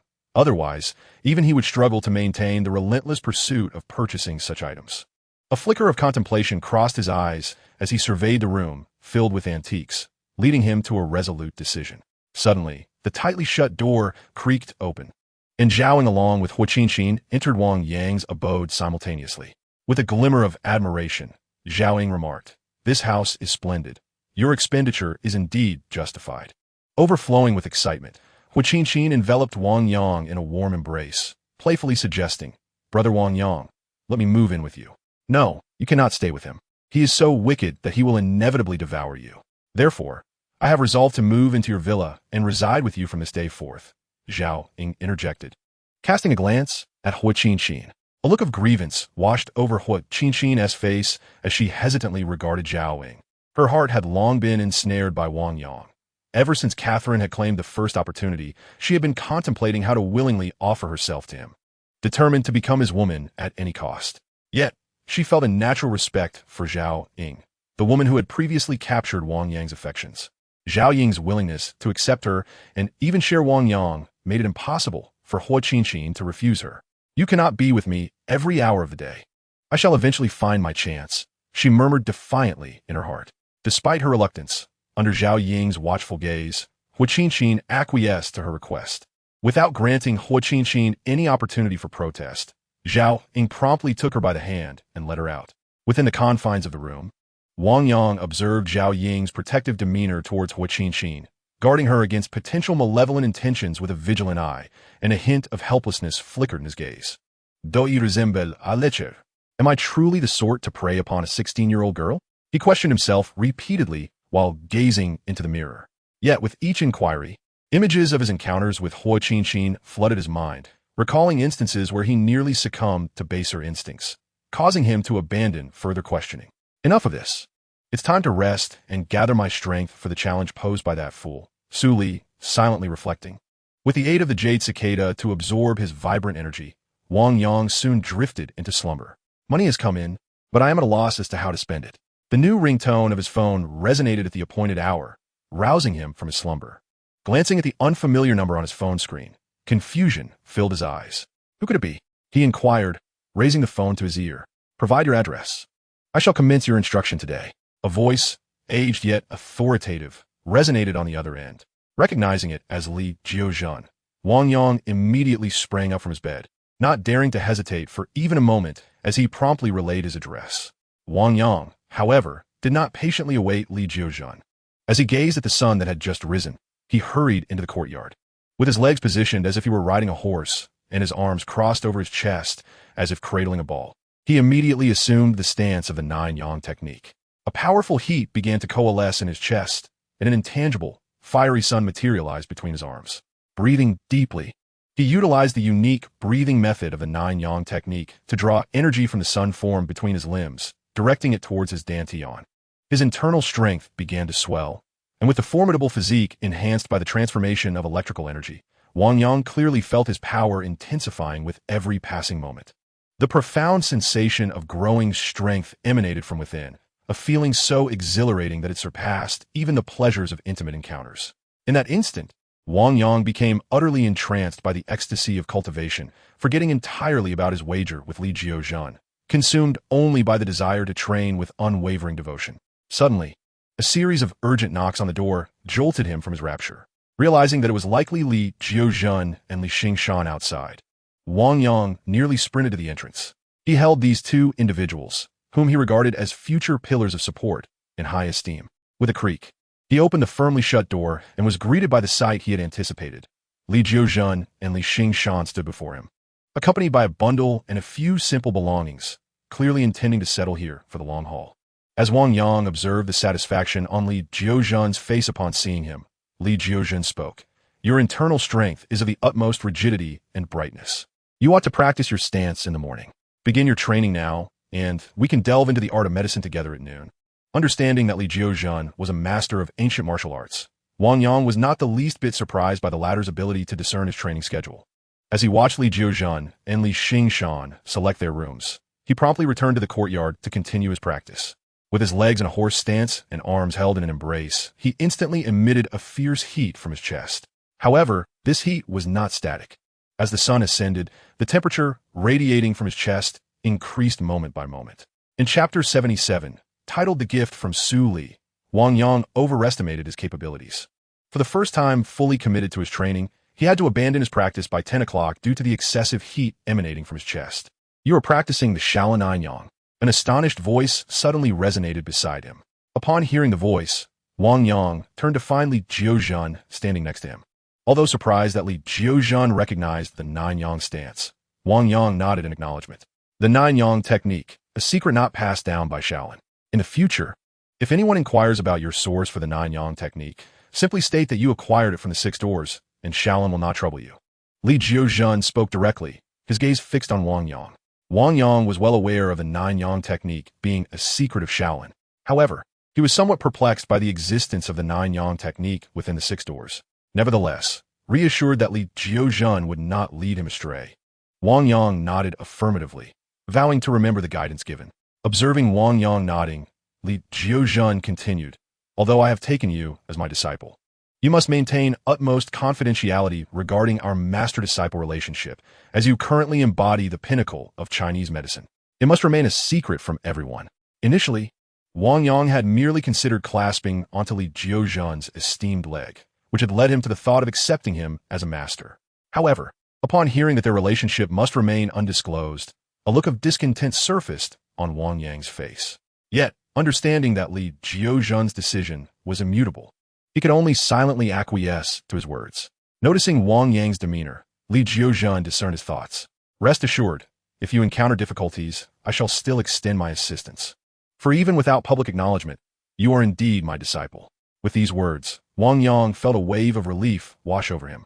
Recalling the antique he had acquired the previous day, he suddenly conceived the idea of presenting it as a token of respect for his master.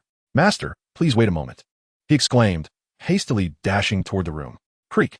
The tightly shut door swung open as Wang Yang entered, just as Su Li arrived at the courtyard accompanied by 4 subordinates. The 4 men surrounded Su Li closely, who cradled a Tang Sankai horse figurine, roughly the size of a flower pot. Upon spotting Li Jiuzhan in the courtyard, Su Li's face instantly lit up with exuberance and a desire to please. Nearly sprinting, he presented the Tang Sankai horse to Li Jiuzhan, saying, after a slight misunderstanding with Divine Dr. Li yesterday, I bring this Tang Sankai horse to congratulate you on your relocation to the new district of Dingbao City. Evidently, Su Li presumed that this courtyard was a temporary residence purchased by Li Jiuzhan in Dingbao City. At that moment, Wang Yang emerged from the room, holding the Jus Lu he had unearthed from the antique market the day before. although it lacked the historical allure of Su Li's Tang Sankai horse. The vibrant array of 9 colors far surpassed the horse in visual delight. Upon seeing Wang Yang, Su Li's expression shifted to one of embarrassment. Though you may have seized the initiative, this golden opportunity shall ultimately belong to me. Thoughts raced through Su Li's mind as he looked at Wang Yang.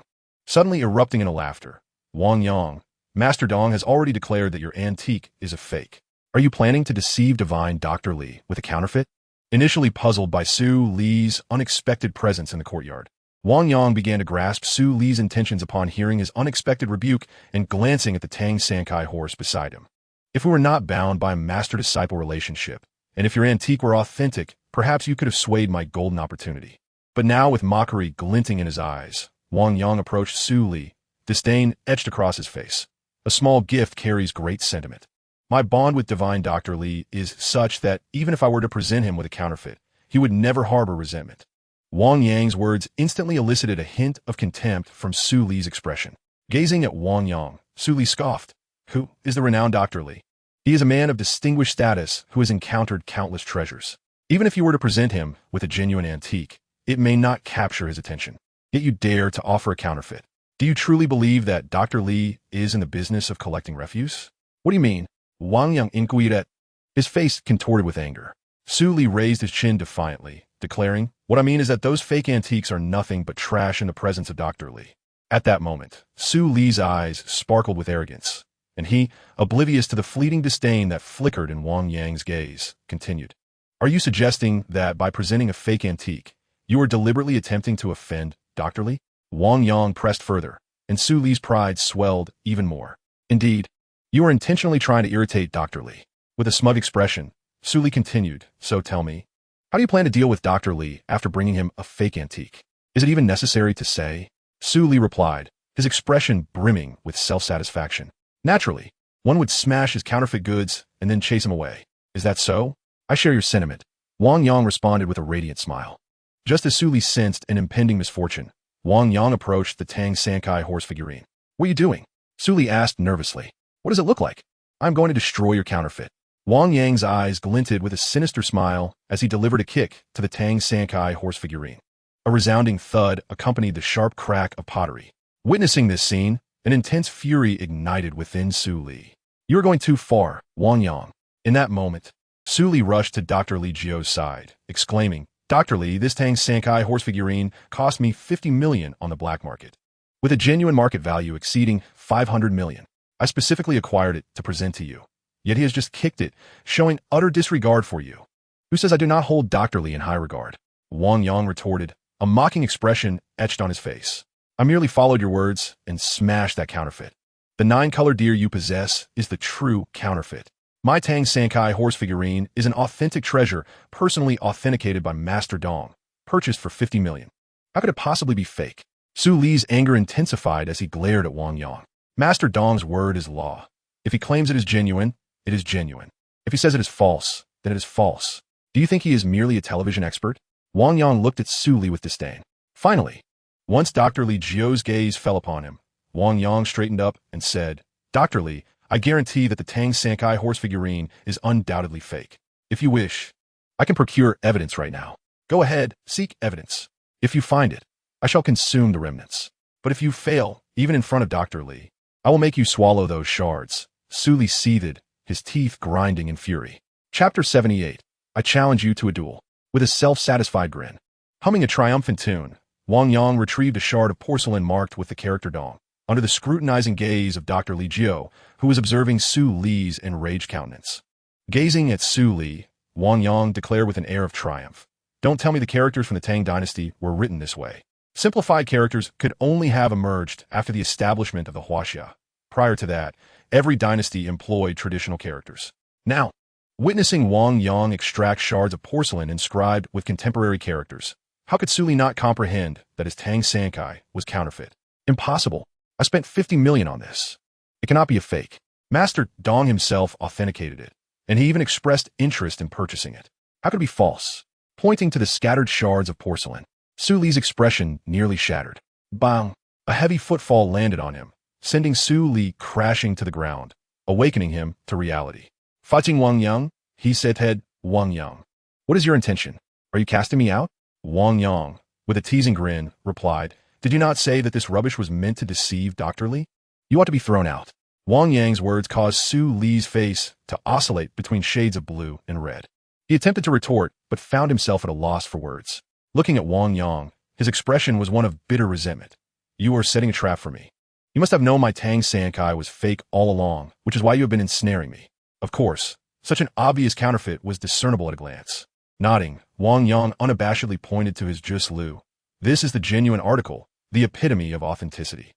Wang Yang's proclamation struck Su Li as if a phantom hand had slapped him across the face. Slap, slap. Each blow rendered his face akin to that of a pig's head. Now, gather up this porcelain refuse and get out, Wang Yang commanded, his expression brimming with arrogance. A wolf in the mountains becomes arrogant upon achieving success. Although not a petty person, Wang Yang embodied this sentiment to perfection.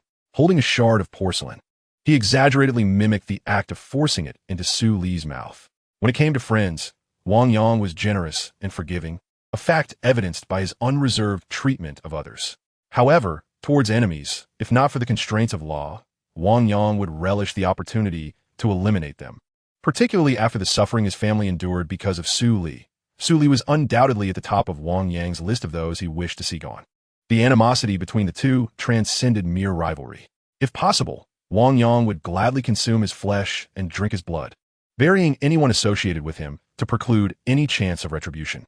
Though such actions were not feasible at present, Wang Yang seized every opportunity to trample his adversary until Su Li no longer dared to provoke him. Wang Yang, spare those whom you can spare. Suddenly, Li Jiuzhan stepped back, clearly disapproving of Wang Yang's arrogance. Yet, in the face of Li Jiuzhan's admonition, Wang Yang, who had been eager to curry favor with him, did not heed his counsel. With utmost seriousness, he addressed Li Jiuzhan. In matters of medicine, I am willing to listen to you, but regarding my enemies, I have my own methods of resolution.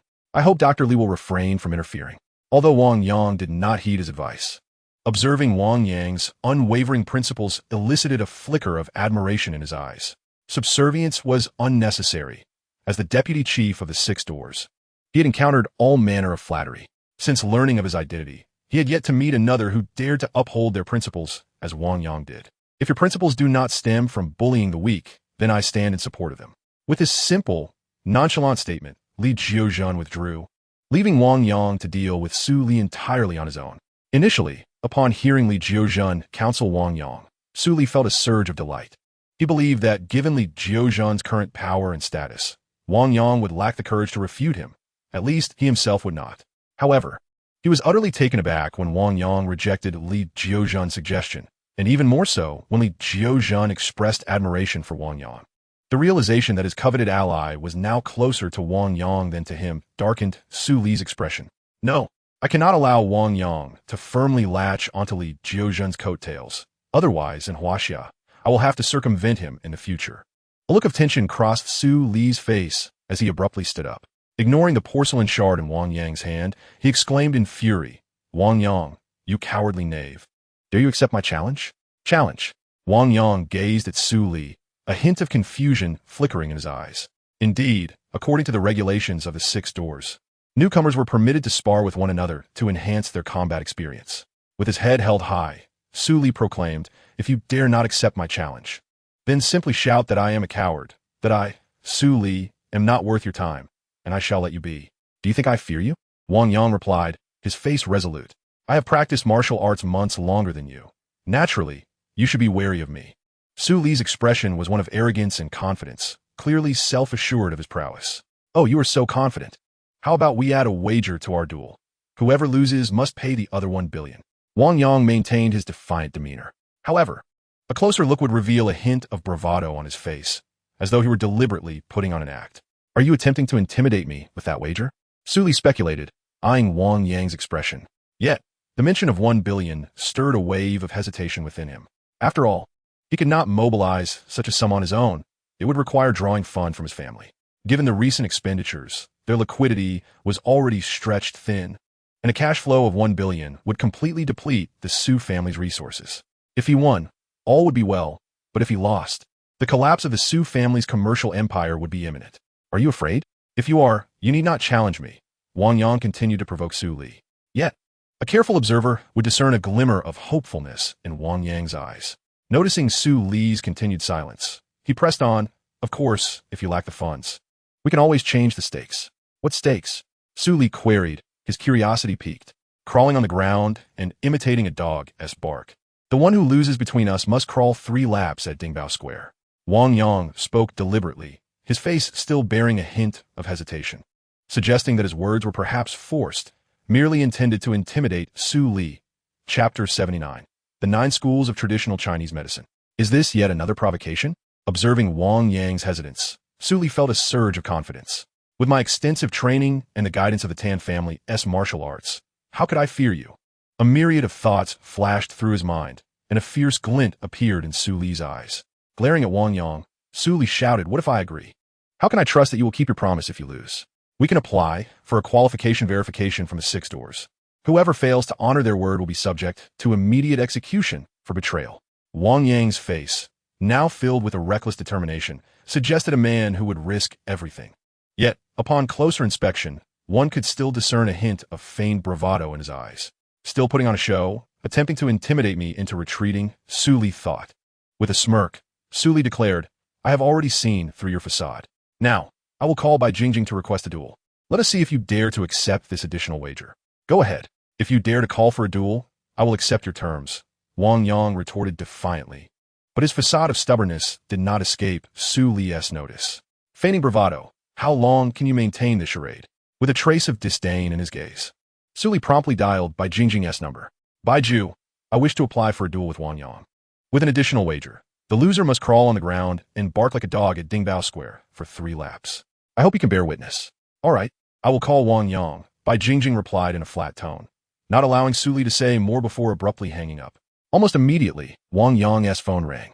Upon seeing Bai Jingjing's name on the screen, a triumphant smile spread across his face, a smile brimming with confidence and the thrill of a plan coming to fruition. For reasons unknown, Su Li felt a sudden pang of anxiety, as if something ominous loomed over him. In the office, as the call connected, a look of concern flickered across Bai Jingjing's face. Completely unaware of Wang Yang's true capabilities, she simply said, "Didn't I tell you? Just refuse him when he challenges you. After all, you have no intention of seeking a promotion." "I have no desire for a promotion. But if someone intends to perform a dog bark in public, I see no reason to refuse," Wang Yang replied with a light laugh, his expression devoid of any pretense or tension. Seeing Wang Yang's demeanor, Su Li's unease intensified. At this moment, even a fool could discern that Wang Yang's previous expressions had all been mere acts. On the other end of the line, upon hearing Wang Yang's unexpected words, Bai Jingjing's eyes widened in astonishment. She softly inquired over the phone, "Do you have confidence in defeating Su Li?" "Very well. Tonight, I shall organize a duel for you at the 6 Gates auction house. All members of the 6 Gates will be present. Should you lose and fail to honor your promise, I cannot guarantee your safety." Bai Jingjing's displeased voice resonated once more, akin to Su Li's treatment.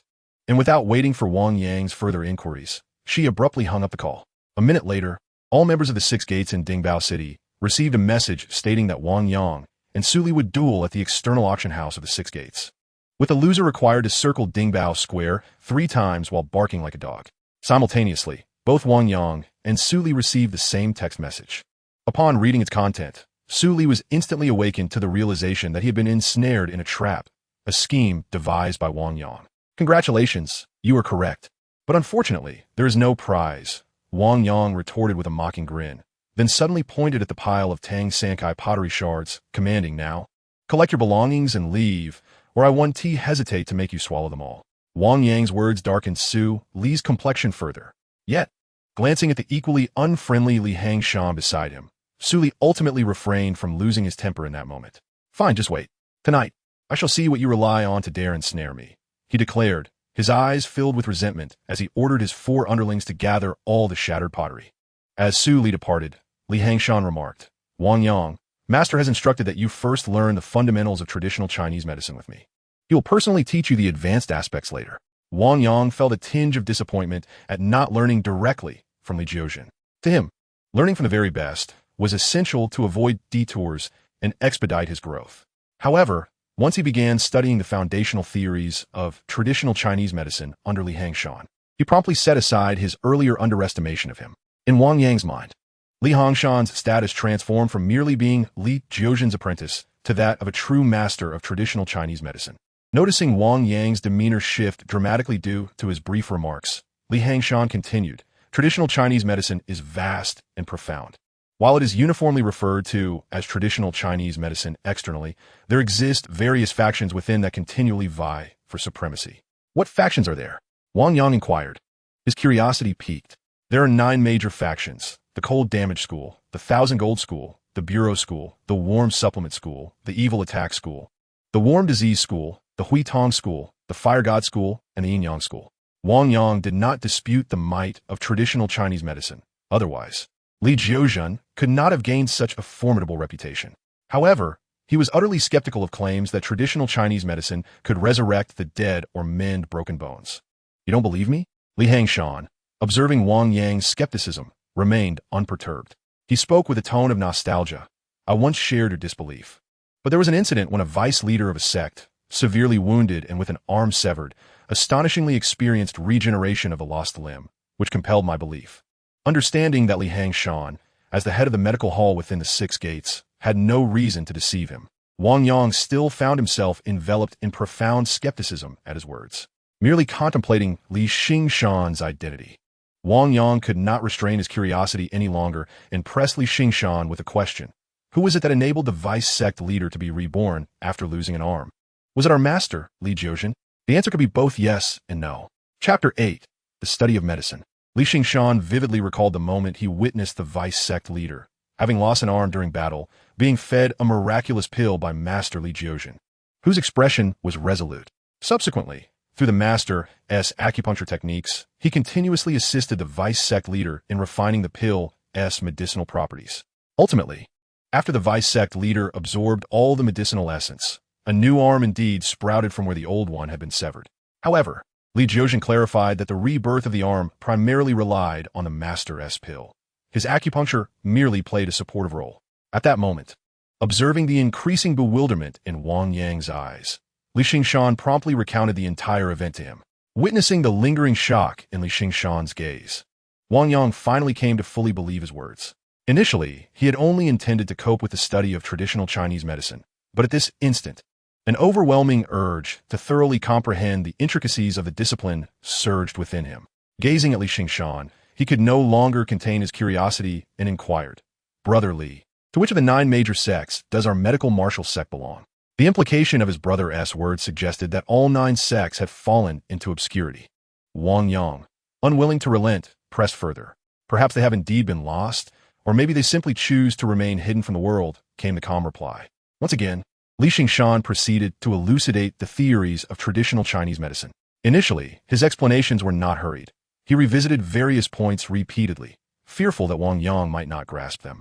However, he soon discovered that Wang Yang's capacity for memory and comprehension far exceeded his expectations.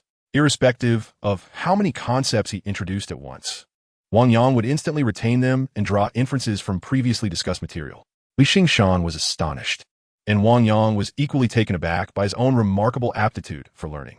He was acutely aware that in the past, he had never possessed such an extraordinary ability. Otherwise, he would not have been content with mere admission to a regular university. This transformation was attributed to the enhancements bestowed by the perspective computer, which had continually elevated his martial arts aptitude to celestial levels, while also amplifying his memory and learning capabilities beyond the conventional definition of genius. With these thoughts in mind, Wang Yang devoted himself to his studies with renewed focus. As night fell unbidden, after finishing dinner and bidding farewell to Li Jiuzhen and Li Hongshan, he promptly drove towards the location of the Lushan Men auction house.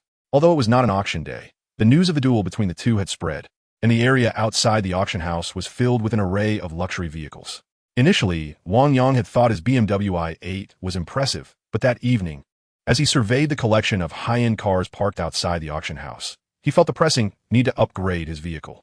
He amused himself about trading in his BMW for a new one. With these thoughts swirling in his mind, Wang Yang entered the auction house. As he stepped inside, the entire hall erupted in excitement. "Look, that's Wang Yang, one of the main participants in today's duel," they exclaimed. "He's in for a tough time. I heard that Tan Yiming specially provided Su Li with a small explosive pill to ensure his victory. With that, Su Li can fight him all night without tiring." How can he possibly compete? Ultimately, as a newcomer, he was unaware of the application restrictions prior to the duel. Otherwise, he might have had a slim chance of victory. The fervent discussions erupted at that moment, and upon hearing the crowd chatter, Wang Yang's brow furrowed. Although he was not entirely clear about the specific effects of the small explosive pill, he gathered from the discussions that it would at least ensure Su Li would not lack inner strength, completely overcoming the common deficiency of a novice in ancient martial arts. However, do you all believe that my inner strength is merely at the level of a beginner in ancient martial arts? A hint of disdain flickered in his eyes as Wang Yang dismissed the crowd's chatter with indifference. At last, after a period of anticipation, Su Li arrived. Ignoring the onlookers, he immediately approached Wang Yang. Gazing at Wang Yang, Su Li ominously stated, "I don't care what confidence you have to set me up. Tonight, I shall reduce you to a pig's head. You are far too cruel. I assure you, my mercy far exceeds yours," Wang Yang retorted, his tone sharp. "I only need to strike you so that even your mother would not recognize you." The tension between the two escalated, the air thickening with animosity. Observing their exchange, the onlookers eagerly awaited Bai Jingjing's arrival to witness the impending confrontation. Finally, amidst everyone's anticipation, Bai Jingjing made her entrance, flanked by Tan Yiming and his companions. "Bai, who do you think will prevail?" Tan Yiming suddenly inquired, eyeing the confrontational Su Li and Wang Yang. "Wang Yang, I am more acquainted with him," Bai Jingjing replied. Tan Yiming, looking gravely concerned, responded, "I believe Su Li will win. After all, he is a local from Dingbao City, while Wang Yang hails from a lesser county, an outsider among us. Are you suggesting that only locals can triumph in Dingbao City?" Bai Jingjing shot back, her gaze sharp. Unfazed by her scrutiny, Tan Yiming asserted, "Indeed, our family has always believed that only those on their own soil can truly thrive. Then let us make a wager." Bai Jingjing proposed suddenly. "What wager?" Tan Yiming asked, confusion etched on his face. Her words caused Tan Yiming's breath to grow heavy with realization. He understood that missing this opportunity might mean never encountering such a chance again. Without hesitation, he nodded in agreement. "I accept your wager. But I need to have a word with Su Li first," he said, his breath quickening as he looked at Bai Jingjing. Upon receiving her consent, Tan Yiming hurriedly approached Su Li, young Master Tan. Su Li greeted him with immediate respect as Tan Yiming approached. "In today's duel, victory is the only option. If you find yourself unable to prevail, you must consume this pill as well," Tan Yiming instructed, his expression fierce. "What?" Su Li replied, astonishment evident in his eyes. "Young Master Tan, I already have a small explosive pill. What is this other pill?" Chapter 81, The Bet Beyond the Duel. This is the potential activation pill. It will unleash all your potential. However, be warned, afterward, your inner strength will be entirely depleted, rendering you incapable of practicing ancient martial arts henceforth. Gazing at Su Li, Tan Yiming spoke with a somber expression. "Rest assured, even if you are unable to practice martial arts, I will ensure that the Su family becomes a prominent ancient martial arts lineage in Dingbao City. However, should you hesitate to act decisively, I guarantee that your family will vanish from this city." As a deeply entrenched ancient martial arts family, the Tan family has covertly governed Dingbao City since the founding of the nation and possesses individuals skilled in unsavory deeds. With such formidable enforcers at their disposal, the Tan family could easily obliterate not just one Su family, but 10. Thus, upon hearing Tan Yiming's veiled threat, Su Li's countenance turned tense. "Do not worry, young Master Tan. I will not only consume the potential-enhancing pill, but will also wager my very life to ensure victory in this duel," Su Li vowed through gritted teeth. Meanwhile, Bai Jingjing was instructing Wang Yang, asserting that in this match, he was only permitted to win and not to lose. "What does my duel have to do with you?" Wang Yang asked, astonished. "Because I have staked my future on your success in this confrontation," Bai Jingjing replied, enunciating each word deliberately. As Wang Yang struggled to comprehend her meaning, his confusion deepened until Bai Jingjing revealed the terms of her wager with Tan Yiming, at which point understanding dawned on his face. "Why engage in a wager?" Wang Yang inquired, his perplexity growing. To him, holding the position of director of the Dingbao branch of the Six Doors was already a position of considerable authority, especially since the venerable Tan family seemed to bow to Bai Jingjing in public. Bai Jingjing, adjusting her glasses, replied earnestly, "Can you truly understand my intentions?" "I can. If I must lose, I suppose this unexpected gamble is just a final desperate measure," Wang Yang retorted playfully. "Tan Yiming has given Su Li some small explosive pill. Won't you provide me with something to enhance my combat prowess?" "I possess such elixirs, but I shall not share them with you," Bai Jingjing replied with conviction. Any temporary enhancement will sever your path in martial arts. Thus, I will not offer you any such substances. And if I were to lose? Wang Yang asked, somewhat at a loss for words. Bai Jingjing shrugged nonchalantly. However, should you emerge victorious, I can offer you an additional reward. Leaning closer, Wang Yang inquired with curiosity. What reward? That is a secret, Bai Jingjing said mysteriously, ignoring his persistent questioning. Once she observed that Tan Yiming had finished his instructions to Su Li, she signaled for the area to be cleared.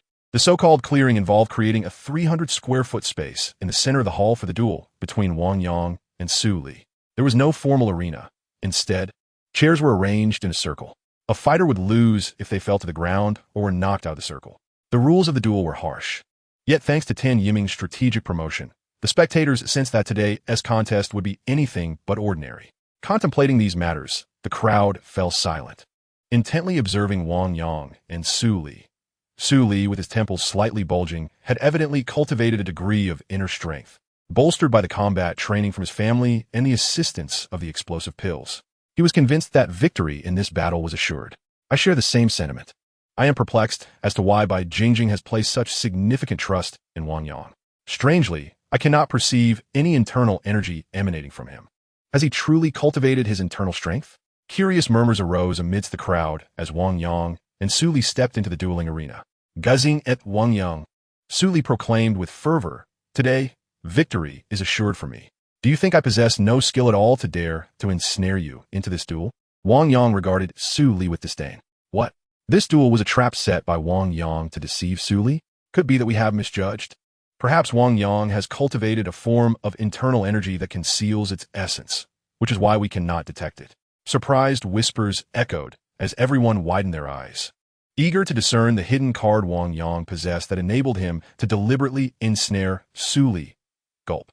Under the watchful gaze of the crowd, Su Li consumed a small explosive pill. Veins bulged on his forehead, giving him an illusion of increased robustness. Powerful. I now feel my internal energy surging like an unending river, he exclaimed, a hint of madness gleaming in his eyes as he lunged toward Wang Yang. In terms of consumption, I have no fear of you. With a flicker of disdain, Wang Yang met Su Li's charge with a barrage of punches. Bang! Bang! The fists collided, and while Wang Yang stood firm, Su Li staggered back 3 steps. How can this be? What martial art do you practice? Your internal energy is so formidable, Su Li exclaimed in astonishment. Wang Yang unleashed the Five Mountains Fist, a top-tier martial technique, leaving Su Li's family-taught style utterly inadequate. Throughout the confrontation, Wang Yang maintained a dominant position over Su Li. Witnessing this, the crowd's gaze towards Wang Yang became increasingly incredulous. The Five Mountains Divine Fist. He has actually mastered it. His martial talent is truly terrifying. If this were a fair duel, victory would undoubtedly belong to Wang Yang. Alas, it is not. Despite the ferocity of his strikes, his internal energy is limited and cannot be sustained.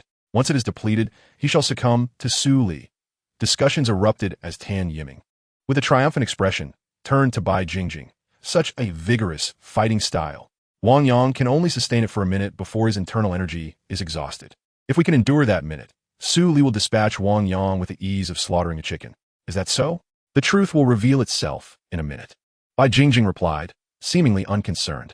Yet, despite her nonchalant demeanor, her tightly clenched fists betrayed her inner anxiety. In the arena, despite being consistently pressured by Wang Yang's relentless punches, a victorious smile adorned Su Li's face. 1 minute. You can be arrogant for but a minute. After that, I shall do with you as I please, Su Li declared, brimming with arrogance as he addressed Wang Yang. If you cease your assault now, perhaps I might, in a generous mood, spare you a slap to save face. Otherwise, I shall target your face relentlessly, leaving you in such disgrace that you will be unable to face the world tomorrow. Chapter 82. Taunting Tan Yiming.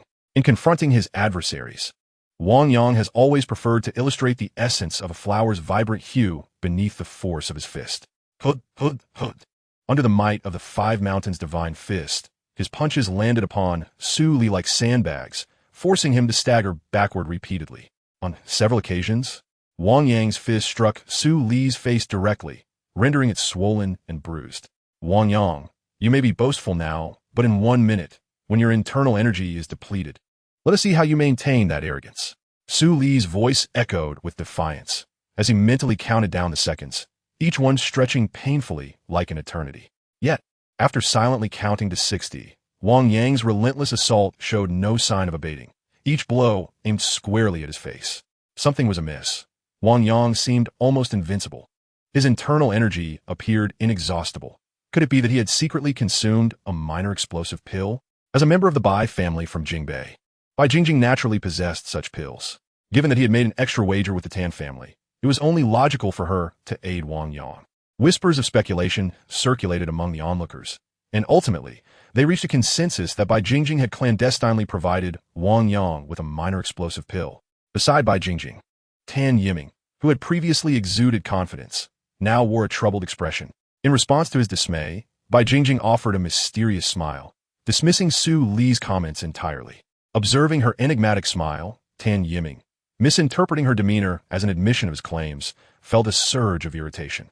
Bai Jingjing, did you anticipate this? I have given Su Li a potential enhancement pill. Once consumed, Wang Yang will surely stand no chance against him. I hope you maintain your confidence thereafter. With a calm smile, Bai Jingjing paid no heed to Tan Yiming's taunts. If one were to disregard her identity, her dark, flowing hair and petite glasses could easily lead one to mistake her for a university student or a young teacher. Who would suspect her to be the head of the 6 doors of Dingbao City? In that moment, she entirely ignored Tan Yiming's provocations, her focus unwaveringly fixed on Wang Yang. Although her rational mind warned her that should Su Li ingest the enhancement pill, Wang Yang would be unable to prevail. Her emotions stirred a compelling urge within her for Wang Yang to triumph. If you win, the reward I offer will surely astonish you, she murmured softly, her words audible only to herself. On the battlefield, Su Li's face began to exhibit a hint of madness as he faced Wang Yang's unyielding assault. You have forced my hand. All of this is your doing. You have severed my path to martial arts, and today, I shall ensure your downfall. With a frenzied glint in his eyes, he swallowed the enhancement pill and charged at Wang Yang. Hood. Their fists clashed, and surprisingly, Su Li managed to hold his ground against Wang Yang. However, reaching a stalemate was the extent of Su Li's capabilities. The disparity in their martial arts training could not be bridged merely by a single enhancement pill. Impossible. How can you be this strong? What technique are you practicing? Even with the enhancement pill, my minuet technique cannot compare, Su Li thought, his eyes filled with bitterness as he gazed at Wang Yang. The Nine Yang skill, a formidable technique from the Shaolin tradition. With an unwavering confidence gleaming in his eyes, Wang Yang seized the moment and delivered a resounding slap to Su Li's face. The sound echoed, and in a twist of fate, perhaps due to the waning effects of the medicine or a loss of morale, Su Li collapsed to the ground, utterly devoid of combat capability. With an air of haughtiness, Bai Jingjing looked at Tan Yiming and declared, I have triumphed.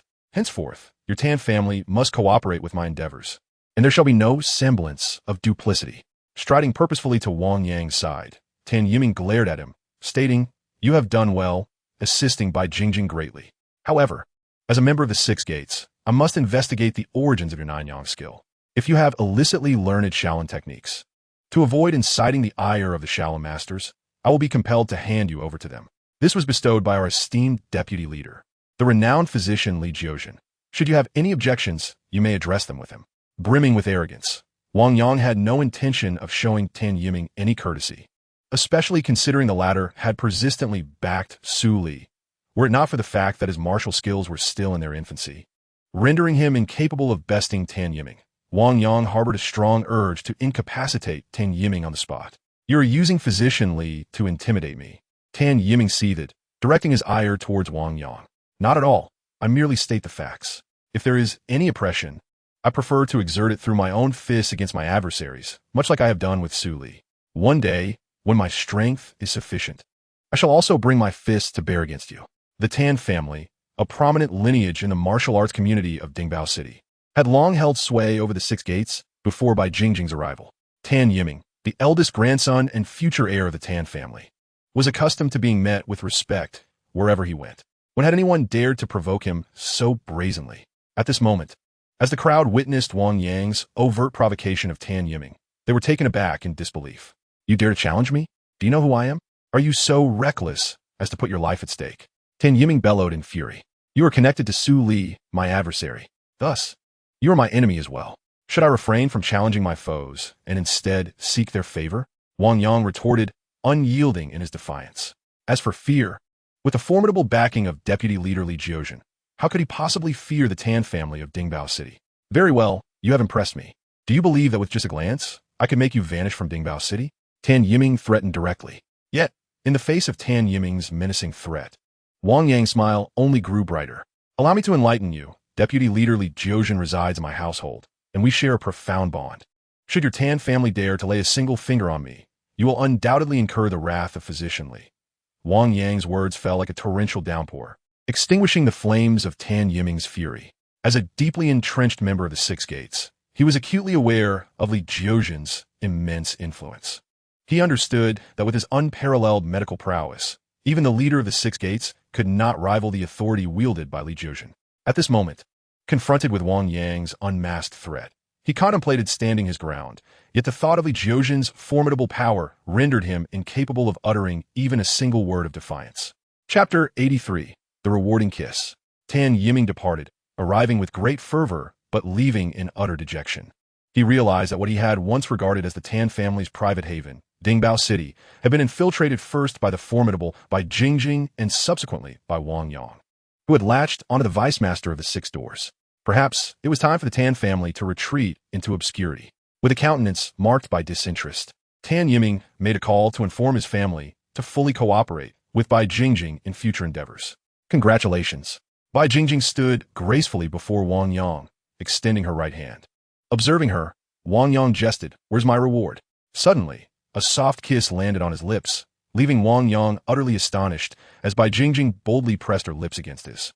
Her lips were soft and sweet, akin to the sensation of touching jelly, imbued with a gentle sweetness.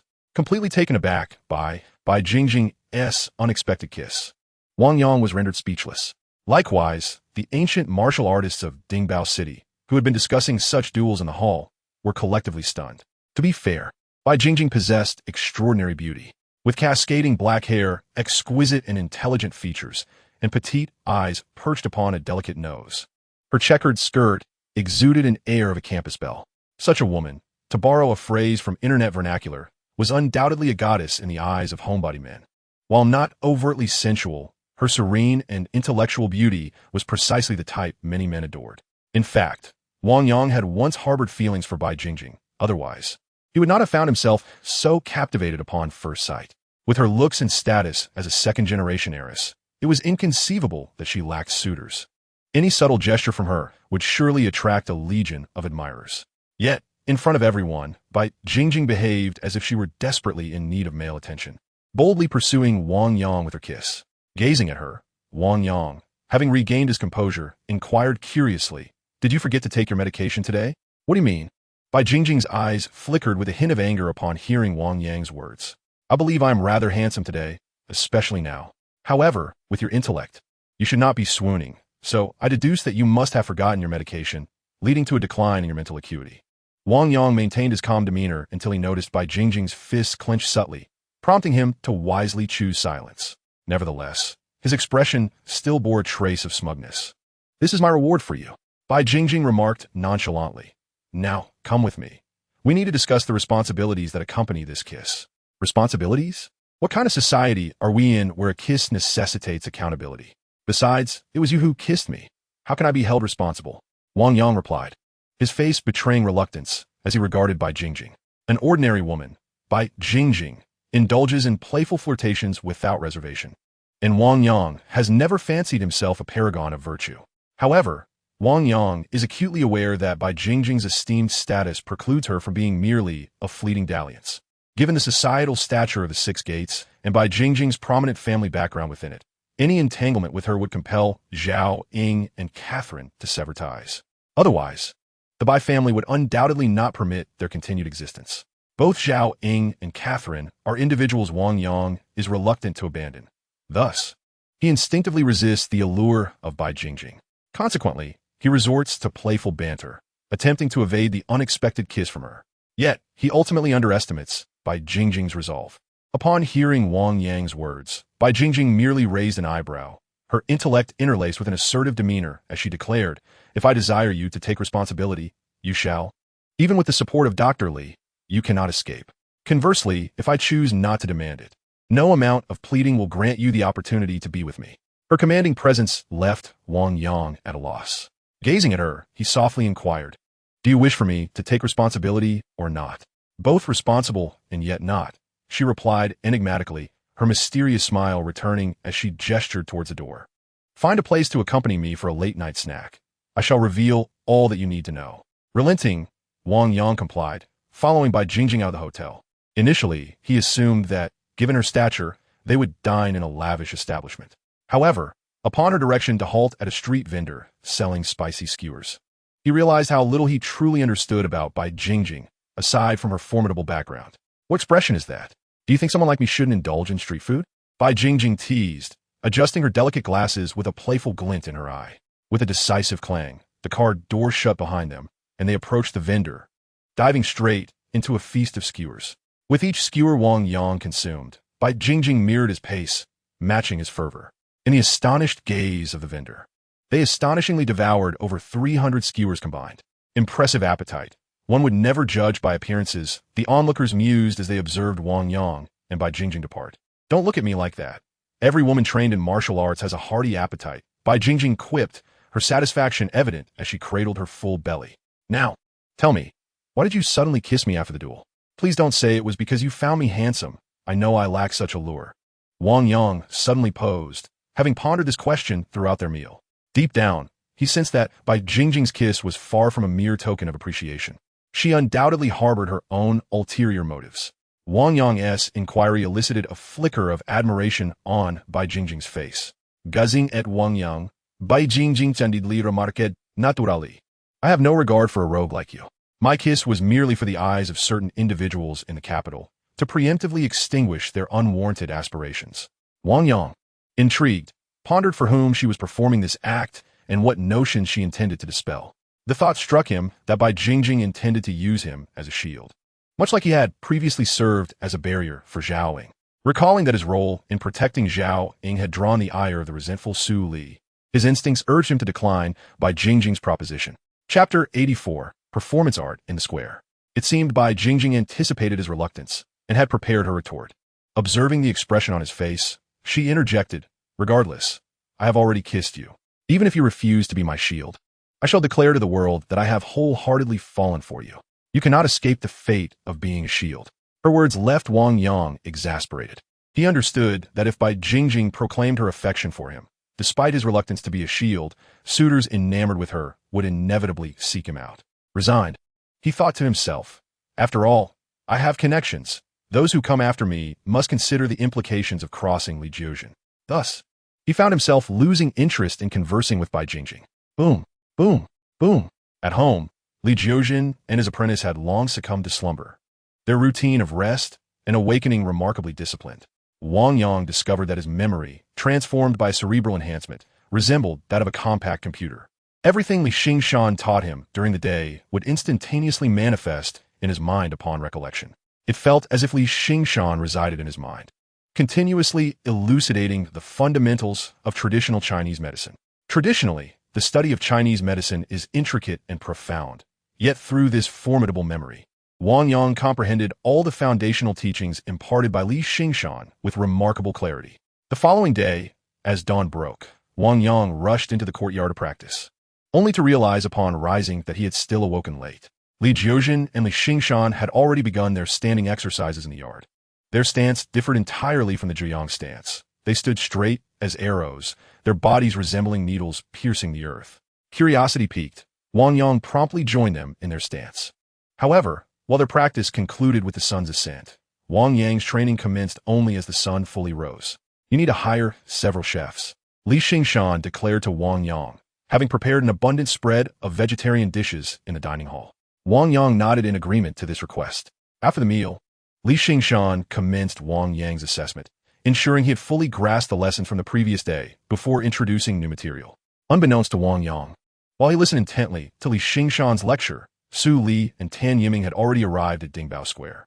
"Tan Xiao, must we really crawl?" Su Li inquired, his expression laden with reluctance as he looked at Tan Yiming. "Crawl," Tan Yiming commanded through gritted teeth. Gazing at Su Li, Tan Yiming spoke with a fierce countenance. Given the close relationship between Wang Yang and Vice Master Li, how could you not perceive it? With Vice Master Li backing him, is that someone we can provoke? Su Li, upon hearing Tan Yiming's reprimand, wore an expression of deep grievance. What do you mean, what? Tan Yiming, looking at Su Li with dissatisfaction, urged, hurry and crawl to fulfill your wager with Wang Yang. From now on, let us avoid provoking him. He is not someone we can contend with. Finally, under Tan Yiming's admonition, Su Li acquiesced and dropped to the ground.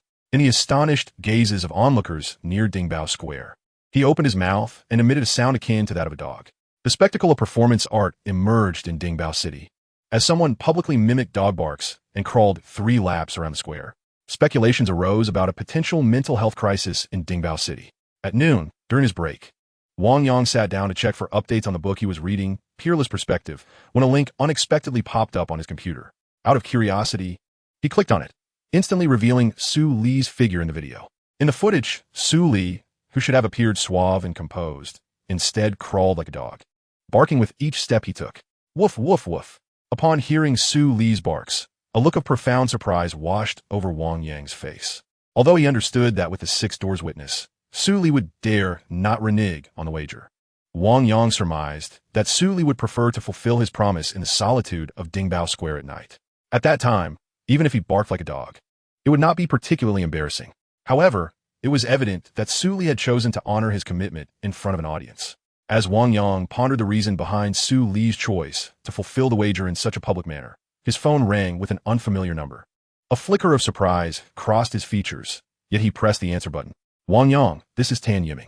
I have brought Su Li to fulfill the wager, and I assure you that he will no longer engage in any actions against you. I also hope you will refrain from causing trouble for the Tan family due to yesterday's misunderstanding. Tan Yiming's voice echoed from the other end, immediately clarifying for Wang Yang the reason behind Su Li's public fulfillment of his promise. However, as they had never directly interacted, the animosity between them was not particularly deep. Their confrontation the previous day had merely been a momentary outburst of emotions. I can only guarantee that as long as your Tan family does not offend me, I will never retaliate against you, Wang Yang stated before ending the call. He then immersed himself in Peerless Perspective, delving into the world of knowledge. Learning was an endless pursuit. Each day, Wang Yang absorbed a wealth of foundational theories of traditional Chinese medicine from Li Xingshan. Initially driven by ulterior motives to learn medicine, he had unknowingly become completely captivated by its essence. The vastness and profundity of traditional Chinese medicine, along with its capacity to embrace all things, left him utterly enchanted. Originally, after acquiring the gift of insight, everything became remarkably effortless for him, leading to a loss of ambition in life. However, for the first time, he felt a genuine pursuit in his heart, a fervent desire to vindicate traditional Chinese medicine in the world. Little did Wang Yang anticipate that just as he was filled with aspirations and ready to diligently hone his skills, Li Xingshan would unexpectedly assign him an unimaginable task. Chapter 85. I am the owner of an F-0. Gazing at Li Xingshan before him, Wang Yang's face was a canvas of shock and disbelief. Senior brother, please repeat what you just said. Clenching his fists, he cast a hostile glance at Li Xingshan. Yet, Li Xingshan remained unfazed by the animosity in Wang Yang's gaze and continued, I say, you have been learning from me for a month now. You are ready to graduate. Graduate? Traditional Chinese medicine is vast and profound. How can one become proficient in merely a month's time? Are you jesting? Are you worried that my skills have surpassed yours and are deliberately withholding knowledge from me? Wang Yang confronted Li Xingshan with an overt threat. If you refuse to teach me, I will consult Master. I refuse to believe that he would also say, I am ready to graduate. No need to ask. That is precisely what I mean. Suddenly, the voice of Li Jiuzhen resonated in the room, revealing that he had entered while Wang Yang and Li Xingshan were arguing. Upon seeing Li Jiuzhen, a sense of grievance washed over Wang Yang's face. Why is this happening? Wasn't it agreed that after you taught me the fundamentals, Master would instruct me on the rest? Why am I being told to graduate now? Your foundational knowledge is exceedingly solid. Within a month, you have mastered all the essentials, an advancement that exceeds my expectations. A hint of embarrassment flickered across Li Jiuzhen's face as he regarded Wang Yang. Wang Yang retorted, is it a fault to learn quickly? Looking at Wang Yang, Li Jiuzhen replied, however, just last night, I inquired with Xingshan and learned that you have comprehended all the theories. Without adequate practical experience, I cannot impart the unique acupuncture techniques of our medical martial arts school to you. Wang Yang anxiously turned to Li Jiuzhen. So what do you mean? Internship. I will arrange a hospital internship for you, Li Jiuzhen stated firmly, leaving no room for Wang Yang's negotiation. The influence of Liu Xiaomin was immense, and Li Jiuzhan's background was profound. Everyone acquainted with him knew of his stature. Thus, arranging for Wang Yang to become an intern doctor was hardly a challenge. Even elevating him to the position of hospital director would pose little difficulty. Consequently, on the following day, after Wang Yang's resistance proved futile, he found himself appointed as an intern doctor in the traditional Chinese medicine department of the first hospital of Dingbao City. Remember, you are there to study medicine, not to flaunt wealth or pursue romantic interests. Therefore, you cannot drive your car and must take public transportation to work every day, Li Jiuzhan admonished sternly, snatching the keys from Wang Yang's hand despite his reluctant expression. Master, is there no room for discussion? The bus is too crowded. Besides, even as a junior doctor, isn't it normal to have a vehicle? Wang Yang continued to protest. Raising an eyebrow, Li Jiuzhan replied, then you may purchase a modest car. What is the acceptable price range? Would under 200,000 suffice? Wang Yang pressed on, seeking clarity. As long as it serves its purpose. A BYD F0 would be quite suitable, Li Jiuzhan decisively concluded, ignoring Wang Yang's astonished gaze. Ultimately, in a bid to avoid the congestion of public transport, Wang Yang reluctantly acquiesced and purchased a F0. The accelerator, the music, the wind protection. It felt as though he was riding a three-wheeled motorcycle with a roof. With a palpable sense of dissatisfaction, Wang Yang recalled the moment he acquired his BMW, during which the salesperson had mentioned a connection to a renowned car modifier. Without a moment's hesitation, he set off in his F0, heading straight for the BMW dealership. As a purveyor of luxury automobiles, the BMW dealership was never as bustling as a low-end Ford store. For a customer as audacious as Wang Yang, who was prepared to buy a BMW i8 outright, the sales staff took particular note, hoping to encounter him again for future transactions. Thus, when Wang Yang pushed open the door, several sales representatives immediately gravitated towards him, each wearing the brightest of smiles, eager to be chosen as his guide. Please, do not view me in such a manner. I am not here to purchase a vehicle today. I need to speak with your manager, Wang Yang stated directly, observing the sales staff. Upon hearing that he was not there to buy a car, a flicker of disappointment crossed the faces of the saleswomen, who simply offered him tea and informed the manager. The manager, Ms. Tian, introduced herself with a sweet smile that matched her name. Gazing at Wang Yang, she inquired, "What brings you to see me, Mr. Wang?" "I wish to modify my car. I recall you mentioned knowing a master car modifier," Wang Yang replied, directly articulating his intention.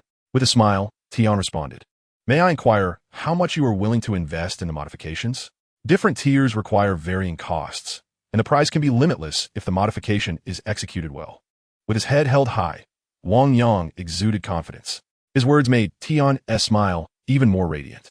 As an intermediary between clients and the modification shop, she would receive a handsome commission for each successful referral. Hearing Wang Yang's proposition, she promptly briefed her staff and eagerly led him outside the dealership.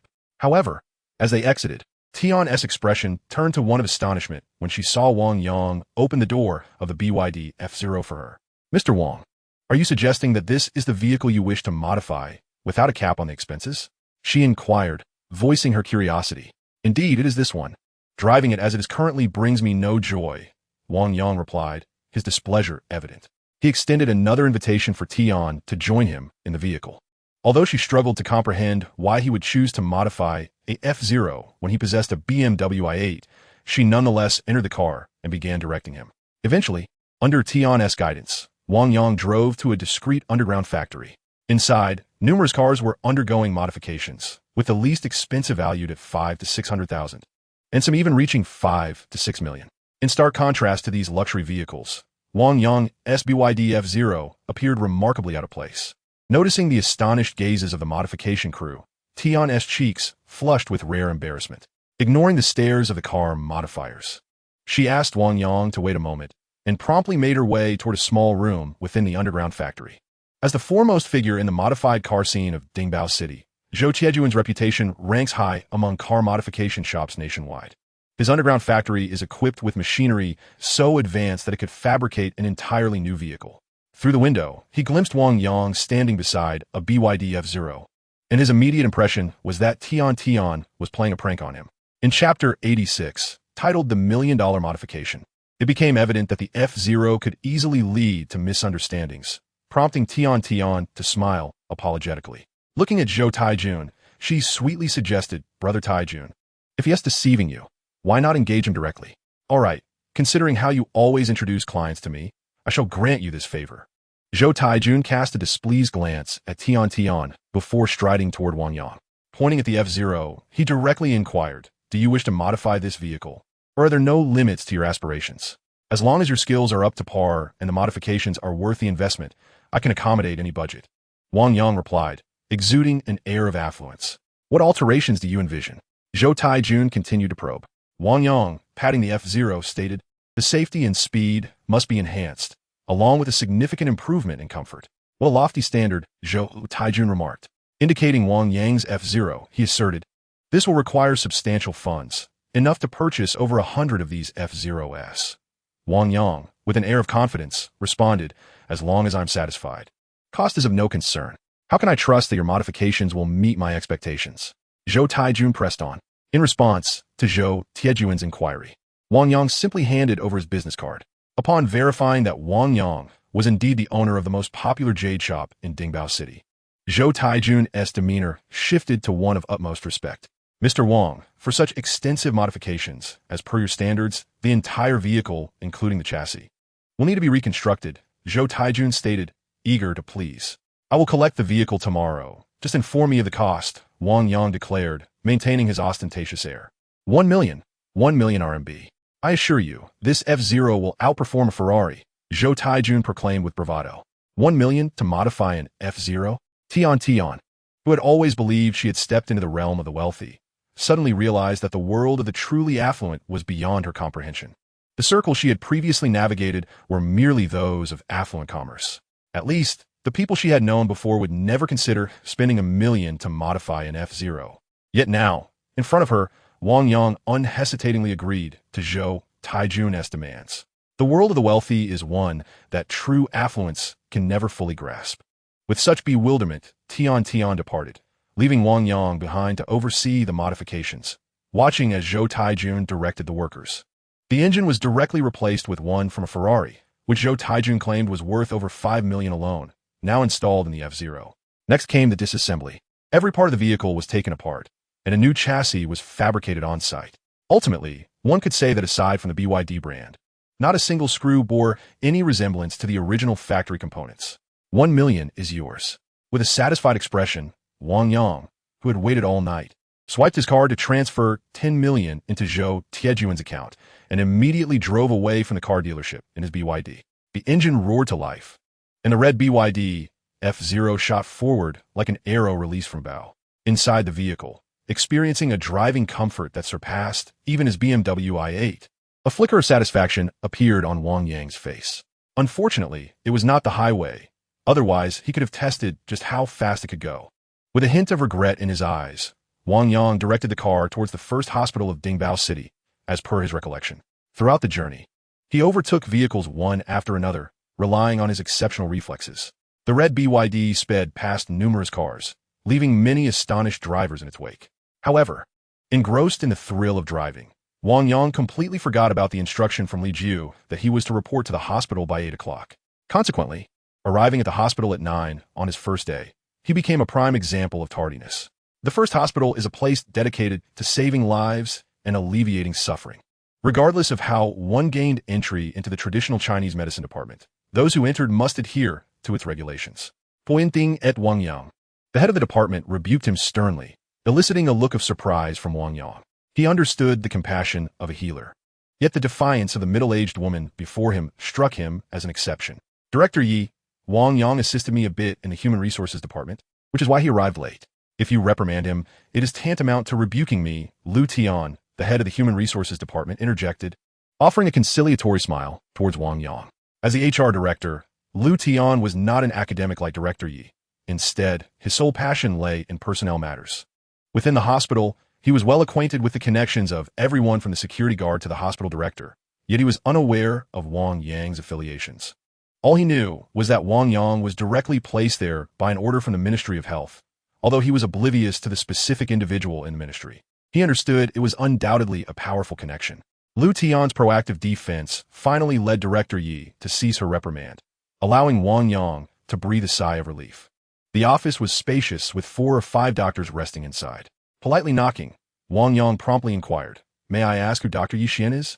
"Director Yi has assigned me as her deputy, and I will be accompanying her for consultations." Wang Yang's words instantly elicited complex reactions from those in the office. Envy, jealousy, and a hint of schadenfreude flashed in their gazes, leaving Wang Yang utterly bewildered. A plump male doctor, with an overly familiar demeanor, remarked, "Brother, you're in luck. Dr. Yi Xian is a stunning beauty and also the daughter of Director Yi. Being with her means not only more opportunities for consultations but also chances for external training." Following him, a slender male doctor cautioned, "But you should also be wary.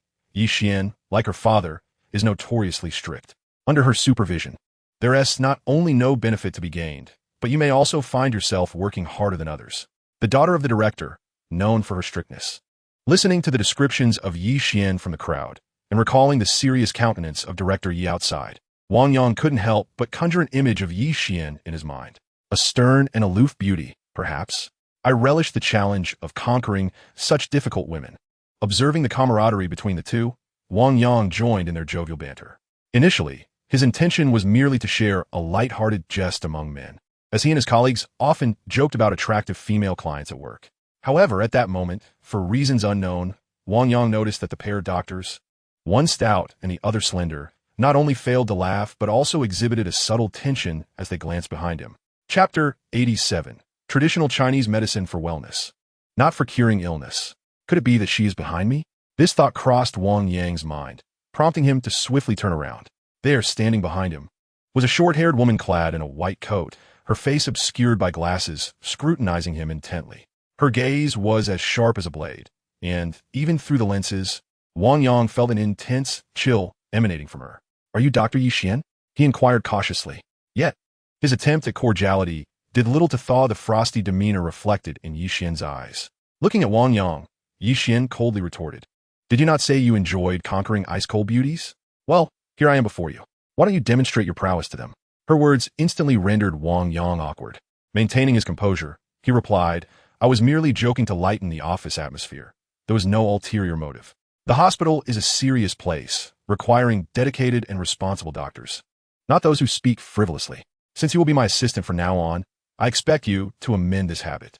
With a stern expression, Yi Xian's authoritative stance mirrored that of Director Yi from earlier.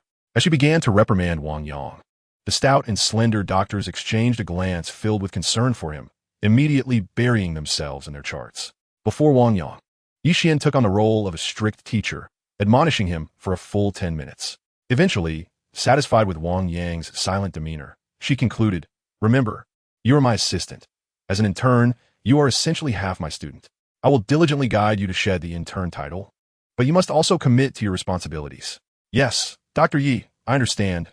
Wang Yang nodded, eager to express his resolve as her lecture came to an end. With a quick survey of the room, noticing the empty desk beside the duo of doctors, Wang Yang promptly settled in next to them. The stout doctor remarked, "Brother, that's just how Yi Xian is. You'll get used to it over time."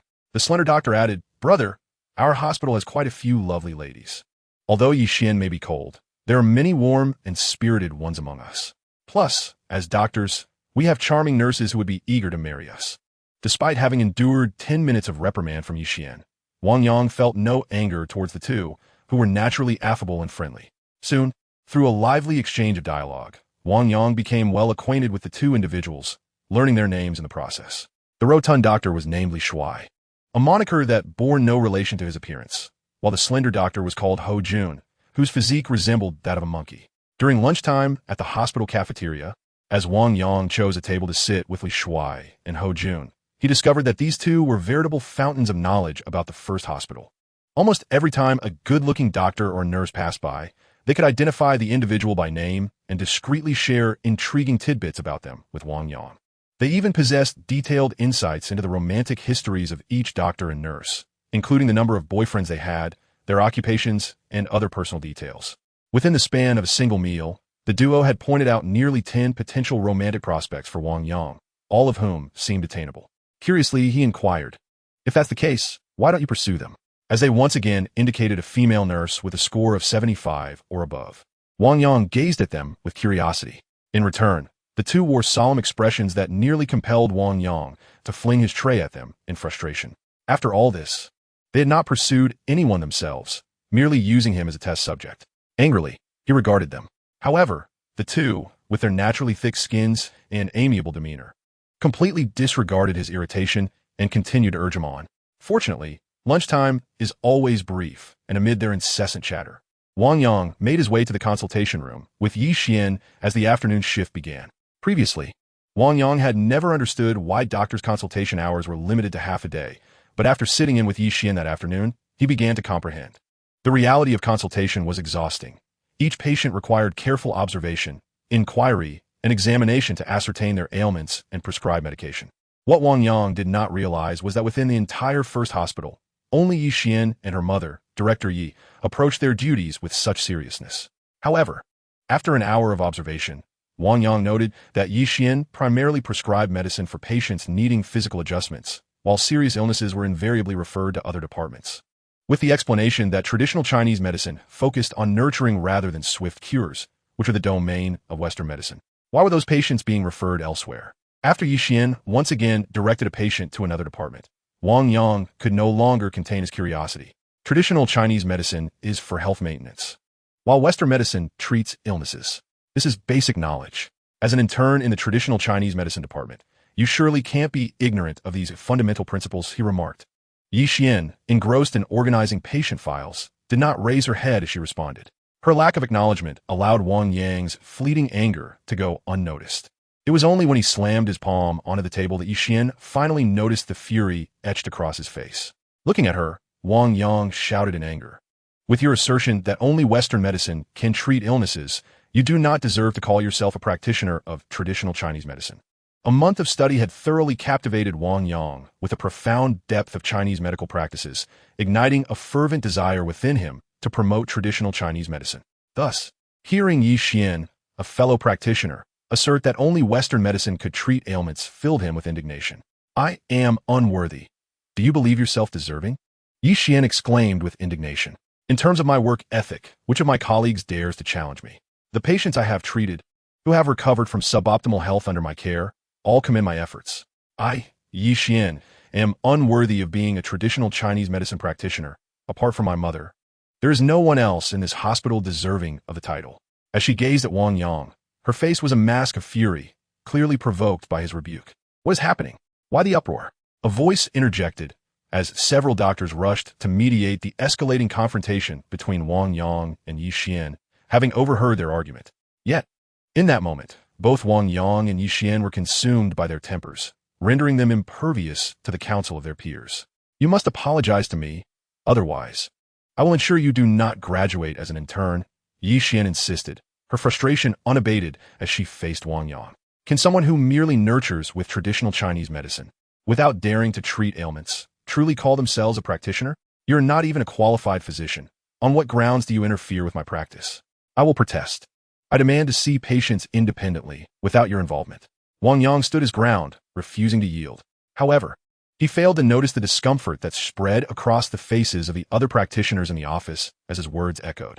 Traditional Chinese medicine is for nurturing health, while Western medicine is for curing diseases.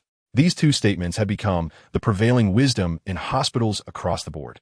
In reputable medical institutions, the use of traditional Chinese medicine for symptomatic treatment had diminished significantly, as most patients sought it solely for health maintenance. Conversely, some local clinics utilized traditional Chinese medicine to treat conditions that Western medicine could not effectively resolve, thus maintaining a certain reputation and preventing the complete decline of the practice. Wang Yang, the market operates this way. If you insist on using herbal medicine to treat patients, many will remain skeptical of our approach, Li Shuai chimed in. Seeing Li Shuai's stance, Ho Jun added, Indeed, Wang Yang, most individuals seeking traditional Chinese medicine are affluent. They come primarily for health management. If they ascertain they are truly ill, they are unlikely to trust us for treatment. The remarks from Ho Jun and Li Shuai left Wang Yang disheartened. Although he recognized the validity of their observations regarding the current market, he could not suppress his sense of frustration. Traditional Chinese medicine can also cure ailments. It is not merely for health maintenance. It embodies the quintessence of 5 millennia of our culture's medical practice and possesses the capability to heal, he declared, prompting silence in the office. Yi Xian regarded Wang Yang, her eyes betraying a complex mix of emotions. She recalled how she had once chastised her mother with similar sentiments. Unwilling to accept that traditional Chinese medicine was limited to health maintenance, relegating disease treatment solely to Western medicine. She had aspired to apply her knowledge of traditional Chinese medicine to help patients. However, upon diagnosing patients, many either turned to Western medicine or, deterred by the slower efficacy of traditional methods, sought faster results elsewhere. Ultimately, Yi Xian reconciled with reality, relinquishing the notion of treating illnesses with traditional Chinese medicine, and even adopted the adage that herbal remedies complemented Western treatments as a profound truth. At this moment, Wang Yang's roar once again awakened the ideals within her heart. I have relinquished the pride of traditional Chinese medicine, yet I cannot become the villain who forces others to abandon that pride. Gazing at Wang Yang, under the incredulous stares of all present, Yi Xian suddenly bowed solemnly to him. Perhaps you are right, but until your medical skills are formally verified, I cannot allow you to assist patients. How could it be? The cold beauty Yi Xian actually apologizing in person. Even the director would dare to argue with others. Yet she bowed in deference to an intern. Surprised whispers erupted from the crowd in the office, and all eyes on Yi Xian brimmed with astonishment. Looking at Yi Xian, the arrogance in Wang Yang's eyes swiftly dissipated. His inherent machismo made it difficult for him to continue opposing someone who had taken the initiative to apologize. Nonetheless, driven by his belief in traditional Chinese medicine, Wang Yang still addressed Yi Xian. Tell me, what must I do for you to allow me to end my internship and treat patients independently? Meeting Wang Yang's gaze, Yi Xian made a solemn promise. 1 month. You will assist me for 1 month in helping patients recuperate. If you can maintain flawless performance during this time, I shall grant you the opportunity to graduate and practice independently. Her words instantly ignited a fierce determination in Wang Yang's eyes. Looking at Yi Xian, he stated with resolve, 1 month it is. I will demonstrate how I can heal through traditional Chinese medicine. Yi Xian replied, very well, I look forward to your performance. A rare glimmer of allure flickered in her eyes. At that moment, Yi Xian's gaze toward Wang Yang subtly revealed a hint of anticipation. However, due to the obscuring glasses she wore, the others failed to notice this change in her demeanor. With her expression turning serious, Yi Xian presented another request to Wang Yang.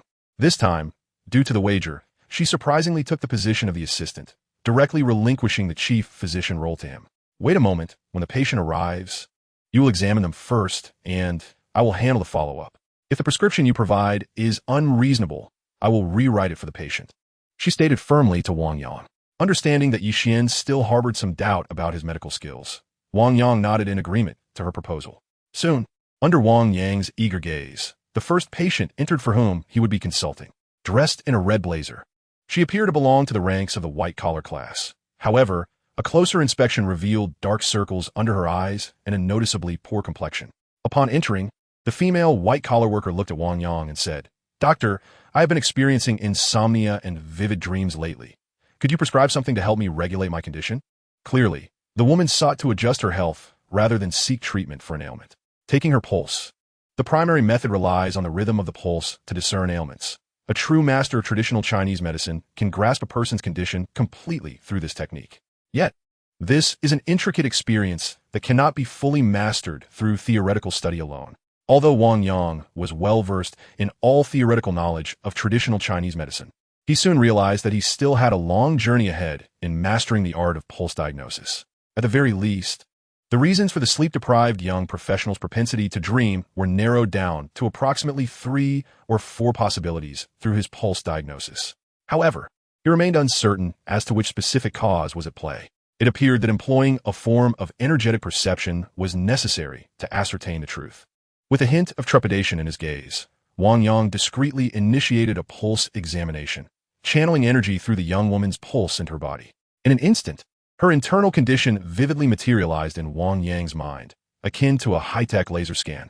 The rhythm of her heartbeat, the vitality of each organ, the areas of suboptimal health, and those requiring adjustment all became distinctly apparent. Drawing upon the traditional Chinese medicine theories he had studied, Wang Yang deftly crafted what he believed to be the most suitable herbal prescription for her. Chapter 89. A Beautiful Invitation to Dinner. The prescription included 3 grams each of borneal and camphor, along with 15 grams of ginger and 30 grams of cinnamon. Upon reviewing Wang Yang's prescription, Yi Xian immediately compared it with her own formulation. To her surprise, she found that only 2 of the herbal ingredients differed. However, upon reflecting on the distinct properties of the herbs, She quickly realized that Wang Yang's prescription was far more tailored to the needs of the young professional before them.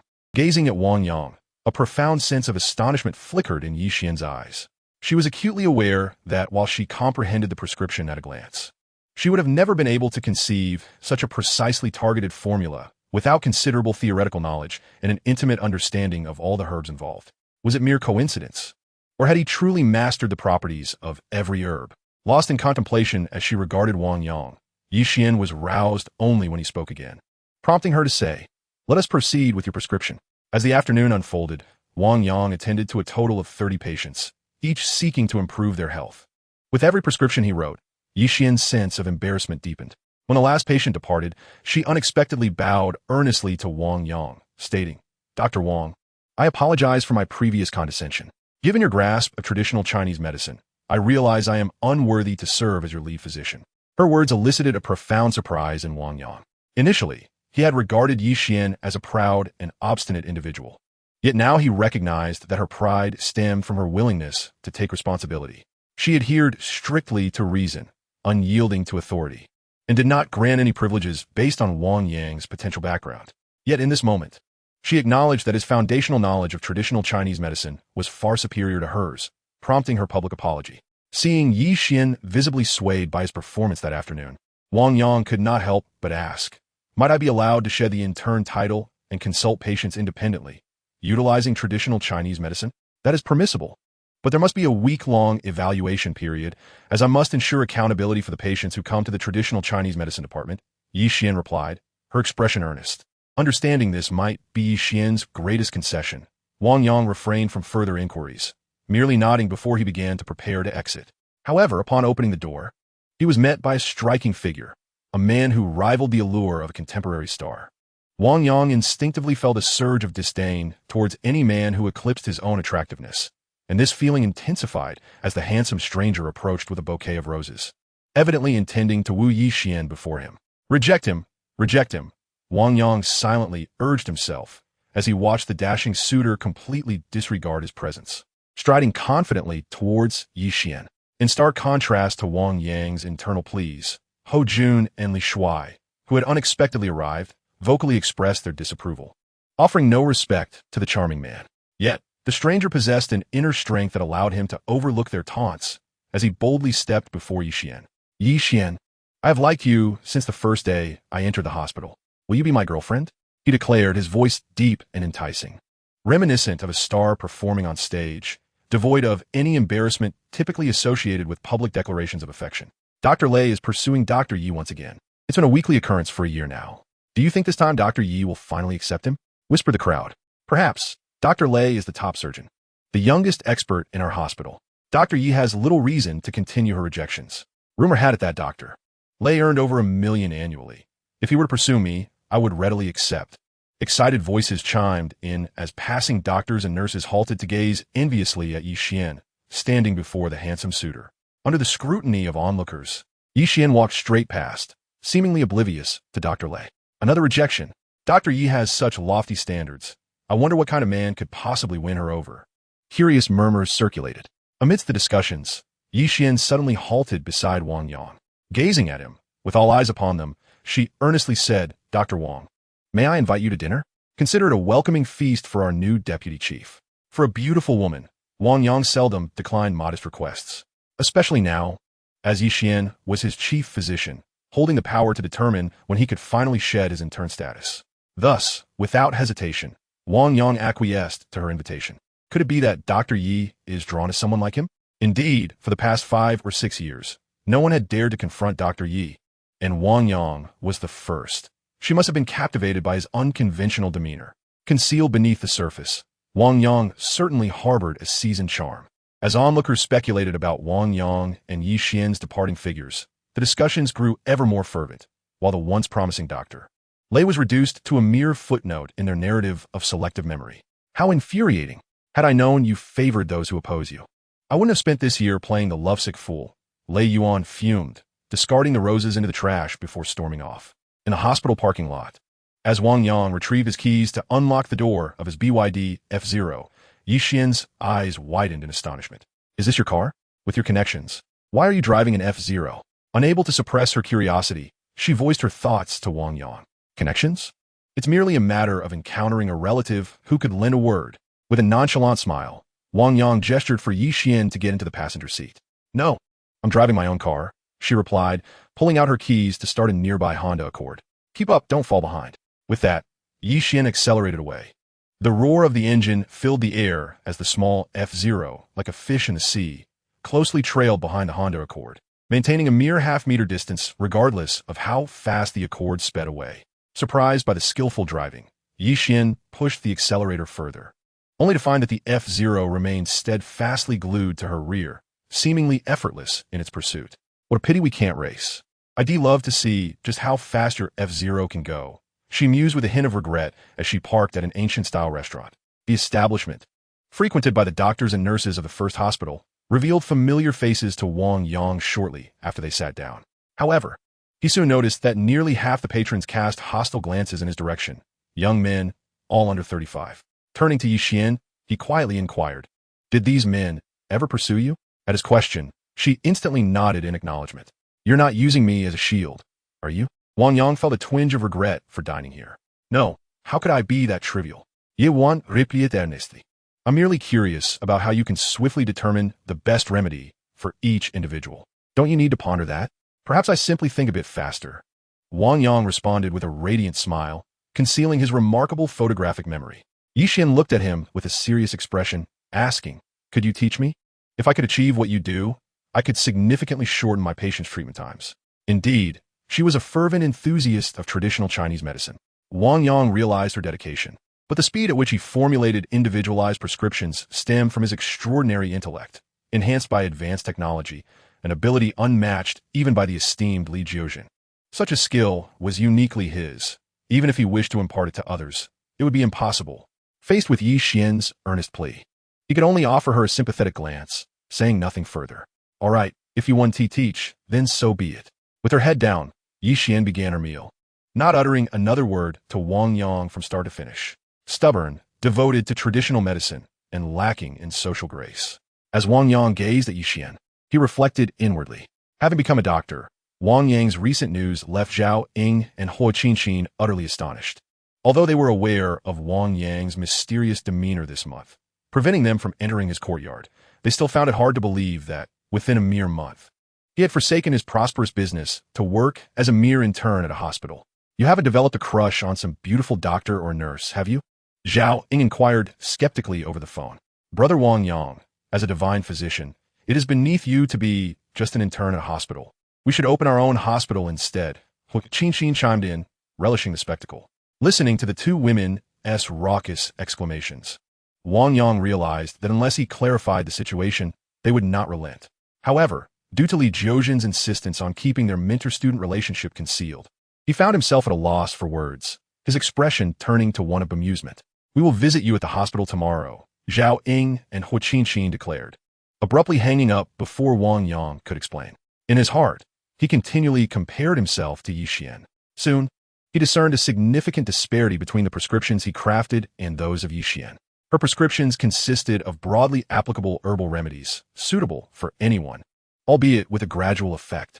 The results from her tonics typically took at least a week to manifest, with complete recovery requiring a fortnight. Conversely, Wang Yang's prescriptions were meticulously tailored to the individual patient's condition, designed solely for them. His remedies could yield visible results within 3 days, fully restoring the patient's health in just 1 week. However, the specificity of Wang Yang's formulations meant that if anyone other than the intended patient consumed them, the medicines would turn into chronic toxins. The two approaches to medicine were entirely polar opposites. Yi Xian's remedies served as general supplements, focusing on gentle and gradual nourishment, while Wang Yang's prescriptions were direct and immediate, delivering swift results. In fact, due to their targeted nature, Wang Yang's treatments often proved more effective than Western medicine. The notion that Western medicine acts faster than traditional Chinese remedies stemmed from the fact that few possessed Wang Yang's remarkable ability to accurately and swiftly identify the unique characteristics of various herbs and synthesize the most suitable prescriptions in an instant. In this regard, Wang Yang believed even Li Jiuzhen could not surpass him. Moreover, he was confident that no one could exceed his ability to accurately diagnose a patient's ailment. especially with the aid of his perceptive abilities.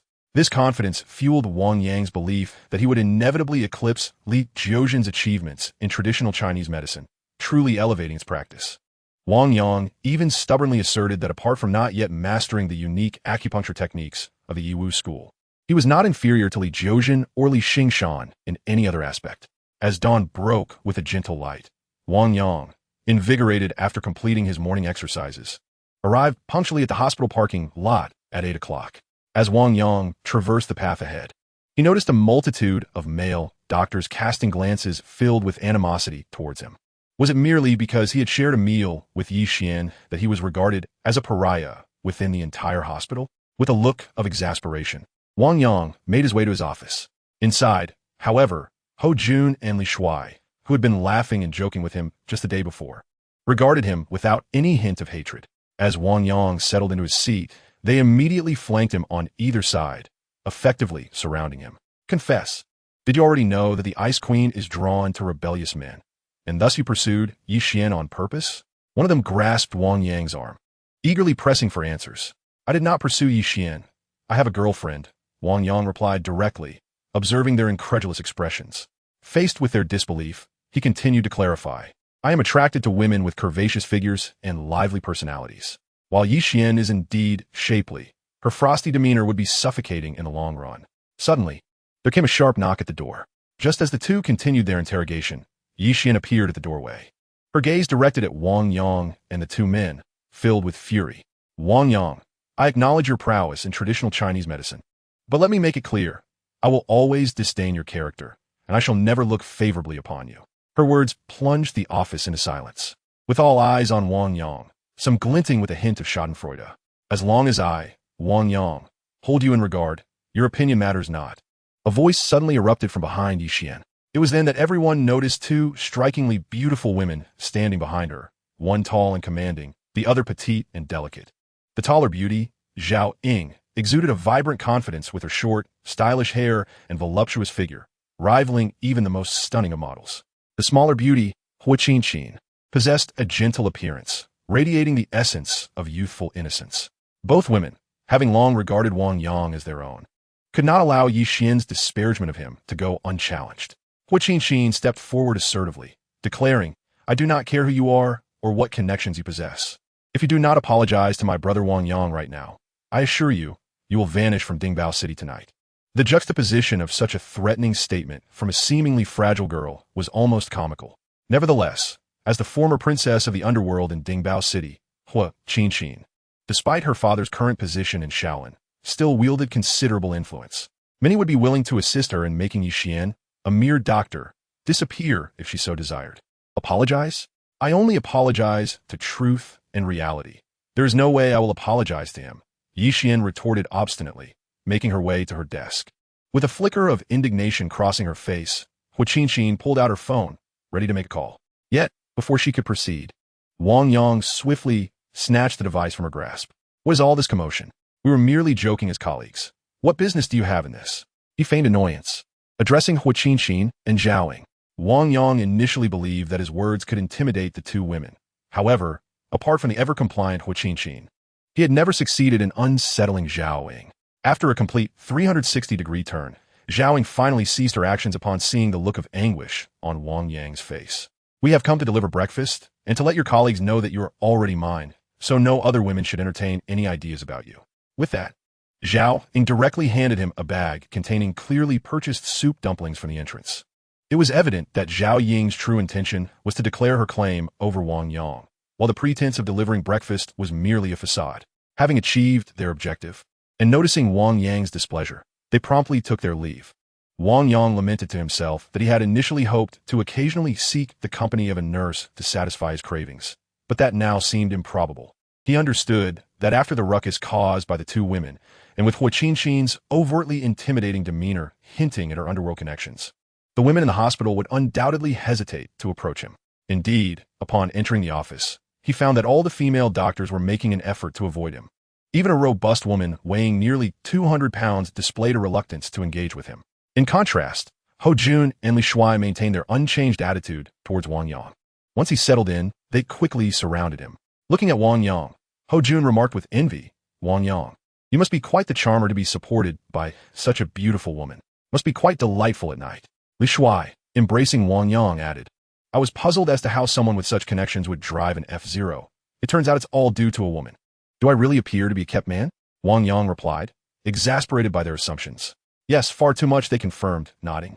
With your ability to read Yi Xian so well, if you aren't a kept man, then who could possibly fit that description?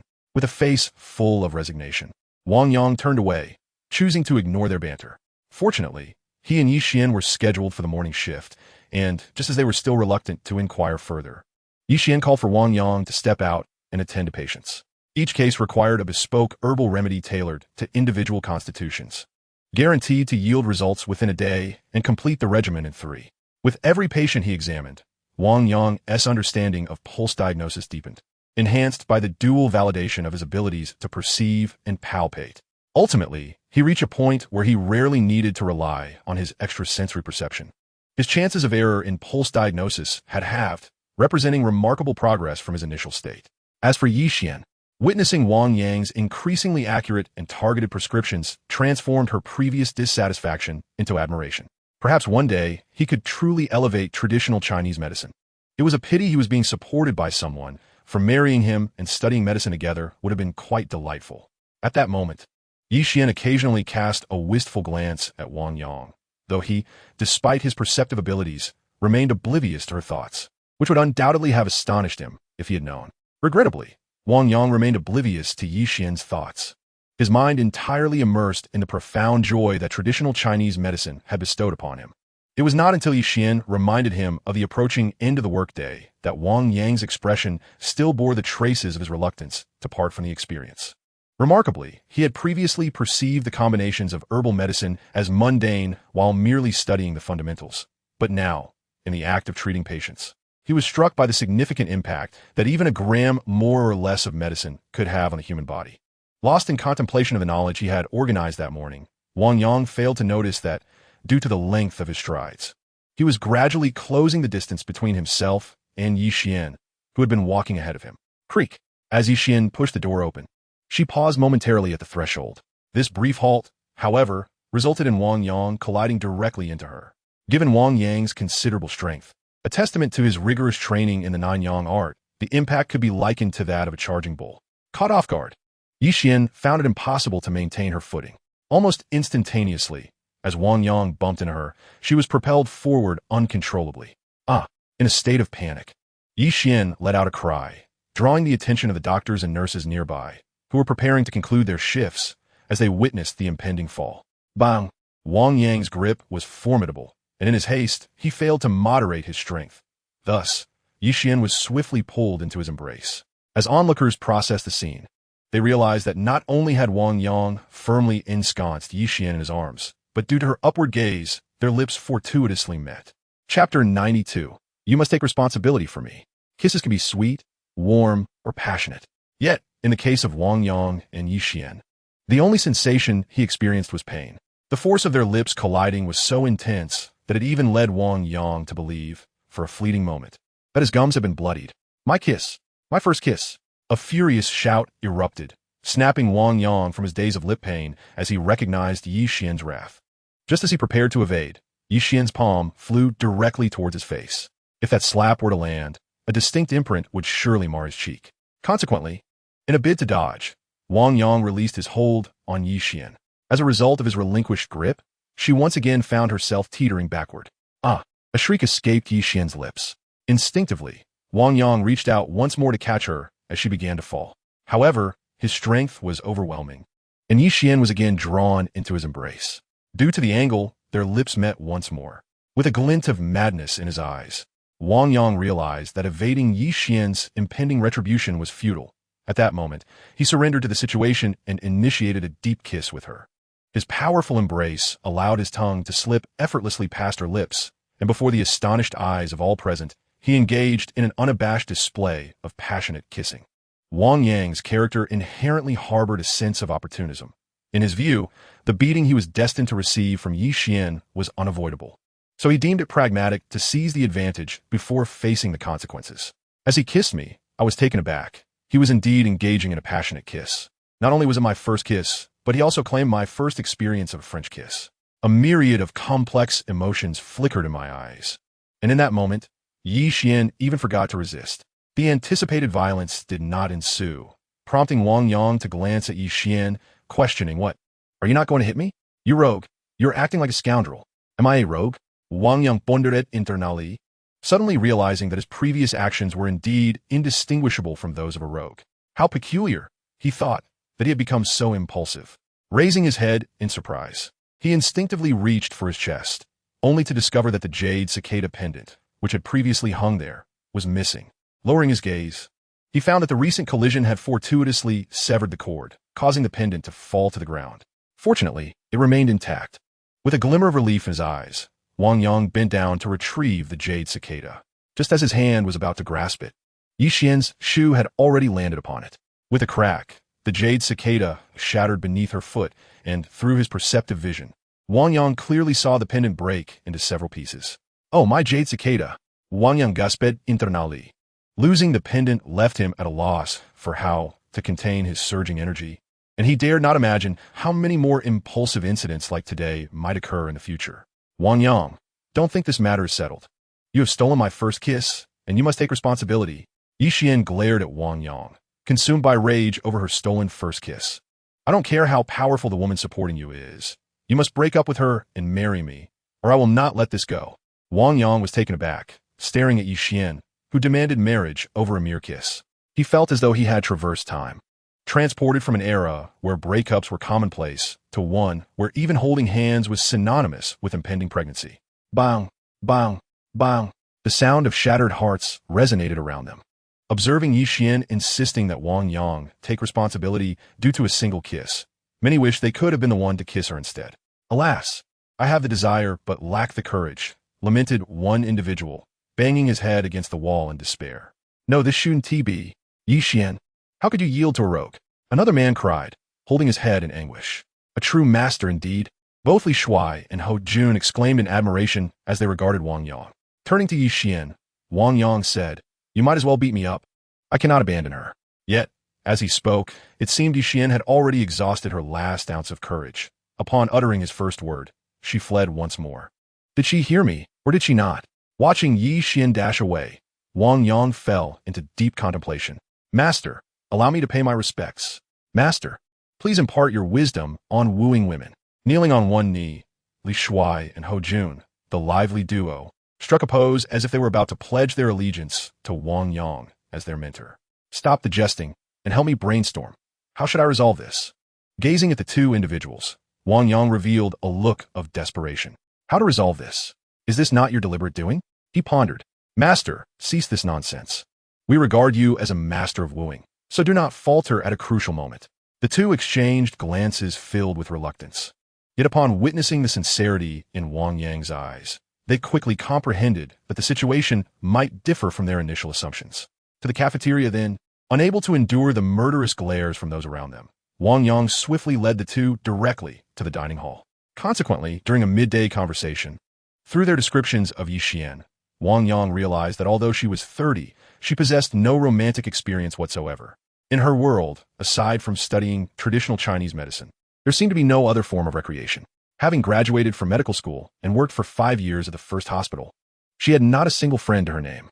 Regardless of such details, Wang Yang resolved to manage the week ahead and then attend to patients privately, striving to maintain a respectful distance from her. In that moment, he silently made a decision. However, just as Wang Yang reached this conclusion, he noticed Ho Jun and Li Shuai, both appearing anxious as they glanced behind him. Was someone there? Yet, at that moment, Lei Yuan had not come alone. He was followed by a dozen men, each smoking and emanating an unmistakable aura of trouble.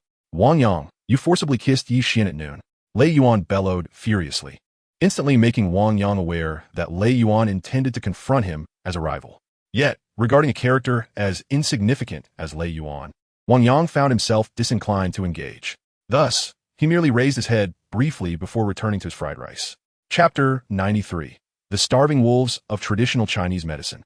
With a dismissive air, Wang Yang exhibited utter indifference, igniting a firestorm of rage within Lei Yuan. "Strike him! Attack!" With a wave of his hand, Lei Yuan commanded his followers. In an instant, the group prepared to confront Wang Yang, rolling up their sleeves. observing their expressions. A glint of coldness flickered in Wang Yang's eyes as he readied himself for confrontation. However, catching a glimpse of Yixian hurriedly entering the cafeteria out of the corner of his eye, he immediately reconsidered.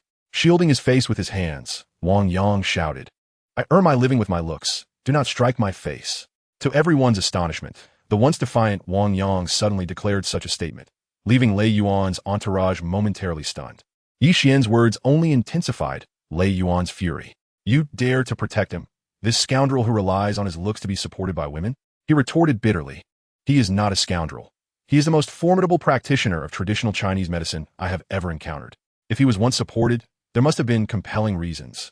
Yixian exclaimed in righteous anger, glaring at Lei Yuan. At that moment, Wang Yang approached Yixian. "Yuan, the reason I was supported is that the woman was wealthy and beautiful. I hope you will maintain your distance from me so as not to mislead her," he stated, attempting to appear nonchalant. "Of course, if you wish to engage in a somewhat intimate friendship with me temporarily, I would not refuse." Smack! The sound of a crisp slap resonated through the air. Almost simultaneously with Wang Yang's words, Yixian's hand was poised to strike his face. Just as it was about to land, Wang Yang swiftly intercepted it with his own hand.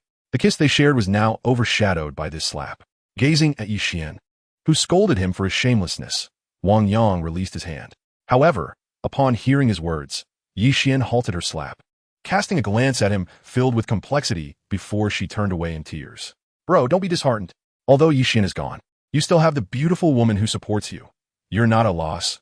Li Shuai and Ho Jun offered words of consolation to Wang Yang. "Sad? Why would I be sad?" Wang Yang replied, burying his head in a plate of fried rice, not sparing a glance at Lei Yuan throughout.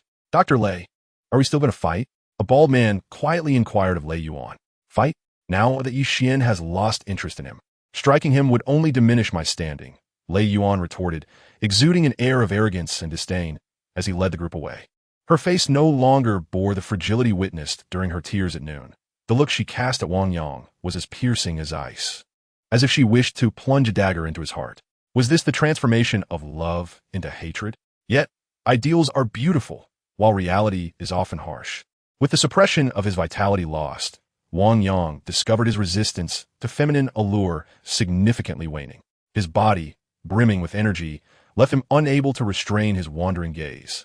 As a colleague in the same office, he found himself irresistibly drawn to Yixian, the renowned ice queen of the hospital. Throughout one afternoon, tales of Wang Yang's exploits spread like wildfire among those who relished gossip, quickly elevating his reputation within the first hospital. "Be mindful, Wang Yang," Ho Jun advised earnestly. "Your actions are on the verge of tarnishing the dignity of all the men in our traditional Chinese medicine department." Beside him, Li Shuai chimed in. "The way you look at women makes it seem as though you wish to strip every beautiful nurse and Dr. Bear. They no longer dare to visit our department." Unbeknownst to them, Wang Yang's intentions were purely to dissipate his excess energy. Had he truly desired to gaze upon someone, his keen eyes could easily penetrate any facade. Regardless of profession or attire, he perceived the wariness in their eyes. It could be said that the overall quality of the first hospital was exceptionally high. Although Yixian was the only one of her caliber he had encountered thus far, there were numerous women who could easily surpass an 80 in beauty, far exceeding the so-called models. On several occasions, Wang Yang felt himself losing control over his wandering eyes, tempted to indulge in actions he would later scorn.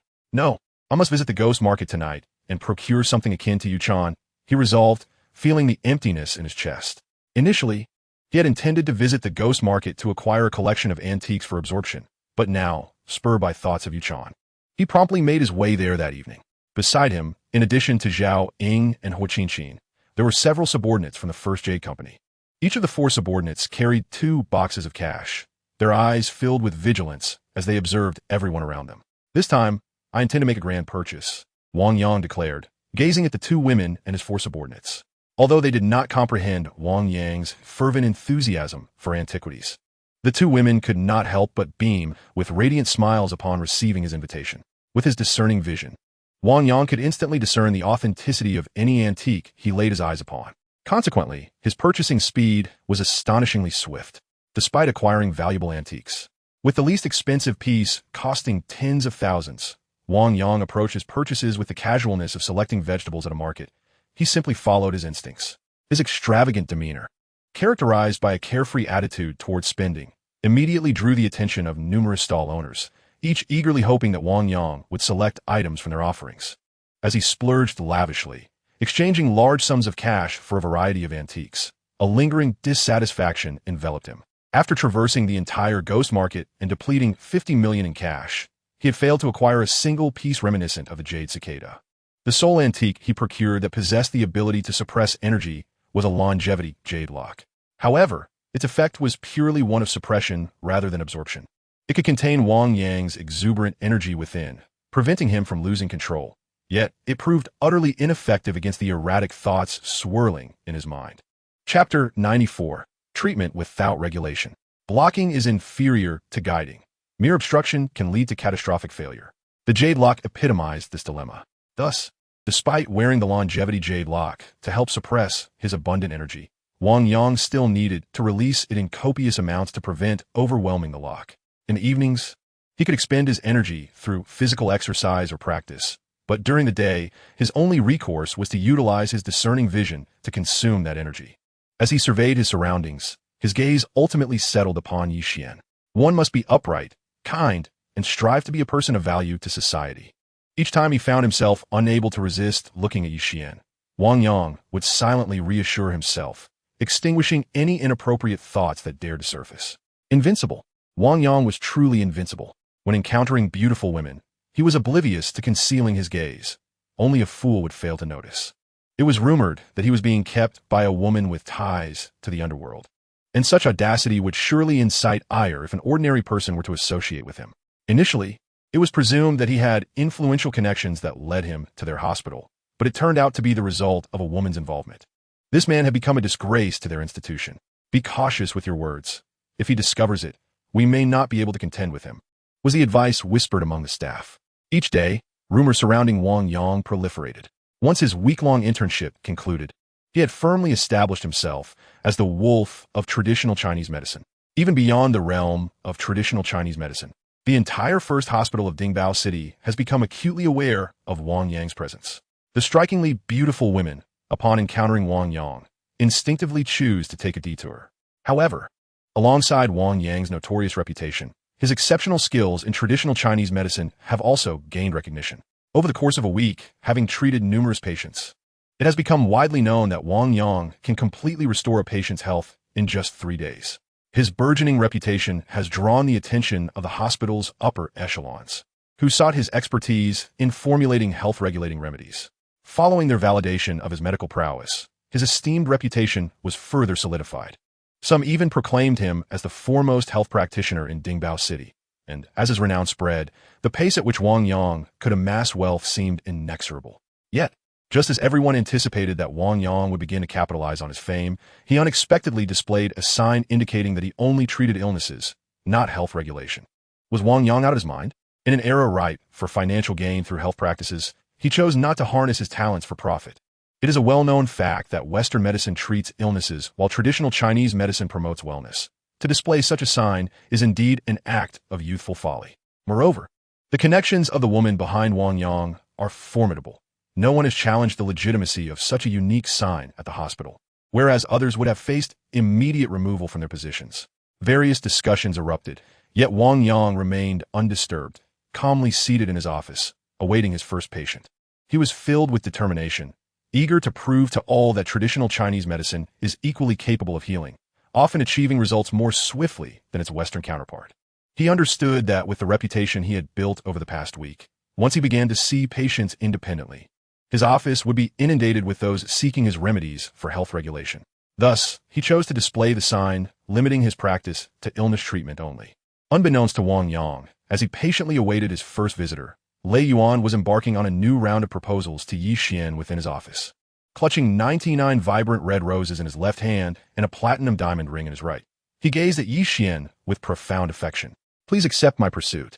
If you worry about my fidelity, I can marry you immediately, proving my sincerity rather than treating this lightly. Lei Yuan's expression was earnest, his eyes filled with passion that seemed capable of melting Yi Xian's icy demeanor. Yet, the fervor in Lei Yuan's gaze failed to thaw Yi Xian's coldness. Neither the flowers nor the enchanting diamond ring caught her eye. Her focus remained steadfastly on the traditional Chinese medicine book before her. Her intense concentration ignited a fire within Lei Yuan's heart. Reflecting on a year of unrequited affection towards Yixian, compounded by the recent incident where she had been forcefully kissed by Wang Yang and demanded he take responsibility, he could no longer contain the flames of his suppressed anger. Suddenly rising to her feet, Lei Yuan unexpectedly reached out to grasp Yixian, his eyes revealing a frenzied intensity. He shouted at her, "Do you enjoy provoking violence? If Wang Yang dares to kiss you forcefully, then so do I slap." Before Lei Yuan could finish his words, Yixian's other hand swiftly struck his face. "You truly disgust me," she retorted, glaring at him. "Do you think I would be so shallow as to want to marry Wang Yang simply because of that one forceful kiss? Isn't that so?" Lei Yuan shot back, recalling how Wang Yang had kissed her twice without consequence, while he himself had only received a slap for merely voicing his discontent. His eyes were fixed intently on Yixian, his heart resolute. If she did not provide him with a satisfactory answer, he would take the reckless step of kissing her as well. The others in the office perked up, eager to understand why Yixian would insist that Wang Yang take responsibility after being kissed against her will. Finally, under the scrutiny of her colleagues, Yixian spoke. Addressing the crowd, she stated, "Before the kiss, I was already captivated by Wang Yang's mastery of traditional Chinese medicine and had contemplated working alongside him to explore it further. After the kiss, I thought, since I have to marry someone eventually, why not marry him and study traditional medicine together every day?" Yixian was a passionate devotee of traditional Chinese medicine. Ever since being introduced to it by Director Yi, her life had revolved around it. This was an open secret at the first hospital. Thus, while her words might suggest a lack of regard for personal marriage, her colleagues understood that given Yixian's life philosophy and her reverence for traditional medicine, her actions were entirely unsurprising. Even Lei Yuan, in that moment, relinquished his reckless desire to kiss Yixian. He comprehended that if he were to kiss her as Wang Yang had, he would undoubtedly forfeit his chance to pursue her.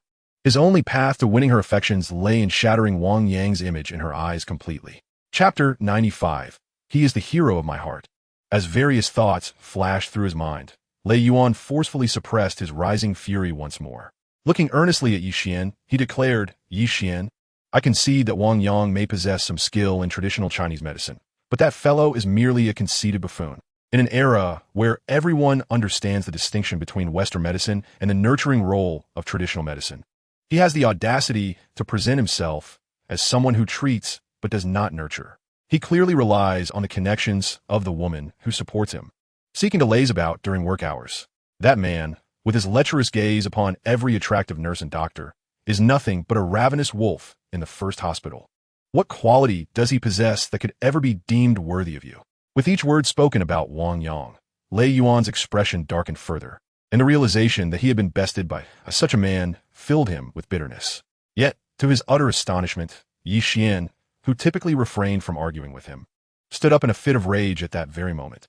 With hands on her hips, Yixian exclaimed with indignation, "I do not care whether he is lecherous or supported by someone. All I know is that his expertise in traditional Chinese medicine surpasses mine. He is wholeheartedly devoted to promoting our ancient medical practices, which is certainly not as you claim, merely treating ailments without addressing the root causes out of laziness." Gazing at Yixian, Lei Yuan's eyes were filled with disbelief. "Naturally, our traditional Chinese medicine is profound and extensive, what you Western doctors can achieve, we can undoubtedly accomplish as well." With a proud expression, Yixian declared, "Even if he is indeed supported by someone, even if he is lecherous, even if he possesses countless flaws, as long as he succeeds in advocating for traditional Chinese medicine, he is the greatest hero in my eyes." At that moment, it seemed that Yixian had been utterly captivated by Wang Yang. The most beautiful flower of our traditional Chinese medicine department could hardly escape the clutches of Wang Yang. The insatiable wolf. Covering their faces, Li Shuai and Ho Jun exchanged knowing glances, sharing a laugh. In front of Yixian, Lei Yuan's expression grew increasingly uncomfortable. It dawned on him that despite Yixian's silence over the past week regarding Wang Yang's responsibilities, she had been completely won over. If he could not erase Wang Yang's image from Yixian's mind, he would have no chance left. "I admire his determination to elevate traditional Chinese medicine. If it were all a facade, I would not insist on having him take responsibility," Yixian stated firmly. "Very well, wait and see. I will prove it to you," Lei Yuan replied, nodding as he turned to leave. How would he prove it? Watching Lei Yuan's hurried departure, both Yixian and the others in the office were filled with deep curiosity. In the consultation room, Wang Yang eagerly awaited at the door, his eyes betraying an impatience. Yet, despite his longing gaze, no one appeared. All the patients who saw the signs stating only treating ailments. No holistic care in Wang Yang's consultation room promptly chose other practitioners. Clearly, as Yi Xian had articulated, individuals visiting the traditional Chinese medicine department sought comprehensive care. If they needed treatment, they instinctively opted for Western medicine. Was there truly no one willing to allow him to showcase the marvels of traditional Chinese medicine? Wang Yang gazed longingly toward the entrance, wishing he could draw in a patient from outside. However, reason reminded him that even if he managed to bring someone in, those individuals would not choose to let him assist with their ailments, which made him reluctantly suppress his impulses. At that moment, aside from yearningly observing through his keen eyesight, occasionally catching glimpses of beautiful women to satisfy his visual appetite, he felt utterly at a loss. At noon in the hospital cafeteria, Wang Yang found himself puzzled by the eager expressions of Ho Jun and Li Shuai. "Why are you looking at me like that? And why are you treating me to a chicken leg set?" Taking a hearty bite of the chicken leg, Wang Yang turned his gaze toward the two. Subsequently, under Wang Yang's watchful eyes, they animatedly recounted the events that had transpired earlier that day. Upon hearing the events that transpired in the office that morning from the lips of two individuals, a look of incredulity filled Wang Yang's eyes. "What you imply is that Yi Xian is not dismissing my responsibilities. She is merely observing me in silence." Gazing at the two, Wang Yang pressed on with his inquiries. "Indeed, Yi Xian has fallen under your spell. Now, you simply need to employ a subtle strategy, and you will undoubtedly be able to lead Yi Xian to the bed, capturing all of her firsts in one fell swoop." The two regarded Wang Yang with admiration. Wang Yang, feeling somewhat helpless as he observed their infatuation, chose to disregard that topic and continued.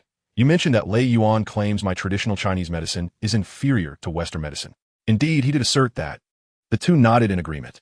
Looking at Wang Yang, Ho Jun eagerly interjected, "Wang Yang, you say you don't even have a single patient.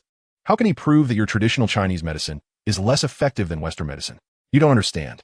How should I know? Does he expect me to lack patience and then actively seek them out for me?" Wang Yang jested, returning to his chicken leg. What Wang Yang was unaware of was that his flippant remark struck a chord with Lei Yuan's psyche. At that moment, in a small restaurant near the first hospital, Lei Yuan was dining with 4 or 5 scruffy-looking men. With a serious demeanor, Lei Yuan addressed them. "You are all my ticket scalpers of the first hospital, and you have benefited from my assistance numerous times. Today, I require your help. Rest assured, Brother Lei, it's merely about promoting a little traditional Chinese medicine to the ailing. We have plenty of people in line, specifically to deceive those from the countryside seeking treatment, ensuring they visit that Wang Yang." Grateful for the many favors received from Lei Yuan, the group was determined not to disappoint him. They pounded their chests in affirmation, as if to showcase their resolve and capability. As they expressed their commitment, a sinister smile crept across Lei Yuan's face. Yet, mindful of his objective, he cautioned, "Remember, target those obstinate villagers who have suffered from long-term ailments. When they receive no results from treatment, their uproar will undoubtedly expose his true nature. Brother Lei, do not worry. This is a trivial matter. For now, let us enjoy our meal and drinks." With smiles aimed at Lei Yuan, the group secretly plotted how to execute this task flawlessly. Chapter 96, The First Patient. At the first hospital of Dingbao City, renowned as the most prestigious medical institution, patients flock daily, eager for treatment. The foremost challenge for anyone seeking care here is the difficulty in securing an appointment. A specialized group of ticket scalpers manages internal appointments and queues, effectively executing seamless line management and swiftly emptying all expert slots, leaving only general appointments for selection. Those with chronic conditions seeking treatment here often come with the hope of finding an expert who might offer a definitive cure. On this day, many individuals found themselves queuing, unable to secure an appointment with the specialists, either actively or passively seeking out ticket scalpers in hopes of acquiring a coveted consultation. "Fellow villager, I can share a secret known only to the locals," said one scalper in a deep voice, eyeing a man approaching to buy a ticket. "Doctor Wang from the traditional Chinese medicine department is renowned for treating a myriad of ailments. Even the hospital director consults him when unwell, though his youth has prevented him from obtaining a directorial title. Seeking his care is far more beneficial than consulting any other specialist." In another corner, a scalper addressed a woman in her 50s. "Annie, I see you've had a tough day. I want to take your money. Instead, let me guide you to a doctor. Just visit Dr. Wang Yang in the traditional Chinese medicine department, and I assure you, his remedies will have you healed without the need for surgery." At that moment, the entire registration hall transformed into a bustling hive of activity, with scalpers rallying until over 200 individuals had registered for appointments with Dr. Wang Yang, after which they ceased their promotions and began selling tickets. In a corner of the hall, Lei Yuan observed the commotion with a gleeful expression. Dr. Wang, this influx of patients will surely leave you overwhelmed and your reputation in shambles. Once Yi Xian sees through your facade, she will undoubtedly choose me. With a maniacal laughter echoing in his mind, Lei Yuan discreetly exited the registration hall, avoiding any interaction with the scalpers. In truth, he had never engaged with them directly. His connections lay with their leader, the individuals he had shared drinks with the previous night. Unbeknownst to all, the most prominent scalper in the entirety of Dingbao City's first hospital was none other than Lei Yuan himself, with all visible scalpers merely operating under his influence. In the traditional Chinese medicine department, upon stepping out of his office, Dr. Wang Yang was met with an overwhelming crowd outside his consultation room. The schedule was vividly etched in his memory, and he instantly realized there was no error in his recollection. Was it possible that the registration system had malfunctioned? A look of confusion crossed his face as he approached his consultation room, where he promptly hung a prepared sign. Consultations only. For health maintenance, please visit other departments. The bold characters mirrored Dr. Wang Yang's current demeanor, exuding an undeniable confidence. Having displayed the sign, Dr. Wang disregarded the gazes of the waiting individuals and entered his office.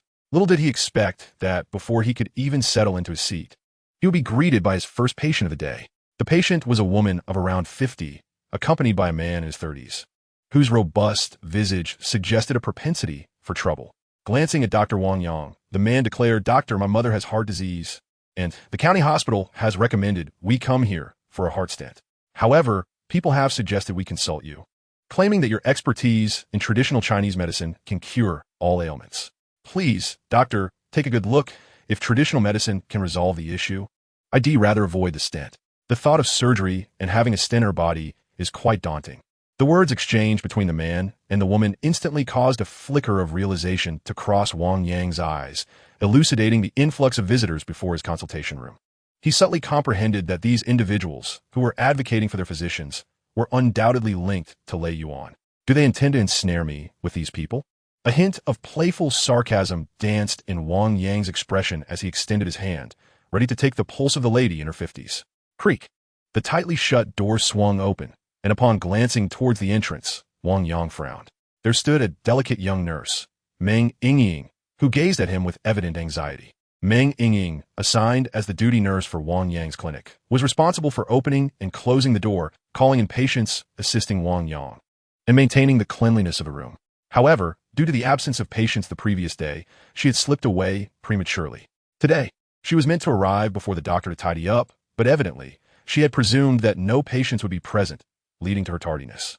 Quickly tidy up the room. We can't delay the patient's appointment, he admonished with a furrowed brow. Observing Meng Yingying's familiar demeanor as she stuck out her tongue while working, Wang Yang couldn't help but feel a sense of helplessness. He understood that her audacity stemmed largely from the fact that his keen perception had often scrutinized her, leading her to instinctively regard him as anything but a conventional physician, thus allowing her to act so casually. "Ah, well, I have indeed glimpsed your little dumplings often enough, so I shall refrain from being too strict." With this thought in mind, Wang Yang resumed his examination of the lady before him. The erratic pulse immediately confirmed his suspicion of underlying cardiac issues. However, to accurately assess the condition, he unleashed his diagnostic energy for a thorough observation. Upon inspection, it became evident that this woman in her 50s had multiple severely blocked blood vessels in her heart. The only effective Western medical treatment for such blockages was a minor surgical procedure to insert stents, ensuring proper blood flow. As for the purportedly rapid-acting herbal remedies, they were powerless against such severe obstructions. Thus, the county hospital's advice to the lady was entirely correct. She indeed needed to seek a stenting procedure promptly. Yet now, having encountered Wang Yang, he was resolute in his belief that with precise daily medication tailored to her condition, he could guarantee her complete recovery within 5 days. With this conviction, Wang Yang addressed the duo. "Yes, I can treat this illness, requiring 5 days. However, given the severity of the condition, you must return daily for pulse checks and medication changes. I assure you, my treatment will eradicate the issue entirely." His words ignited a spark of exhilaration in both individuals. The man gazed at Wang Yang, incredulous. "Doctor, You mean no surgery is needed, and just 5 days of herbal medicine will cure my mother's illness? Completely resolving the root cause? Indeed, since I have made this assertion, I possess the confidence to back it. If you harbor doubts, you may verify with a checkup in 5 days. A simple examination will reveal the status of the blood vessels, Wang Yang declared, brimming with confidence. Chapter 97. Unconventional Approaches. One morning, Wang Yang attended to 100 patients, barely pausing for breath. The young nurse Meng Ying was drenched in sweat, exhausted from the relentless pace. Wang Yang's occasional lecherous glances were met with indifference, as fatigue had dulled her instinct to evade. Throughout the morning, Wang Yang assured each patient of a complete recovery within 5 days, prescribing a 5-day supply of medication for most, with only a few requiring daily changes. The cost of his prescriptions varied, with the most expensive totaling $3,000 for 5 days, while majority remained below $2,000. The news of Wang Yang's packed clinic spread like wildfire throughout the first hospital. In a matter of hours, nearly everyone was aware of his bold promise of guaranteed recovery within 5 days. Unbeknownst to him, this audacious claim had incited the ire of the hospital's higher-ups. After finishing lunch and returning to his office, he found himself confronted by the hospital administration, who rarely frequented the traditional Chinese medicine department. They blocked his path, and Director Zhao admonished, Wang Yang, as a new intern, your primary task is to learn. Do you understand? Vice Director Zhang added, do you know what a doctor must never do? Guarantee a patient's recovery. Only unscrupulous quacks would dare make such a claim. Vice Director Li chimed in. Do you realize the repercussions of your actions? If these patients return in 5 days without recovery, the fallout for our hospital could be immense. Director Zhang continued. There has never been a physician capable of curing all ailments. Otherwise, why would we have so many specialties? How dare you boast such unfounded claims? Director O followed suit.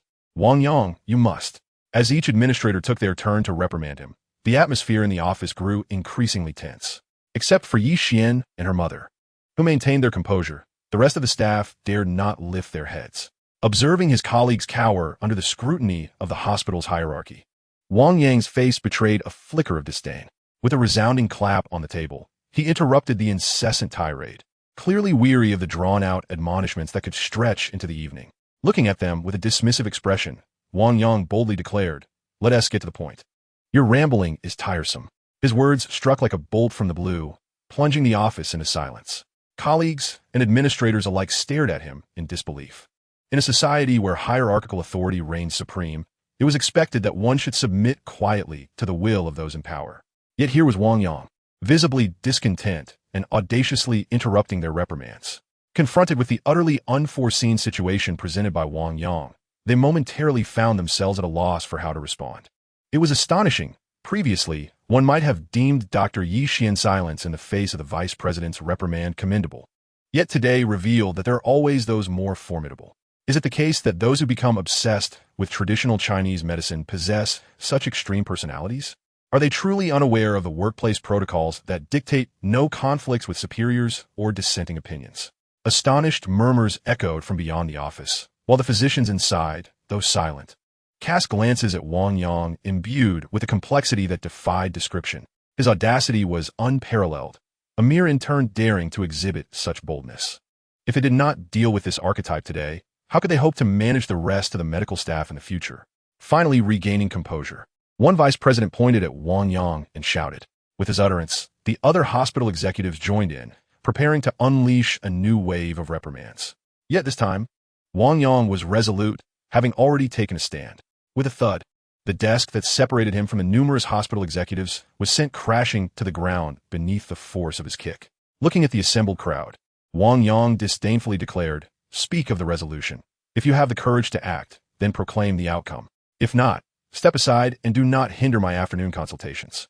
His commanding presence struck awe into the onlooking doctors in that moment. Wang Yang appeared anything but the pampered young man rumored to be sustained by the affections of a woman.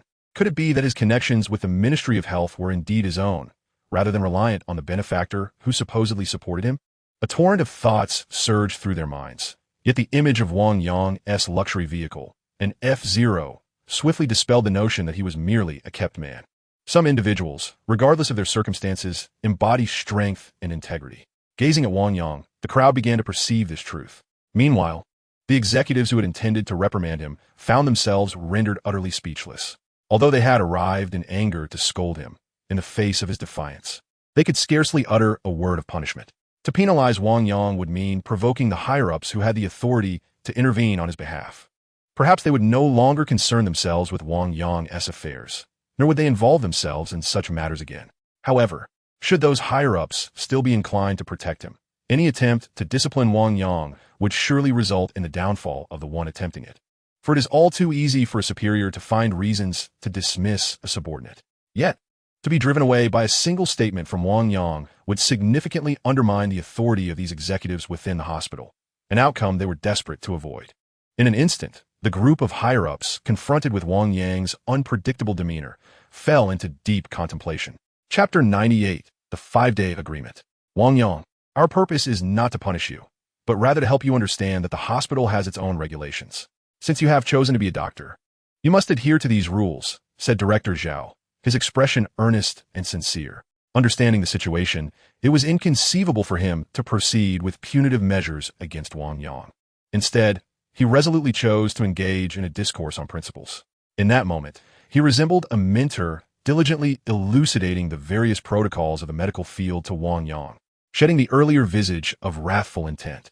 The higher-ups at the hospital appeared to have succumbed or perhaps reached a compromise, observing the countenance of the hospital's senior officials. The onlookers suddenly grasped the gravity of the situation. Yet, when considering the rumors surrounding Wang Yang's affluent patronage, the collective sentiment was that the benefactor's influence was profoundly significant. The absence of luxury vehicles was interpreted as an indication of deep concern for Wang Yang, stemming from fears that he might indulge in frivolous pursuits while driving. Wang Yang's recent conduct within the hospital had left no room for doubt. Even if he were indeed under someone's care, it was evident that he would undoubtedly engage in romantic escapades given access to opulence. Unbeknownst to him, the onlookers misattributed the astonishment directed at the hospital's senior officials to Zhao Ying. Listening to Director Zhao's earnest admonitions, Wang Yang came to realize that he had indeed transgressed a critical tenet of the medical community. There are no absolutes in medicine. Even the most trivial ailments like a cold or fever can have varying recovery times influenced by individual constitution, occupational environment, and unforeseen circumstances. Even the most reputable hospitals in Jingbei City would refrain from making guarantees of complete cures. Such promises are typically the domain of unscrupulous private clinics seeking financial gain. Gazing at Wang Yang, Director Zhao earnestly stated, "Let bygones be bygones regarding this morning's events. But we implore you to refrain from making any further 5-day cure promises when treating patients." Director Zhao believed that, after his heartfelt counsel, Wang Yang would surely heed his words, reasoning that he had already made concessions and that Wang Yang ought to reciprocate. However, to his utter astonishment, as soon as Zhao concluded his statement, Wang Yang shook his head resolutely and replied, "I shall not make claims I cannot substantiate, but when I am confident, I will certainly assert it." Pointing at Wang Yang, Director Zhao found himself at a loss for words. Immune to persuasion, observing Wang Yang's steadfastness, both the hospital's senior officials and the onlookers could not help but regard him with admiration. Faced with Wang Yang's unyielding stance, even the higher-ups, including Director Zhao, fell into silence once more. Yet at that moment, Wang Yang continued, "I will not complicate matters for the hospital. Should any of my promised patients encounter difficulties, I will resolve them. If I cannot, I shall resign immediately, ensuring I never cause the hospital any further trouble." Wang Yang's declaration finally elicited a flicker of emotion from the hospital's senior officials. Yet, as seasoned veterans, they maintained a facade of composure, concealing their satisfaction. They merely expressed their hope that Wang Yang would not act impulsively before departing the office one by one. Paying little heed to the presence of the hospital's senior officials, Wang Yang donned his white coat and excitedly exited the office, ready to attend to patients. Throughout the afternoon, he diligently cared for 100 patients, unwaveringly proclaiming that those who took his prescribed medication would assuredly recover within 5 days.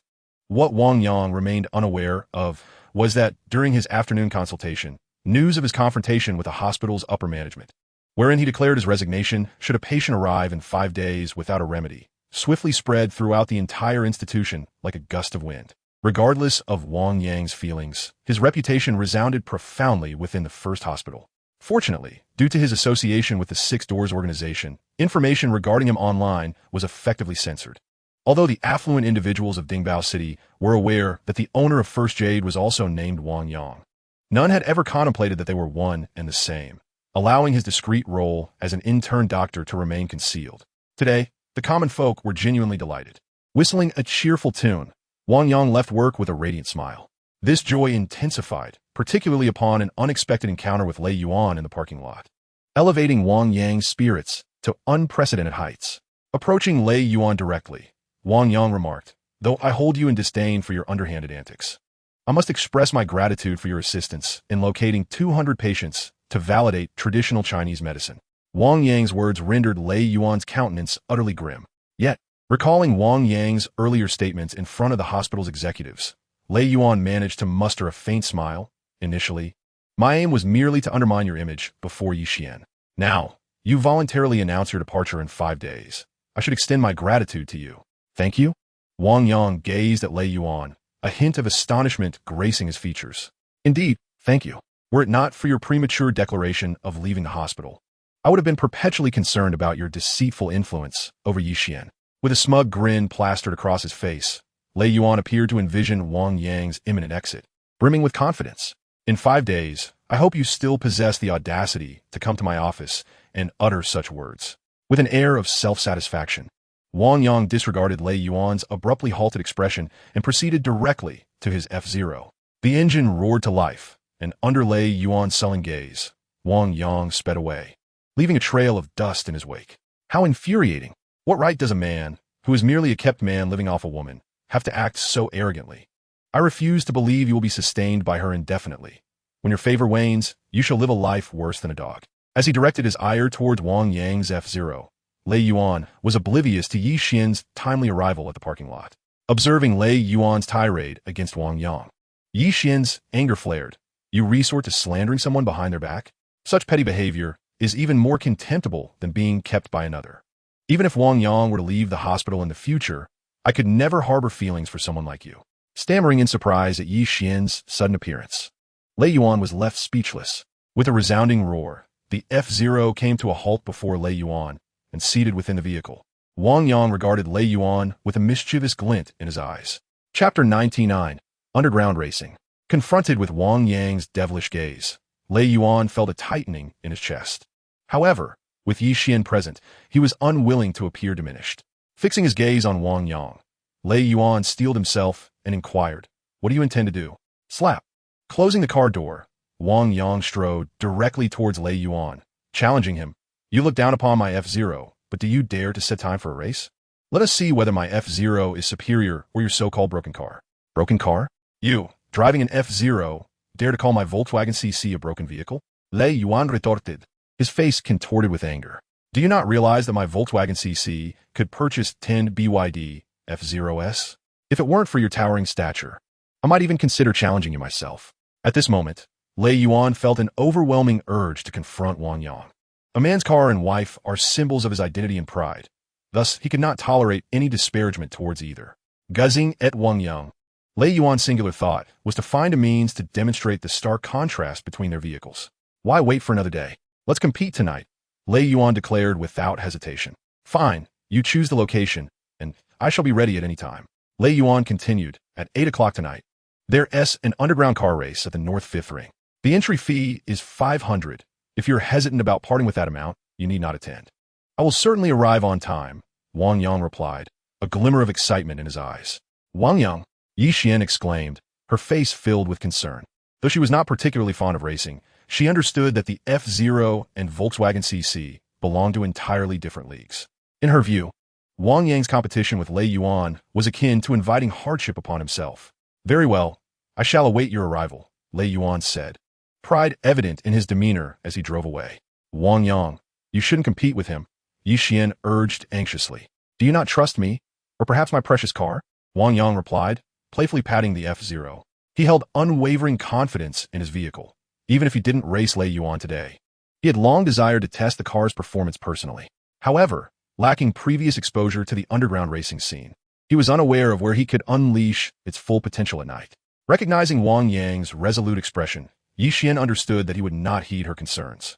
Yet, the dangers of racing and the potential embarrassment of losing to Lei Yuan lingered in her mind, prompting her to insist, "If you choose to race, you must take me with you." "All right, I will bring you along," Wang Yang agreed readily, succumbing to her insistence. At 7:50 in the evening, having finished dinner with Yixian, Wang Yang promptly took her to the entrance of the North Fifth Ring Road. Though the road was completed, it had yet to officially open for traffic. Upon seeing a lineup of various sports cars at the entrance, Wang Yang immediately realized that these vehicles were participants in the underground race that evening. With his keen perception, he also spotted Lei Yuan's Volkswagen CC. However, amidst nearly 30 sports cars, the Volkswagen CC appeared utterly lackluster. Lei Yuan, do you truly intend to partake in tonight's underground race? Your car is merely a means for us to earn money. Gazing at the imposing Volkswagen CC beside him, a dandy teased with a familiar smirk. I'm not in competition with you. My rival is that. He pointed at the gradually approaching F-Zero, exuding arrogance as he declared, I merely need to outpace it. Making its owner realize that compared to my Volkswagen CC, his F-Zero is nothing but a worthless vehicle. Suit yourself. After all, you're merely funding tonight's race. The man remarked nonchalantly, eyeing Lei Yuan. Roaring engines echoed as the vehicle finally came to a halt next to Lei Yuan's Volkswagen CC. It was only then that Wang Yang stepped out of the car, accompanied by Yixian, in stark contrast to the flamboyant attire of the local street racers. Yixian's simple white shirt paired with jeans, along with her shoulder-length black hair and glasses, rendered her an enchanting anomaly amidst the crowd. Even before Wang Yang could approach Lei Yuan, her presence had already drawn hostile glances from the nearby women. Whose older leftover is this? Instead of making money in the office for her dowry, why is she here flaunting herself? They whispered. Does she think she can snag a wealthy suitor among the rich second-generation crowd? Unfortunately, this place indulges only in fleeting romances. Love here is a luxury. Yet, truth be told, the woman possessed an exquisite figure. One could easily imagine her leaving a lasting impression on any man fortunate enough to share his bed with her. The mocking voices persisted, and as Yixian overheard these blatant jibes directed at her, her expression soured. Observing the nearby women clad in revealing tops and ultra-short skirts, she realized she was indeed an outsider among them. However, the thought of dressing like them was utterly unthinkable for her. A group of self-deprecating women, she mused silently, and with an inner strength, she resolutely ignored the derogatory remarks, steadfastly following Wang Yang. Who do I pay the registration fee to? Wang Yang inquired, directing his attention to Lei Yuan. The charged atmosphere around him ignited his desire to push the F-Zero to its limits. At that moment, one of Lei Yuan's companions chuckled. With a trendy hairstyle, he remarked to Wang Yang, just give the money to me, but make sure you understand. Once the race begins, that 500 won't be refunded. You will refund it, along with the other participants' fees, which will ultimately end up in my hands, Lei Yuan quipped, his face brimming with mockery as he turned to his companion. See that? He is so confident, thinking a mere F-Zero is the finest vehicle in existence. After today's race, I wonder what right he'll have to remain so arrogant. Indeed, his arrogance is astounding. I truly suspect he hails from the mountains, misled into believing his F-Zero is the best car. Otherwise, he wouldn't be so foolish as to treat an F-Zero like a treasure, the man beside Lei Yuan lamented. Inside the car, as Wang Yang excitedly fiddled with the steering wheel, Yixian felt an inexplicable tightening in her chest. Though she still doubted the F-Zero's speed, she obediently fastened her seatbelt at Wang Yang's insistence. Remember, once we reach the finish line, go pick out a woman with ample bosoms and curves for me. Gazing at Yixian, Wang Yang earnestly urged her. Chapter 100, A Lone Rider Outpacing All. Although thoroughly captivated by Wang Yang's exceptional skills in traditional Chinese medicine, Yixian found her brow furrowed at his request. Suddenly, a series of knocks echoed on the car door, and Wang Yang noticed with surprise that the individual responsible for collecting the fare had approached the vehicle. With a friendly smile, the man remarked, a friendly reminder. Buddy, bringing an extra woman to a race will only slow you down. If that happens, my victory will be even more significant. Despite the man's suggestion to have Yixian exit the vehicle, Wang Yang, brimming with confidence, refused. Why can't I get out? Yixian inquired, her face alight with curiosity. If you step out in this chaotic place, you'll either be devoured by those gossiping women or fall prey to some man. If you dare to get out, then by all means, do so, Wang Yang retorted, prompting Yixian to reconsider, fearing that Wang Yang's concern for her might vanish entirely. Looking at Wang Yang, Yixian insisted nervously, I came here with you. You must take responsibility for me. Please refrain from using responsibility as a talking point. In today's society, even marriage lacks such a notion of obligation. Your thinking is rather antiquated. Wang Yang frowned, perplexed by Yixian's perspective. In his view, Yi Xian represented a stark contrast to contemporary women. Self-love is commendable, but equating conversation with a demand for responsibility is rather excessive. Fortunately, the time for the race had arrived. Ignoring Yi Xian, Wang Yang pressed the accelerator to the floor as the horn signaled the start of the competition. The F-Zero roared to life, resembling a red arrow shooting forth, leaving onlookers in astonishment as it surged ahead. The sheer speed prompted immediate disbelief. How could the F-Zero have jumped the start? However, when the footage was replayed by a professional tasked with recording the event, it became evident that the F-Zero had not leapt the start at all. Its reaction time was simply unmatched. Luck, they speculated. Surely it was mere fortune. With the F-Zero's speed, it should have been at the back of the pack. Perhaps it could only compete with a Cherry QQ. But a peculiar vehicle of that kind was unlikely to appear on the racetrack again.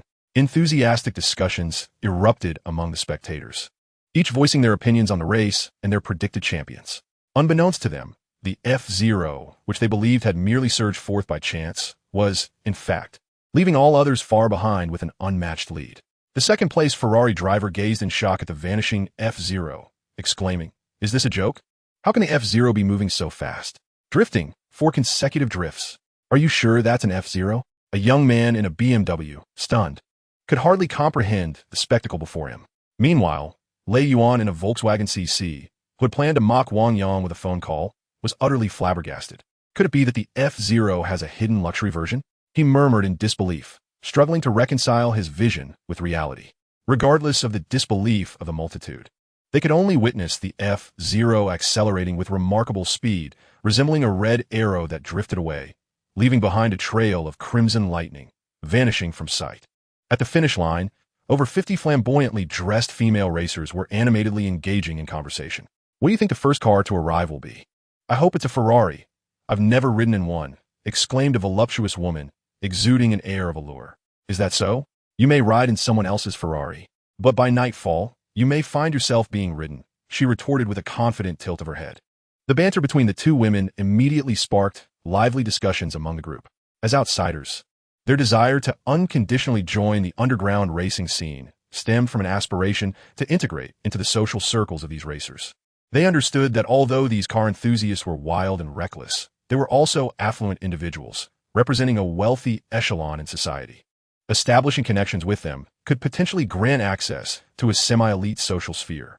While it might not guarantee a leap into high society as a wealthy wife, it certainly opened doors to becoming a mistress, enjoying a lavish lifestyle. Coupled with society's prevailing attitude of favoring the affluent over the impoverished, these women valued this opportunity immensely. Thus, upon hearing the distant roar of engines, they promptly rose, striking poses they deemed most alluring in anticipation. However, in the midst of their eager wait, the expected luxury car failed to materialize. Instead, a red F-Zero, akin to a flash of lightning, appeared. What a joke. Wasn't this supposed to be a gathering of wealthy, second-generation racers? How could an F-Zero show up? Voices of discontent arose from among the poised women, with several declaring their intent to leave. Yet, after the organizers assured them it was not a ruse, and with the seasoned racers advocating for patience, the women restrained their impulses to depart. It was then they realized the F-Zero's speed exceeded their expectations, having already raced past them during their conversation. Such rapidity must be exceeding 200 miles per hour. This car had to be modified. The extent of its modification was astonishingly absurd. Shocked murmurs filled the air. But despite recognizing the F-Zero's enhancements, the women's lack of understanding regarding its value rendered them disinterested. Even when the F-Zero halted before them, not a single woman stepped forward to present herself. Clearly, the F-Zero's stature had instinctively led them to differentiate Wang Yang from the wealthy elite. "Go down there and find me a voluptuous woman," Wang Yang commanded, patting Yi Xian on the shoulder. "What did you say?" Shaking her head, Yi Xian cast a nervous glance at Wang Yang.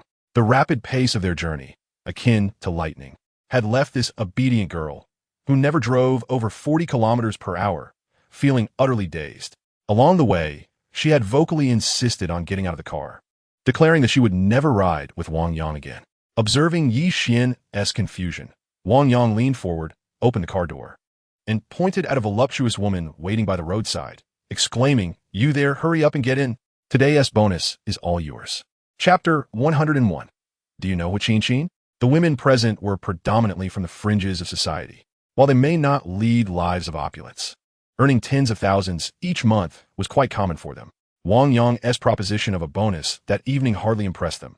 In fact, it only reinforced their perception of him as a pauper. Nevertheless, having come this far, they adhered to the rules of the game, and despite their internal judgments, the women climbed into Wang Yang's vehicle. "Brother, isn't this car a bit cramped? It's already small with one person in it." One woman complained as she settled into the back seat, her expression revealing her dissatisfaction. "And let me make this clear. If you finish first, I'll honor my promise to spend the night with you, but I won't agree to a threesome. I'm not some loose woman like you." Yixian shot back at the woman in the back, her anger flaring.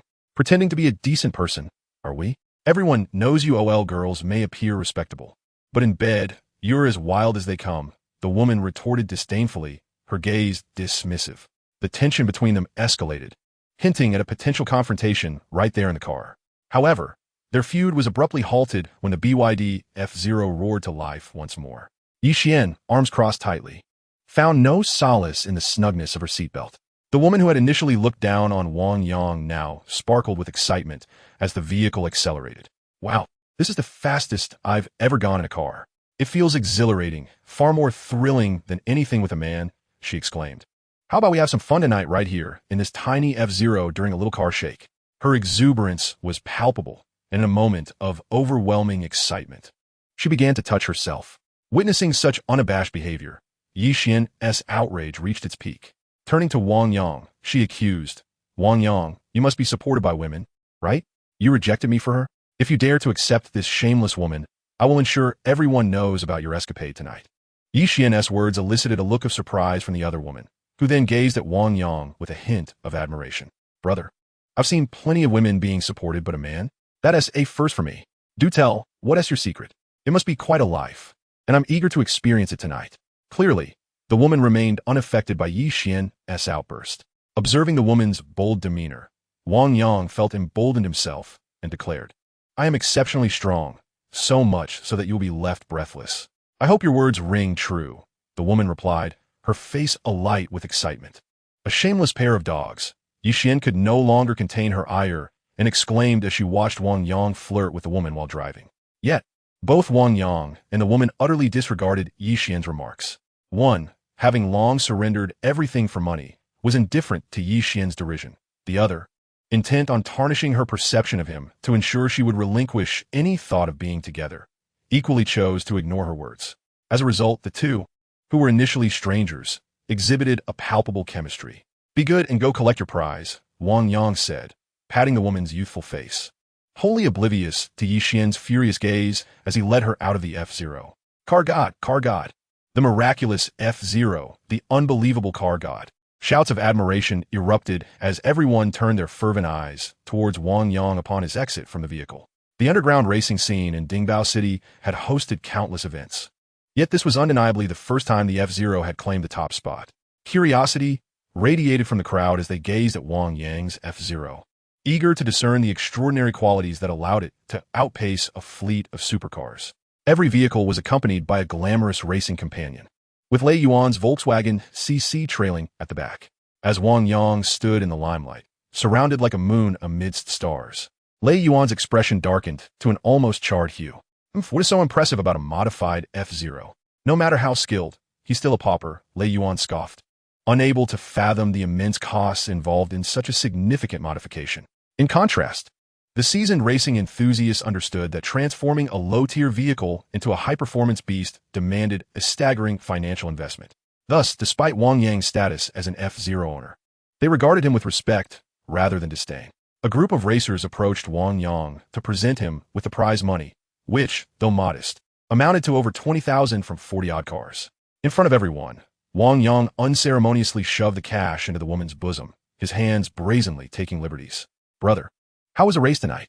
an underground racing organizer inquired. "The night has just begun. Whether I enjoy it depends on her," Wang Yang replied with a mischievous grin, draping his arm around the woman.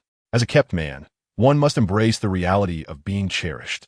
Watching Wang Yang converse with ease among the crowd, Lei Yuan could no longer restrain himself and shouted, "Wang Yang, the woman keeping you has ties to the underworld. Do you not fear her wrath should you anger her?" Alarm flickered in the woman's eyes, and she immediately extricated herself from Wang Yang's embrace, her initial indifference turning to concern. "Are you frightened?" Wang Yang inquired with a sly smile, "Worried that my woman might seek retribution against you later? After all, these women exist on the periphery of the underworld. When faced with true gangsters, their instinct is to evade rather than provoke. Do you know who is financially supporting him?" Gazing at Lei Yuan, a man who shares a good rapport with him, inquired curiously, "I know quite a few women associated with the underworld, but I am unaware of any female leader who has a penchant for keeping men. There is one named Zhao Ying, though it seems her sister, Hua Qin, has ties to the underworld." Looking at the man, Lei Yuan stated directly, "Do you know the one named Hua Qin? What is her background?" "She is quite young, yet audacious enough to threaten someone with disappearance in Dingbao City." Chapter 102. Yi Xian's counterattack with a forceful kiss. In the underworld, no one is ignorant of the Hua family, nor of Hua Qin.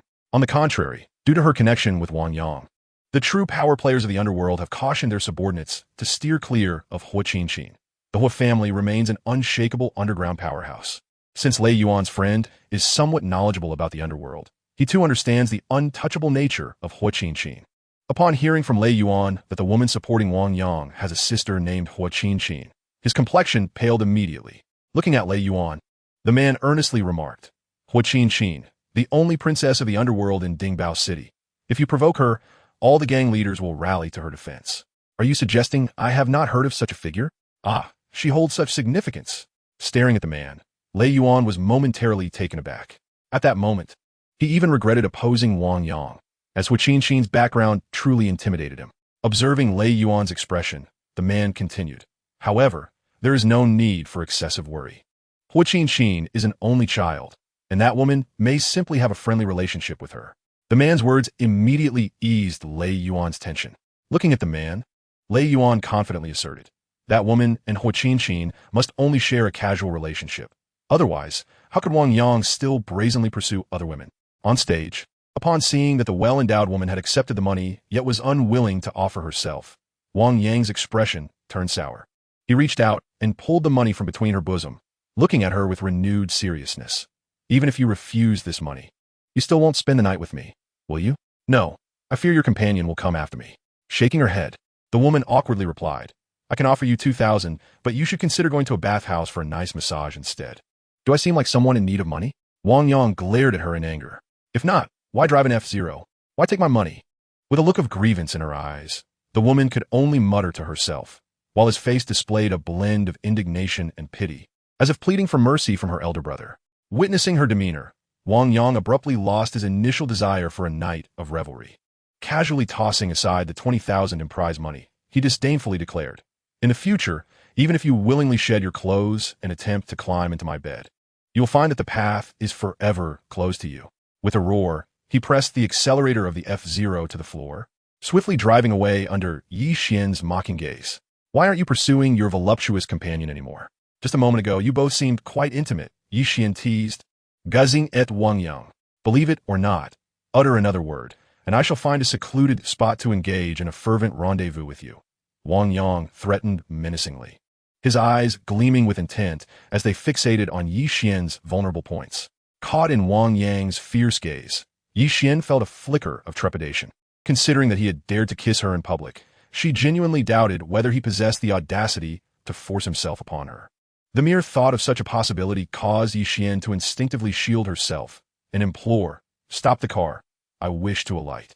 In the end, Yi Xian remained in the vehicle as Wang Yang drove her directly to her doorstep. Regarding her with an enigmatic expression, he remarked, "Let me inform you. I have pinpointed your residence. Should you ever again insinuate that I owe you something, I will not hesitate to take advantage of you." His words instantly painted fear across Yi Xian's face. Yet, as she exited the car, she seemed to recollect something and approached Wang Yang, saying, "You wouldn't be intentionally trying to frighten me, would you? Perhaps it's because you're concerned I might demand something from you, and deep down, you're just a good person." "A good person," Wang Yang thought, bemused at Yi Xian's perception of him. However, she appeared oblivious to his bewilderment, continuing earnestly, "My mother often says that anyone willing to study traditional Chinese medicine with a sincere heart cannot be a bad person. With your remarkable skills in this field and your desire to promote it, how could you possibly be malevolent?" Wang Yang, momentarily flabbergasted by Yi Xian's idealization of him, appreciated her, yet understood that his admiration was purely for her beauty devoid of any romantic inclinations. He resolved not to act beyond the bounds of friendship due to her naivety. Just as he pondered how to distance himself from her, Yi Xian's face suddenly loomed large before him. Before he could react, her lips met his in an unexpected kiss, much like the forceful kiss he had given her before. This time, it was Yi Xian who caught him off guard. Fortunately, her experience with kissing left her mostly unskilled. After their lips touched, she quickly withdrew. Looking at Wang Yang with delight, Yi Xian declared, "If you were a lecher, you would have taken advantage of me just now. But you didn't. Now, I see that all your actions were aimed at pushing me away, so I shall not allow you to succeed. Hey, I just didn't react in time. Come closer for another kiss, and I might very well take you right here," Wang Yang threatened, his demeanor suggesting he was ready for a spontaneous encounter should she approach him again. Yet, in response to his bravado, Yi Xian merely smiled, turned gracefully, and, unfazed by his predatory gaze, walked confidently into her neighborhood. At this moment, had one been able to behold Yi Xian's visage, they would have witnessed the uncontainable joy sparkling in her eyes beneath her glasses. Though she embarked on her first romantic journey at the age of 30, the sensation of love is indeed exquisite. Her heart whispered thoughts of her chic, shoulder-length hair and her undeniably alluring figure as she walked. She exuded an effervescent, youthful charm reminiscent of a little girl. In a bar near the North Fifth Ring, all those who had just raced against Wang Yang had gathered, including the female racers who had come as props, now reveling joyously within the bar. It was evident that this establishment had been entirely reserved by this affluent group of street racers. "Are you not coming in to have some fun?" inquired Lei Yuan's friend, glancing at him at the entrance of the bar. "No, I have work tomorrow." Lei Yuan resolutely shook his head and turned away. Observing Lei Yuan's departure, his friend promptly embraced two female racers and made his way inside. Chapter 103, The Once Again Desolate Clinic. Boom! The pulsating beats of the DJ reverberated through the air as everyone immersed themselves in the dance floor, some eager souls already embracing women in the corners, lost in their own revelries. This was the realm of the street racers, a pursuit of thrill and rebellion, a gathering of nearly wholly fallen souls. Yet, at the bar counter, a few individuals remained composed, sipping their drinks and engaging in light-hearted banter while observing the crowd. "Hey, let us find out who recently modified an F-Zero so skillfully. If the price is right, I might consider getting one myself," shouted a street racer, his gaze fixed on an alluring woman. "Just wait for Lin Xiao. There's no modification news in the city that you cannot uncover," she replied, a glimmer of pride in her eyes as she began dialing a series of numbers. After making dozens of calls, the woman's expression suddenly shifted, and she dashed to Lin Xiao's side after hanging up. "What news do you have? Who modified that car, and how much did it cost?" Lin Xiao inquired casually. Still reeling from the shock, the woman whispered, "Lin Xiao, the modification cost a staggering 10 million, and the modifier is Zhou Taijun." "A million? You mean that dilapidated BYD F-Zero was modified for 10 million? Lin Xiao exclaimed, his voice inadvertently rising several octaves in astonishment. Noticing Lin Xiao's sudden elevation in tone, the DJ assumed the music was too loud and promptly cut the sound. However, the woman named Yuer remained oblivious to this change, continuing to shout, "Lin Xiao, the F-Zero indeed cost 10 million to modify, and that man is no mere kept playboy. He is Wang Yang, the owner of the first jade shop. It is said he has a significant background, and currently, there's only news about him online, with no photographs available." Yuer's voice was almost a roar. Thus, at that moment, not only Lin Xiao heard her words, but the entire bar fell silent, captivated by her revelation. As everyone contemplated the sight of Wang Yang departing in his F-Zero, a wave of emotion surged within them. Was this the proverbial act of playing the pig to eat the tiger? Alas, the owner of the first jade, rumored to have an influential background, was audaciously labeled as a kept man by Lei Yuan. It was indeed a reckless folly. In his heart, Wang Yang was merely toying with him, and when he chose to cease this game, a single slap would likely suffice to extinguish him. Taunting voices echoed throughout the bar, and in that moment, despite many recognizing Lei Yuan, none were inclined to reveal Wang Yang's true identity. This was society. This was reality. In light of Wang Yang's formidable background, they would rather forfeit their friendship with Lei Yuan than provoke an adversary as powerful as Wang Yang. Amidst the animated discussions about Wang Yang and Lei Yuan, a buxom woman in the corner, secretly reveling in her connection with a wealthy heir, suddenly found her expression marred by discomfort. In her mind, Wang Yang's parting words replayed incessantly. "From now on, Even if you strip and attempt to climb into my bed, you will find no path to do so. With each recollection of those words, her countenance darkened further. She understood all too well that with Wang Yang's stature, having missed this opportunity, any future encounter was utterly implausible. As Wang Yang had stated, even if she were to undress and seek to join him, there would be no avenue available. Although she recognized that a fleeting affair with Wang Yang would not guarantee her any substantial benefits, at that moment, regret consumed her. Unbeknownst to her, her identity had inadvertently been exposed. After returning from the Yixian community, Wang Yang continued unfazed, diligently sourcing antiques for absorption.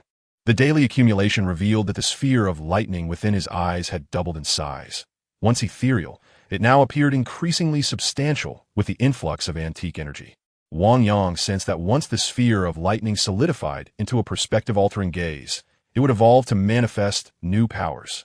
The mere thought of it filled him with excitement, spurring him to hasten his absorption of antique energy. Yet, despite his eagerness, he could only absorb one item at a time, and he soon discovered a limit to his capacity. He could only process a maximum of 100 antiques each day before reaching his threshold. I hope you will bring me new miracles. With a gleam of anticipation in his eyes, he completed the absorption of the last antique of the day before surrendering to slumber.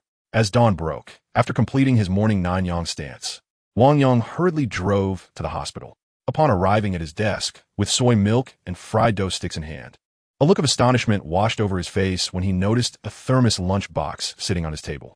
"Whose is this?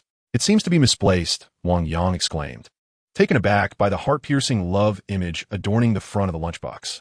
"No, this is indeed yours," Li Shui replied with an envious expression. "Wang Yang, this is the heartfelt breakfast prepared for you by Yixian. Hurry and see what's inside." Hui Jun, eagerly anticipating Wang Yang's arrival, could no longer contain himself and swiftly opened the lunchbox for him. Inside the lunchbox, a steaming bowl of century egg and lean meat congee immediately caught everyone's attention. "Go ahead and enjoy it." I simmered it over a low flame, ensuring it's more nutritious and hygienic than any breakfast outside, Yixian said softly, guzzing at Wang Yang. It turned out that as Hui Jun began to open the lunchbox, Yixian had approached Wang Yang from behind. Though Wang Yang had never lacked for female companionship, Yixian was the first to cook for him. Not even his former girlfriend, Zhang Li, with whom he had lived for quite a while, had ever prepared a meal for him. Thus, at that moment, as he looked at the congee, a flicker of emotion welled up in Wang Yang's eyes. "I cannot let her win me over. I still have Catherine and Zhaoing. How can I possibly accept her?" He thought to himself, and without hesitation, he set aside the youtiao and soy milk. "I suddenly have no appetite. I think I'll wait for patients in the consultation room." Wang Yang dashed away, slipping out of the office under Yixian's discontented gaze.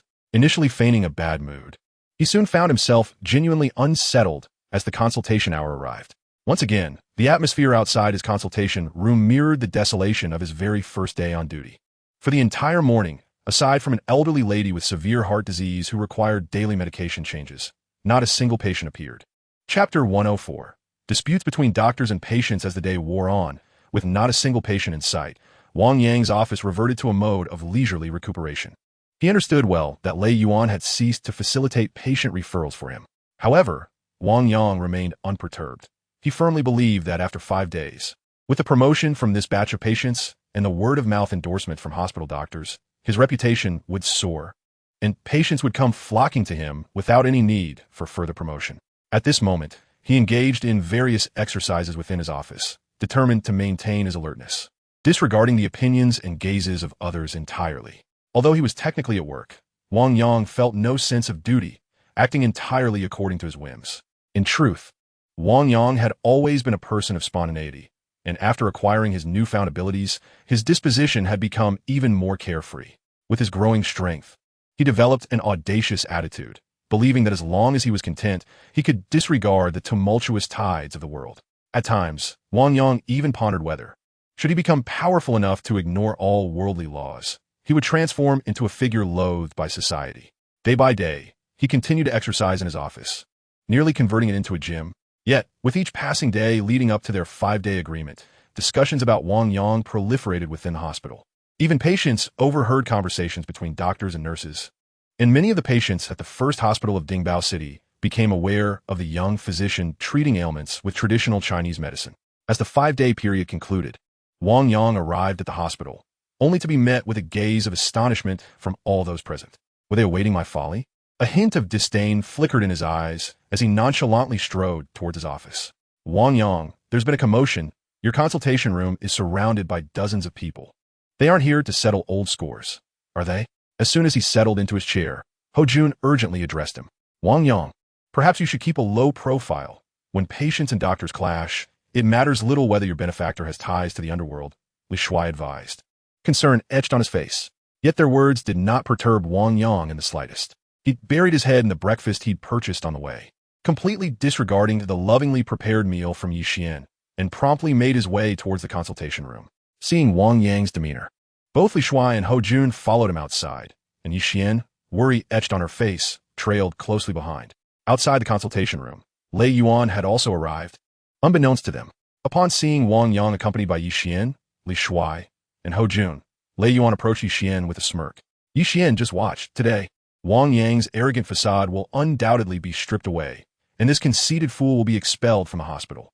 And if he is expelled, do you believe that with his expertise in health preservation, he would ever find himself wanting?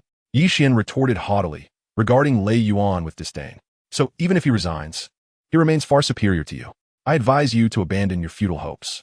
Her words darkened Lei Yuan's expression. Realizing he could not sway her, he turned to Wang Yang. If I were you, I would leave the hospital immediately, lest you find yourself fleeing from an angry mob. Are you so certain they have come to cause me trouble? Wang Yang replied with a scoff. What if they are here to express their gratitude for my healing? How absurd. In traditional Chinese medicine, seeing results in 5 days is already considered swift. To expect complete recovery in that time is pure folly, Lei Yuan sneered, a sinister glint in his eyes. Wang Yang, do you dare to wager with me once more? Very well, what shall we wager? Wang Yang inquired with an air of indifference, intrigued by Lei Yuan's sudden ferocity. Let us wager on their true intentions, Lei Yuan declared angrily. If they have come to settle scores with you, you must forsake traditional Chinese medicine and vow never to profit from it again. However, if they are here to thank you, I will withdraw from the first hospital. Are you betting your future against mine? Wang Yang retorted with a disdainful smile. I accept your wager, but I hope you won't weep too bitterly come to conclusion. Wang Yang, Yi Xian's expression turned anxious as she regarded him. Yet, witnessing Wang Yang's swift acceptance of the wager, she swallowed her words. Lei Yuan, even if Wang Yang can no longer profit from traditional medicine, I will not abandon him. I believe that with my income, we can still lead a comfortable life together, Yi Xian proclaimed defiantly, her anger palpable. Her declaration rendered Lei Yuan's face a shade of ashen gray. Similarly, Wang Yang's expression mirrored that of Lei Yuan, devoid of any semblance of satisfaction. Gazing at Yi Xian, Wang Yang spoke earnestly. I have never expressed a desire to be with you. I hope you refrain from constantly associating us together. His demeanor was grave. Yet Yi Xian appeared entirely unfazed, maintaining an expression that suggested she would be with him regardless. Observing her indifference, a trace of helplessness crossed Wang Yang's face as he turned away and continued on his path. At the entrance of the consultation room, nearly 30 former patients were glancing around anxiously. Upon spotting Wang Yang, they immediately rose in unison. A few burly men, noticeably more robust than the average individual, nearly sprinted towards him. Witnessing this, Lei Yuan cast a scornful glance at Wang Yang, remarking, "You weren't running before. Now, these individuals are coming to confront you. If you choose to flee now, it may be too late." In response to Lei Yuan's words, a dismissive smile reappeared on Wang Yang's face. Although these patients seemed agitated, and some even approached him directly, he could ascertain that there was not a trace of anger on their faces. Rather, a few bore expressions of delight. Those who come to stir trouble would not exhibit such smiles. Therefore, seeing them approach, Wang Yang promptly managed to muster a warm smile. "Dr. Wang, my illness has been cured. The medicine you prescribed is truly remarkable. I am completely healed in just 5 days. I would like to request a few more prescriptions to ensure my recovery is solidified." Divine Dr. Wang, you are indeed a miracle worker. I was told at the hospital that surgery was necessary, yet I have been entirely cured under your care with just 5 prescriptions. Grateful voices resonated from the approaching patients, their eyes brimming with appreciation as they looked at Wang Yang. Through their words, he understood that they had all fully recovered. However, their concern about potential relapses prompted them to seek additional prescriptions to ensure their health remained steadfast.